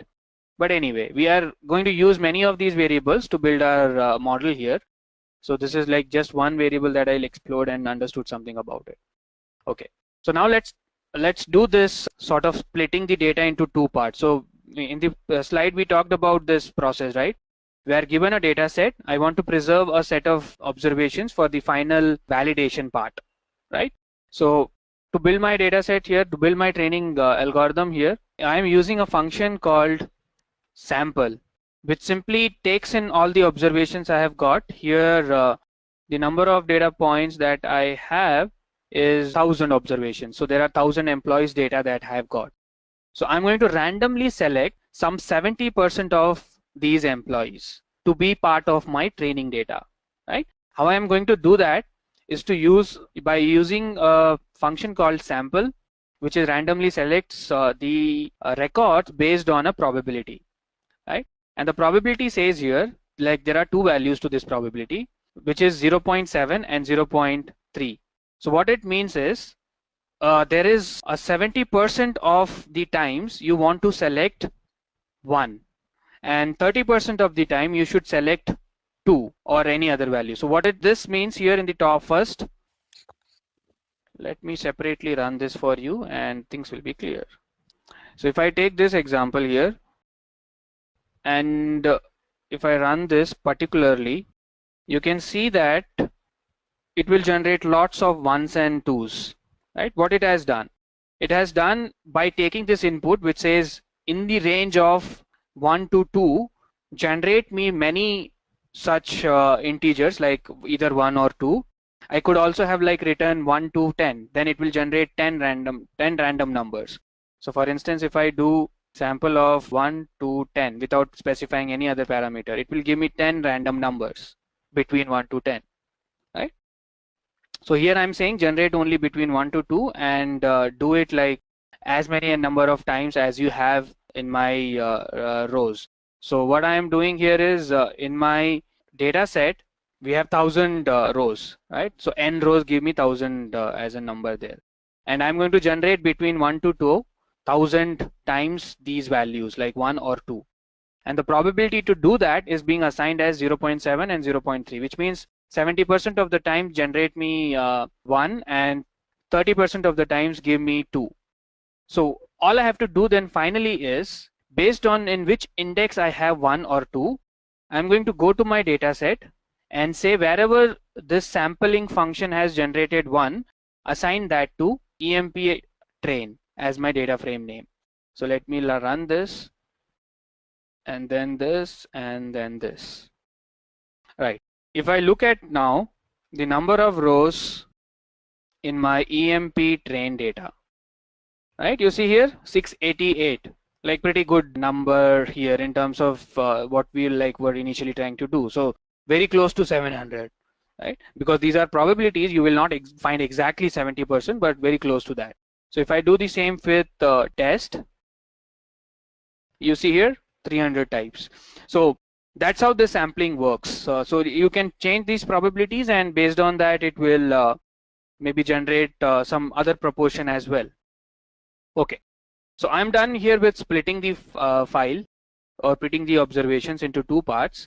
So all I have to do is simply use the library or package called E1071, quite useful package. It has many machine learning models implemented in it, and one of these machine learning models is 𝐶𝐬𝐵, and also the caret function, which I might be using for drawing the final evaluation matrix, which I'm going to discuss in a while.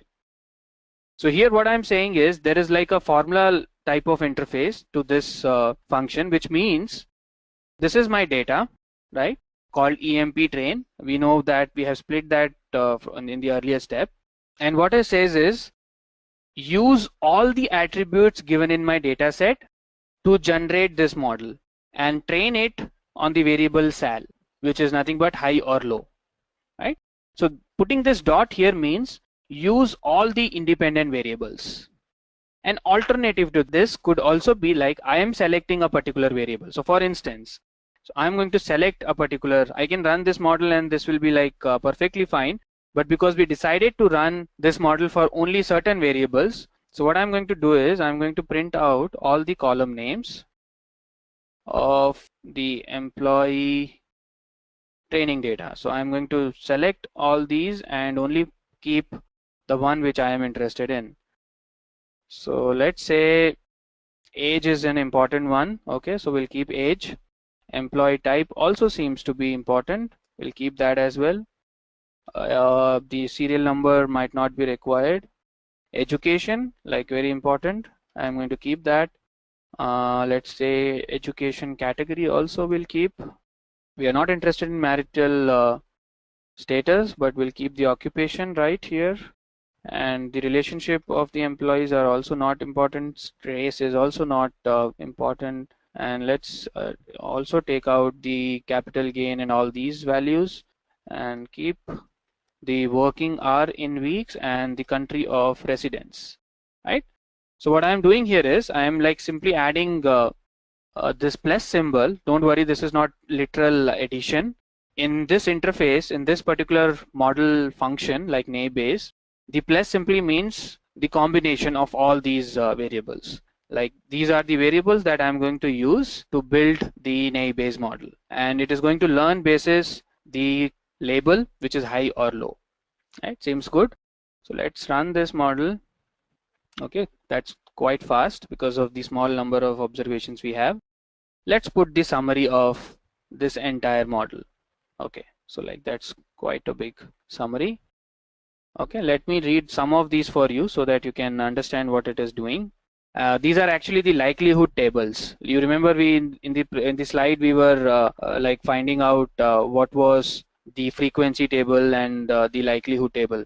So in this case, all of these values that is being printed out in these after this particular header, which is conditional probabilities, all these are likelihoods, and the one which is this one is the a priori probabilities, or like simply saying prior probabilities of the class. You remember the class has only two values, low and high, and this says that 76% of your employees are low, having a low salary. So that's our prior probability, right? In the given data set of ours, 76% of our employees has low salary, and the rest is 0.23. And this, the one which is like starting from conditional probability, is all the likelihood tables for each of the attributes, right? So let me tell you how to read this. In the first case, we have this attribute called age of the employee, right? It says the first column here, there is a small matrix here, right? So this means because age of the employee is a numerical value. So for numerical values, like calculating the probabilities is not like possible. So what we instead do is we calculate the mean and a standard deviation. So what it means is, if I read this value, on an average, employees who have a age of 43 or like 44 years has the class in high salary, which is like making sense also for me, right? Because as you grow in age, you become like more experienced in your domain and you start to draw high salary. Whereas the average age for people who are earning low salary is 36 years, right? So these are averages, keep in mind. And because I'm putting here the averages, I should also be talking about the standard deviation. So that's what is given in the second column. And standard deviation, as you might know, gives us the understanding of how much variability is present in the data. And here the variability is like in terms of the age itself, which in terms means if I have the average of high earning employees, the average age of those employees are 43.9, I can say plus or minus 9.8. That's the sort of range, right? So there are many cases where you will see the variabilities are quite high.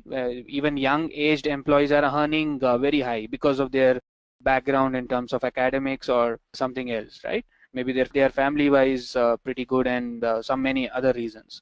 So there is always a variability in the data. So it's important when you talk about averages, you also include the standard deviation there.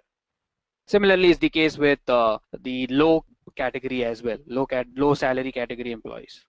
Okay, so this same conditional probability table kind of changes in its tone when we have a categorical variable like the employee status type, like employee state type. So here we have the states like the employee works for federal government or local government or has never worked, works for private, self-employed, and so on. Like there are many, or like without pay. So these are the probabilities associated with these conditional probabilities. And if you remember, the way to read this is the probability of the employee working for federal government and he's like earning high salary, right? These are conditional probabilities. So remember that. So if I like give you some contrasting examples, maybe this will be easy to understand then. Most of it are like very close. But if I maybe take this one, where I can see the probability of employee working for federal government, the salary being high has like a higher probability than the salary being low. But whereas the same thing in private sector, like the probabilities are very close. So maybe both these type of people are there, high salaried and the low salaried people. So this gives me an indication rather like what decides a high salary. Maybe I can think of this in better terms if I see the education. So if this is my education like 10th grade, 11th grade till masters or doctors as well, you can see the stark difference in the probability measures. People who have a doctorate degree, the probability, the conditional probability there of having a high salary is like quite high compared to a doctorate candidate like getting a very low salary there. So this difference is quite distinct. The moment I see this, I can like definitely say having a higher degree like give us this indication that the salaries are also going to be high. But there would be definitely exceptions. Right? So this is how you read this model. And then finally, there are like many more other columns as well. So this is the sort of summary of the model, but the one which I am interested in is what is the prediction? Is this a really good one or a bad one? Right? So that's what we want to understand. So remember here the prediction I am not going to do on the training dataset, though we also look at the training dataset predictions as well. But in particular here I am looking at the testing dataset prediction. So let me run this. Okay. So I'm using a function called predict. The model name is emp_nb, which we created here. And I'm giving now a new data set to this predict function, right? Which is the testing data, which we initially reserved for the accuracy computation and all that. So let me have run this. So I'm going to now evaluate how good my model is by drawing something called confusion matrix. Let me give you what it is. Okay. All right. Not bad at all. I think the accuracy is quite good. 83.01%. So that simply means if I take this matrix of high and low, like look at this particular table, a small table, right? So the way to read that is in your original data set, the values for high and the prediction that you have done exactly matches. So which means the 48 here are the number of employees, the 48 are the number of records or employees who has the high salary in the actual data set, and your model also predicts the same, right? Similarly, these 211 observations, your actual data contained the value low and your model also predicts the same. Whereas these are the wrong predictions, the 30 and the 23 here. So what it means, your predictions are here maybe high, but whereas in the actual data the predictions are low, and the vice versa for this one as well. So the off diagonal elements are something which is not good for me. That's the sort of error. So how this 83.01 is calculated? If I look at this, out of how many? Out of let me like sum this first. What is the total number of observations? 48 plus 30 plus 23 plus 211. 312. Like this is the number we saw for the testing data set that we created at the beginning. So the accuracy here is based on the diagonal elements. So that means 48 plus 211 are the correct predictions. And the total observations that I have is 312. And here you go. So this is the accuracy measure that you have got, which is like 83% here. Right. And there are some more information as well in this sort of output, like confidence interval. So when I'm putting accuracies, it is also possible for me to calculate if this accuracy that I am talking about is going to be having certain marginal errors, right? So when I say confidence interval, my confidence interval of 95%, which means I am 95% confident that the accuracies are going to be somewhere between 0.78 to somewhere between 0.87. For this instance of data, I am able to only get 83. But in general, if you draw many samples from this given data set of mine, I can calculate something called confidence interval, and this confidence interval can have different percentages, right? So there is only 5% chances that my accuracy will lie beyond the boundary which is mentioned here, right? I cannot get, there are only 5% chances that I can get an accuracy of more than 87%. And the same for the boundary which is less than that, which is less than 78%. So at least 78% of the accuracy I'm going to anyway get 95% of the times, right? That's what this gives you. And then comes certain things like p-value, quite popular measure. If this p-value is less than 0.05, things are good. That means the sort of here accuracy is very well coming out for the data. And if it is greater than 0.05, it is not that good, right?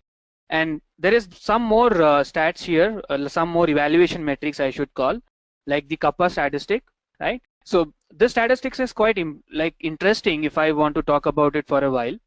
There is always a process that you can follow. So this is your accuracy which you have got from the predicted model, right? But what if I create a very simple model which says by doing a random selection? For example, I have only two classes possible here, either high or low. So what if I do a simple tossing of a coin, and if there comes a head, I'll say the employee's predicted salary is high. If there comes a tail, the otherwise, right? So if you do this tossing of coin, you know that 50% of the time you are going to get head and 50% of the time you are going to get tail. So that means my accuracy of the model, even if I do this brute force or like simple naive approach, I am going to get a 50% accuracy. Or even if I call a chimp and ask the chimp to select either a high or low, the chances are that the model that is created by the chimp is going to be 50% accurate, right? So how good is my accuracy with respect to that accuracy of a random sort of a process or a model that is created by a chimp, right? That's what is given by this kappa statistics. And if you want to understand how that works, you can see here, this is your total accuracy, and this is the sort of accuracy that you get from a random stuff, right? So if this difference in the numerator is not going to be low, if it is going to be low, that means the kappa stats is not very good, and that can only happen only when your random accuracy and the total accuracy are very close to each other. But more this difference, higher will be the value of your kappa statistic, and the better the model, right? This is how it works. And then there are these variables like sensitivity and specificity.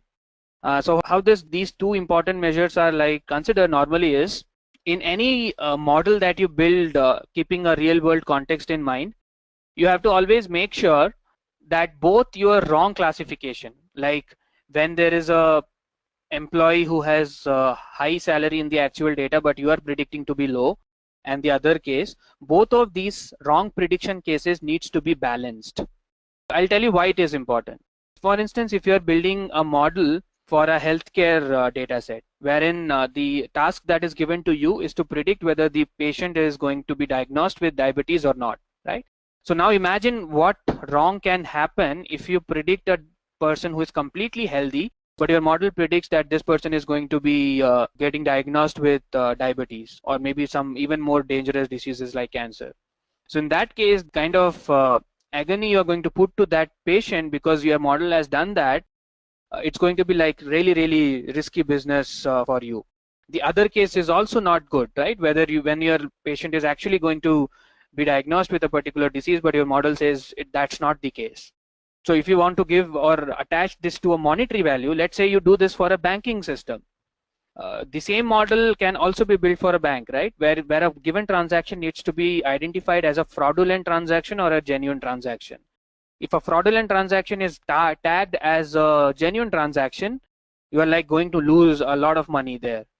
The other way around is also not good. So sensitivity and specificity particularly handles these two scenarios well, right? If you are able to achieve a balance between sensitivity and specificity, at the same time keeping the accuracy also intact, then you can be certain that your model is completely fine or completely good, right? But if there is not a good balance between sensitivity and specificity, then that means in either one direction your model is like highly skewed, which is like a danger point to be in, right? So keep a balance of the sensitivity specificity, and here I can see that it's not so different in terms of its values. At the same time, I can see the accuracies are not bad at all. So 83% is like quite good number, right? So I think the one thing which we have not seen is what is like the final prediction looks like. So this is how it looks like, right? So highs or low. But instead, if you want to, let's say, because Bayes is about probabilities, I can also get you the probability score instead of getting the class name. So if I use the argument called type equal to raw, you will see that the output of this prediction is actually probability measures. So how to read this instead of class, this is like the probability of this employee having a high salary is like 0.7106 versus the probability of the employee getting a low salary is 0.28. So whichever is like higher, you can take your classification in that direction.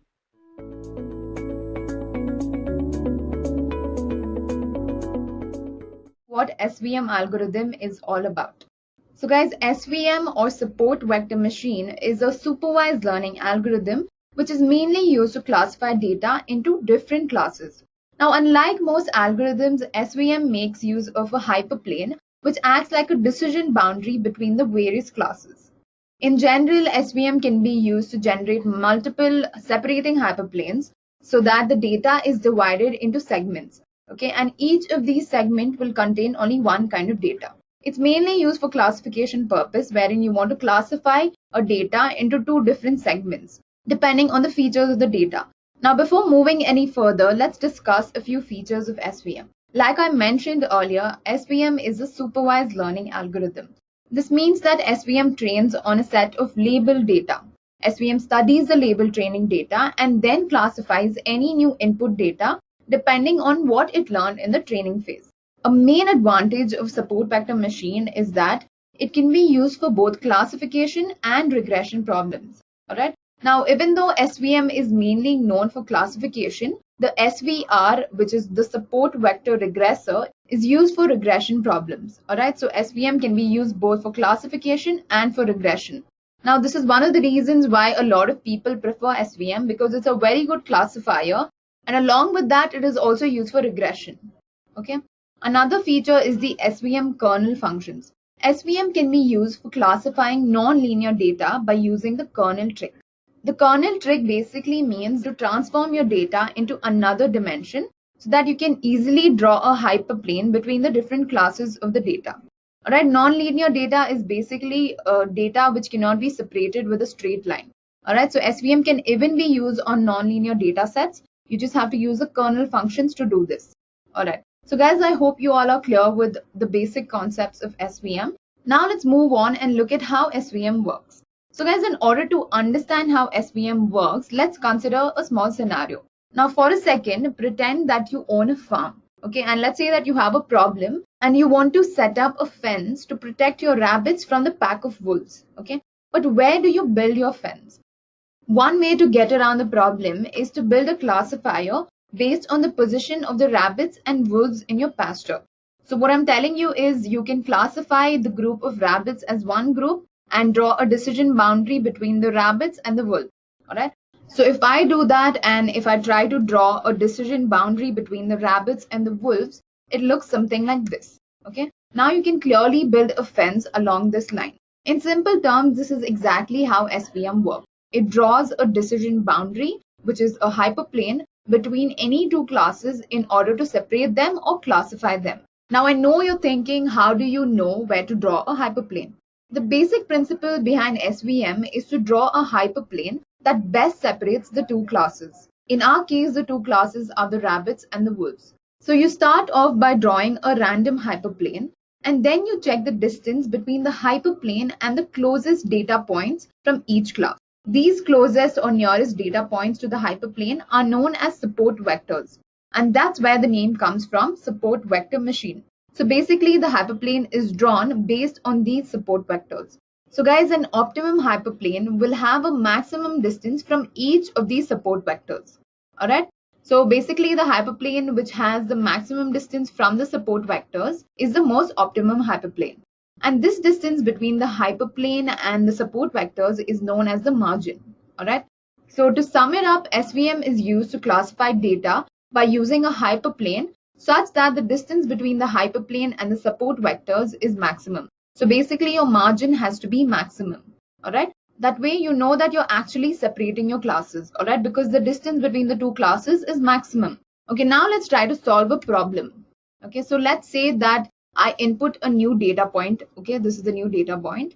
And now I want to draw a hyperplane such that it best separates the two classes. Okay. So I start off by drawing a hyperplane like this. And then I check the distance between the hyperplane and the support vectors. Okay, so I'm trying to check if the margin is maximum for this hyperplane. But what if I draw a hyperplane which is like this? Alright, now I'm going to check the support vectors over here. Then I'm going to check the distance from the support vectors. And for this hyperplane, it's clear that the margin is more. Alright, when you compare the margin of the previous one to this hyperplane, it is more. So the reason why I'm choosing this hyperplane is because the distance between the support vectors and the hyperplane is maximum in this scenario. Okay. So guys, this is how you choose a hyperplane. You basically have to make sure that the hyperplane has a maximum margin. Alright. It has to best separate the two classes. Alright. Okay. So far it was quite easy. Our data was linearly separable, which means that you could draw a straight line to separate the two classes. Alright. But what will you do if the data set is like this? You possibly can't draw a hyperplane like this. Alright. It doesn't separate the two classes at all. So what do you do in such situations? Now earlier in the session, I mentioned how a kernel can be used to transform data into another dimension that has a clear dividing margin between the classes of data. Alright. So kernel functions offer the user this option of transforming non-linear spaces into linear ones. Non-linear data set is the one that you can't separate using a straight line. Alright. In order to deal with such data sets, you're going to transform them into linear data sets and then use SVM on them. Okay, so a simple trick would be to transform the two variables x and y into a new feature space involving a new variable called z. Alright. So guys, so far we were plotting our data on two-dimensional space. Correct? We were only using the x and the y axis. So we had only those two variables x and y. Now in order to deal with this kind of data, a simple trick would be to transform the two variables x and y into a new feature space involving a new variable called z. Okay, so we're basically visualizing the data on a three-dimensional space. Now, when you transform the 2D space into a 3D space, you can clearly see a dividing margin between the two classes of data. Alright, now you can go ahead and separate the two classes by drawing the best hyperplane between them. Okay, that's exactly what we discussed in the previous slides. So guys, why don't you try this yourself? Try drawing a hyperplane which is the most optimum for these two classes. Alright, so guys, I hope you have a good understanding about nonlinear SVMs. Now let's look at a real-world use case of support vector machines. So guys, SVM as a classifier has been used in cancer classification since the early 2000s. So there was an experiment held by a group of professionals who applied SVM in a colon cancer tissue classification. So the dataset consisted of about 2000 transmembrane protein samples, and only about 50 to 200 gene samples were input into the SVM classifier. Now this sample which was input into the SVM classifier had both colon cancer tissue samples and normal colon tissue samples. Alright. Now the main objective of the study was to classify gene samples based on whether they are cancerous or not. Okay, so SVM was trained using the 50 to 200 samples in order to discriminate between non-tumor from tumor specimens. So the performance of the SVM classifier was very accurate for even a small data set. Alright, we had only 50 to 200 samples, and even for the small data set, SVM was pretty accurate with its results. Not only that, its performance was compared to other classification algorithms like naive Bayes, and in each case, SVM outperformed naive Bayes. So after this experiment, it was clear that SVM classified the data more effectively and it worked exceptionally good with small data sets. Alright, now let's get into the practical part. We'll run a demo to better understand how SVM can be used as a classifier. Okay, so guys, before we run the demo, let's look at our problem statement. So our problem statement is to study a heart disease data set and build a classifier to predict whether a patient is suffering from heart disease or not. Alright, now this data set will have n number of patients along with details about the patients. Okay, for example, their age, their cholesterol level, their sex, all that will be mentioned in the data set. So we're basically going to study this data set, build a SVM classifier, and then predict whether a patient is suffering from any heart disease or not. Alright, so we're creating two classes over here. One class consists of patients suffering from heart disease, and the other class is the lucky one, which is not suffering from any sort of heart disease. Alright, so let's move on and look at today's demo. So guys, in order to save some time, I've already typed out the code, but don't worry, I'm going to explain each and every line of code over here. Alright, now guys, in our demo, we'll be using the 𝐶𝐻 package. Alright, the 𝐶𝐻 package, which is also known as a classification and regression training. It has tons of functions which can help us to build predictive models. So it contains tools for data splitting, pre-processing, feature selection, tuning, supervised and unsupervised learning algorithm. Okay, so to use it, we first need to install it using this command, install.packages 𝐶𝐻. Alright, the 𝐶𝐻 package is very helpful because it provides us direct access to various functions. So for training our model, we require algorithms like KNN, SVM, decision tree, linear regression.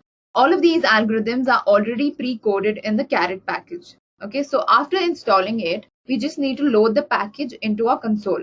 To do that, we have this code snippet which says library and the name of the package. Okay, so our next step is to load the data set. So guys, for this demo, we'll be using a heart disease data set which consists of various attributes like the person's age, sex, cholesterol level, and etc. In the same data set, we'll have a target variable which is used to predict whether a patient is suffering from any heart disease or not. Okay, I'll show you the target variable in a bit. Okay, so this is the aim of our demo. We're going to use the SVM to classify whether a person is going to be prone to a heart disease or not. Okay, now let's load the data. Okay, before I do that, let me just show you the data set. So you can see that it has around 14 attributes, okay, till column n, and the last attribute over here, the n column, is the target variable. Okay, we'll be predicting this using our SVM model. Okay, so guys, I already have the data set. Now all I have to do is I need R to read the data set from my machine. Okay, so to do that, we have this line of code. So what I'm doing here is, this is the name of my data set. heart_dataset.csv. Okay, it's stored in a CSV or a comma separated file. All right. Now the location of this dataset is over here, user 𝐔𝐬𝐞 desktop. Okay, this is basically the path to my dataset. After that, there is another field called separator. Okay, this just identifies that this is a comma separated file. And lastly, we have another parameter which says header. Header indicates whether my dataset has a header or not. Okay, in this case, it's false. All right. So guys, I'm basically using this read.csv function to read my dataset. All right, and I'm storing the dataset in a variable called heart. Now let's run this line of code. Run both of these lines first. Okay. Now let me run this line of code. Okay. All right, now that we've imported our data set, let's check the structure of our data set. Okay, so you use this function called str to check the structure of your data set. So it basically has 14 attributes and it shows us that there are 300 observations and 14 variables over here. Okay. So guys, all of these values are converted into numerical format. So that's why you might not be able to understand this data set. But in order for R to run this data set, it has to be in numerical form. For us to perform any computation on the data set, it has to be in numeric form. All right. Okay, then if you want to display the first 5-6 rows of your data set, you can use the head function. All right, this head function will display the first 5-6 observations of your data set. All right. So this is what our data set looks like. These are all the attributes. Okay, there are 14 attributes, and this is our target variable that we're going to predict. All right, now our next step is to split the data into training set and the testing set. Okay, now this process is also called as data splicing. Okay, so we're going to use the training set specifically for our model building and the testing set for evaluating the model. All right, so this entire set of code is basically for splitting the data. Okay, now here you can see this create data partition function. So the caret package provides a method called the create data partition, which is basically for partitioning our data into training and testing set.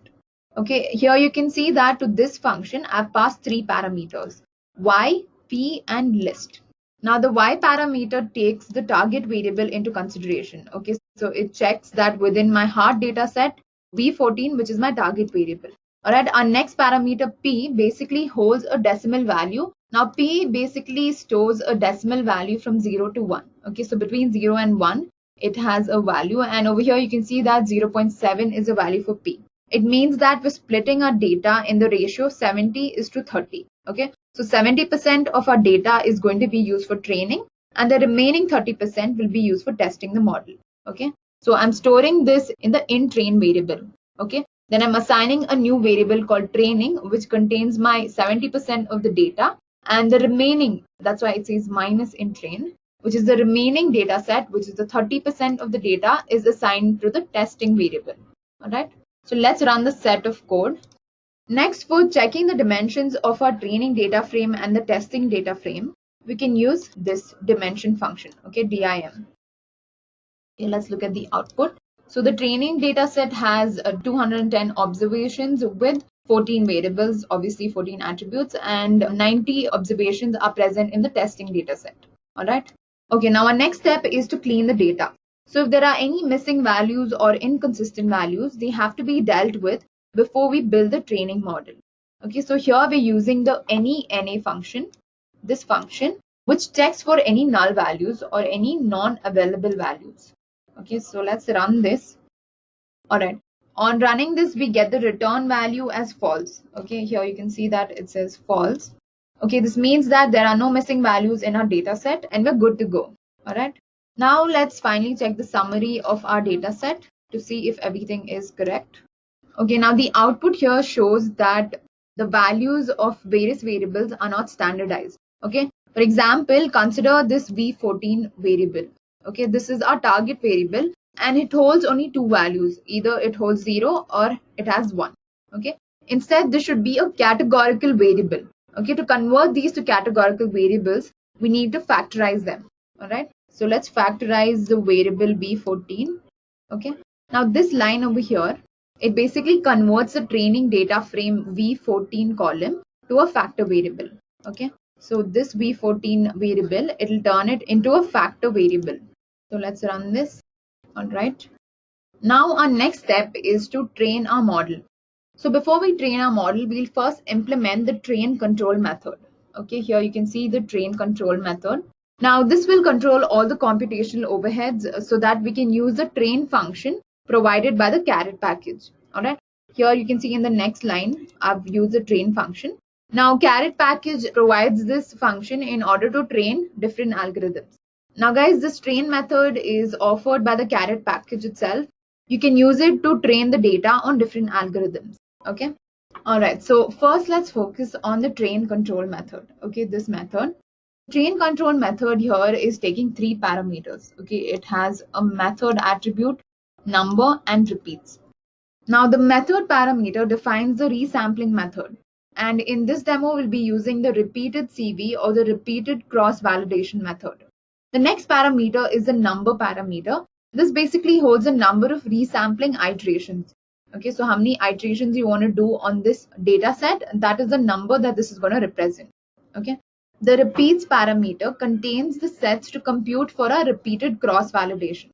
So here we're setting the number equal to 10 and the repeats equal to 3. All right. This train control method will return a list to us, all right, which is basically going to be stored in this. And we're going to pass this to our training method. This is the train method. All right, so let's run this line of code. Okay, so we've run that successfully. So now we have the train function. Okay, now this function has to be passed with the method parameter set to SVM linear. Okay, we are passing our target variable as well, which is V14, and this dot and this approximation basically indicates that our model is using all the attributes in our classifier, and V14 is a target variable. Okay, it's indicating that V14 is our target variable and it's using all the attributes in the data set. Next, we have the TR control parameter.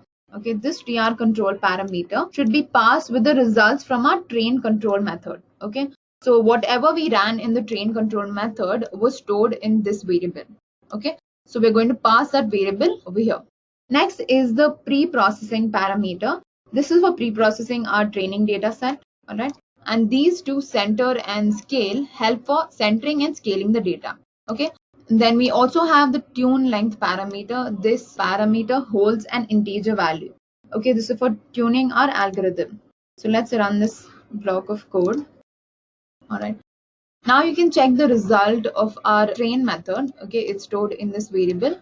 So let's run this variable. Okay, so it says support vector machine with linear kernel.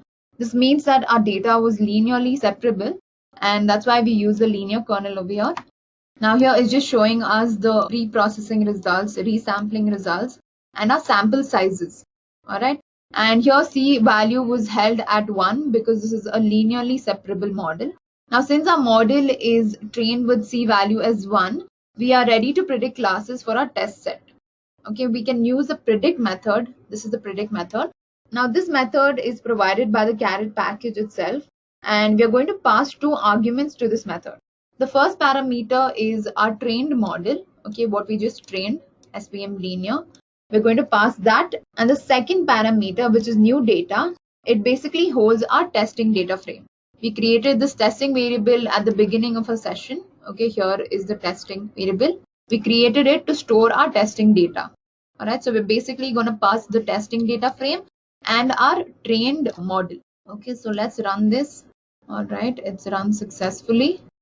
So if I run our testing model, this one, you get the prediction values. Okay, so 0 stands for patients who have nothing to do with a heart attack, and 1 is basically patients suffering from heart diseases. Okay, so it's showing this for each and every patient. So the 0 value represents the first patient, the 1 value represents the second one, third one, fourth one, and so on. Okay, so guys, this was our prediction.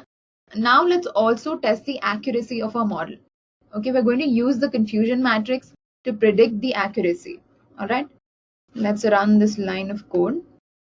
Okay, the output shows that our model's accuracy for test set is 86.67%. Okay, basically 0.866, which stands for 86.67%. Now, in order to improve the performance of our model, we can customize the cost value in our linear classification. Okay, so in order to do this, you're just going to input values into grid search. Okay, this is our grid variable, and we're going to input values for C in order to improve the performance of our model. Okay, so we're going to put some C values using the expand.grid method. And our next step is to use this data frame for testing our classifier at specific values of C. Okay, so we've assigned some specific values of C. All right, so let's just run this line of code. Now we're again training our model using these C values. All right, so let's run this. So guys, the explanation to this was already told before. So this is the same line of code that we ran earlier. Now, if you want to view the model, just run this line. All right, so now it's saying that for C value as 0.05, our accuracy was the most. Okay, so this is where it's showing the accuracy. All right, so 0.82. So guys, 0.82 or 82% is quite accurate because we're not actually feeding a lot of data into the SVM classifier. Okay, so this basically returns the accuracy level for each value of C. Okay, for all the values of C, it's going to return an accuracy level over here. Okay, now you can also plot this and try to summarize it if you want. So let's run this plot. All right. So you can see that for around 0.4 or 0.5, I'm not sure, the accuracy is the maximum. Okay, this is the cost value and this is the accuracy value. All right. So now you know for what value of C you'll have to build your model. So guys, this was a very easy way to test the accuracy of the model and to check for which value of C our model is the most accurate. So now we finished training our model with these C values. Now let's test the model for the same C values. Okay, if you want, you can do this. So I'm running the same lines of code that I ran earlier. Okay. So to the predict function, I'm basically passing our training model and the testing data set. Okay. Then I'm just showing you the output of our testing model. All right. So 0 basically shows that a patient is not suffering from heart disease, and 1 shows that a patient is suffering from heart disease. All right. So these were the predictions that we made. You can also again go and check the accuracy. Since we created a new testing model over here with different C values, we can also check the accuracy of this model. Okay, so I'm passing the name of this model over here and I'm testing our accuracy of the prediction variable V14. All right, let's run this confusion matrix and hopefully this gives us a higher accuracy rate. Okay, it actually gives us a higher accuracy rate. Earlier we got 0.86 something. Now it is 87%, 0.8778. Okay, which is obviously more than 0.86. So guys, this is how you improve the accuracy of your matrix. You tune and play around with the value of C, and then you find out for which value of C our model will be more accurate. Okay. So guys, this was a simple demonstration of how SVM can be used to predict whether a patient has a heart disease or not. Okay, and it was quite good because it was 87% accurate, which is a good enough number, correct? All right, so let me just summarize what we did in the demo. Okay, so we basically studied a data set which contained many patients with information such as their age, cholesterol level, their sex, and etc. Okay, we studied these different attributes of each patient to predict whether a patient will suffer from a heart disease or he will not. And we used the linear SVM algorithm to do this. Okay, and in the end, we built a model with an accuracy of 87.78 accuracy rate, which is pretty good. So guys, give yourself a pat on the back because now you've successfully run a demo which shows how SVM is a very accurate classifier. 87% is pretty good.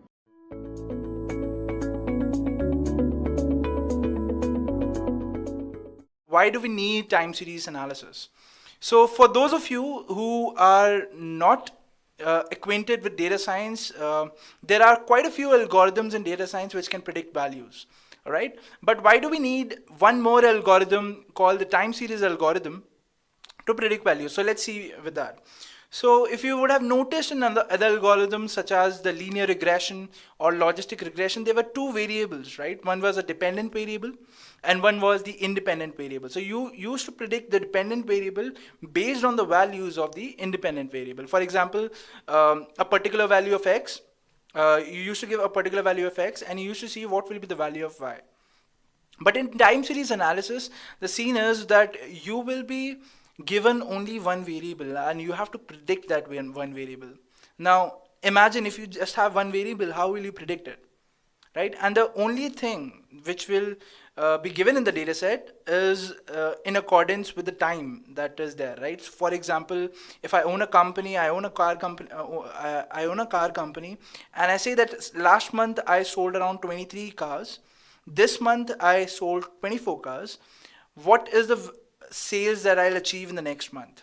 All right. So in these cases, you would have noticed that the only variable that I have is the sales part, right? I don't know what is so I don't know what is the other variable that I have to depend on. The only thing that is there is time, right? So I have to predict for the next month. So same as the scene here, you use time series analysis when you have only one variable and you have the time as a second variable that you will be predicting the value from. All right. Now this is why you use time series analysis. Now, let's now understand what is time series analysis exactly. All right. So time series is a series of data points indexed in a time order. All right. So it's a series in which you have indexed the points according to a time order. Now you use a time series algorithm to create a model, right? And once you have created that model, you use that model to predict values, right? You predict the future values, whatever future values you have, right? Whatever depends on your use case. So this is what is time series analysis is all about. You create a model, you give it the inputs of the past, and you predict the future values. All right. Now, moving ahead, guys. Now this is where you use time series analysis. So I told you, whenever there is a time component, you use the time series analysis. But when do we not use time series analysis? So we don't use time series analysis whenever the values are constant. All right. So for example, I say that my company sold 23 cars in the past month, 23 cars in this month. Tell me what is going to be what is the sales that is going to be in the next month. So right. So in this case, my number of cars is same for the previous month and this month as well. Right. So there is no need of any analysis or there is no point of putting an analysis over here because it's kind of obvious.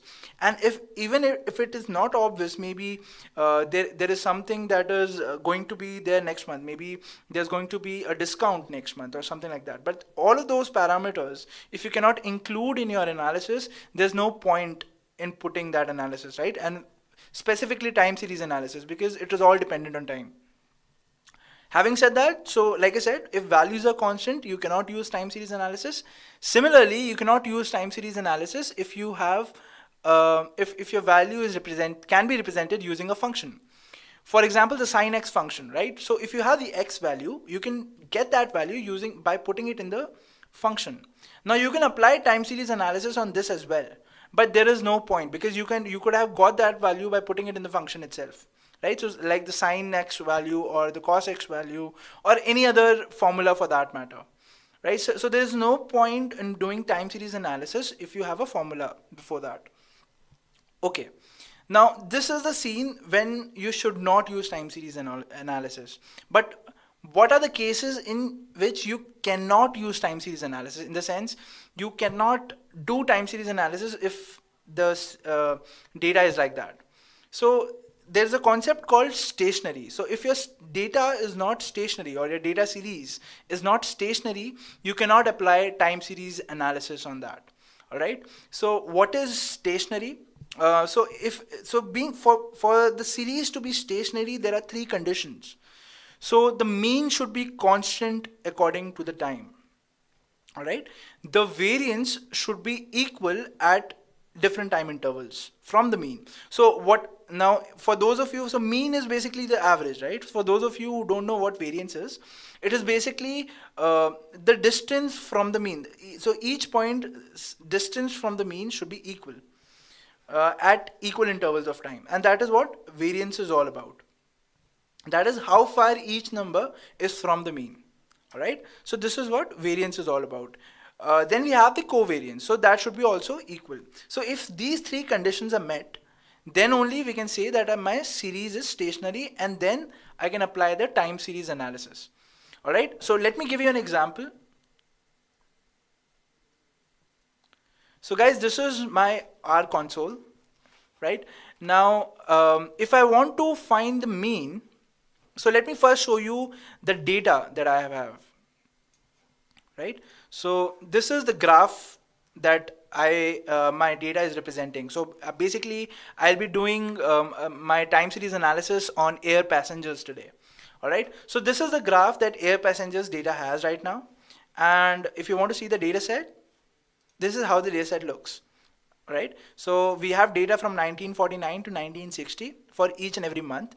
And we have to predict for the next 10 years what will be the sales of the tickets. We'll do that today. So, okay. So for now, we are concerned with the mean. What is mean? So mean is basically the average of the points. You'll be calculating the average of these 2 points, and you'll be pointing. You'll put a dot here. Similarly, you'll put a dot here, and you'll parse a line through it. So let me show you how that line will actually look like. Now this is the mean, guys. This is the mean that I've plotted. So as you can see, the mean is changing according to the time frame. So if I talk about the years, my mean is changing, right? It is not constant. For example, in 1950, the mean is increasing. From 1950 to 1952, my means value has increased, right? So this means value should not be increasing. It should be constant. So this we have to look at. And then let's talk about variance. So variance is, like I said, the distance of each point should be same from the means. For example, this particular point over here, or let me get a bigger wave. So this particular point and this mean, if this is the distance, then this particular point and this mean should also be the same. But that is not the case right now. So we have to transform our data so that our variance becomes equal. All right, so that is what we are going to do right now. So if my variance and my mean and my covariance, they become equal, my data series becomes stationary, and hence I can apply time series analysis on that. All right, so this is what you should be clear till now. If you are clear till now, the journey ahead is a cakewalk, guys. There's nothing tough to what is going to be there in time series analysis. All right, so we've discussed what cases we should not apply time series analysis to, and which cases there's no point in applying time series analysis. Now let's move ahead and understand the components of time series. All right, so when you talk about the components of time series, guys, there are basically 3 components. You have the general trend, then there is seasonal, and there are irregular fluctuations. So let's discuss these 3 components in detail. So the first thing is the general trend. So a general trend is basically how are your values going? Are they increasing or are they decreasing? All right, so let me give you an example by showing a graph. So let me go back to my R console and let me give you a trend. All right. So guys, this is the trend that my values are going through. That is, my values are increasing every year. And that is how the trend is going. Now my trend can be either upwards or it can point downwards. All right. And it's a component of time series. Now you can see that in the data set as well, that my values are increasing and hence the trend is going upward. All right. So pretty simple. This is what general trend is all about. And then we have seasonal. So what is seasonal data, or what is a seasonal component? So a seasonal component can be understood something like this. So you have an airline company, right?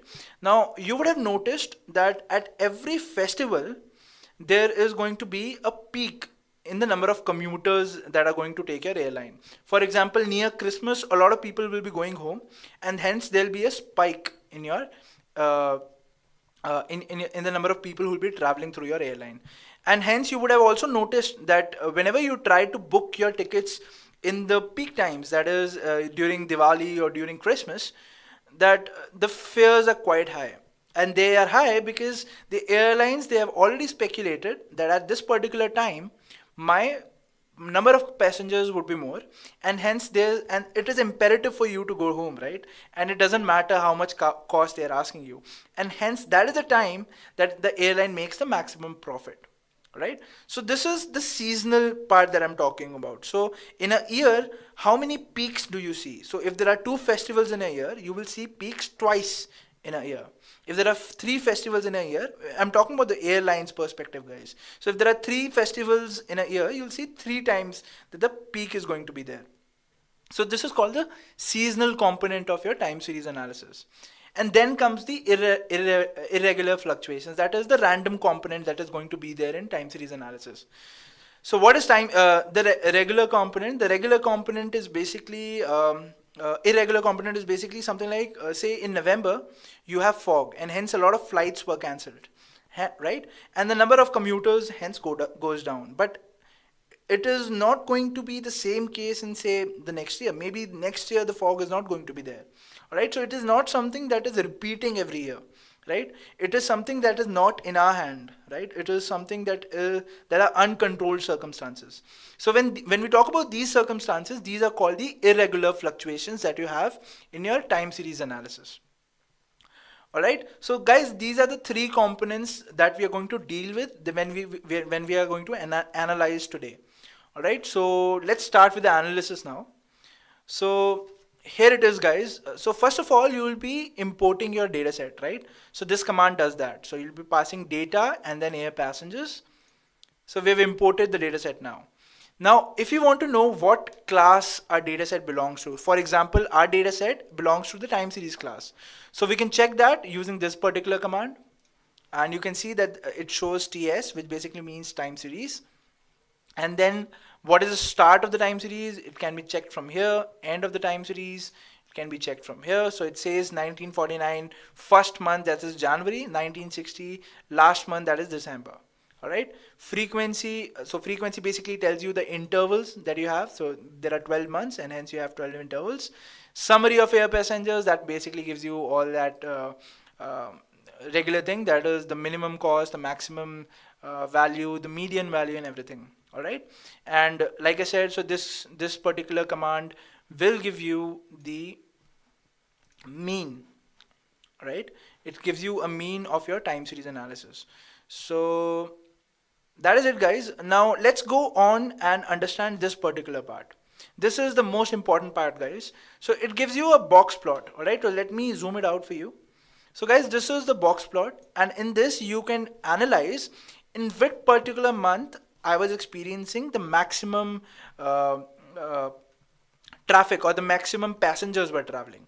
So for my data of 11 years, I can see that every year the number of people who are going more or people who are traveling more is in the month of August. So 7 means August.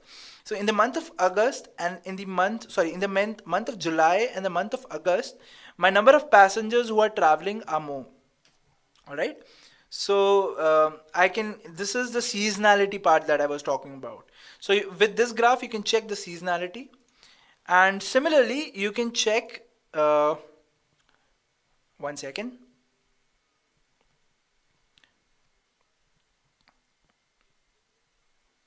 Yeah.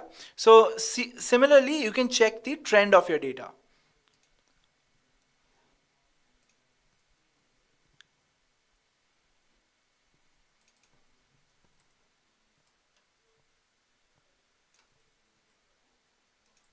Right? So if I execute this particular line, it will show you this trend, right? Now I have to convert this particular function or this particular series to stationary first. So as of now, it is not stationary, as you can see, right? The mean is also increasing. The variance is also not equal, like I showed you, right? So moving ahead, guys, now let's make it stationary. So for dealing with the variance part, first we'll be applying the log function. So if we apply the log function, what basically it does is it'll make the variance equal. Let me show you how. So if I pass a mean line now from here, the variance is going to be equal. So as you can see, this distance and this distance, and this distance, they're almost equal. Let me zoom it out for you, right? They're all equal now. So if I pass a mean line from here, each point is going to have the same distance at each interval of time.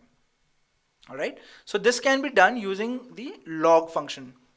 Alright, now similarly, now the only hurdle that I have right now is that the mean is still changing according to time, right? So I want the mean to stay constant according to time so that my series becomes stationary. So the way to do that is differentiating it.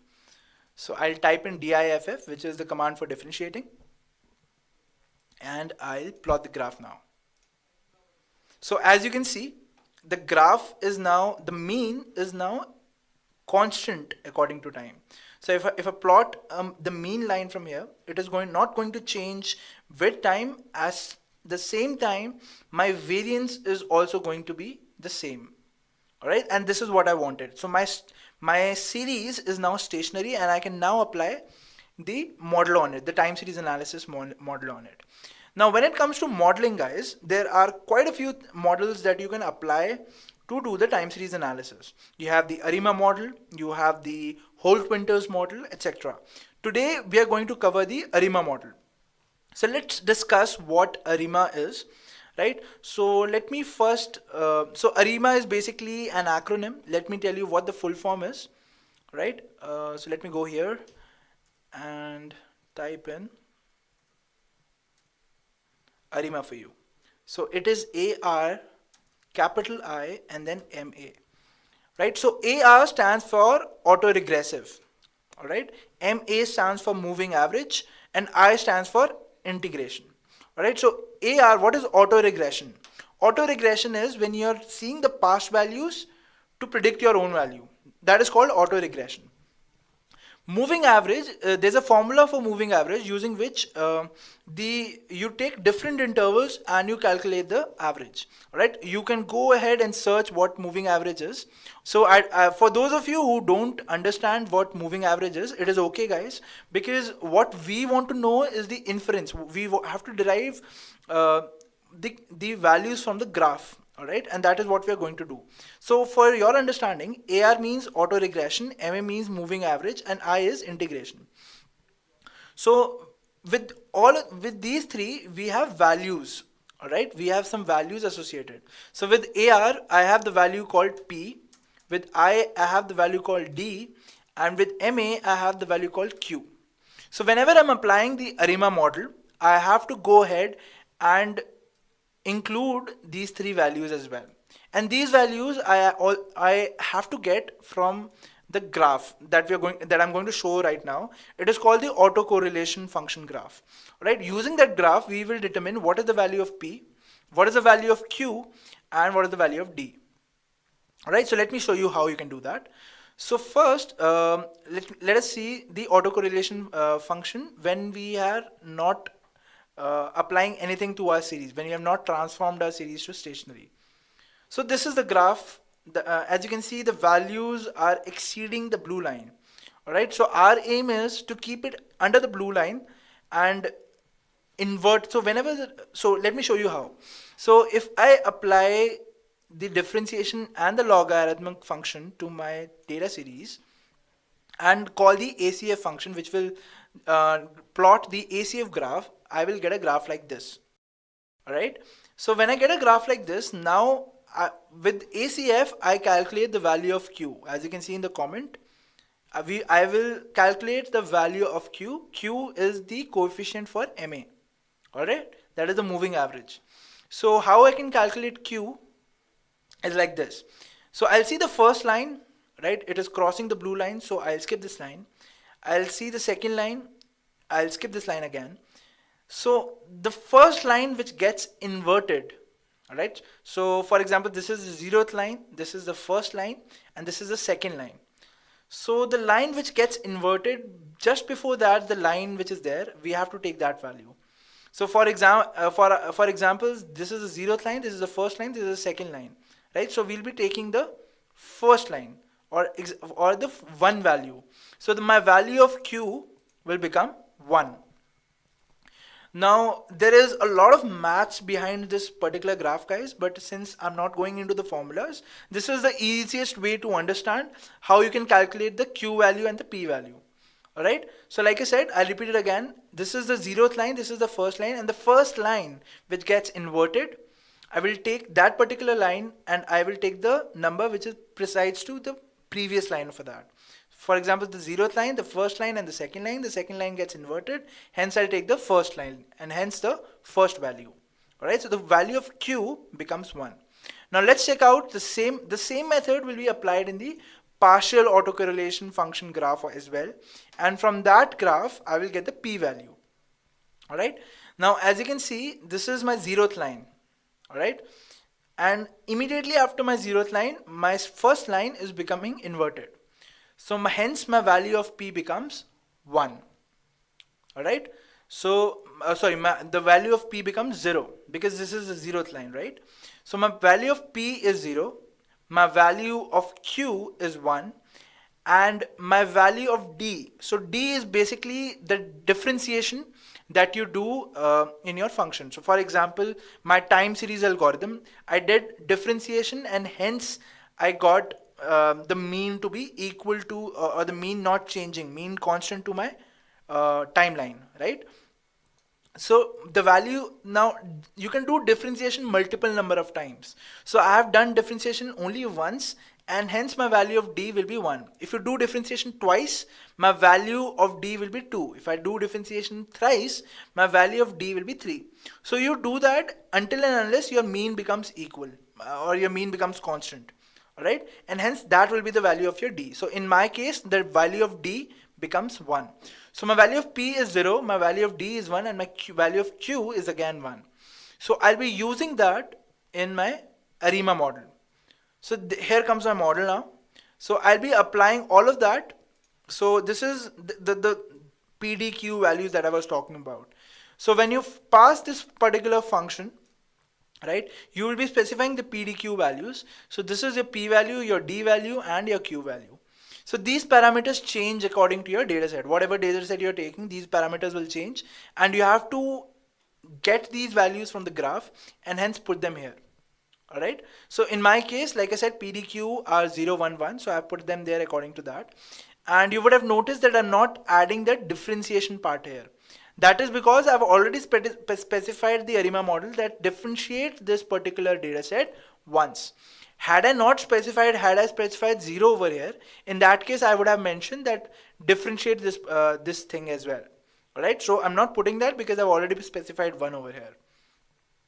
Alright, so let me pass this line. So this creates my model, and now I'll be predicting values for the next 10 years. Alright, so you'll be specifying 10 over here. If I want to predict for the next 15 years, I'll be specifying 15 over here. So it'll pass it into the predict function. This is the model that we have created, and this is the time frame that we want our model to predict to. So we want it for 10 years, and hence I've specified 10 years. And then once I have predicted that, now remember guys, this is the most important part, that your values are in logarithmic form, right? So to convert them into the decimal form, you have to use the e value. So the e value is 2.718. So for seeing the values, I have to pass this particular line, which will basically say, it says e to the power of the value of the predicted value. Alright, so let us see the predicted values, and here it is. Alright, so I had my data set till 1960, if you guys saw, and my data set and my analysis has now given me the values till 1970. So it says in the year 1970, in September, I will have these many passengers who will be traveling by air. Similarly, in 1961, for the value of January, these many customers will be going through air. Alright, so this is what my model predicted. Now I can also test this model, and before that let me plot this as well. So let me show you how it looks in the graph. So I had values till here, remember, and these dotted lines is what I have predicted for the coming years to be there. Now in this model, you have taken care of the seasonality factor, you have also taken care of the irregularity factor, and have also taken care of the trend. All these three factors combined, you have predicted the values for the future, and this is how your future looks like. Till 1970, this is going to be your peak value. Alright. Okay, now we have created the model. Let's test this model. So what we are going to do now is we are going to take a data set till 1959, and then we are going to predict the value of 1960, and then we are going to validate that value of 1960 from the already existing value that we have in our data set. Alright, so let us do that. So first let me recreate my model till 1959.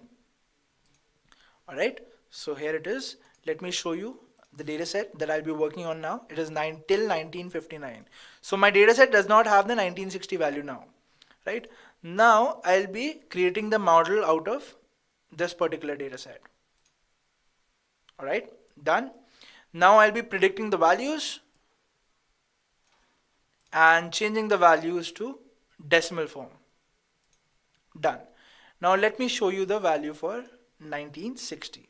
So these are the values. So now you would have noticed that they are in decimal because of the calculation part, but we can round them off, right? So let me first get the 1960 values alone so that it becomes easier for us to understand, right?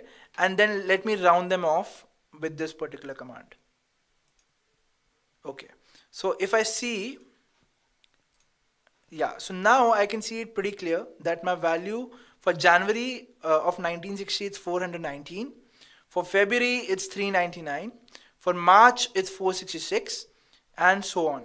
Alright, let me go on to the original value now. So if I compare it with the original value, one second. So this is my original value, guys. So originally in 1960 January, 417 people flew, and according to my model, 419 people flew, which is pretty close. Same is the case with February. Originally 391 people flew, and I predicted 399 people will fly. So as you can see, guys, it's strikingly amazing that you can actually predict almost close to values for the future, right? And if you would, now you would be thinking, is this really used? Is time series analysis really used? So let me tell you, it is actually used and very widely used in the industry. For example, say I have a call center company. Say I run an e-commerce company, and my customers call me on a daily basis, and I have to adjust the shift of the people, right? So say there are around 100 people now, and I have total of 100 people which can handle the maximum traffic. All right, so I'll see at what particular time. So say for example at 4 p.m. I get around 20 customer calls, but at 8 p.m. I get around 60 or 70 customer calls, right? So I can predict that for tomorrow, and I can arrange the shift of people according to that, because my employees will not be working for me for 24 hours, right? So I have to adjust the shift so as to I can match the needs of the customers, and I can predict how many customers will be calling me by time series analysis. And this is the actual use of time series analysis. All right, so, and this is it, guys. We predicted the value for 1960, and we saw the original values, and we came to a conclusion that these values are actually pretty close, and hence our analysis was correct.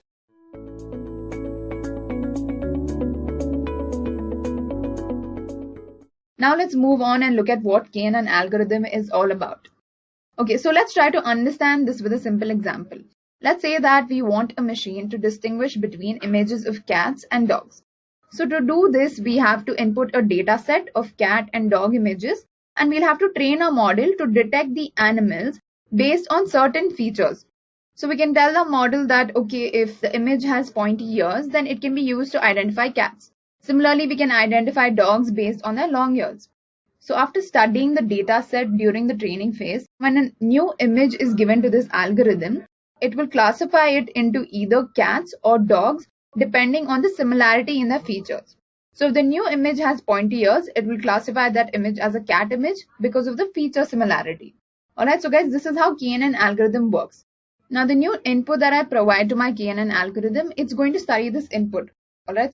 So in this case, it's going to study this image, and it's going to see which class this image is most similar to. If it's more similar to cats, then it's going to assign it with cats. Alright, that's how KNN algorithm works. So an essential point in KNN algorithm is you classify a new data point depending on the features of its neighbors. Okay, so you're going to compare your data point with the neighbors. So that's what KNN algorithm is all about. Now I know all of you have a lot of questions about what K in the KNN algorithm stands for.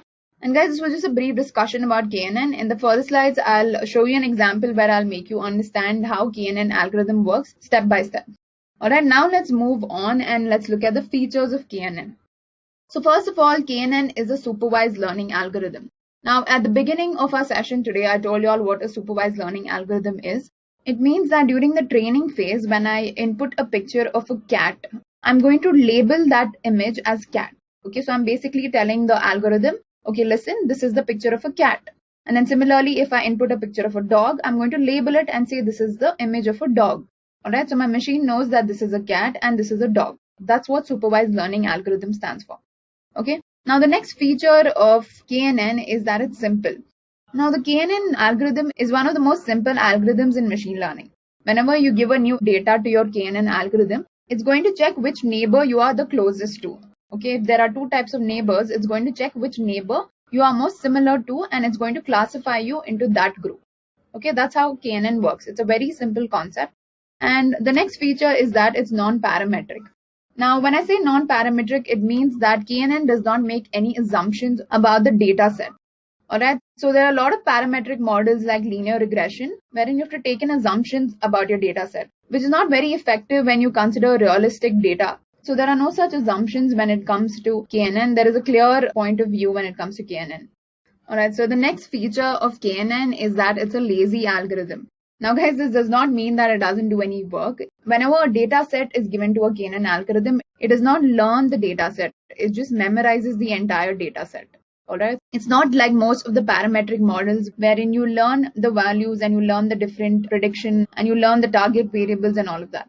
When it comes to KNN, it just memorizes the entire data set and then it tries to find similarity between the new data set and the existing data set. The next feature of KNN is that it can be used for classification as well as regression problems. So when it comes to classification, I mentioned an example before. So when you classify an image as a cat or a dog, that's a classification problem. Now, apart from the classification problem I spoke about, it can also be used to predict values. Alright. So KNN is based on the feature similarity. KNN is just going to check how similar I am when compared to my neighbors. So it's going to look around and it's going to look at the features of my neighbors and it's going to compare me with my neighbors. Alright. That's how KNN works. And okay, so the last feature says that there is no training step. Now, when it comes to KNN, all of the training data is used for testing. It's just that there is no explicit training step when it comes to KNN because the entire data set is again going to be used for testing. Okay, so that's what I mean by no training step. Now that you all know a little bit about KNN, let's look at a use case of KNN. I'm sure all of you have shopped on Amazon. And whenever we look for any item on Amazon, we always get a set of recommendations or we get, items like, okay, if you buy this, customers who bought this also bought this item. Now, how does Amazon get to know the similar kind of books? So if I look for a Game of Thrones book, Amazon is going to recommend books by the same author, it's going to recommend books of the same genre. Now, it does this by using the KNN algorithm. So the KNN algorithm is just going to check the similarity based on the genre, or it's going to check the similarity based on the author. So KNN has a very use case when it comes to recommendation engines because it can be used to classify similar types of items. So it's not only books, even if I buy a laptop, I get various recommendations like you might want a mouse or you might want a keypad or all of those things. So it's just going to check how similar items are and it's going to recommend those items to us. Alright, now let's move on and let's look at how KNN algorithm works. So in order to make you understand, let's consider a small example over here. So I have two classes over here. So I have a data set which has two classes. Now class A is squares and class B is triangles. So again, our problem statement is to identify which class this new data point belongs to. Now the K in the KNN algorithm stands for the number of nearest neighbors. So if I say K is equal to 3, so it's going to look for the 3 neighbors which are the closest to this new data point. Now it measures the closeness by using the Euclidean distance or Manhattan distance. Now I'll be explaining Euclidean in the further slides. But for now, you all should know that K stands for the number of the nearest neighbors. So when k value is equal to 3, I have 2 squares as neighbors and 1 triangle as neighbors. Okay, so if I were to classify this data point based on k is equal to 3, then I'd say that this data point belongs to class A. Okay, but what if I set the k value as 7? Okay, so I'm basically telling my algorithm to look for the 7 nearest neighbors to this data point. So it's going to measure the distance from my new data point to every other data point, and it's going to find out the 7 nearest ones. Okay, now when it found out the 7 nearest neighbors, you can see that there are 4 triangles and there are 3 squares. Now this will obviously mean that my data point will belong to the triangle class. Now I know all of you might be confused about how you want to choose the value of k. Now this I'll discuss in the demo. We'll talk about that in depth in my demo.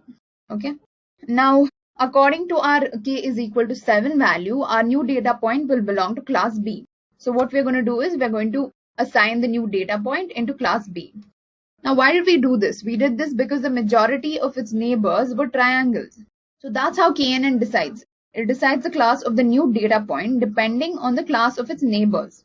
Okay, so whichever class it's most similar to, it's going to be added into that class. Alright, so it's all about your neighbors when it comes to KNN. So guys, this was a brief explanation of how KNN works. Now earlier I mentioned that KNN uses distance measures like Euclidean and Manhattan distance in order to measure the distance between the new data point and the existing data points. Alright, so let's discuss the Euclidean distance. So over here I have 2 points plotted, okay, P1 and P2. So guys, let's say I want to find the distance between P1 and P2. Okay, so I've plotted points P1 and P2, and the respective coordinates of P1 and P2 are 1, 4 and 5, 1. In order to find the Euclidean distance, you're just going to square the difference of their x coordinates and their y coordinates. Okay, it's as simple as that. This is how Euclidean is calculated. Okay, so that's why I said that KNN is very simple, because it uses simple methods. It's very easy to implement. Okay, the math behind it is also quite easy. Now, Euclidean distance is not the only way to measure the similarity. You can also use Manhattan distance, and you can also use cosine similarity. But we'll be sticking to Euclidean distance. Okay, so guys, now let's move on to our demo. Now in today's demo, what we're going to do is we're going to use KNN algorithm to predict whether an applicant or any customer must be given a loan or not. Okay, and this is going to be done depending on the applicant's socio-economic profile. So basically this KNN algorithm will help bank managers in making a decision about whether to approve the loan of an applicant based on his profile. Okay, so let me explain the code to you step by step. So guys, in order to save some time, I've already typed out the code, but don't worry, I'll be explaining each line in depth. Okay, so guys, this read.csv function that you see over here, this is used to read our data set. Okay, and I've mentioned the path of my data set over here. Okay, so our data set is credit_data.csv. It's stored in the comma separated format. Okay, so what I'm doing is I'm loading this entire data set into this variable called loan. Okay, so I've defined a variable called loan in which I'm going to load my entire data set. So let's run that. Right now, let's just analyze the top 6 rows of our data set. Okay, so when I perform head and loan, it's going to show me the first 6 rows in our data set. So guys, each row over here denotes the profile of an applicant. Okay, there are around 20 attributes over here: credibility, account balance, all of these are attributes. Okay, there are around 20 or 21 attributes. And you can see that there is a telephone number, there is number of credits, there is current address, there is age, there is male, female, there is your account balance. All of these are just attributes. Okay, we don't need these many attributes, so let's filter it down. And also in this data set, the attribute value are already converted to numeric. Okay, so the numbers might not make sense to you at first glance. It's because they were factorized and converted into their numeric equivalents. Okay, and one more thing is that the credibility variable over here, the first variable that you see, this credibility variable is our target variable. Okay, it means that this variable will determine whether the bank manager will approve a loan or not. Okay, and how are we going to do that? We're going to decide that based on all of these attributes. Now, like I said, we don't need all the 21 attributes, so we'll just filter down like 7 attributes, which we'll be doing in the next line. Okay, now before we filter the attributes, let me just show you all the attributes once. Okay, so guys, we have 21 variables, as in we have 21 attributes. So first we have the credibility, we have account balance, purpose, duration of credit month, So guys, we don't need so many attributes in order to decide whether a loan should be given to a person or no. So that's why my next step is going to be filtering down our attributes. So we're going to filter down only 7 attributes, okay? These are the 7 attributes: credibility, age in years, sex, occupation, account balance, credit amount, and all of that. Okay, now let's look at how our data set looks like. Okay, so now this is our data set. It has only 7 attributes. Okay, and we're going to use these 7 attributes to determine if the applicant should be given a loan or not. Okay, so the next step is going to be normalizing. So we're going to normalize the data so there's no biasness in the data. Now what I mean is, so guys, look at the value scale of the credit amount. It's in thousands and the other values are just 1 digit or there is 2 digit also. Okay, now this is why we perform normalization. Okay, so run this. All right. Okay, so now what we're doing is we're also removing the credibility column. So if you see, I'm mentioning columns from 2 to 8 only, and we're going to normalize all of these columns. I'm doing this because we are going to predict the credibility column. Okay, so I'm removing the credibility column so that we can predict whether a bank manager should approve the loan of an applicant or not. Okay, so if I run this and if I display our data set now, okay, all the values are normalized. So all the values look good now to us. Okay, they look comparable. And also if you notice that the credibility column is removed, okay, because we're going to predict that value. All right, so everything looks good so far. Okay, now our next step would be to create our testing and training data set. So basically this set.seed will get us a random data sample, and then we'll randomly select 70% of our data for training. All right, so we are selecting 70% of our data for training. Okay, and we assign repeat. So we've created 2 variables, train.loan and test.loan. We're going to separate the 2 data sets. So 70% of the data is for training and the remaining, which is 30%, is for testing. All right. Now over here, we're just creating separate data frames for the credibility feature. So I'm going to do this for the training data and I'm going to do this for the testing data. So I'll do this for the testing data as well. So guys, our next step is to train the model on the training data set. Now to train the model, we'll have to install a package called class. Okay, now this package carries the KNN function. So guys, this way R is very helpful because it has packages which have predefined algorithms in that. Okay, so let's just install the package first. So in order to install the package, you're going to use the command install.packages and the name of the package.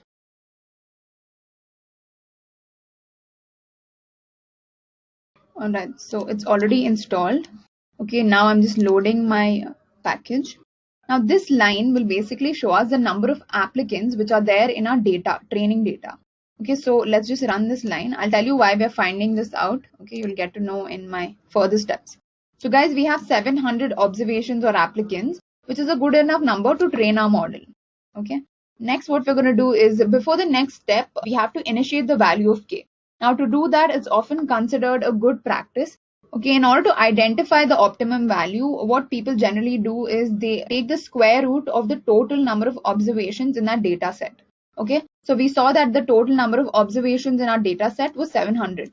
So the square root of 700 is approximately 26 point something. And that's why we've selected K as 26 and K as 27. Okay, both the values. So we'll run this data set for both K is equal to 26 and K is equal to 27. And then we'll check the accuracy of both these values. Now, depending on which value gives us more accurate output, we'll choose that value. All right. So what I'm doing here is I'm running the model with K value as 26 first. And similarly, I'll run the model with K value as 27. Okay, now let's evaluate our model. So we have to select one optimal value for K, correct? To do that, I'm calculating the accuracy of the model when K is 26 and for K is 27. Okay, so let's just run both of this and let's look at the accuracy for K is equal to 26. Okay, for K is equal to 26, the accuracy is 67.66, and for K is equal to 27, it's 67.33. Okay, so here we can see that for K is equal to 26, the accuracy value is higher. All right, so that's why we'll be choosing K value as 26. So now let's run K is equal to 26 on the testing data. Okay, now when I do that, I get a table over here. So guys, what this table is trying to say is out of 18 observations, which is basically 11 plus 7, out of 18 observations, For 11 observations, we were correctly able to predict the credibility value. So here we predicted the credibility value as 0. So out of 18 observations, for 11 observations, we correctly predicted the credibility value as 0. Okay, which means that 11 applicants will not get a loan. Okay, similarly over here, the next row, out of 282 observations, which is basically 192 plus 90, for 192 observations, we've correctly predicted that 192 people will be getting a loan. Alright, so 1 here represents that 192 was correctly predicted, and 00, which stands for 11, represents that 11 was correctly predicted. Okay, so guys, we were doing this in order to check our accuracy. Now, even though the accuracy level might not seem very good over here, it gets better only when you feed more data to the model. So guys, this is a pretty good number actually, like considering 67% is quite accurate. You know, if I view our predictions, so for each observation, it's just showing me what value it's given.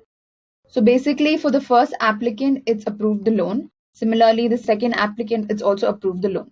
Okay, so on. So guys, this is the first applicant, second applicant, third applicant, like that. So row wise, I've displayed it because there's no space over here, so it's displayed like this. So these are our predictions for k is equal to 26. Now similarly for k is equal to 27, also we'll create a table. Alright. So for 11 observations, we've correctly predicted that the credibility value is 0. And for 191 predictions, we've correctly predicted that the credibility value is 1. Okay. Now clearly k is equal to 26 is more accurate because the number was 192 if I'm not wrong.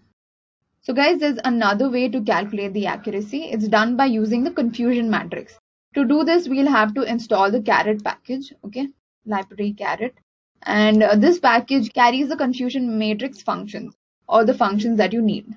Alright, so first let's install the package.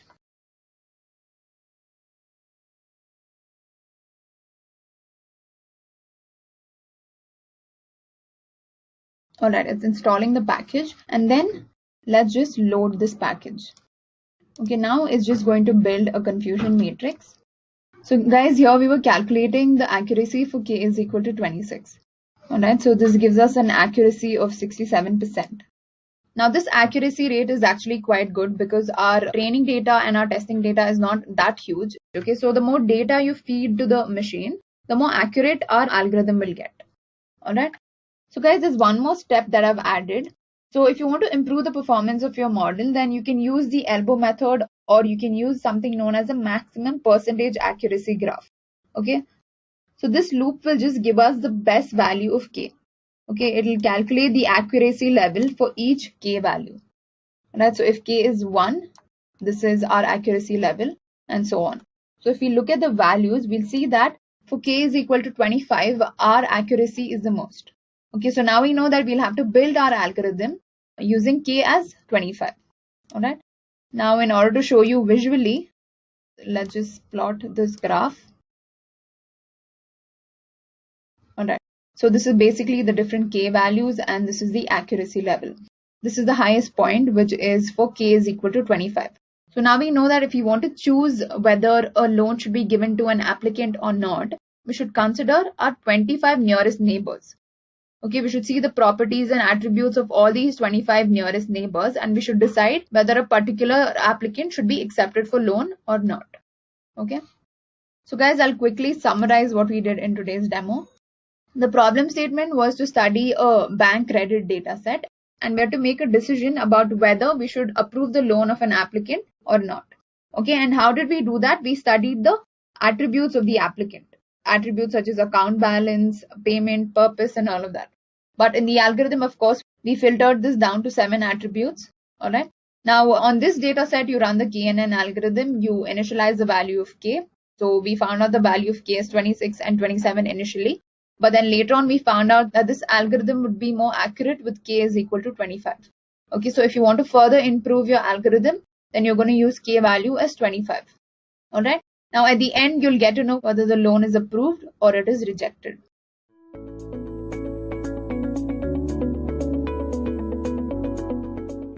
Machine learning actually is divided into 3 subcategories. We have supervised learning, we have reinforcement learning, and then we have the unsupervised learning. Now we are going to learn about sentiment analysis today, which is actually a part of supervised learning. Alright, so now, like I told you guys, so there'll be a training data set. Alright, so we'll be training our data, and that data we'll be evaluating. So this is what we'll be doing today. Alright guys, now we know there is something called sentiment analysis in machine learning. But what is sentiment analysis exactly? Now before that, before understanding the what of sentiment analysis, let's understand why do we need sentiment analysis exactly, right? So why do we need sentiment analysis is because of this. So let's take an example here. Say you have an application and it's very famous that like that you have a million or a billion user base. Lucky you. All right. Now you want to add a functionality to your application. Now whenever you add a function, whenever anyone adds a functionality to any kind of application, what basically happens is you get positive and as well as negative remarks as well on that functionality. All right. Now you have to make a balance. So if your negative remarks are more than your positive remarks, so it actually becomes a bad function. It actually becomes a bad update, right? So, and if your positive remarks are more than your negative remarks, it becomes a good update, right? But how will you decide which comment or which reaction is positive or negative? All right, so that is why we have sentiment analysis. So basically what you'll do is you'll have a comment and you will analyze it and you'll decide whether it's a positive comment, it's a sad comment, or it's an angry comment. Or if you talk logically, or if you talk in terms of sentiment analysis, there are basically three kinds of emotions that we get out of a sentence. So it is basically a positive comment, it's a negative comment, or it's a neutral comment, right? So this is what we decide. Now this is why we use sentiment analysis. Now what is sentiment analysis exactly? Let's shed a light on that. So sentiment analysis is basically identifying and categorizing opinions expressed in a piece of text by a customer, right? So your customer, he might tweet, he might do Facebook, he might put the comment on Google Play Store, anywhere guys. So wherever that comment is, you have to actually be able to analyze it. And like I said, you have a million and a billion user group, and it becomes very difficult for you to actually go through every comment and decide whether it's a positive comment or a negative comment. Having said that, so that is why we use sentiment analysis, and sentiment analysis is basically identifying and categorizing the comments as positive or negative or neutral based on computational programs. All right, now you might be wondering, why do we have these images, right? So these images are actually from Facebook, if any of you guys would have recognized this. So for those of you who still didn't get it, so guys, whenever you like a post on Facebook, you actually get these emote icons. All right, so if you think closely about it, you are actually using sentiment analysis every day on Facebook, because these are actually sentiments, right? So if you look at the first image, it's a thumbs up, so that means it's a like image. If you see at the second image, it's a love icon, so you love that post. Then you have an LOL post that you're laughing on that post. Then you have a surprise emote icon. Then you have a sad emote icon. And then in the last you have an angry emote icon as well. Right? So basically Facebook has made their own work easier. They've made a smart move here because they've already categorized your emotions. You are doing their work. They don't have to do the analysis on whatever comment you're putting or on your like. They have put in emote icons, and you have made the job easier by just putting in what are you feeling on the post. All right, so they are basically doing sentiment analysis, but in a very cool way, that they're not analyzing actually anything. They have already put in the emote icons and they're just basically categorizing based on the emote icon that you put. Right, so this is what sentiment analysis is, guys. Moving ahead, now we have understood what sentiment analysis is, why do we use it, but how does it work? So you might be thinking it's a very complex thing, but it's actually pretty simple. In the next 5 minutes, you'll be thinking, okay, it was a cakewalk for you. All right, so basically you have two kind of words when you're doing sentiment analysis. You have a list of words which are positive, and you have a list of words which are negative, right? There's also a third kind of words which are called the neutral words or the stop words. So neutral words are different, stop words are different, but in our discussion today, we are actually counting them in because we are just getting an outline of what sentiment analysis is, right? So basically you have two kind of words. You have positive words and you have negative words, and the words which are not in both of these lists are actually the neutral words, all right? So these positive and negative words are your database. So whenever there's a statement involved in analyzing, this statement is matched against both these files or both these data sets, that is the positive words and the negative words, and then we decide whether the statement is positive or negative. How do we do that? Let's see. So basically you pass a sample statement, alright, and that sample statement is matched against the positive words and the negative words. That sample statement is actually broken down into words, alright. Now each and every word in that statement is then matched against the positive list of words and the negative list of words. And you then assign a score to each and every word. Now how is the score assigned? Is something like this. So if it's a positive word, you assign a +1 to the particular word. If that particular word is neutral, you assign it as a 0. And if that particular word is a negative word, you actually give it a -1. Now, for those of you who still didn't get it, okay, in the next slide, you might understand everything. So what we just discussed is what I've drawn over here. So basically, this is a sample statement.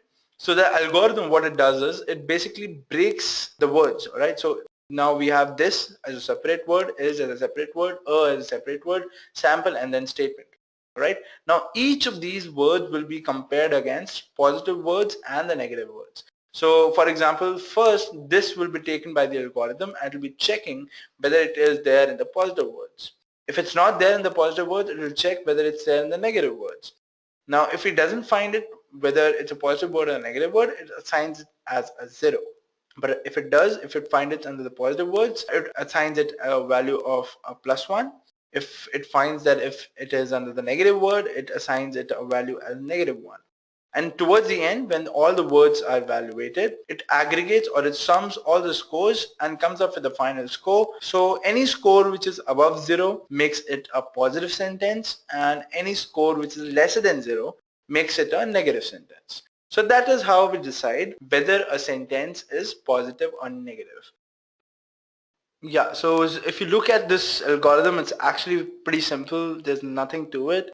But then if you think about it in complex terms, you actually have a lot of things in sentiment analysis, right? Because you have to increase your accuracy to the maximum. And for doing that, you have to put in a lot more conditions to actually be more accurate. What are we talking about? I'll be discussing in a few minutes. But then, yeah, don't be scared, but that part also is pretty simple.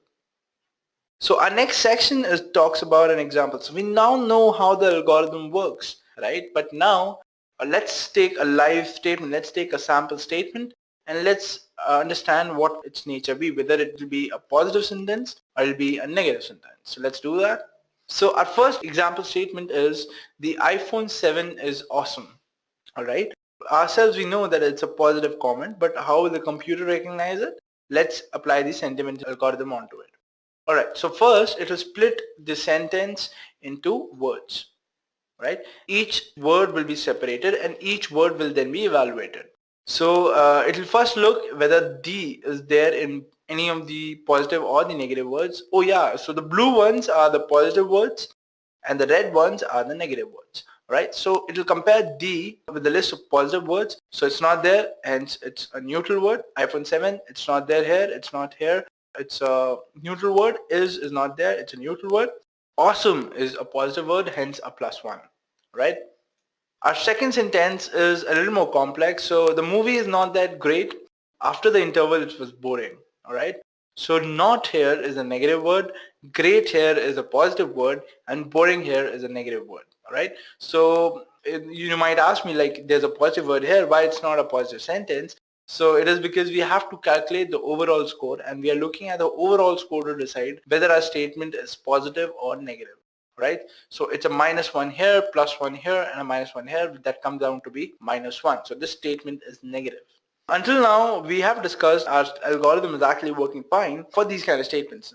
Now, what about the statements which are a little more complex? Now, so what if we have a statement just like this? So it says the service was terrible, but the food was great. Now, how will you evaluate this kind of sentence? In the first part of sentence, it is actually a negative comment, but after the sentence, it is actually a positive comment. Now, it depends on the perception. If you're a guy who is into good service, you might find this whole comment as negative, right? And if you're a foodie and you're not concerned with the service, you might actually find this comment positive. So it depends on your perception. But with computers, how will it identify whether it's a positive sentence or it's a negative sentence?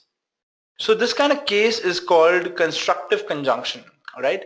And the way we solve it is like this. So whenever there's a but in the statement, so for example, in our statement, we have the service was terrible, but the food was great, right? So whenever there's a but in the statement, we actually split our statement into two sentences. For example, in this statement, we split it into the service was terrible, and the second statement is, but the food was great. Now, once we do that, we are actually going to evaluate each statement separately. For example, this sentence will be a negative sentence, but this sentence will actually be a positive sentence, right? So both of these scores will be evaluated separately and will be listed separately. So instead of one score, we are actually getting two scores, and instead of one sentence, we are actually getting two sentences. And that is the reason this method of solving a particular complex sentence is called binary sentiment analysis, because you're splitting a sentence into two and then you're evaluating it, right? So this method is called binary sentiment analysis. Now, like this method, we have a lot many more methods which address a lot many more complex statements. But yeah, you have to incorporate those algorithms into your sentiment analysis algorithm. But because if you look at this closely, this is actually a condition that if there's a but, please do this, right? But the main idea, the main algorithm behind is the sentiment analysis algorithm, which we just discussed. All right. So if you were to increase the accuracy of your model, you would do it in this particular way. And that is the reason, because we cannot predict or we cannot actually say what kind of sentence may come up, right? Because English is such a big language and it becomes very difficult for us to account each and every condition into our algorithm. And that is the reason even the best sentiment analysis algorithms in the world have an accuracy not more than 80%, right? So our next section actually talks about the demonstration part. So now we'll be implementing this algorithm in R. All right. So let's see what is our problem statement for today, and it's actually pretty exciting. So yeah, for all the football lovers out there, we have this use case. So we'll be doing an El Clásico comparison between Real Madrid and Barcelona, and we are going to decide which one is better. Alright, so how we're going to decide that is based on Twitter. So basically what we're going to do is we're going to stream from the Twitter handles of both these clubs, the Twitters, and we're going to evaluate which club has more positive tweets, right? So which club has more number of positive tweets. And the club which would have that will actually win. Alright, so this is what we are going to do, and we are going to stream actually live tweets from Twitter. And it is actually going to be very interesting because I'm going to show you guys how you can stream tweets from Twitter using R, right? So, and I'm also going to tell you how you can create an application on Twitter, right? Sounds interesting, doesn't it? So guys, this is our code that is there that we'll be executing today. So these are the libraries that you have to import. Let me quickly explain it to you what the code actually does and if it's in line with our algorithm that we have set up. Alright, our first step was to actually split our sentences into words. But before that, we have to clean our sentence, as in there should be no punctuation, our sentences should be in lowercase, there should be no control words, and there should be no digits as well, because digits, they don't signify any emotion, right? They are neither positive, neither they are negative, so they have to be removed. Right, so whenever sentences come to us, we have to filter them. So this is what our code is doing. So first, it'll be removing all the punctuations from the sentence. All right, so don't worry, I'll be actually executing each and every sentence, each and every line of code over here, so it becomes more clear to you. So basically, first, all the punctuations will be removed. All right, so gsub is a function from string R, so it basically means global substitution. All right, so you're globally substituting the punctuations. This means the punctuations with the null space, as in you will substitute the punctuation wherever this punctuation will be, you will substitute it with this, that is nothing. All right, and where are you doing it? You are doing it in this particular variable. So whatever is there in this particular variable, if there are punctuations in it, it'll be removed and this will be substituted against them. The next line is substituting the control words with the null space. All right, so it will be substituting the control words with the null space, and then we'll be substituting the digits. So this means the digits we are substituting the digits with the null space again. Alright, once we have removed the digits, the control words and the punctuations, now we'll be converting a sentence to lower cases. So a sentence will be converted to lower cases, and then once we are done with that, once the filtering is done, once we have converted our statement or sentence, what we'll be doing is we'll be splitting our statement into words, right, into separate words. So what this line will do is it will split each sentence into words, right, and it will store it in a list. But we cannot parse a list, so this list will be converted into a vector so that it can be parsed. So each sentence, each word will actually be in a vector so that it can be accessed easily, and then that vector will be matched against the positive words, right? So these are the positive words, guys. Alright, so once we have matched our words with the positive words and the negative words, what it basically does is the place where that word was exactly found. What I mean by that is, for example, my statement has a word, say great, alright, and I match it against the positive words. And in positive words, say it was on the 37th number, right? Do you guys get me? That great was on 37th number in the list of positive words. So basically it is not returning to me whether the word is there in the list or not. It is basically returning the position of the word in the list, right? So it will match the words, each and every word, with the positive words, and if there is a match, it will return me the position of that particular word in that list. Alright, so once that is done, the output will be something like this. So whichever word does not match will have a NA in its place, that is not applicable, and whichever word matches will have a number which is basically signifies the position of that word in that particular list. Alright, for those of you who are not getting it, please give me a moment, I'll explain it to you.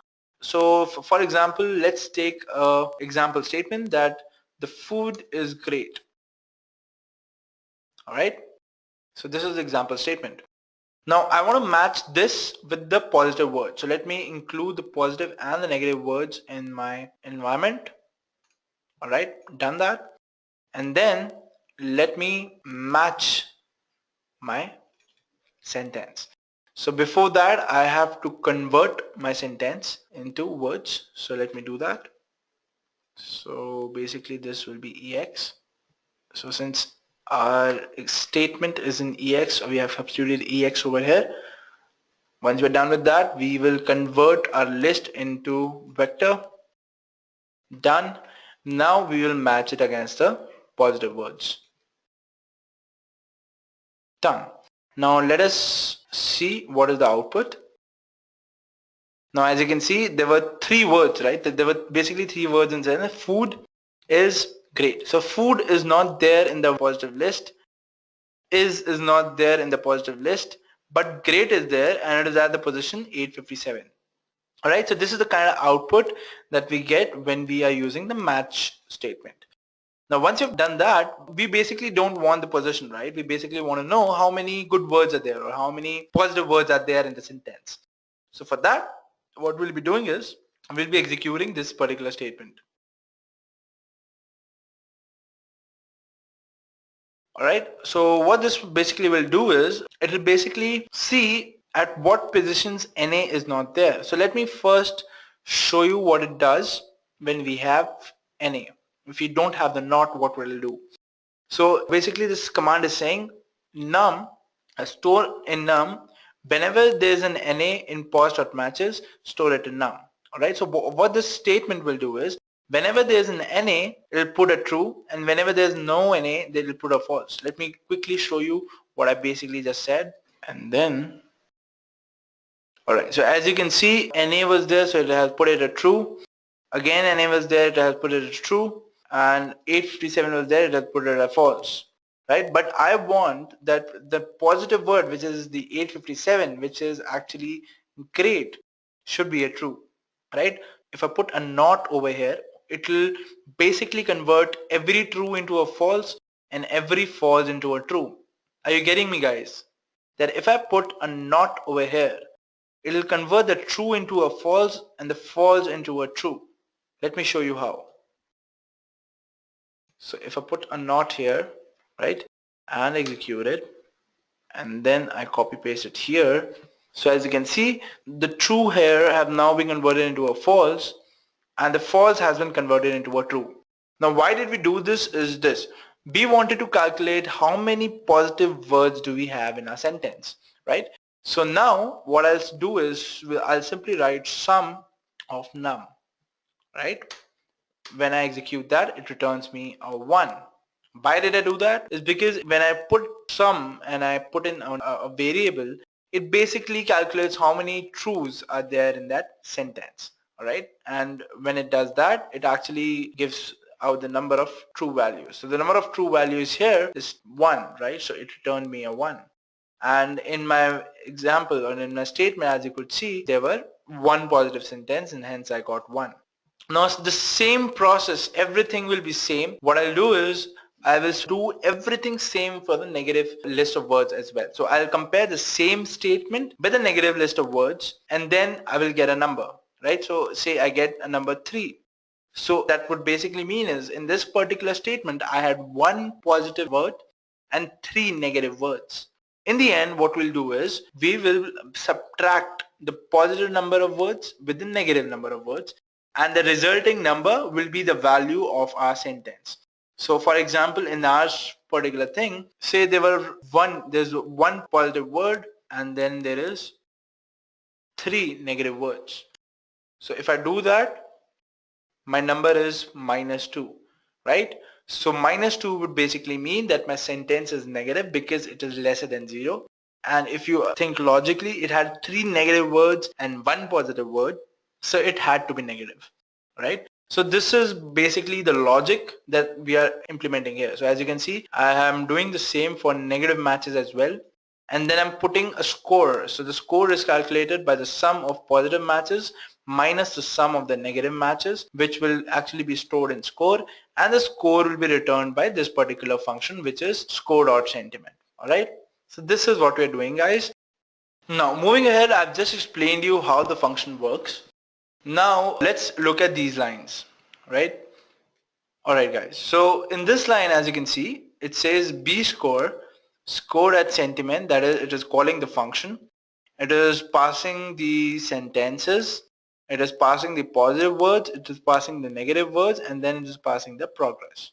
Alright, so this is what our function was. We wanted sentences, positive words, negative words, and the progress. So it is calling the function over here, and whatever value is returned, it is storing it in b score and r score. Alright, so what we're doing is whatever we are streaming it in tweet_df for our Barcelona, and for our Real Madrid we are streaming it in tweet2_df. Alright, and then we are passing it to score.sentiment, and then we are getting the score of both our teams, and once the score is returned, we will actually be plotting it into a graph, and by looking at the graph we'll decide which team is doing better. Alright, guys, so let me explain you how will you do it with Twitter, how will you stream the Twitter tweets. So this is the code for interacting with Twitter. Alright, so first you have to get the consumer key, you have to get the request URL, the access URL, the authentication URL. Alright, so these 3 things will actually be the same. You can actually copy paste the same things, doesn't matter. What matters is the consumer key, the consumer secret, the access token secret, and then this line has to be executed with all the parameters. Now what basically will happen here is you are interacting with Twitter and you have to first create an application on Twitter. Now how will you do that? You will go on to dev.twitter.com. Over there you will create an application. So creating an application basically takes 1 or 2 minutes. Let me show you what will be the scene. Alright, so this, you will go to dev.twitter.com. Alright, and then you'll click on my apps. You will click on create new app. You will put in the name of your application, the description. Now website is something that you have to put if you want to post it to something, or you can put a placeholder here, as in you can put it in any website, google.com or facebook.com, it doesn't matter, right? Just put it in if this you just want it for the demonstration thing. Put in facebook.com or google.com, whatever. Leave this blank as empty. Check this and click on create your Twitter application. So once that is done, you will see your application name and it will be shown over here. Once you click on it, you can go to the key and access tokens, and you'll be able to see your consumer key, your consumer secret, owner and the owner ID, your access token secret, and everything. Alright, so this is what you'll be copying over here, your consumer key, your consumer secret key, your access token secret key, and everything else is the same. Alright, so once you have done that, you will execute this particular command and this command together. And once you do that, it will redirect you to the web browser and it will give you a pin. Alright, so that pin is to actually authorize your application, that is authorizing your RStudio to interact with Twitter.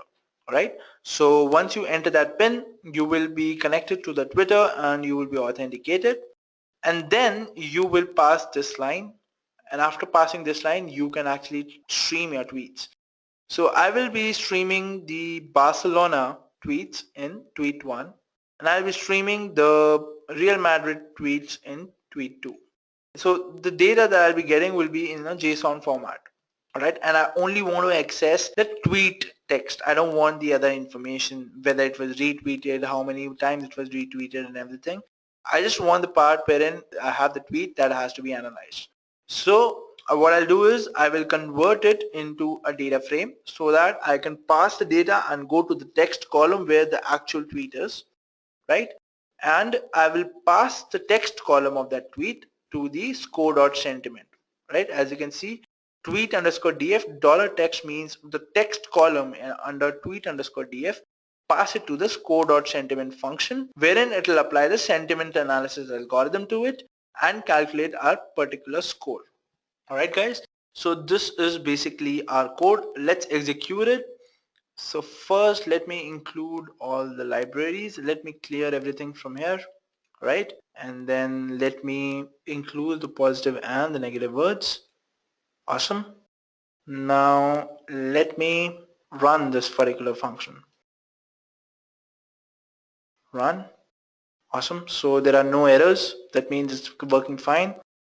And then let me connect to my Twitter. So you have to execute these lines first, right? So let's run them. Now it will authenticate me to a new page where I will have to click on authorize app and copy this pin in my RStudio. So I'll be copying the pin here in your console. Alright, so once I paste it here, I'll hit enter. There will be no errors, so that means you have successfully connected. So once that is done, I will execute this particular line. Once this particular line is executed, you are set. That means Twitter is working fine. So it says using direct authentication, and it gives me the arrow bar again. That means it has executed successfully. Alright, so now I can stream tweets. So let me stream tweets for Barcelona. So I'll be streaming 100 tweets, the first 100 tweets and the first 100 tweets for Real Madrid as well. Alright, let me do it for all of them together. Alright, so it has successfully got the tweets, and then let me convert them into data frames. Alright, they have been converted. Right, so let's have a look at our Barcelona tweets first.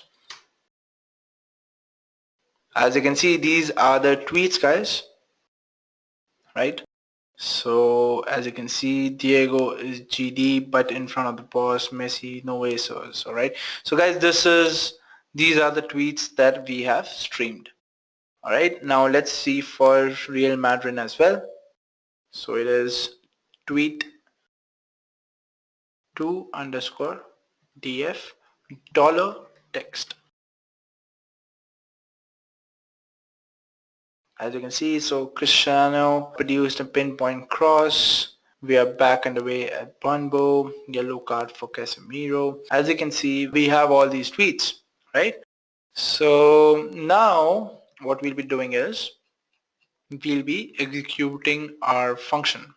So we'll be getting our function here. We'll be executing it for B score and R score. Now as you can see, it says 100%, it has completed. Our score has also completed. So let me show you the BASA score first. Alright. So it has categorized each tweet like this. So the first tweet is neutral, second tweet is neutral, 19th tweet is negative, 25th tweet is positive, 28th tweet is positive, 37th tweet is positive, 42nd tweet is positive, 43rd tweet is -1, 47th is -1, 50th is 1. Alright, so this is a score, guys. Alright, let's do it for our score also. Alright, let's get this Real Madrid score. So guys, this is the score for Real Madrid. As you can see, second tweet is 1, sixth tweet is 1, ninth tweet is 1. So these are all the positive ones. -1s, 41st is -1, 40th tweet is 2. This is very positive.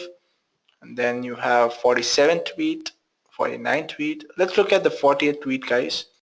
Let's see if it is really positive or not. 5 hours to go, Hala Madrid. Oh, this is the 39th tweet. Wait one sec. Alright, so first and then this one. So 40th is this one. Yeah. Dramatic winner from our user quarterfinal. Right, and then so this also, all of this would have been removed in our cleaning. So as you can see, cleaning is very important, because if it didn't clean, it wouldn't have been able to parse it. But if we had cleaned our statement, our sentences, and it would have got the text out of it, and it calculates that this tweet is actually very positive. Alright, now we've got the scores. Now let's plot them on a graph to see which team won, right? So let's get a score for Real Madrid first. Alright, so Real Madrid has a score of 0 to -0.5. So basically our number of tweets for 0 are more. Positive, we have like 15 or so positive codes. So this is basically 0, guys. And -1 is basically the same as 2, right? But we have a lot of 1s in our Real Madrid score. Let's check the B score, that is the Barcelona score. So let me take a snapshot of this. Alright, so this is the Real Madrid score. Let's get the Barca score right. Now this is the Barca score. Now as you can see, guys, this is the Real Madrid score. Let me zoom it for you. This is the Barca score and this is the Real Madrid score. So as you can see, the neutrals are more for Barca. I mean, it has crossed 60, but as you can see, the number of negative codes are more for your Barca than your let me zoom this as well. Let me take a screenshot of this. This is the Barca score. Alright, and let me get the Real Madrid graph again. So as you can see, guys, comparing both these graphs, it's actually pretty evident what I'm trying to show you, that in the case of Barca, you have neutrals as more, but as you can see, the ones are also in the 20s range. That is, the positive tweets are in the 20s range. But if you compare it with Real Madrid, again, the scores are in the 20s range, right? The -1 is somewhere near 3 or 4, right? And this score is pretty high. This is something near 6 or 7. But my +1 is same as in this. +1 is 20 and +1 is 20 here as well. This is also kind of similar, right? So what we can get from this is basically Twitter has shown us that they're almost similar, guys, but if you look at it more closely, Barsha has more negative tweets. All right. And so as you can see from the graph, guys, so Barsha has more negative tweets. So -1 has around 5 or 7 tweets, and -1 here has like 3 or 4 tweets. All right. So that means Real Madrid won. All right. So this is something that you can do with sentiment analysis. So according to the tweets on Twitter, Real Madrid is winning as of now. So Real Madrid is actually winning on Twitter. It has less negative tweets. But if you compare it to the positive tweets, so Real Madrid and Barcelona are on the same number. Neutral comments we are not counting in. Otherwise, Barcelona had more neutral comments, but Real Madrid is a winner according to us. So this was our demo, guys. Moving ahead, let's discuss a use case now in sentiment analysis, wherein we'll be seeing where sentiment analysis is actually used in the real life world. So it is used to enhance customer experience. All right, like I said, so our sentiment analysis basically categorizes into 3 things. It's either positive, it's either negative, or it's either neutral. So companies can detect the comments of customers based on sentiment analysis, based on their products or based on the experience of the service that they have provided to their customers, and they can rate it according to positive, negative, and neutral. And they can actually improve their service according to this feedback, because if you would have noticed, there are a lot of times when you talk to customer service people, you are asked to give a feedback later on, right? And that feedback is actually to improve their own service. Now, if you were to do that on social media, you cannot ask the feedback straight away, right? So you have to go through each and every comment that a customer posts on your particular product. So you can enhance the customer experience, as in you can increase or you can better your product by actually going through the feedback that you get from customers by applying the sentiment analysis onto it. And actually there are a lot of companies, in fact most of the companies that are product-based companies actually work on feedbacks and are actually using sentiment analysis in one way or the other.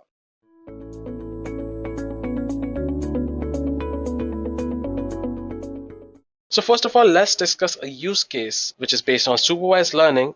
The domain of this use case is going to be media, and the focus of this use case is going to be optimize the selection process. So let's understand the business challenge first. So Motion Studio is the largest radio production house in the whole Europe. Now their total revenue is more than $1 billion. So the company has launched a new reality show which is known as the Star RJ. And the show is about finding a new radio jockey who will be the star presenter on upcoming shows. Now in the first round, participants have to upload their voice clips online, and the clip will be evaluated by the experts for selection into the next round. There is a separate team in the first round for the evaluation of male and the female voice. And that is where you lie. Now, response to the show is unprecedented and the company is flooded with the voice clips. Now you as a machine learning expert have to classify the voice as either male or female so that the first level of filtration is quicker. Now the key issues to note here that the voice samples are across accents, and the output of the pre-recorded WAV files, which are the audio files, were saved into the CSV files. Now here we are going to take a data volume of around 3000 records for your understanding, and we're going to use the voice classification.csv data. The business benefit of this is that since the Star RJ is a reality show, the time to select the candidates is very short. The whole success of the show and hence the profit depends upon quick and smooth execution.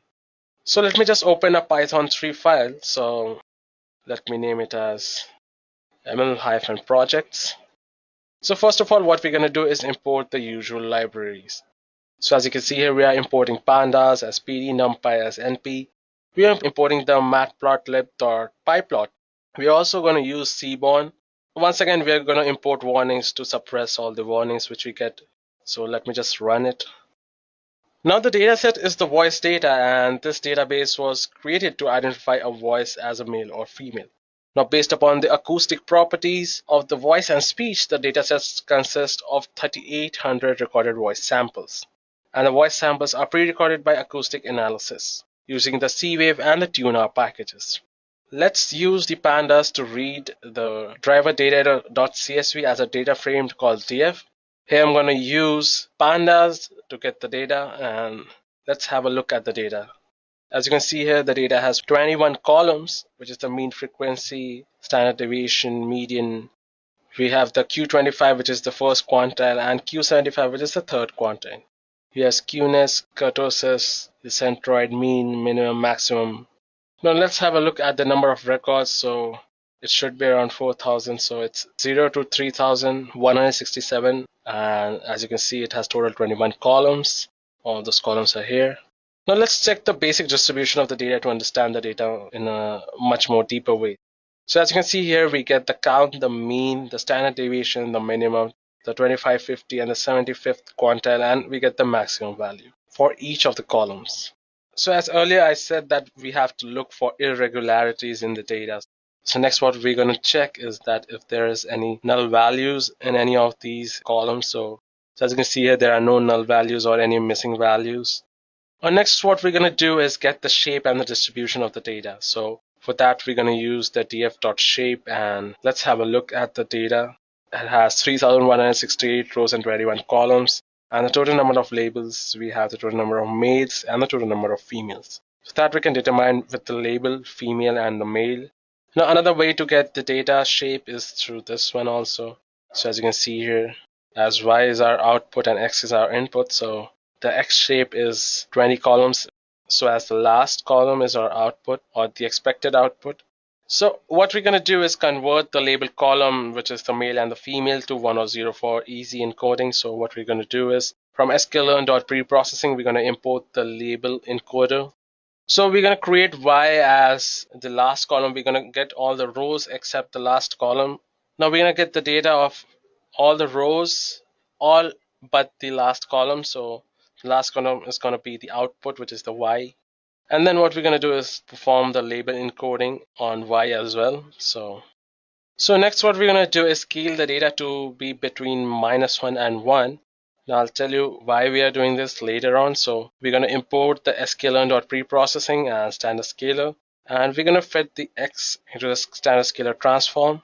Now after that, what we're going to do is train test split. We're going to split the data into a training set and a testing set. So from sklearn.model selection, we're going to import the train test split, and we're going to split it. We have the X train X test, Y train Y test, and we're going to split it in the test size of 0.3. So that implies that 30% is the testing size, whereas the rest 70% is the training size. Now what we're going to do is next comes training the model. So it's time to train a support vector machine classifier. We're going to use a support vector machine here, which comes under supervised learning. So what we do is call the SVC model from sklearn and fit the model to the training data. It's as simple as that. So these are all the default hyperparameters which I'm going to set, and for this particular SVC model, what we're going to do is get the model evaluation. We have to get the predictions from the model and print the accuracy and create a confusion matrix and a classification report. So how do we get the accuracy when default SVC model is used? So what we do is use the metrics function, and instead that we have the accuracy score. So as you can see, the accuracy of the model, what we have trained here is 97%. We're going to create the confusion matrix for better understanding. So as you can see, the precision and recall and the F1 score and the support values here. So as you can see, our model is doing quite good. Now let's see if we can tune the parameters to try to get even a better result, which is very unlikely, and you probably would be satisfied with this result in real life because the data set is quite small here we took. But the idea here, what I'm going to show you, is the practice of using the grid search. So for that, what we're going to do is import the grid search CV from sklearn. But the question arises, does grid search improve the score? Next, what we're going to do is create a dictionary called param_grid and fill out some parameters for C and gamma. Now you want to learn in deep about all of these algorithms. Do check out our machine learning full course video. I'll link the video in the description box below. So do check it out, guys. It's an amazing video. So let's continue this. So what we're going to do next is create the training and testing. We have already split the data. So what we're going to do is just use the grid fit. So as you can see, the C and the gamma values, the gamma has changed to 1. It's 0.01 again. It's 1 again. As you can see, the value of C is 100. Now next that the model is done, and let's create some predictions using the test set and create the classification report and the confusion matrices for them. So let's see where we're able to improve the model in any way. So as you can see, the accuracy is 0.974. Let's check. As you can see, the accuracy here was 0.9737.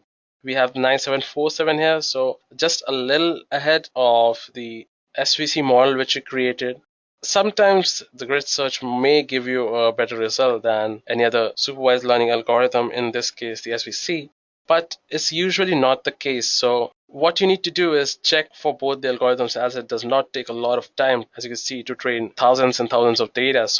And all you need to do is import all the algorithms from the sklearn library. So as you can see, our model was 97% accurate, and we were able to distinguish between the male and the female voice. So this model is very good, and hence we can get a better result from this one. And the business benefit, what I told earlier, was that there is very, as the Star RJ is a reality show, the time to select the candidates is very short. And the whole success of the show and hence the profit depends upon the quick and smooth execution. Now coming to the second use case we have here is of the domain of automotive. So our focus here will be on incentive drivers. Now lithium power is the largest provider of electric vehicle batteries. It provides battery on a rental model to e-vehicle drivers. The drivers rent battery typically for suppose a day and then replace it with a charged battery from the company. Now lithium power has a variable pricing model based on the driver's driving history, as the life of a battery depends on factors such as overspeeding, distance driven per day, and many other factors. You as a machine learning expert have to create a cluster model where drivers can be grouped together based on the driving data. Now the key issues here are the drivers will be incentivized based on the clusters, so grouping has to be accurate.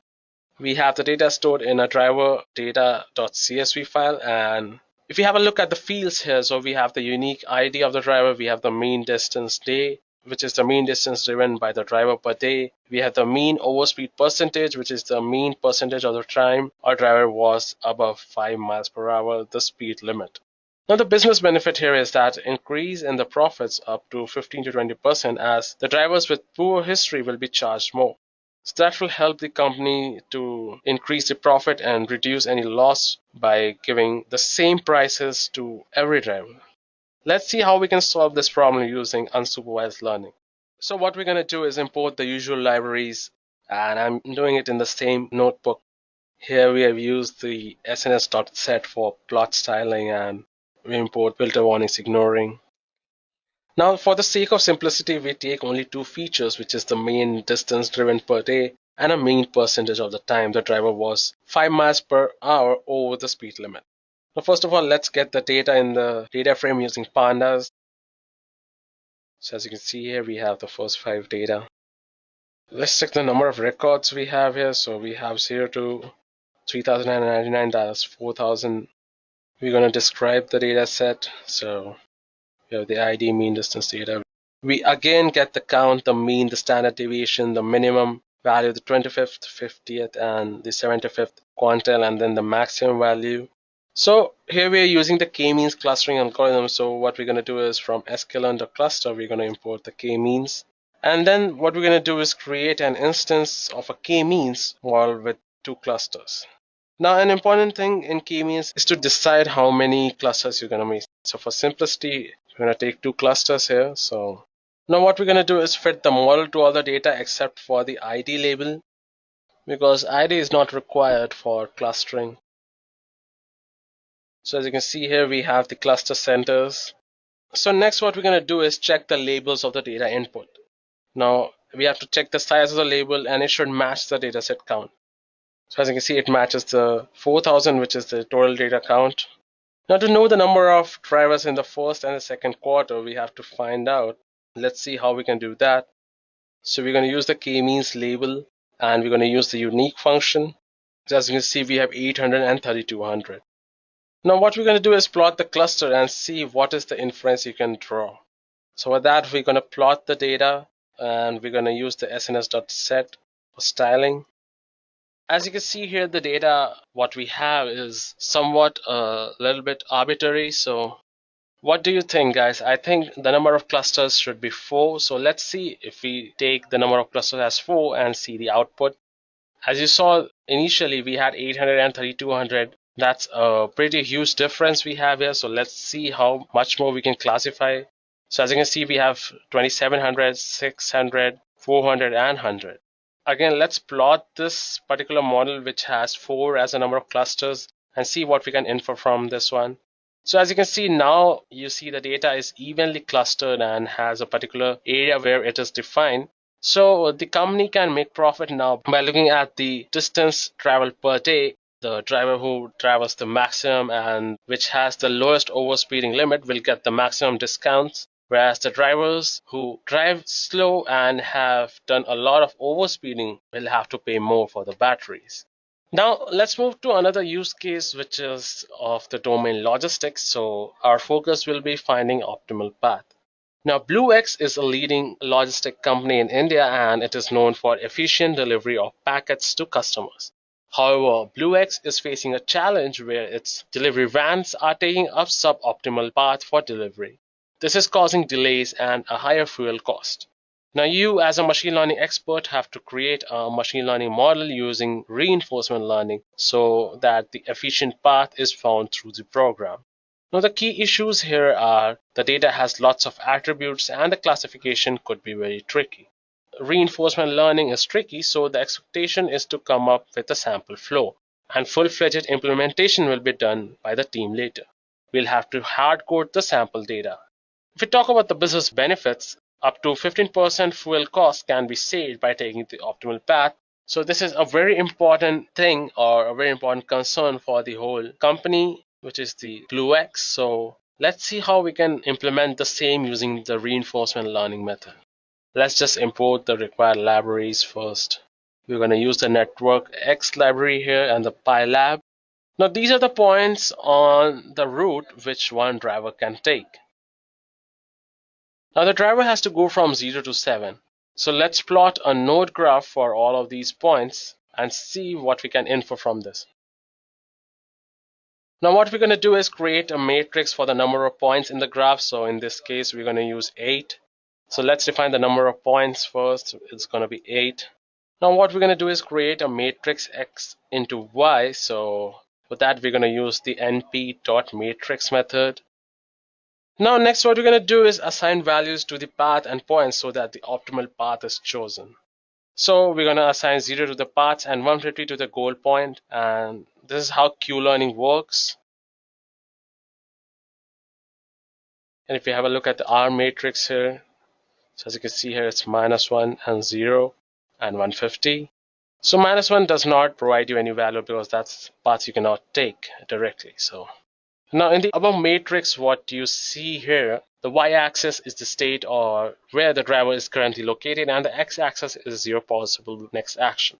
When then we build our Q-learning matrix, which will hold all the lessons learned from our driver, the Q-learning model uses a transitional rule formula, and gamma is the learning parameter.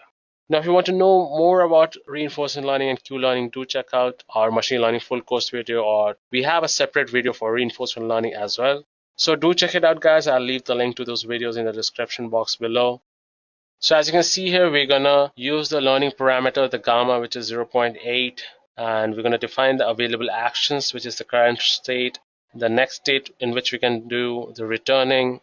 So this is how we calculate the Q values. Now I'm not gonna go into the details of it. If we have another video for it, it's usually the R current state and action plus gamma into the maximum value which you get from all the possible paths you can take to maximize the output. So let's update the Q values. What we're going to do is use a scores array to keep all the scores, and let's train the model. Initially the maximum value was 0, the score was 0, and then started growing, and as you can see with each iteration, the Q matrix, which is the new matrix which is learning according to the paths which it is taking, is getting the maximum value 393 and the score is 100. And as you can see, we have the final Q train matrix. Now with this, we cannot be sure which is the optimal path one should take. So for that, what we're going to do is let's see how many iterations did it take to find the most efficient path. And let's see what exactly is the most efficient path here. So as you can see here, it took around 1000 iterations to find the most efficient path, which is 0, 1, 2, 7. And as you can see here from this particular diagram, if we start from 0, we go to our initial step is 0 and the end goal is 7. So we go to 1, and then we go to 2, and then we go to 7. That is the shortest path one can take. Now again, if we try the new path, and now if we start from 0 to 6, this is an additional exercise for you guys. So if you want to know how many iterations it will take to go from 0 to 6, and what is the optimal path one can take to reach the 6th. So as you can see here, it will start from 0, then it will go to 1, then it will go to 5, and then it will go to 6. That should be the optimal path. But do check it out, guys. Do try it out yourselves. That's how you're going to learn. Now, the past year has seen a lot of great examples for machine learning, and many new high-impact applications of machine learning were discovered and brought to light, especially in the healthcare, finance, the speech recognition, augmented reality, and much more complex 3D and video applications. Now, natural language processing was easily the most talked about domain within the community, with the likes of ULMFIT and BERT being open sourced. So let's have a look at some of the amazing machine learning projects which are open sourced. The code is available for you, and those were discussed in this 2018 to 19 spectrum. So the first and the foremost is TensorFlow.js. Now, machine learning in the browser, a fictional thought a few years back and a stunning reality now. A lot of us in this field are welded to our favorite IDEs, but TensorFlow.js has the potential to change your habits. It's become a very popular release since its release earlier this year and continues to amaze with its flexibility. Now, as the repository states, there are primarily three major features of TensorFlow.js. Develop machine learning and deep learning models in your browser itself, run pre-existing TensorFlow models within the browser, retrain or fine-tune these pre-existing models as well. And if you're familiar with Keras, the high-level layers API will seem quite familiar. Now, there are plenty of examples available on GitHub repository, so do check out those links to quicken your learning curve. And as I mentioned earlier, I'll leave the links to all of these open source machine learning projects in the description below. Now, next, what we're going to discuss is Detectron. It is developed by Facebook and made a huge splash when it was earlier launched in 2018. It was developed by Facebook's AI research team, which is FAIR, and it implements the state-of-the-art object detection frameworks. It is written in Python and has helped enable multiple projects, including the DensePose. Now, we'll know what exactly is DensePose after this example, and this repository contains the code of over 70 pre-trained models. So it's a very good open source model, guys, so do check it out. Now, the moment I talked about DensePose, that's the next one I'm going to talk about. So DensePose is dense human pose estimation in the wild. Now, the code to train and evaluate your own DensePose using the RCNN model is included here, and I've given the link to the open source code in the description below. And there are notebooks available as well to visualize the DensePose COCO dataset. Now, next in our list, we have deep painterly harmonization. Now, I want you to take a moment to just admire the above images. Can you tell which ones were done by a human and which one by a machine? I certainly could not. Now here, the first frame is the input image, the original one, and the third frame, as you can see here, has been generated by this technique. Amazing, right? The algorithm adds an external object to your choosing to any image and manages it to make it look like nothing touched it. Now make sure you check out the code and try to implement it on different sets of images yourself. It is really fun. Now, talking about images, we have image outpainting. Now, what if I give you an image and ask you to extend its boundaries by imagining what it would look like when the entire scene was captured? You would understandably turn to some image editing software. But here's the awesome news. You can achieve it in few lines of code, which is the image outpainting. Now, this project is a Keras implementation of Stanford image outpainting paper, which is incredibly cool and an illustrated paper, and this is how most research papers should be. I have given the links in the description below. Do check it out, guys, and see how you can implement it. Now let's talk about audio processing, which is another field where machine learning has started to make its mark. It is not just limited to generate music. You can do tasks like audio classification, fingerprinting, segmentation, tagging, and much more. And there is a lot that's still yet to be explored, and who knows, perhaps you could use this project to pioneer your way to the top. Now, what if you want to discover your own planet? Now, that might perhaps be overstating things a bit, but the Astronet repository will definitely get you close. The Google Brain team discovered 2 new planets in December 2017 by applying the Astronet. It's a deep neural network meant for working with astronomical data. It goes to show the far-ranging application of machine learning and was a truly monumental development. And now the team behind the technology has open sourced the entire code. So go ahead and check out your own planet, and who knows, you might even have a planet on your name. Now, I could not possibly let this section pass by without mentioning the BERT. The Google AI's release has smashed record on its way to winning the hearts of NLP enthusiasts and experts alike. Following ULMFIT and ELMO, BERT really blew away the competition with its performance. It obtained the state-of-art result on 11 NLP tasks. Apart from the official Google repository, there is a PyTorch implementation of BERT, which is worth checking out. Whether it makes a new era or not in natural language processing, we will soon find out. Now, ARANET, I'm sure you guys might have heard of it. It is a framework for automatically learning high-quality models without requiring programming expertise. Since it's a Google invention, the framework is based on TensorFlow, and you can build Ansible models using ARANET and even extend it to use to train a neural network. Now, the GitHub page contains the code, an example, the API documentation, and other things to get your hands dirty. Now, trust me, AutoML is the next big thing in our field. Now, if you follow a few researchers on social media, you must have come across some of the images I am showing here in a video form. A stick human running across a terrain, or trying to stand up, or some sort. Now, that, my friends, is reinforcement learning in action. Now, here's a signature example of it, a framework to train a simulated humanoid to imitate multiple motion skill.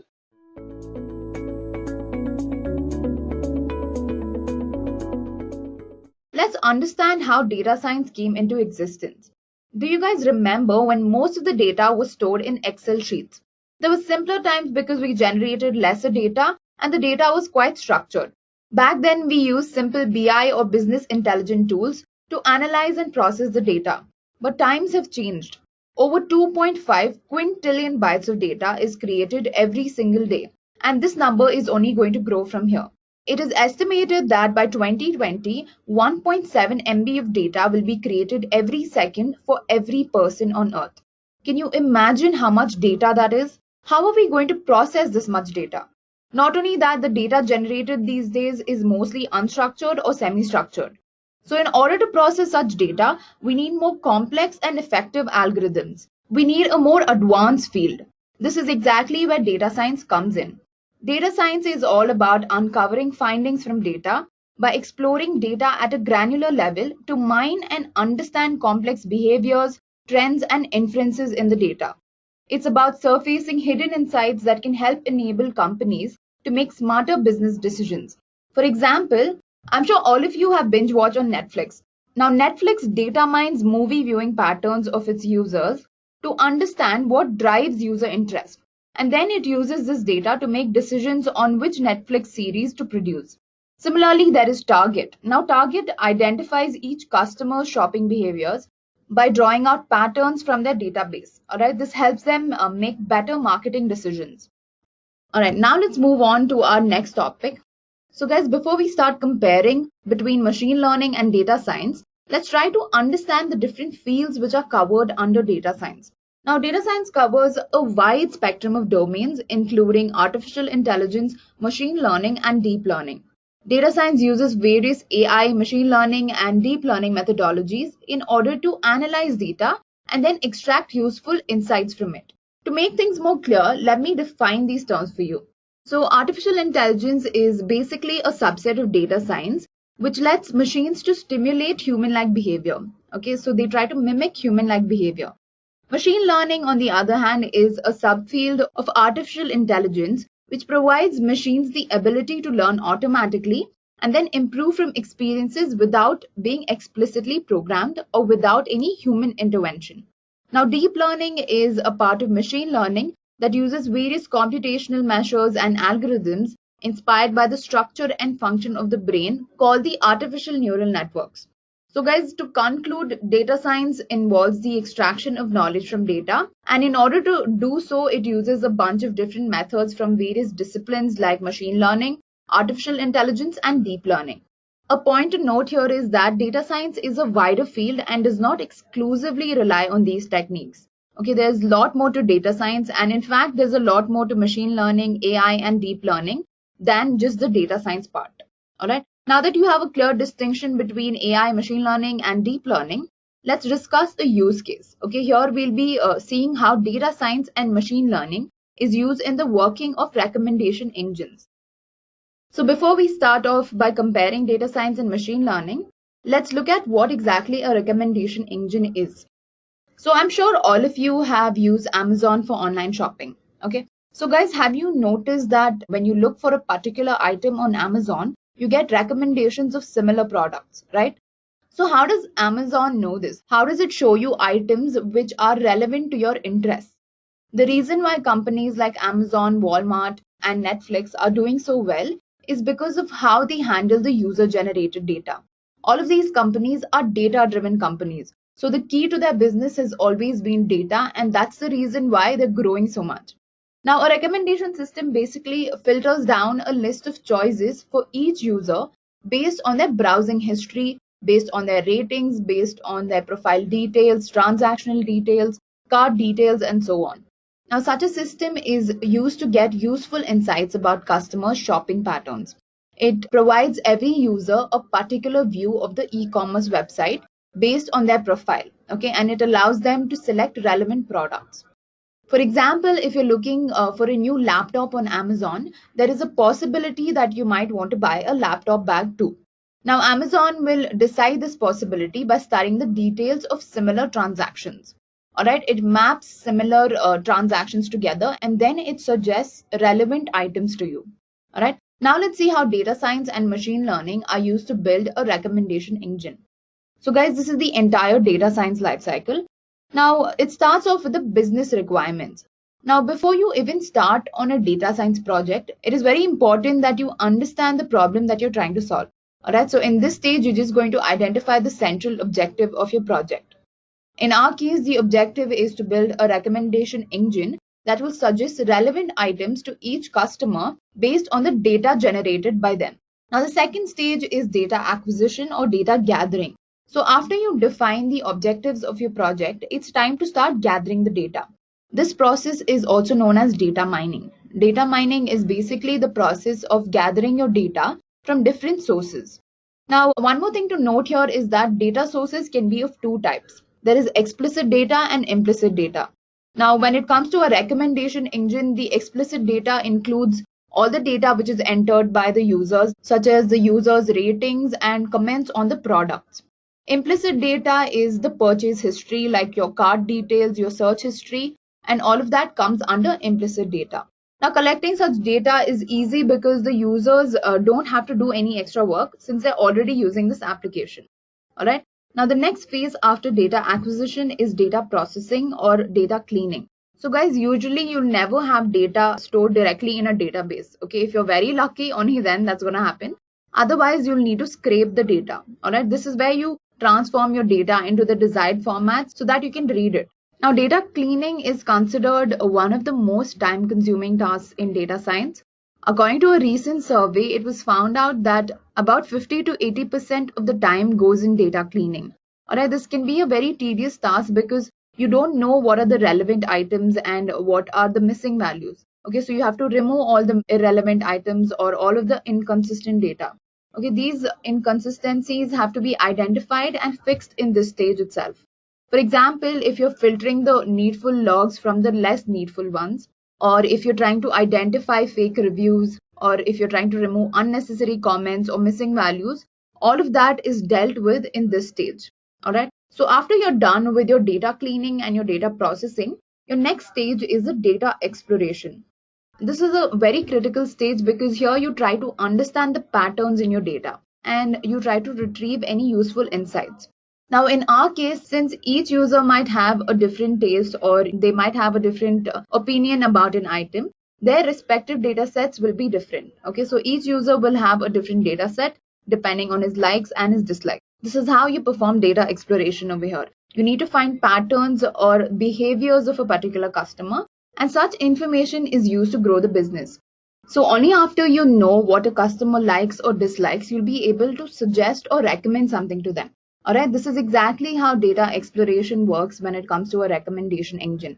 You're just going to study the shopping behavior of each customer and then try and suggest relevant items to each customer.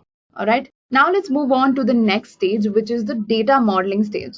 So guys, there's this one important thing I want to tell you all. There is no actual distinction between data science and machine learning. In fact, machine learning is a method which is used by data science in order to retrieve useful information. Alright, so there's no actual distinction between them, but they do have different processes or they do have different steps in the processes. So the next stage that I'm going to talk about in the data science lifecycle is known as modeling. And at this data modeling stage is where you incorporate machine learning. Alright, so basically the entire data modeling stage is the machine learning process. Okay, so let's look at the machine learning process. So guys, the 5 stages that I've defined over here are basically the steps in the data modeling phase. Okay, now in the data modeling phase is where machine learning is implemented. So let's look at how machine learning works, okay, step by step. So there are 5 distinctive stages in machine learning. It begins with importing your data. So guys, the data that we already gathered in the previous stages, you're going to import that data for the machine learning process. Now this data has to be in a readable format. Okay, it can be in the table format, or you can also use formats like the comma separated versions. Alright, after you've imported the data, the next step is data cleaning. Now I know that we already performed data processing and data cleaning, but guys, data cleaning is a very iterative process. You cannot just clean everything at once. You'll have to do this repetitively and iteratively. So after you import the data, you might notice a lot of duplicate values or a lot of missing or null values. So such inconsistencies in the data can cause wrongful predictions, okay, and they have to be dealt with or they have to be removed at this stage itself. Now the next stage in machine learning is creating a model. Over here you perform the data splicing. Now data splicing is basically splitting the data set into 2 sets. One is for training your model and the other is for testing your model. Okay, after this you build the model by using the training data set. Now how do you create these models? These models are nothing but your machine learning algorithms like k-nearest neighbor algorithm, support vector machines, linear regression, and so on. So for a problem statement like recommendation engine, you can make use of clustering and classification algorithms. Alright, you can make use of the k-nearest neighbor or the k-means algorithm. So after you've built the algorithm and you've built your model, your next stage is going to be model training. So over here, the machine learning model is trained on the training data set. Earlier, I told you that we perform data splicing wherein we split the data set into the training set and the testing set. So in model training, obviously, you're going to use the training data set. Also, let me tell you that a large portion of the data set is used for training so that the model can learn to map the input to the output on a set of varied values. Next step in machine learning is the model testing. Now, after you've trained the model, it is then evaluated by using the testing data set.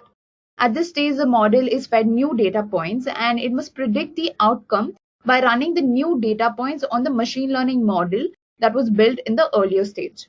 Now, the last stage is improving the efficiency of the model.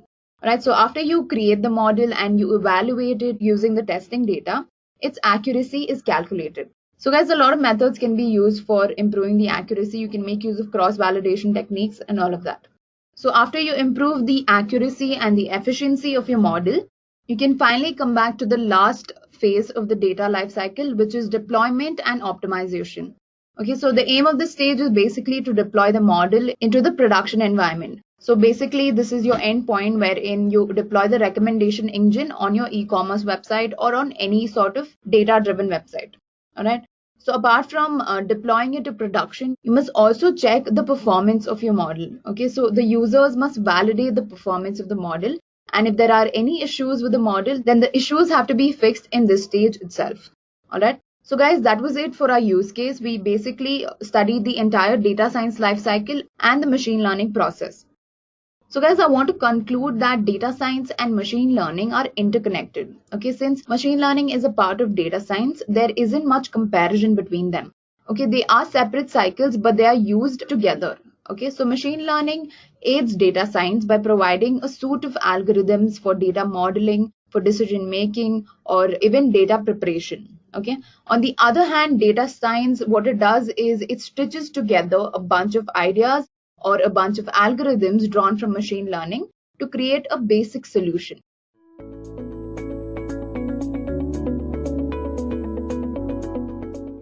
So let's start with the questions here. We'll in the beginning start to focus on some of the fundamental questions, which is more for you to understand what is data science than a particular interviewer asking you that question. For instance, many people wonder what data science is all about, right? Though there are many online sources and blogs which describes data science in a very nutshell, this is what it boils down to, right? A person who is very good in understanding the computer algorithms, a person who understands the statistics and mathematical ideas, and applying these two knowledges from the computer science and mathematics into a particular application, right? A business application where somebody sees a value coming out from the data. So how do you apply that? So that's how kind of data science approaches. So when you combine these two powerful concepts coming in from computer science and mathematics on a real world application, the sort of outcome that comes from particular data science project goes in a direction where people see a return on investment, right? So the people you bring in, the technology you bring in, the ideas you are working on, all of it should kind of give you some return on the investment you have put in. So that's where industries are started to looking at data science. So various subjects which are very important for you to know: statistics, computer science, applied mathematics, and then subjects like linear algebra, calculus, and a few more, right? So fundamentally, from computer science, algorithms and data structures might be very useful. From the mathematics or statistics and things like calculus, linear algebra, matrix factorization, and concepts like that. And from the application, it is more from your experiences from the industry. If you have worked for retail, you know how the business process in retail works, right? So people often also ask, from the technology end, do we need any sort of experiences in Python language, right? Python, or like, for example, R programming as well. So Python is one of the most looked out for kind of programming skills, particularly when you want to build solutions in data science domain. And with availability of libraries like NumPy, Pandas, Python has now established its ground very strongly in giving a very robust framework for designing data science solutions, right? And in particular, things which it has, like list, dictionaries, tuples, and stats, are one of its own one of its capabilities, which sets Python in its own league of programming languages suitable for coming out with data science solutions. So there are many more other libraries as well apart from this for building machine learning algorithms, but these are some common libraries that you would normally find people using it. And also with distributions like Anaconda, Python has shown its capabilities even for a production grade solutioning, right? Wherein you make sure that all the dependencies that one particular library has for building a data science solution is all in one place. So quite a popular programming language in the recent kind of happenings. Though R programming is also equally good in terms of producing a quick prototype for most of your modeling tasks, but Python is moving itself into a production grade where things can be deployed after the sort of prototype into a production environment, and it can face the customers from day one. So that sort of capabilities are coming up with Python, right? So let's talk something a bit more specific with the data, right? So when people are doing any sort of data analysis, they normally face something that we know by the name selection bias, right? So what is actually a selection bias? The fundamental place where you start doing a data analysis is by selecting a representative sample, right? So that's where we normally start doing any analysis. So when you working for a company which has, let's say, 1 billion records in their databases, like 1 billion is very, very large number, which represents various customers data, or it might also be depending on which feature you are working on and so on. So if you collect all of those, it might very easily come to 1 billion records, which is nothing but in a structured form number of rows. So with that an enormous amount of volume in the data, any analysis that you take up might have to have a lot of filters, like saying I only want to analyze a particular feature in my products, let's say, right? And I only want my customers from XYZ region, which is, let's say, top 4 region or top 5 regions. So you might like put many features or filters like this. But later on, if you would like to do a kind of an analysis which covers most of your customer base, right? There comes the tricky situation of not being able to use the entire volume of 1 billion records. At the same time, you want to do a really good study or analysis based on what data you have. So in statistics, we normally use this idea of doing a kind of a randomized selection, right? So with this randomized selection, we make sure that out of these 1 billion records, we are choosing a small subset, let's say of 1 million, which is a true representation of the entire population. Right. But what happens with this is, while we do this 1 million record selection in a randomized way, there are chances that you might have certain bias in the analysis, obviously because you are not using the entire population. So selection bias is this particular sort of a characteristics while you are doing a sampling on a large population of data. Very common example for this is if you want to do a exit poll analysis of particular election, even before the election results are coming up, and you have not chosen a representative sample for doing that exit poll analysis, right? By that I mean you only have asked some questions for a selective few from the particular constituency, and they have an opinion towards one candidate, but that doesn't represent the entire opinion of the population in that constituency. So selection bias is like very important to handle, and most of the time people employ things like randomized selection or selection sampling techniques like stratified sampling and so on. So by that you can minimize this selection bias. So these are some very generic questions. So let's start with some sort of statistical questions and also how to deal with different types of data. Okay. So doing any sort of data with a structured information. So structured information, I mean there are many rows and like many columns, and it looks more like a tabular data, right? So with such a data in place, there are like these two different formats, one saying the long and the wide. So let me like show you an example here. You have a record of 2 customers, right? And you store just 2 values, which is the height and the weight. So these are like in columns. So with these 2 customers, these height and weight being a separate column is one format, like a long format. Let's say transform this by having only one particular column which will say attribute, right? By that I will bring in these 2 columns as one column by calling that as an attribute and put the values in one column. So this sort of format is called the long one. So what really happens is, instead of having 2 separate columns for 2 of your attributes, you put both of those into one column. And by doing that, there are a lot of benefits with respect to the task you have in your hand, particularly in data visualization. Certain data visualizations would need you to not put your attributes as a separate column, but rather as one column which can have the attribute names. So which might then go into building your legends, right? So these kind of techniques are kind of very common formats between like the long and the wide, and very frequently will people like deal with both these data formats, so depending on what task they are doing, particularly when we are building visualization dashboards. Okay, talking a bit more on the data analysis perspective, people like know that in stats, normal distribution kind of is that one like the godfather of the distributions. You have many distributions which normally people try to see if is present in my data or not. But the moment people kind of see normal distribution coming up in any data, things are kind of bit easy to understand.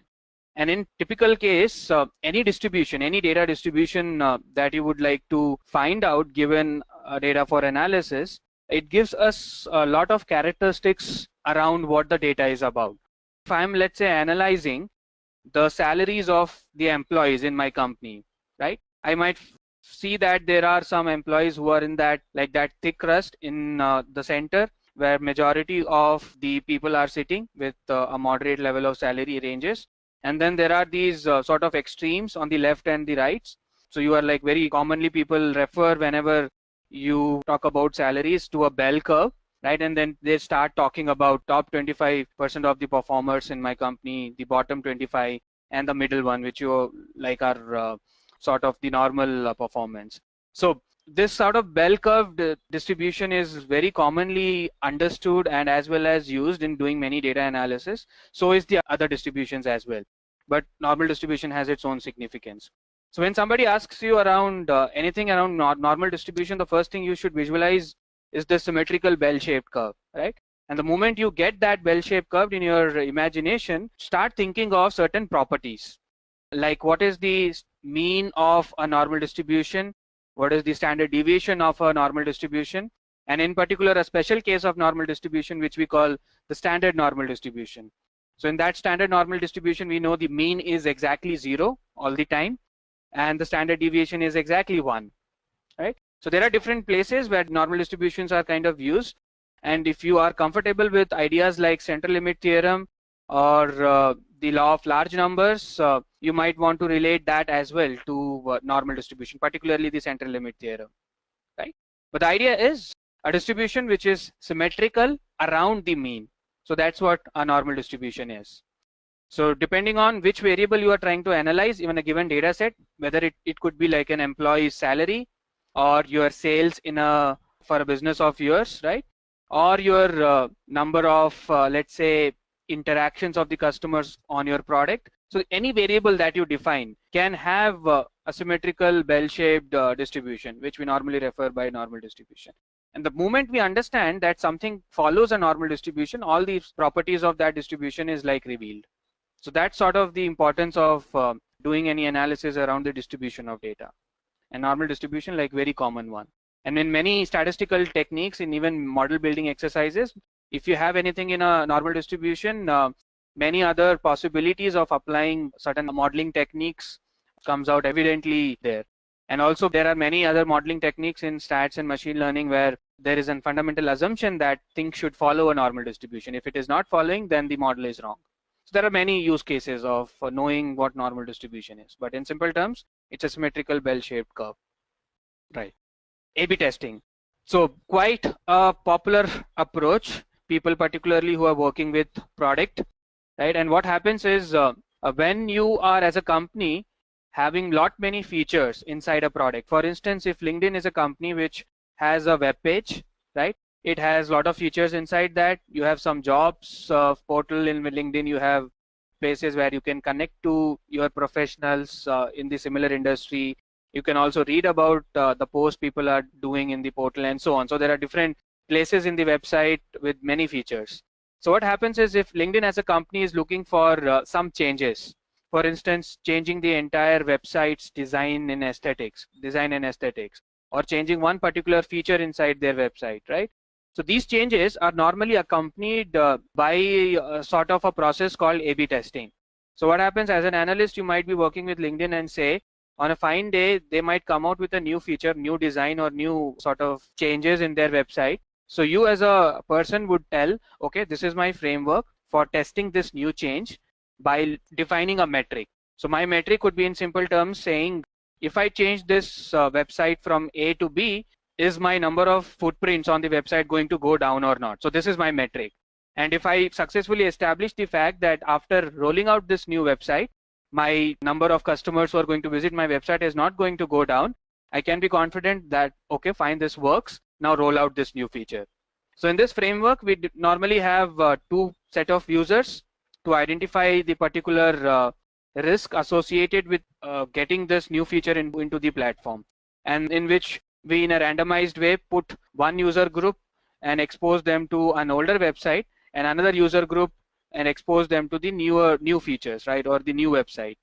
And when we compare the results of a particular metric, like the number of clicks or the number of purchases and so on, we should be able to see that these two groups are either exactly the same or quite different. And if it is on the negative side of the difference, we say the feature is not good. And even if when the difference is not at all there, we say even if we bring this new feature, nothing is going to happen.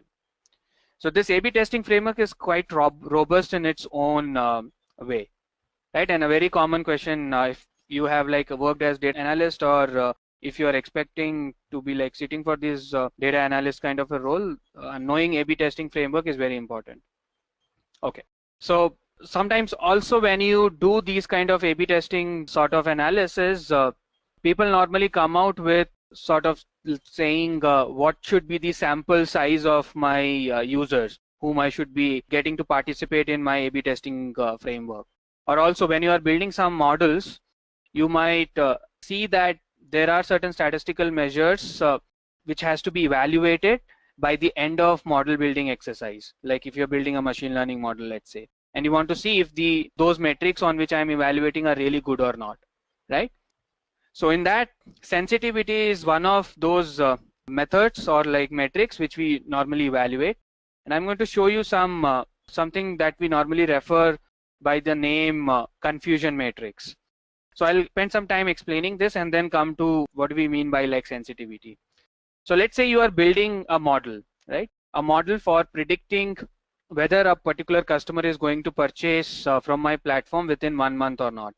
Right? So very simple problem statement, which might include many variables that we would bring in and then finally build this model saying, okay, this is my final model which says with 90% accuracy whether my customer is going to buy from my platform, let's say an online e-commerce platform, within next month or not. So this is my model. So now, without going into the details of the model, let's assume that after you build the model, you have got the results. So while we analyze and evaluate what the result is all about, we might come out with a confusion matrix. So what it says. So obviously when you are building a model which follows a supervised way of learning, you will see from the historical data, after people have purchased in the platform within next 1 month, whether they are buying or not. So I can obviously create a really good training data set, right, which will contain the information after people let's do the first transaction with me in next 1 month, whether they are buying the next product or not. So with that data set, I train my model, and the way confusion matrix puts that is by saying my actual data says something and you have predicted something, right? So let's kind of get into the details of that. So this particular box which says my actual data says the customer will buy and you are also predicting the same. So this we call the true positive. The prediction is actually true, right, in a positive direction, saying the purchase happened. Now like move diagonally opposite to this TP, which is this TN, which is true negative, which means the prediction of your model saying the customer will not buy is actually matching with the actual data as well, right? So both of these values, the true positive and the true negatives for the two cases, is the right predictions from your model. But consider the off diagonal elements, the false negative and the false positive. And these two cases, this is sort of an error. Why? Because your actual data says the customer is not going to buy in this case, let's say, but your prediction says he is going to buy.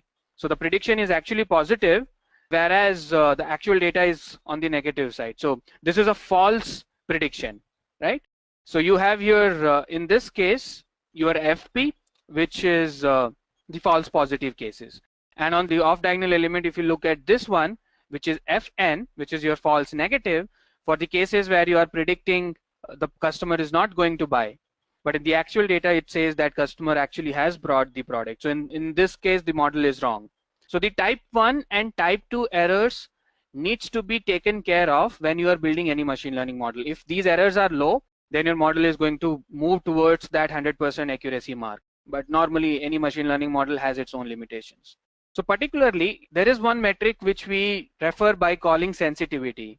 So what happens is these true positives and true negatives needs to be controlled.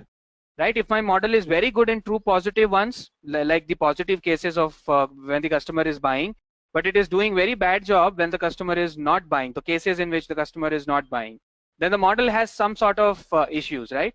It is doing only good in one place, but doing very bad on the other case. So I need to find out that by some metric. So sensitivity help us to find that out, which is in simple terms is a ratio between the true positive. In the denominator, we have all the cases of positive predictions. So imagine now if the type 1 error is going to grow, my sensitivity is going to come down. So if my true positives are like very high, the sensitivity will also be high. So this is sort of what we call the statistical power. If this sensitivity is really good, I would say that my positive cases are predicted well. And the exact opposite of this sensitivity is what we know by specificity. So we need to make sure that in a very good machine learning model, sensitivity and specificity both are balanced, right? So in very simple terms, this is what will be like mean here, the ratio of true positive by the total positive events there. And as I mentioned, both of these sensitivity and specificity play a good role when you want to evaluate a model's output, right? And one more common problem. So these questions might be immediately following one another. When people ask you about sensitivity and specificity, as you know, it's about the machine learning model's output, right? When the model is done, you understand whether the model is good or not. So in those cases, we also come across some kind of issues like overfitting and underfitting given machine learning model, right? So these words are very common. And the idea is, depending on the complexity of your model, you might see that you want to adapt very sort of exactly to your data points, or you might want to do a generalization. So for instance here, if I have these red and blue dots here, right? And if I draw a curve like this, which separates the red from the blue, and when this separation happens, I am building actually a classifier using some sort of modeling technique. But now imagine by drawing a smooth curve like the one which is given in black, you might be overgeneralizing it, right? By which I mean there might be some red dots on the other side of this boundary. You can obviously see that. But the moment I am kind of a bit more flexible by drawing this green boundary, which actually covers all that issues which is coming out with these red dots on the other side of the boundary. So this green boundary has like taken care of that. But the problem, when we are building any model, right, the idea is you need to generalize to the pattern found in the data. So if you don't do that generalization well, you are underfitting. But if you do that generalization like too specific, you are overfitting. So this curve might be represented by some polynomial, right? But that zigzag kind of a polynomial might be a bit more complex than a smooth curve like the one which is shown in the black. So you need to be very careful when you are building a model, particularly in the cases of regression models, where it is represented by a line and a polynomial. You need to make sure that the polynomial is not so complex, at the same time not so simple. Then you will either end up in an overfitting situation versus an underfitting situation. So we need to have a good balance between these two, right? So in summary, when kind of statistical questions comes in, it would mostly covering things like some basic statistical properties, as you would be like very aware of, like things like standard deviation, averages, how to interpret median, how to interpret quartiles, right? The first quartile, second quartile, and so on. And what do you mean by percentiles, right? These are some basic questions. A bit more complex in nature might be discussions around sensitivity, overfitting, underfitting. These are like statistical ideas. So you want to prepare maybe from a basics level using the properties like standard deviation, mean, and so on, till things like overfitting, underfitting, statistical, the sensitivity and specificity kind of ideas. So that will like make your ground a bit more stronger when you are going for the interviews. And these are at least the bare minimum for you to understand in the statistical concepts, right? If anything less than that, you might like face some difficulties in the interview. Okay, but let's also talk about now questions which are related a bit more on data analysis. So let's see what kind of data analysis questions which might pop up in the interview. Okay, so some generic questions like this.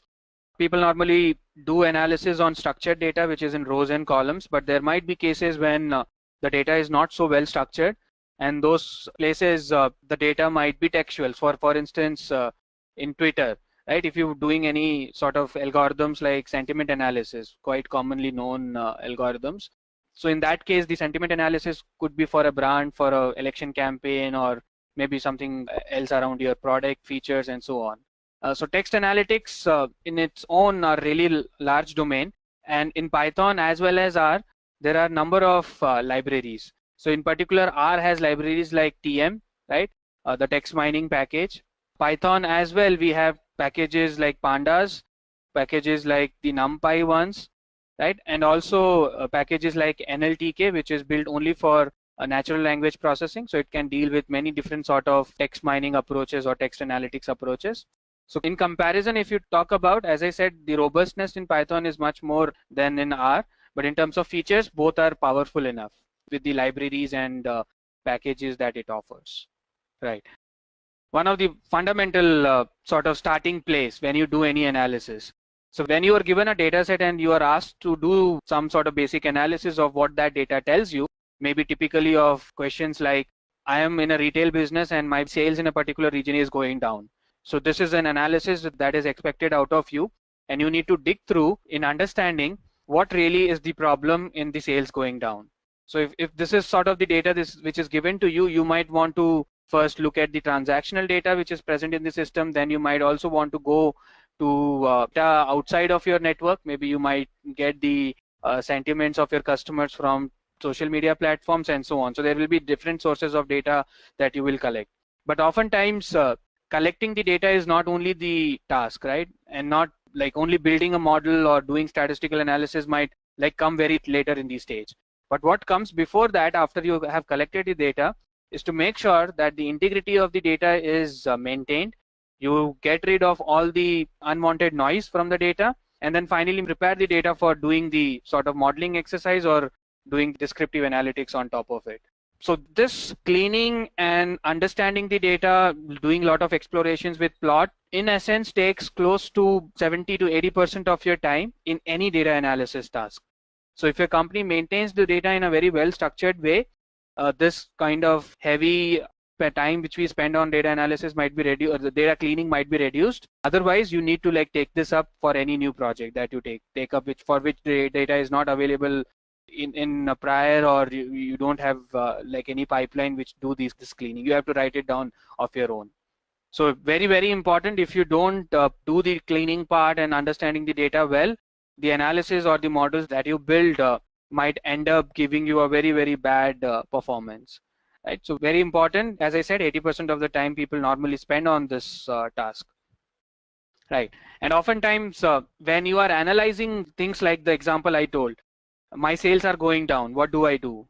It is not possible to come out with such answers to complex problems like this with just one variable, right? So you might also want sometimes to move beyond one variable and talk about, let's say, how to do multivariate or bivariate kind of analysis. So oftentimes this question comes up where you like asked to distinguish between this univariate, bivariate and multivariate analysis. And the idea is very simple.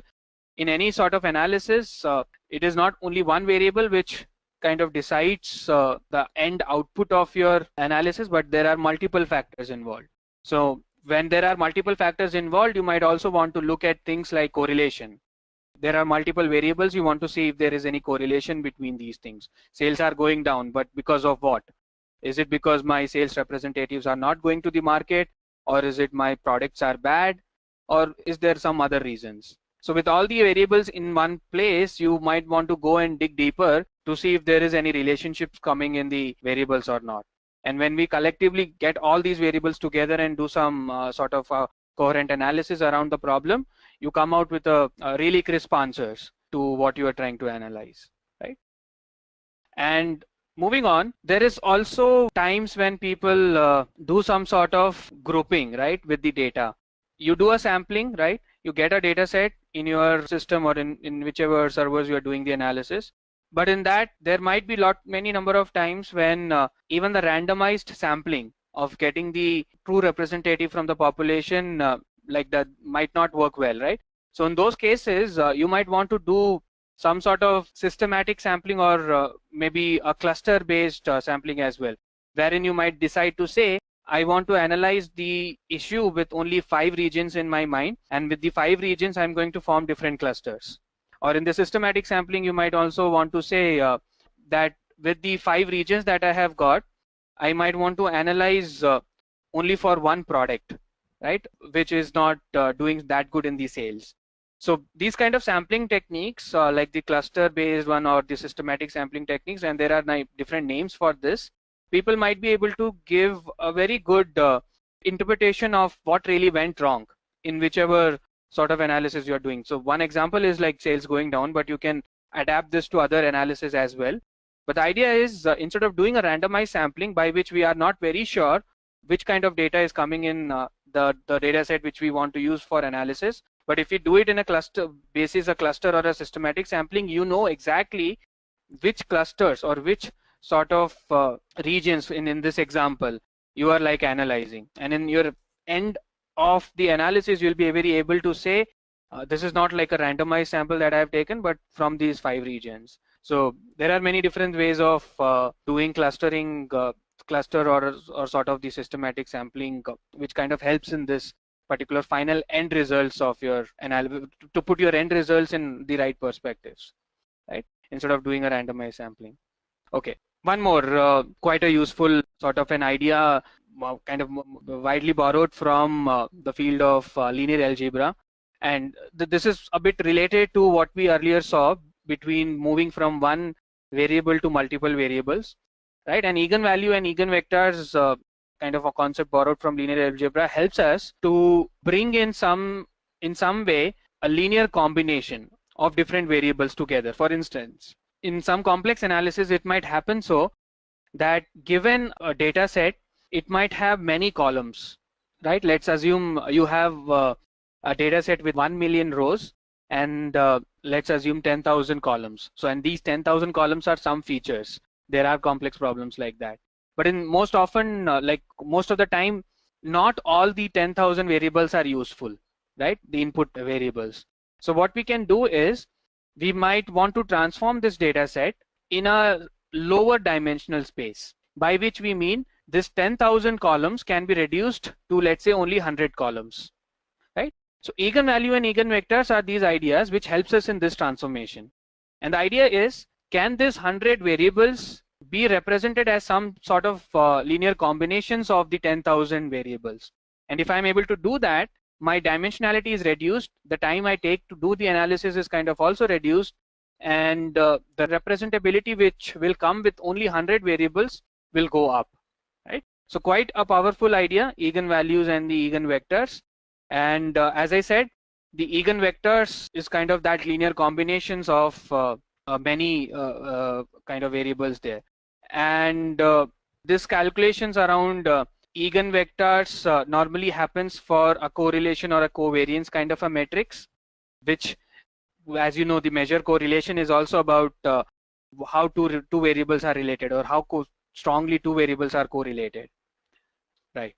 So that's why we are also saying this eigenvectors can help us to compress the sort of data that we have, right? And that's because of one eigenvector can be representing 100 column, 100 variables together, right?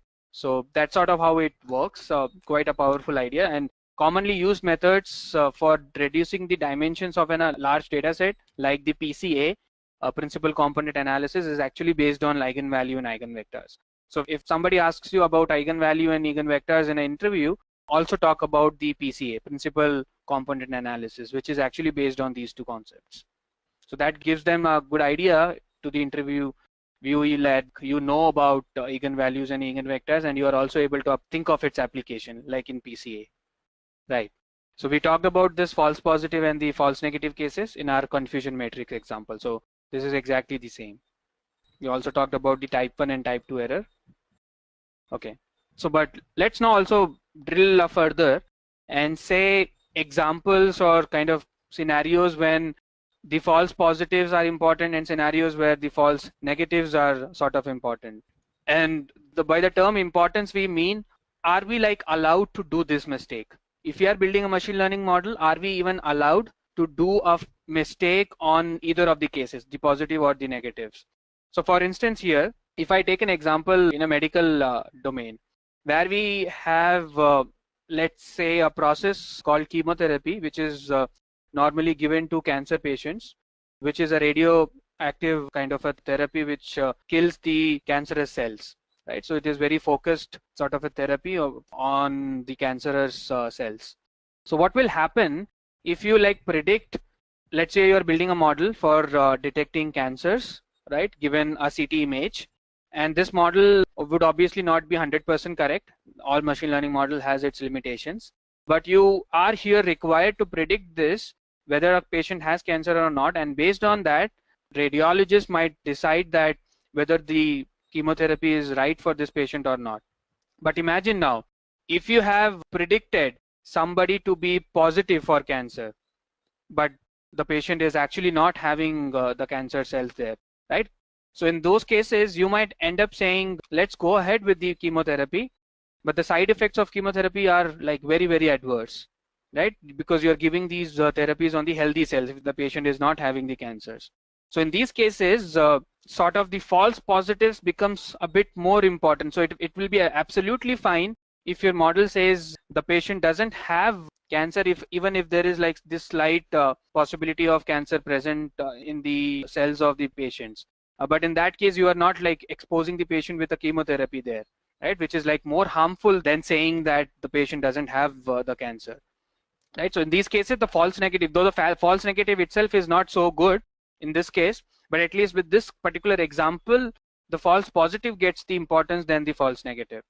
But both are bad, as you know, right, from the confusion matrix discussions. So in simple terms, it is better to not expose the patient with a false positive with a treatment like this, chemotherapy like treatment, then it is like much better than saying you don't have cancer. Okay. And a very similar example in some other context might also come up. So if you would like to think of some other examples in the same context. Okay. So where is the other case now, which is the false negative, right? So we talked about the false positives importance, but there might be also cases where false negative might become a bit more important there. And for examples like this, if you are, let's say, building a model where you want to convict a particular criminal basis all the records and the arguments which has happened in the court, right? And let's see what would happen if you make a criminal go free, right? Because your model says it's false negative. Though the person is actually a criminal, but because your model predicted based on all the evidences you had, the person is not a criminal, so you are letting a criminal like walk free in society. So that kind of is more harmful than convicting that person, and maybe for a prolonged period you might also want to get more evidences and build a stronger case. So it is fine to keep a suspect in behind the bars for a longer period than letting the suspect go free there when we like know that it might be a case of a criminal going free from the judicial systems there, right? So in these cases, the other case becomes more important. So keep in mind, it is very easy to get yourself confused between this false negative and false positive. But if you keep an example in mind always, and like don't give any room for confusion there, though it is a confusion matrix based on which these two ideas comes in, you will be able at every time put these examples in front and talk from that. So if you start to explain what false negative is in terms of the formula, you might get confused. But if you take an example and then explain, things are much more clear for you as well as the person who is hearing that in the interview, right? And in cases when both are important, typically the one which relates to banking industry, you are building a model which will decide whether to give a loan to a person or not, basis many of the input attributes that around which you have like collected the application from the customer. But here you say, if the customer is really good and you are missing the opportunity there of not giving the loan, versus the customer is really bad in terms of his or her credit history and you are giving the loan. In both the cases, in one case you are losing the business, in the other cases you are taking a risk in which you will lose your money, right? So in this case, in this example, both kind of has an equal role. So if your positive or false negatives are in either of this is high, you will end up losing some chunk of your money there. Keep these three examples in mind, and every time you get to like hear false positive, false negatives, things should not be like confusing at all. Okay. So now let's also talk about building a machine learning model. So far we have discussed about what happens after building the model, right? But let's get one step back and see how do we normally build a machine learning model and what kind of processes we normally follow. So when we are like building a machine learning model, we know that we need to, given a data set, we need to divide it into different buckets or different parts. So the commonly known divisions that we like have is your training data, right? Then we also divide the data into something called test data. And sometimes people also divide or keep one portion of your large data set, which is called the validation data. So oftentimes people confuse between the test data and the validation data, right? So what happens is in the training process, there are certain models wherein while you are training, you will use the training data obviously, but in the process of training, you can also involve something like a validation step, right? Which will make sure that during the process, there is one part dedicatedly given for the validation of the model. And when the model is done, you might see that the final model is well trained on the data, at the same time validated. But when the model is completely done, then only you get into a process that we call testing, right? So you can imagine like this. You have a data of 1000 records. You keep some 700 records for training, 100 records for validation, and the remaining 200 records for testing. So there are 3 splits, right? If I would like to explain this with an example, this is how it will happen. So there is a process called k-fold cross-validation, in which k can be any number like between 5 and 10. Mostly there are like standards saying 5-fold cross-validation or 10-fold cross-validation. And the idea is when you are building your model, you will work with a training set, right, and a validation set, in which a small portion of the data you keep for validation and the rest you use for training.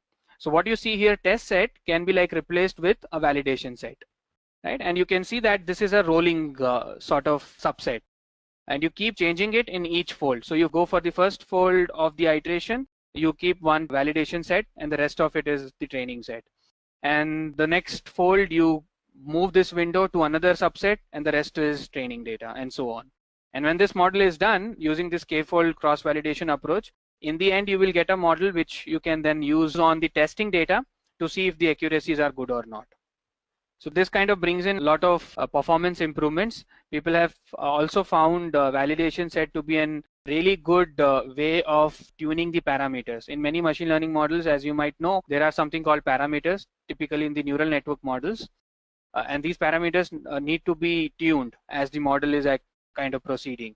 So we cannot use the testing data set for tuning these parameters. So validation set kind of comes very handy in those cases, right? So we just talked about the cross validation. So when you keep moving this validation set in each of the fold, first fold, second fold, third fold, and the validation set is keep changing, you kind of do this process of cross validation, right?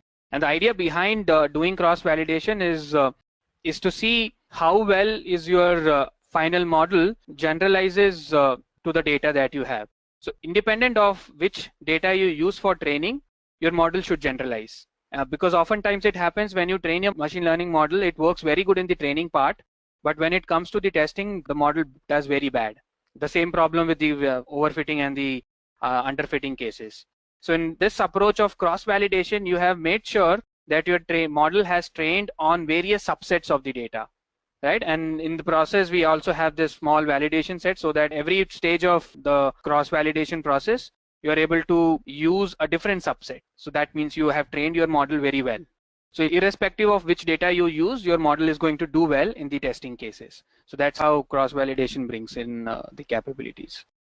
Okay, so with the two pillars like the statistical analysis and the basic data analysis, I hope you are getting some sense of how people ask a particular question coming from either the model building perspective or from normal data analysis perspective, right? So we're going to now go a bit more deeper into questions which might relate directly to machine learning.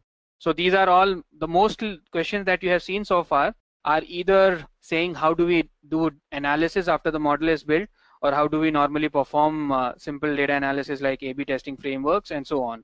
But what if you are asked something very particularly from a machine learning domain, right? So the next set of questions will cover those part. Like people might also start with the basics like what do you mean by machine learning? So the idea I think must be very clear. You are given a set of data points particular to a given domain, right? And you would like to build a learning algorithm which will take the historical data and predict something for the future. So as we talked about in many examples, finding whether a convict is actually convict or not, like predicting if given the evidences if person is a convict there or not, or predicting whether we should be giving a loan to a customer or not, right?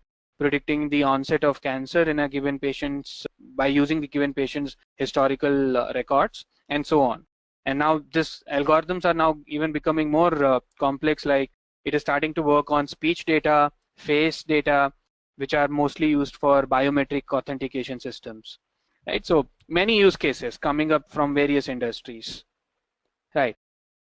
So in machine learning, the most commonly used two types of learning, the supervised and the unsupervised learning. There are like two other types as well, the semi-supervised and the reinforcement learning. And the idea is around, if you are given a set of input attributes, do you have a label which can help to learn the input attributes around any data points that you have, or you don't have, right? So if you have, then the approach could be a supervised learning approach, versus if you don't have, then the approach is more an unsupervised.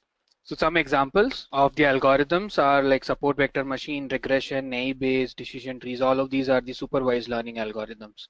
So in a very simple terms, if I say you are given an input attributes for identifying, let's assume a sort of given an image of different fruits based on the characteristics of the fruit, can you like identify whether it is apples, bananas, or the oranges? So if I'm given that label with me, the model will run keeping in mind that given these characteristics, this is an apple, this is an orange, and this is a banana. But in the other case, if you go for a clustering approach where such a label of saying that it is an apple, banana, and orange is not available, then we might just simply segregate the data points with the input features, maybe with color, with texture, or with the shape, right? With that, we can maybe say that particular fruit with this shape is like into a bucket which we can like call banana, or another kind of a spherical shape, it might be apple or an orange. So depending on the presence of a label, we can say either to use supervised or an unsupervised learning. And both of these approaches are quite common, and sometimes there are certain algorithms which can have the both ways. It can also learn in an unsupervised manner and the supervised manner, so depending on how you model the problem. The fundamental difference comes from the fact on whether we have the label or not. Okay, so when we talk about the supervised learning algorithms, other name for supervised, kind of one of the types in the supervised learning algorithms is classification, right? And the classification is around given a set of input attributes, and the label is like categories, right? For instance, if it is fruit, bananas, apple, and oranges, like if it is a customer whom we want to predict into either kind of a defaulter type or a good customer, so the classes are two, like one which is saying the customer is going to be a defaulter, the other says the customer is going to be a good customer. Same is true for when you want to build a classification algorithm for detecting cancer, whether the patient has a cancer or not has a cancer, right? Or if you want to detect, let's say, a malicious content or a malicious file, which might be a virus, Trojan, or worm or something else, right? So in that case, the classes are now many. So more than one class can also be there. But the fundamental idea is we are following a supervised learning algorithm, but the type of problem we are solving is a classification problem. So instead of saying classification algorithm, we can also say it's a classification problem using a supervised learning algorithm. So these are the various types of classification algorithms, like the linear regression, decision tree, then you have the support vector machines, and so on. Right. So now let's talk about one of the types of classification algorithm called the logistic regression. Right. So very commonly used algorithms, and banks or companies as big as like American Express sort of have leveraged the logistic regression algorithms to quite a extent, and they have like built a really robust implementations of these algorithms, particularly in banking sector. Cases like predicting whether a customer is going to be a defaulter or not, given if I issue the customer a credit card or give a loan. Right, these kind of decisions can very robustly be taken from a logistic regression algorithm, and these algorithms are best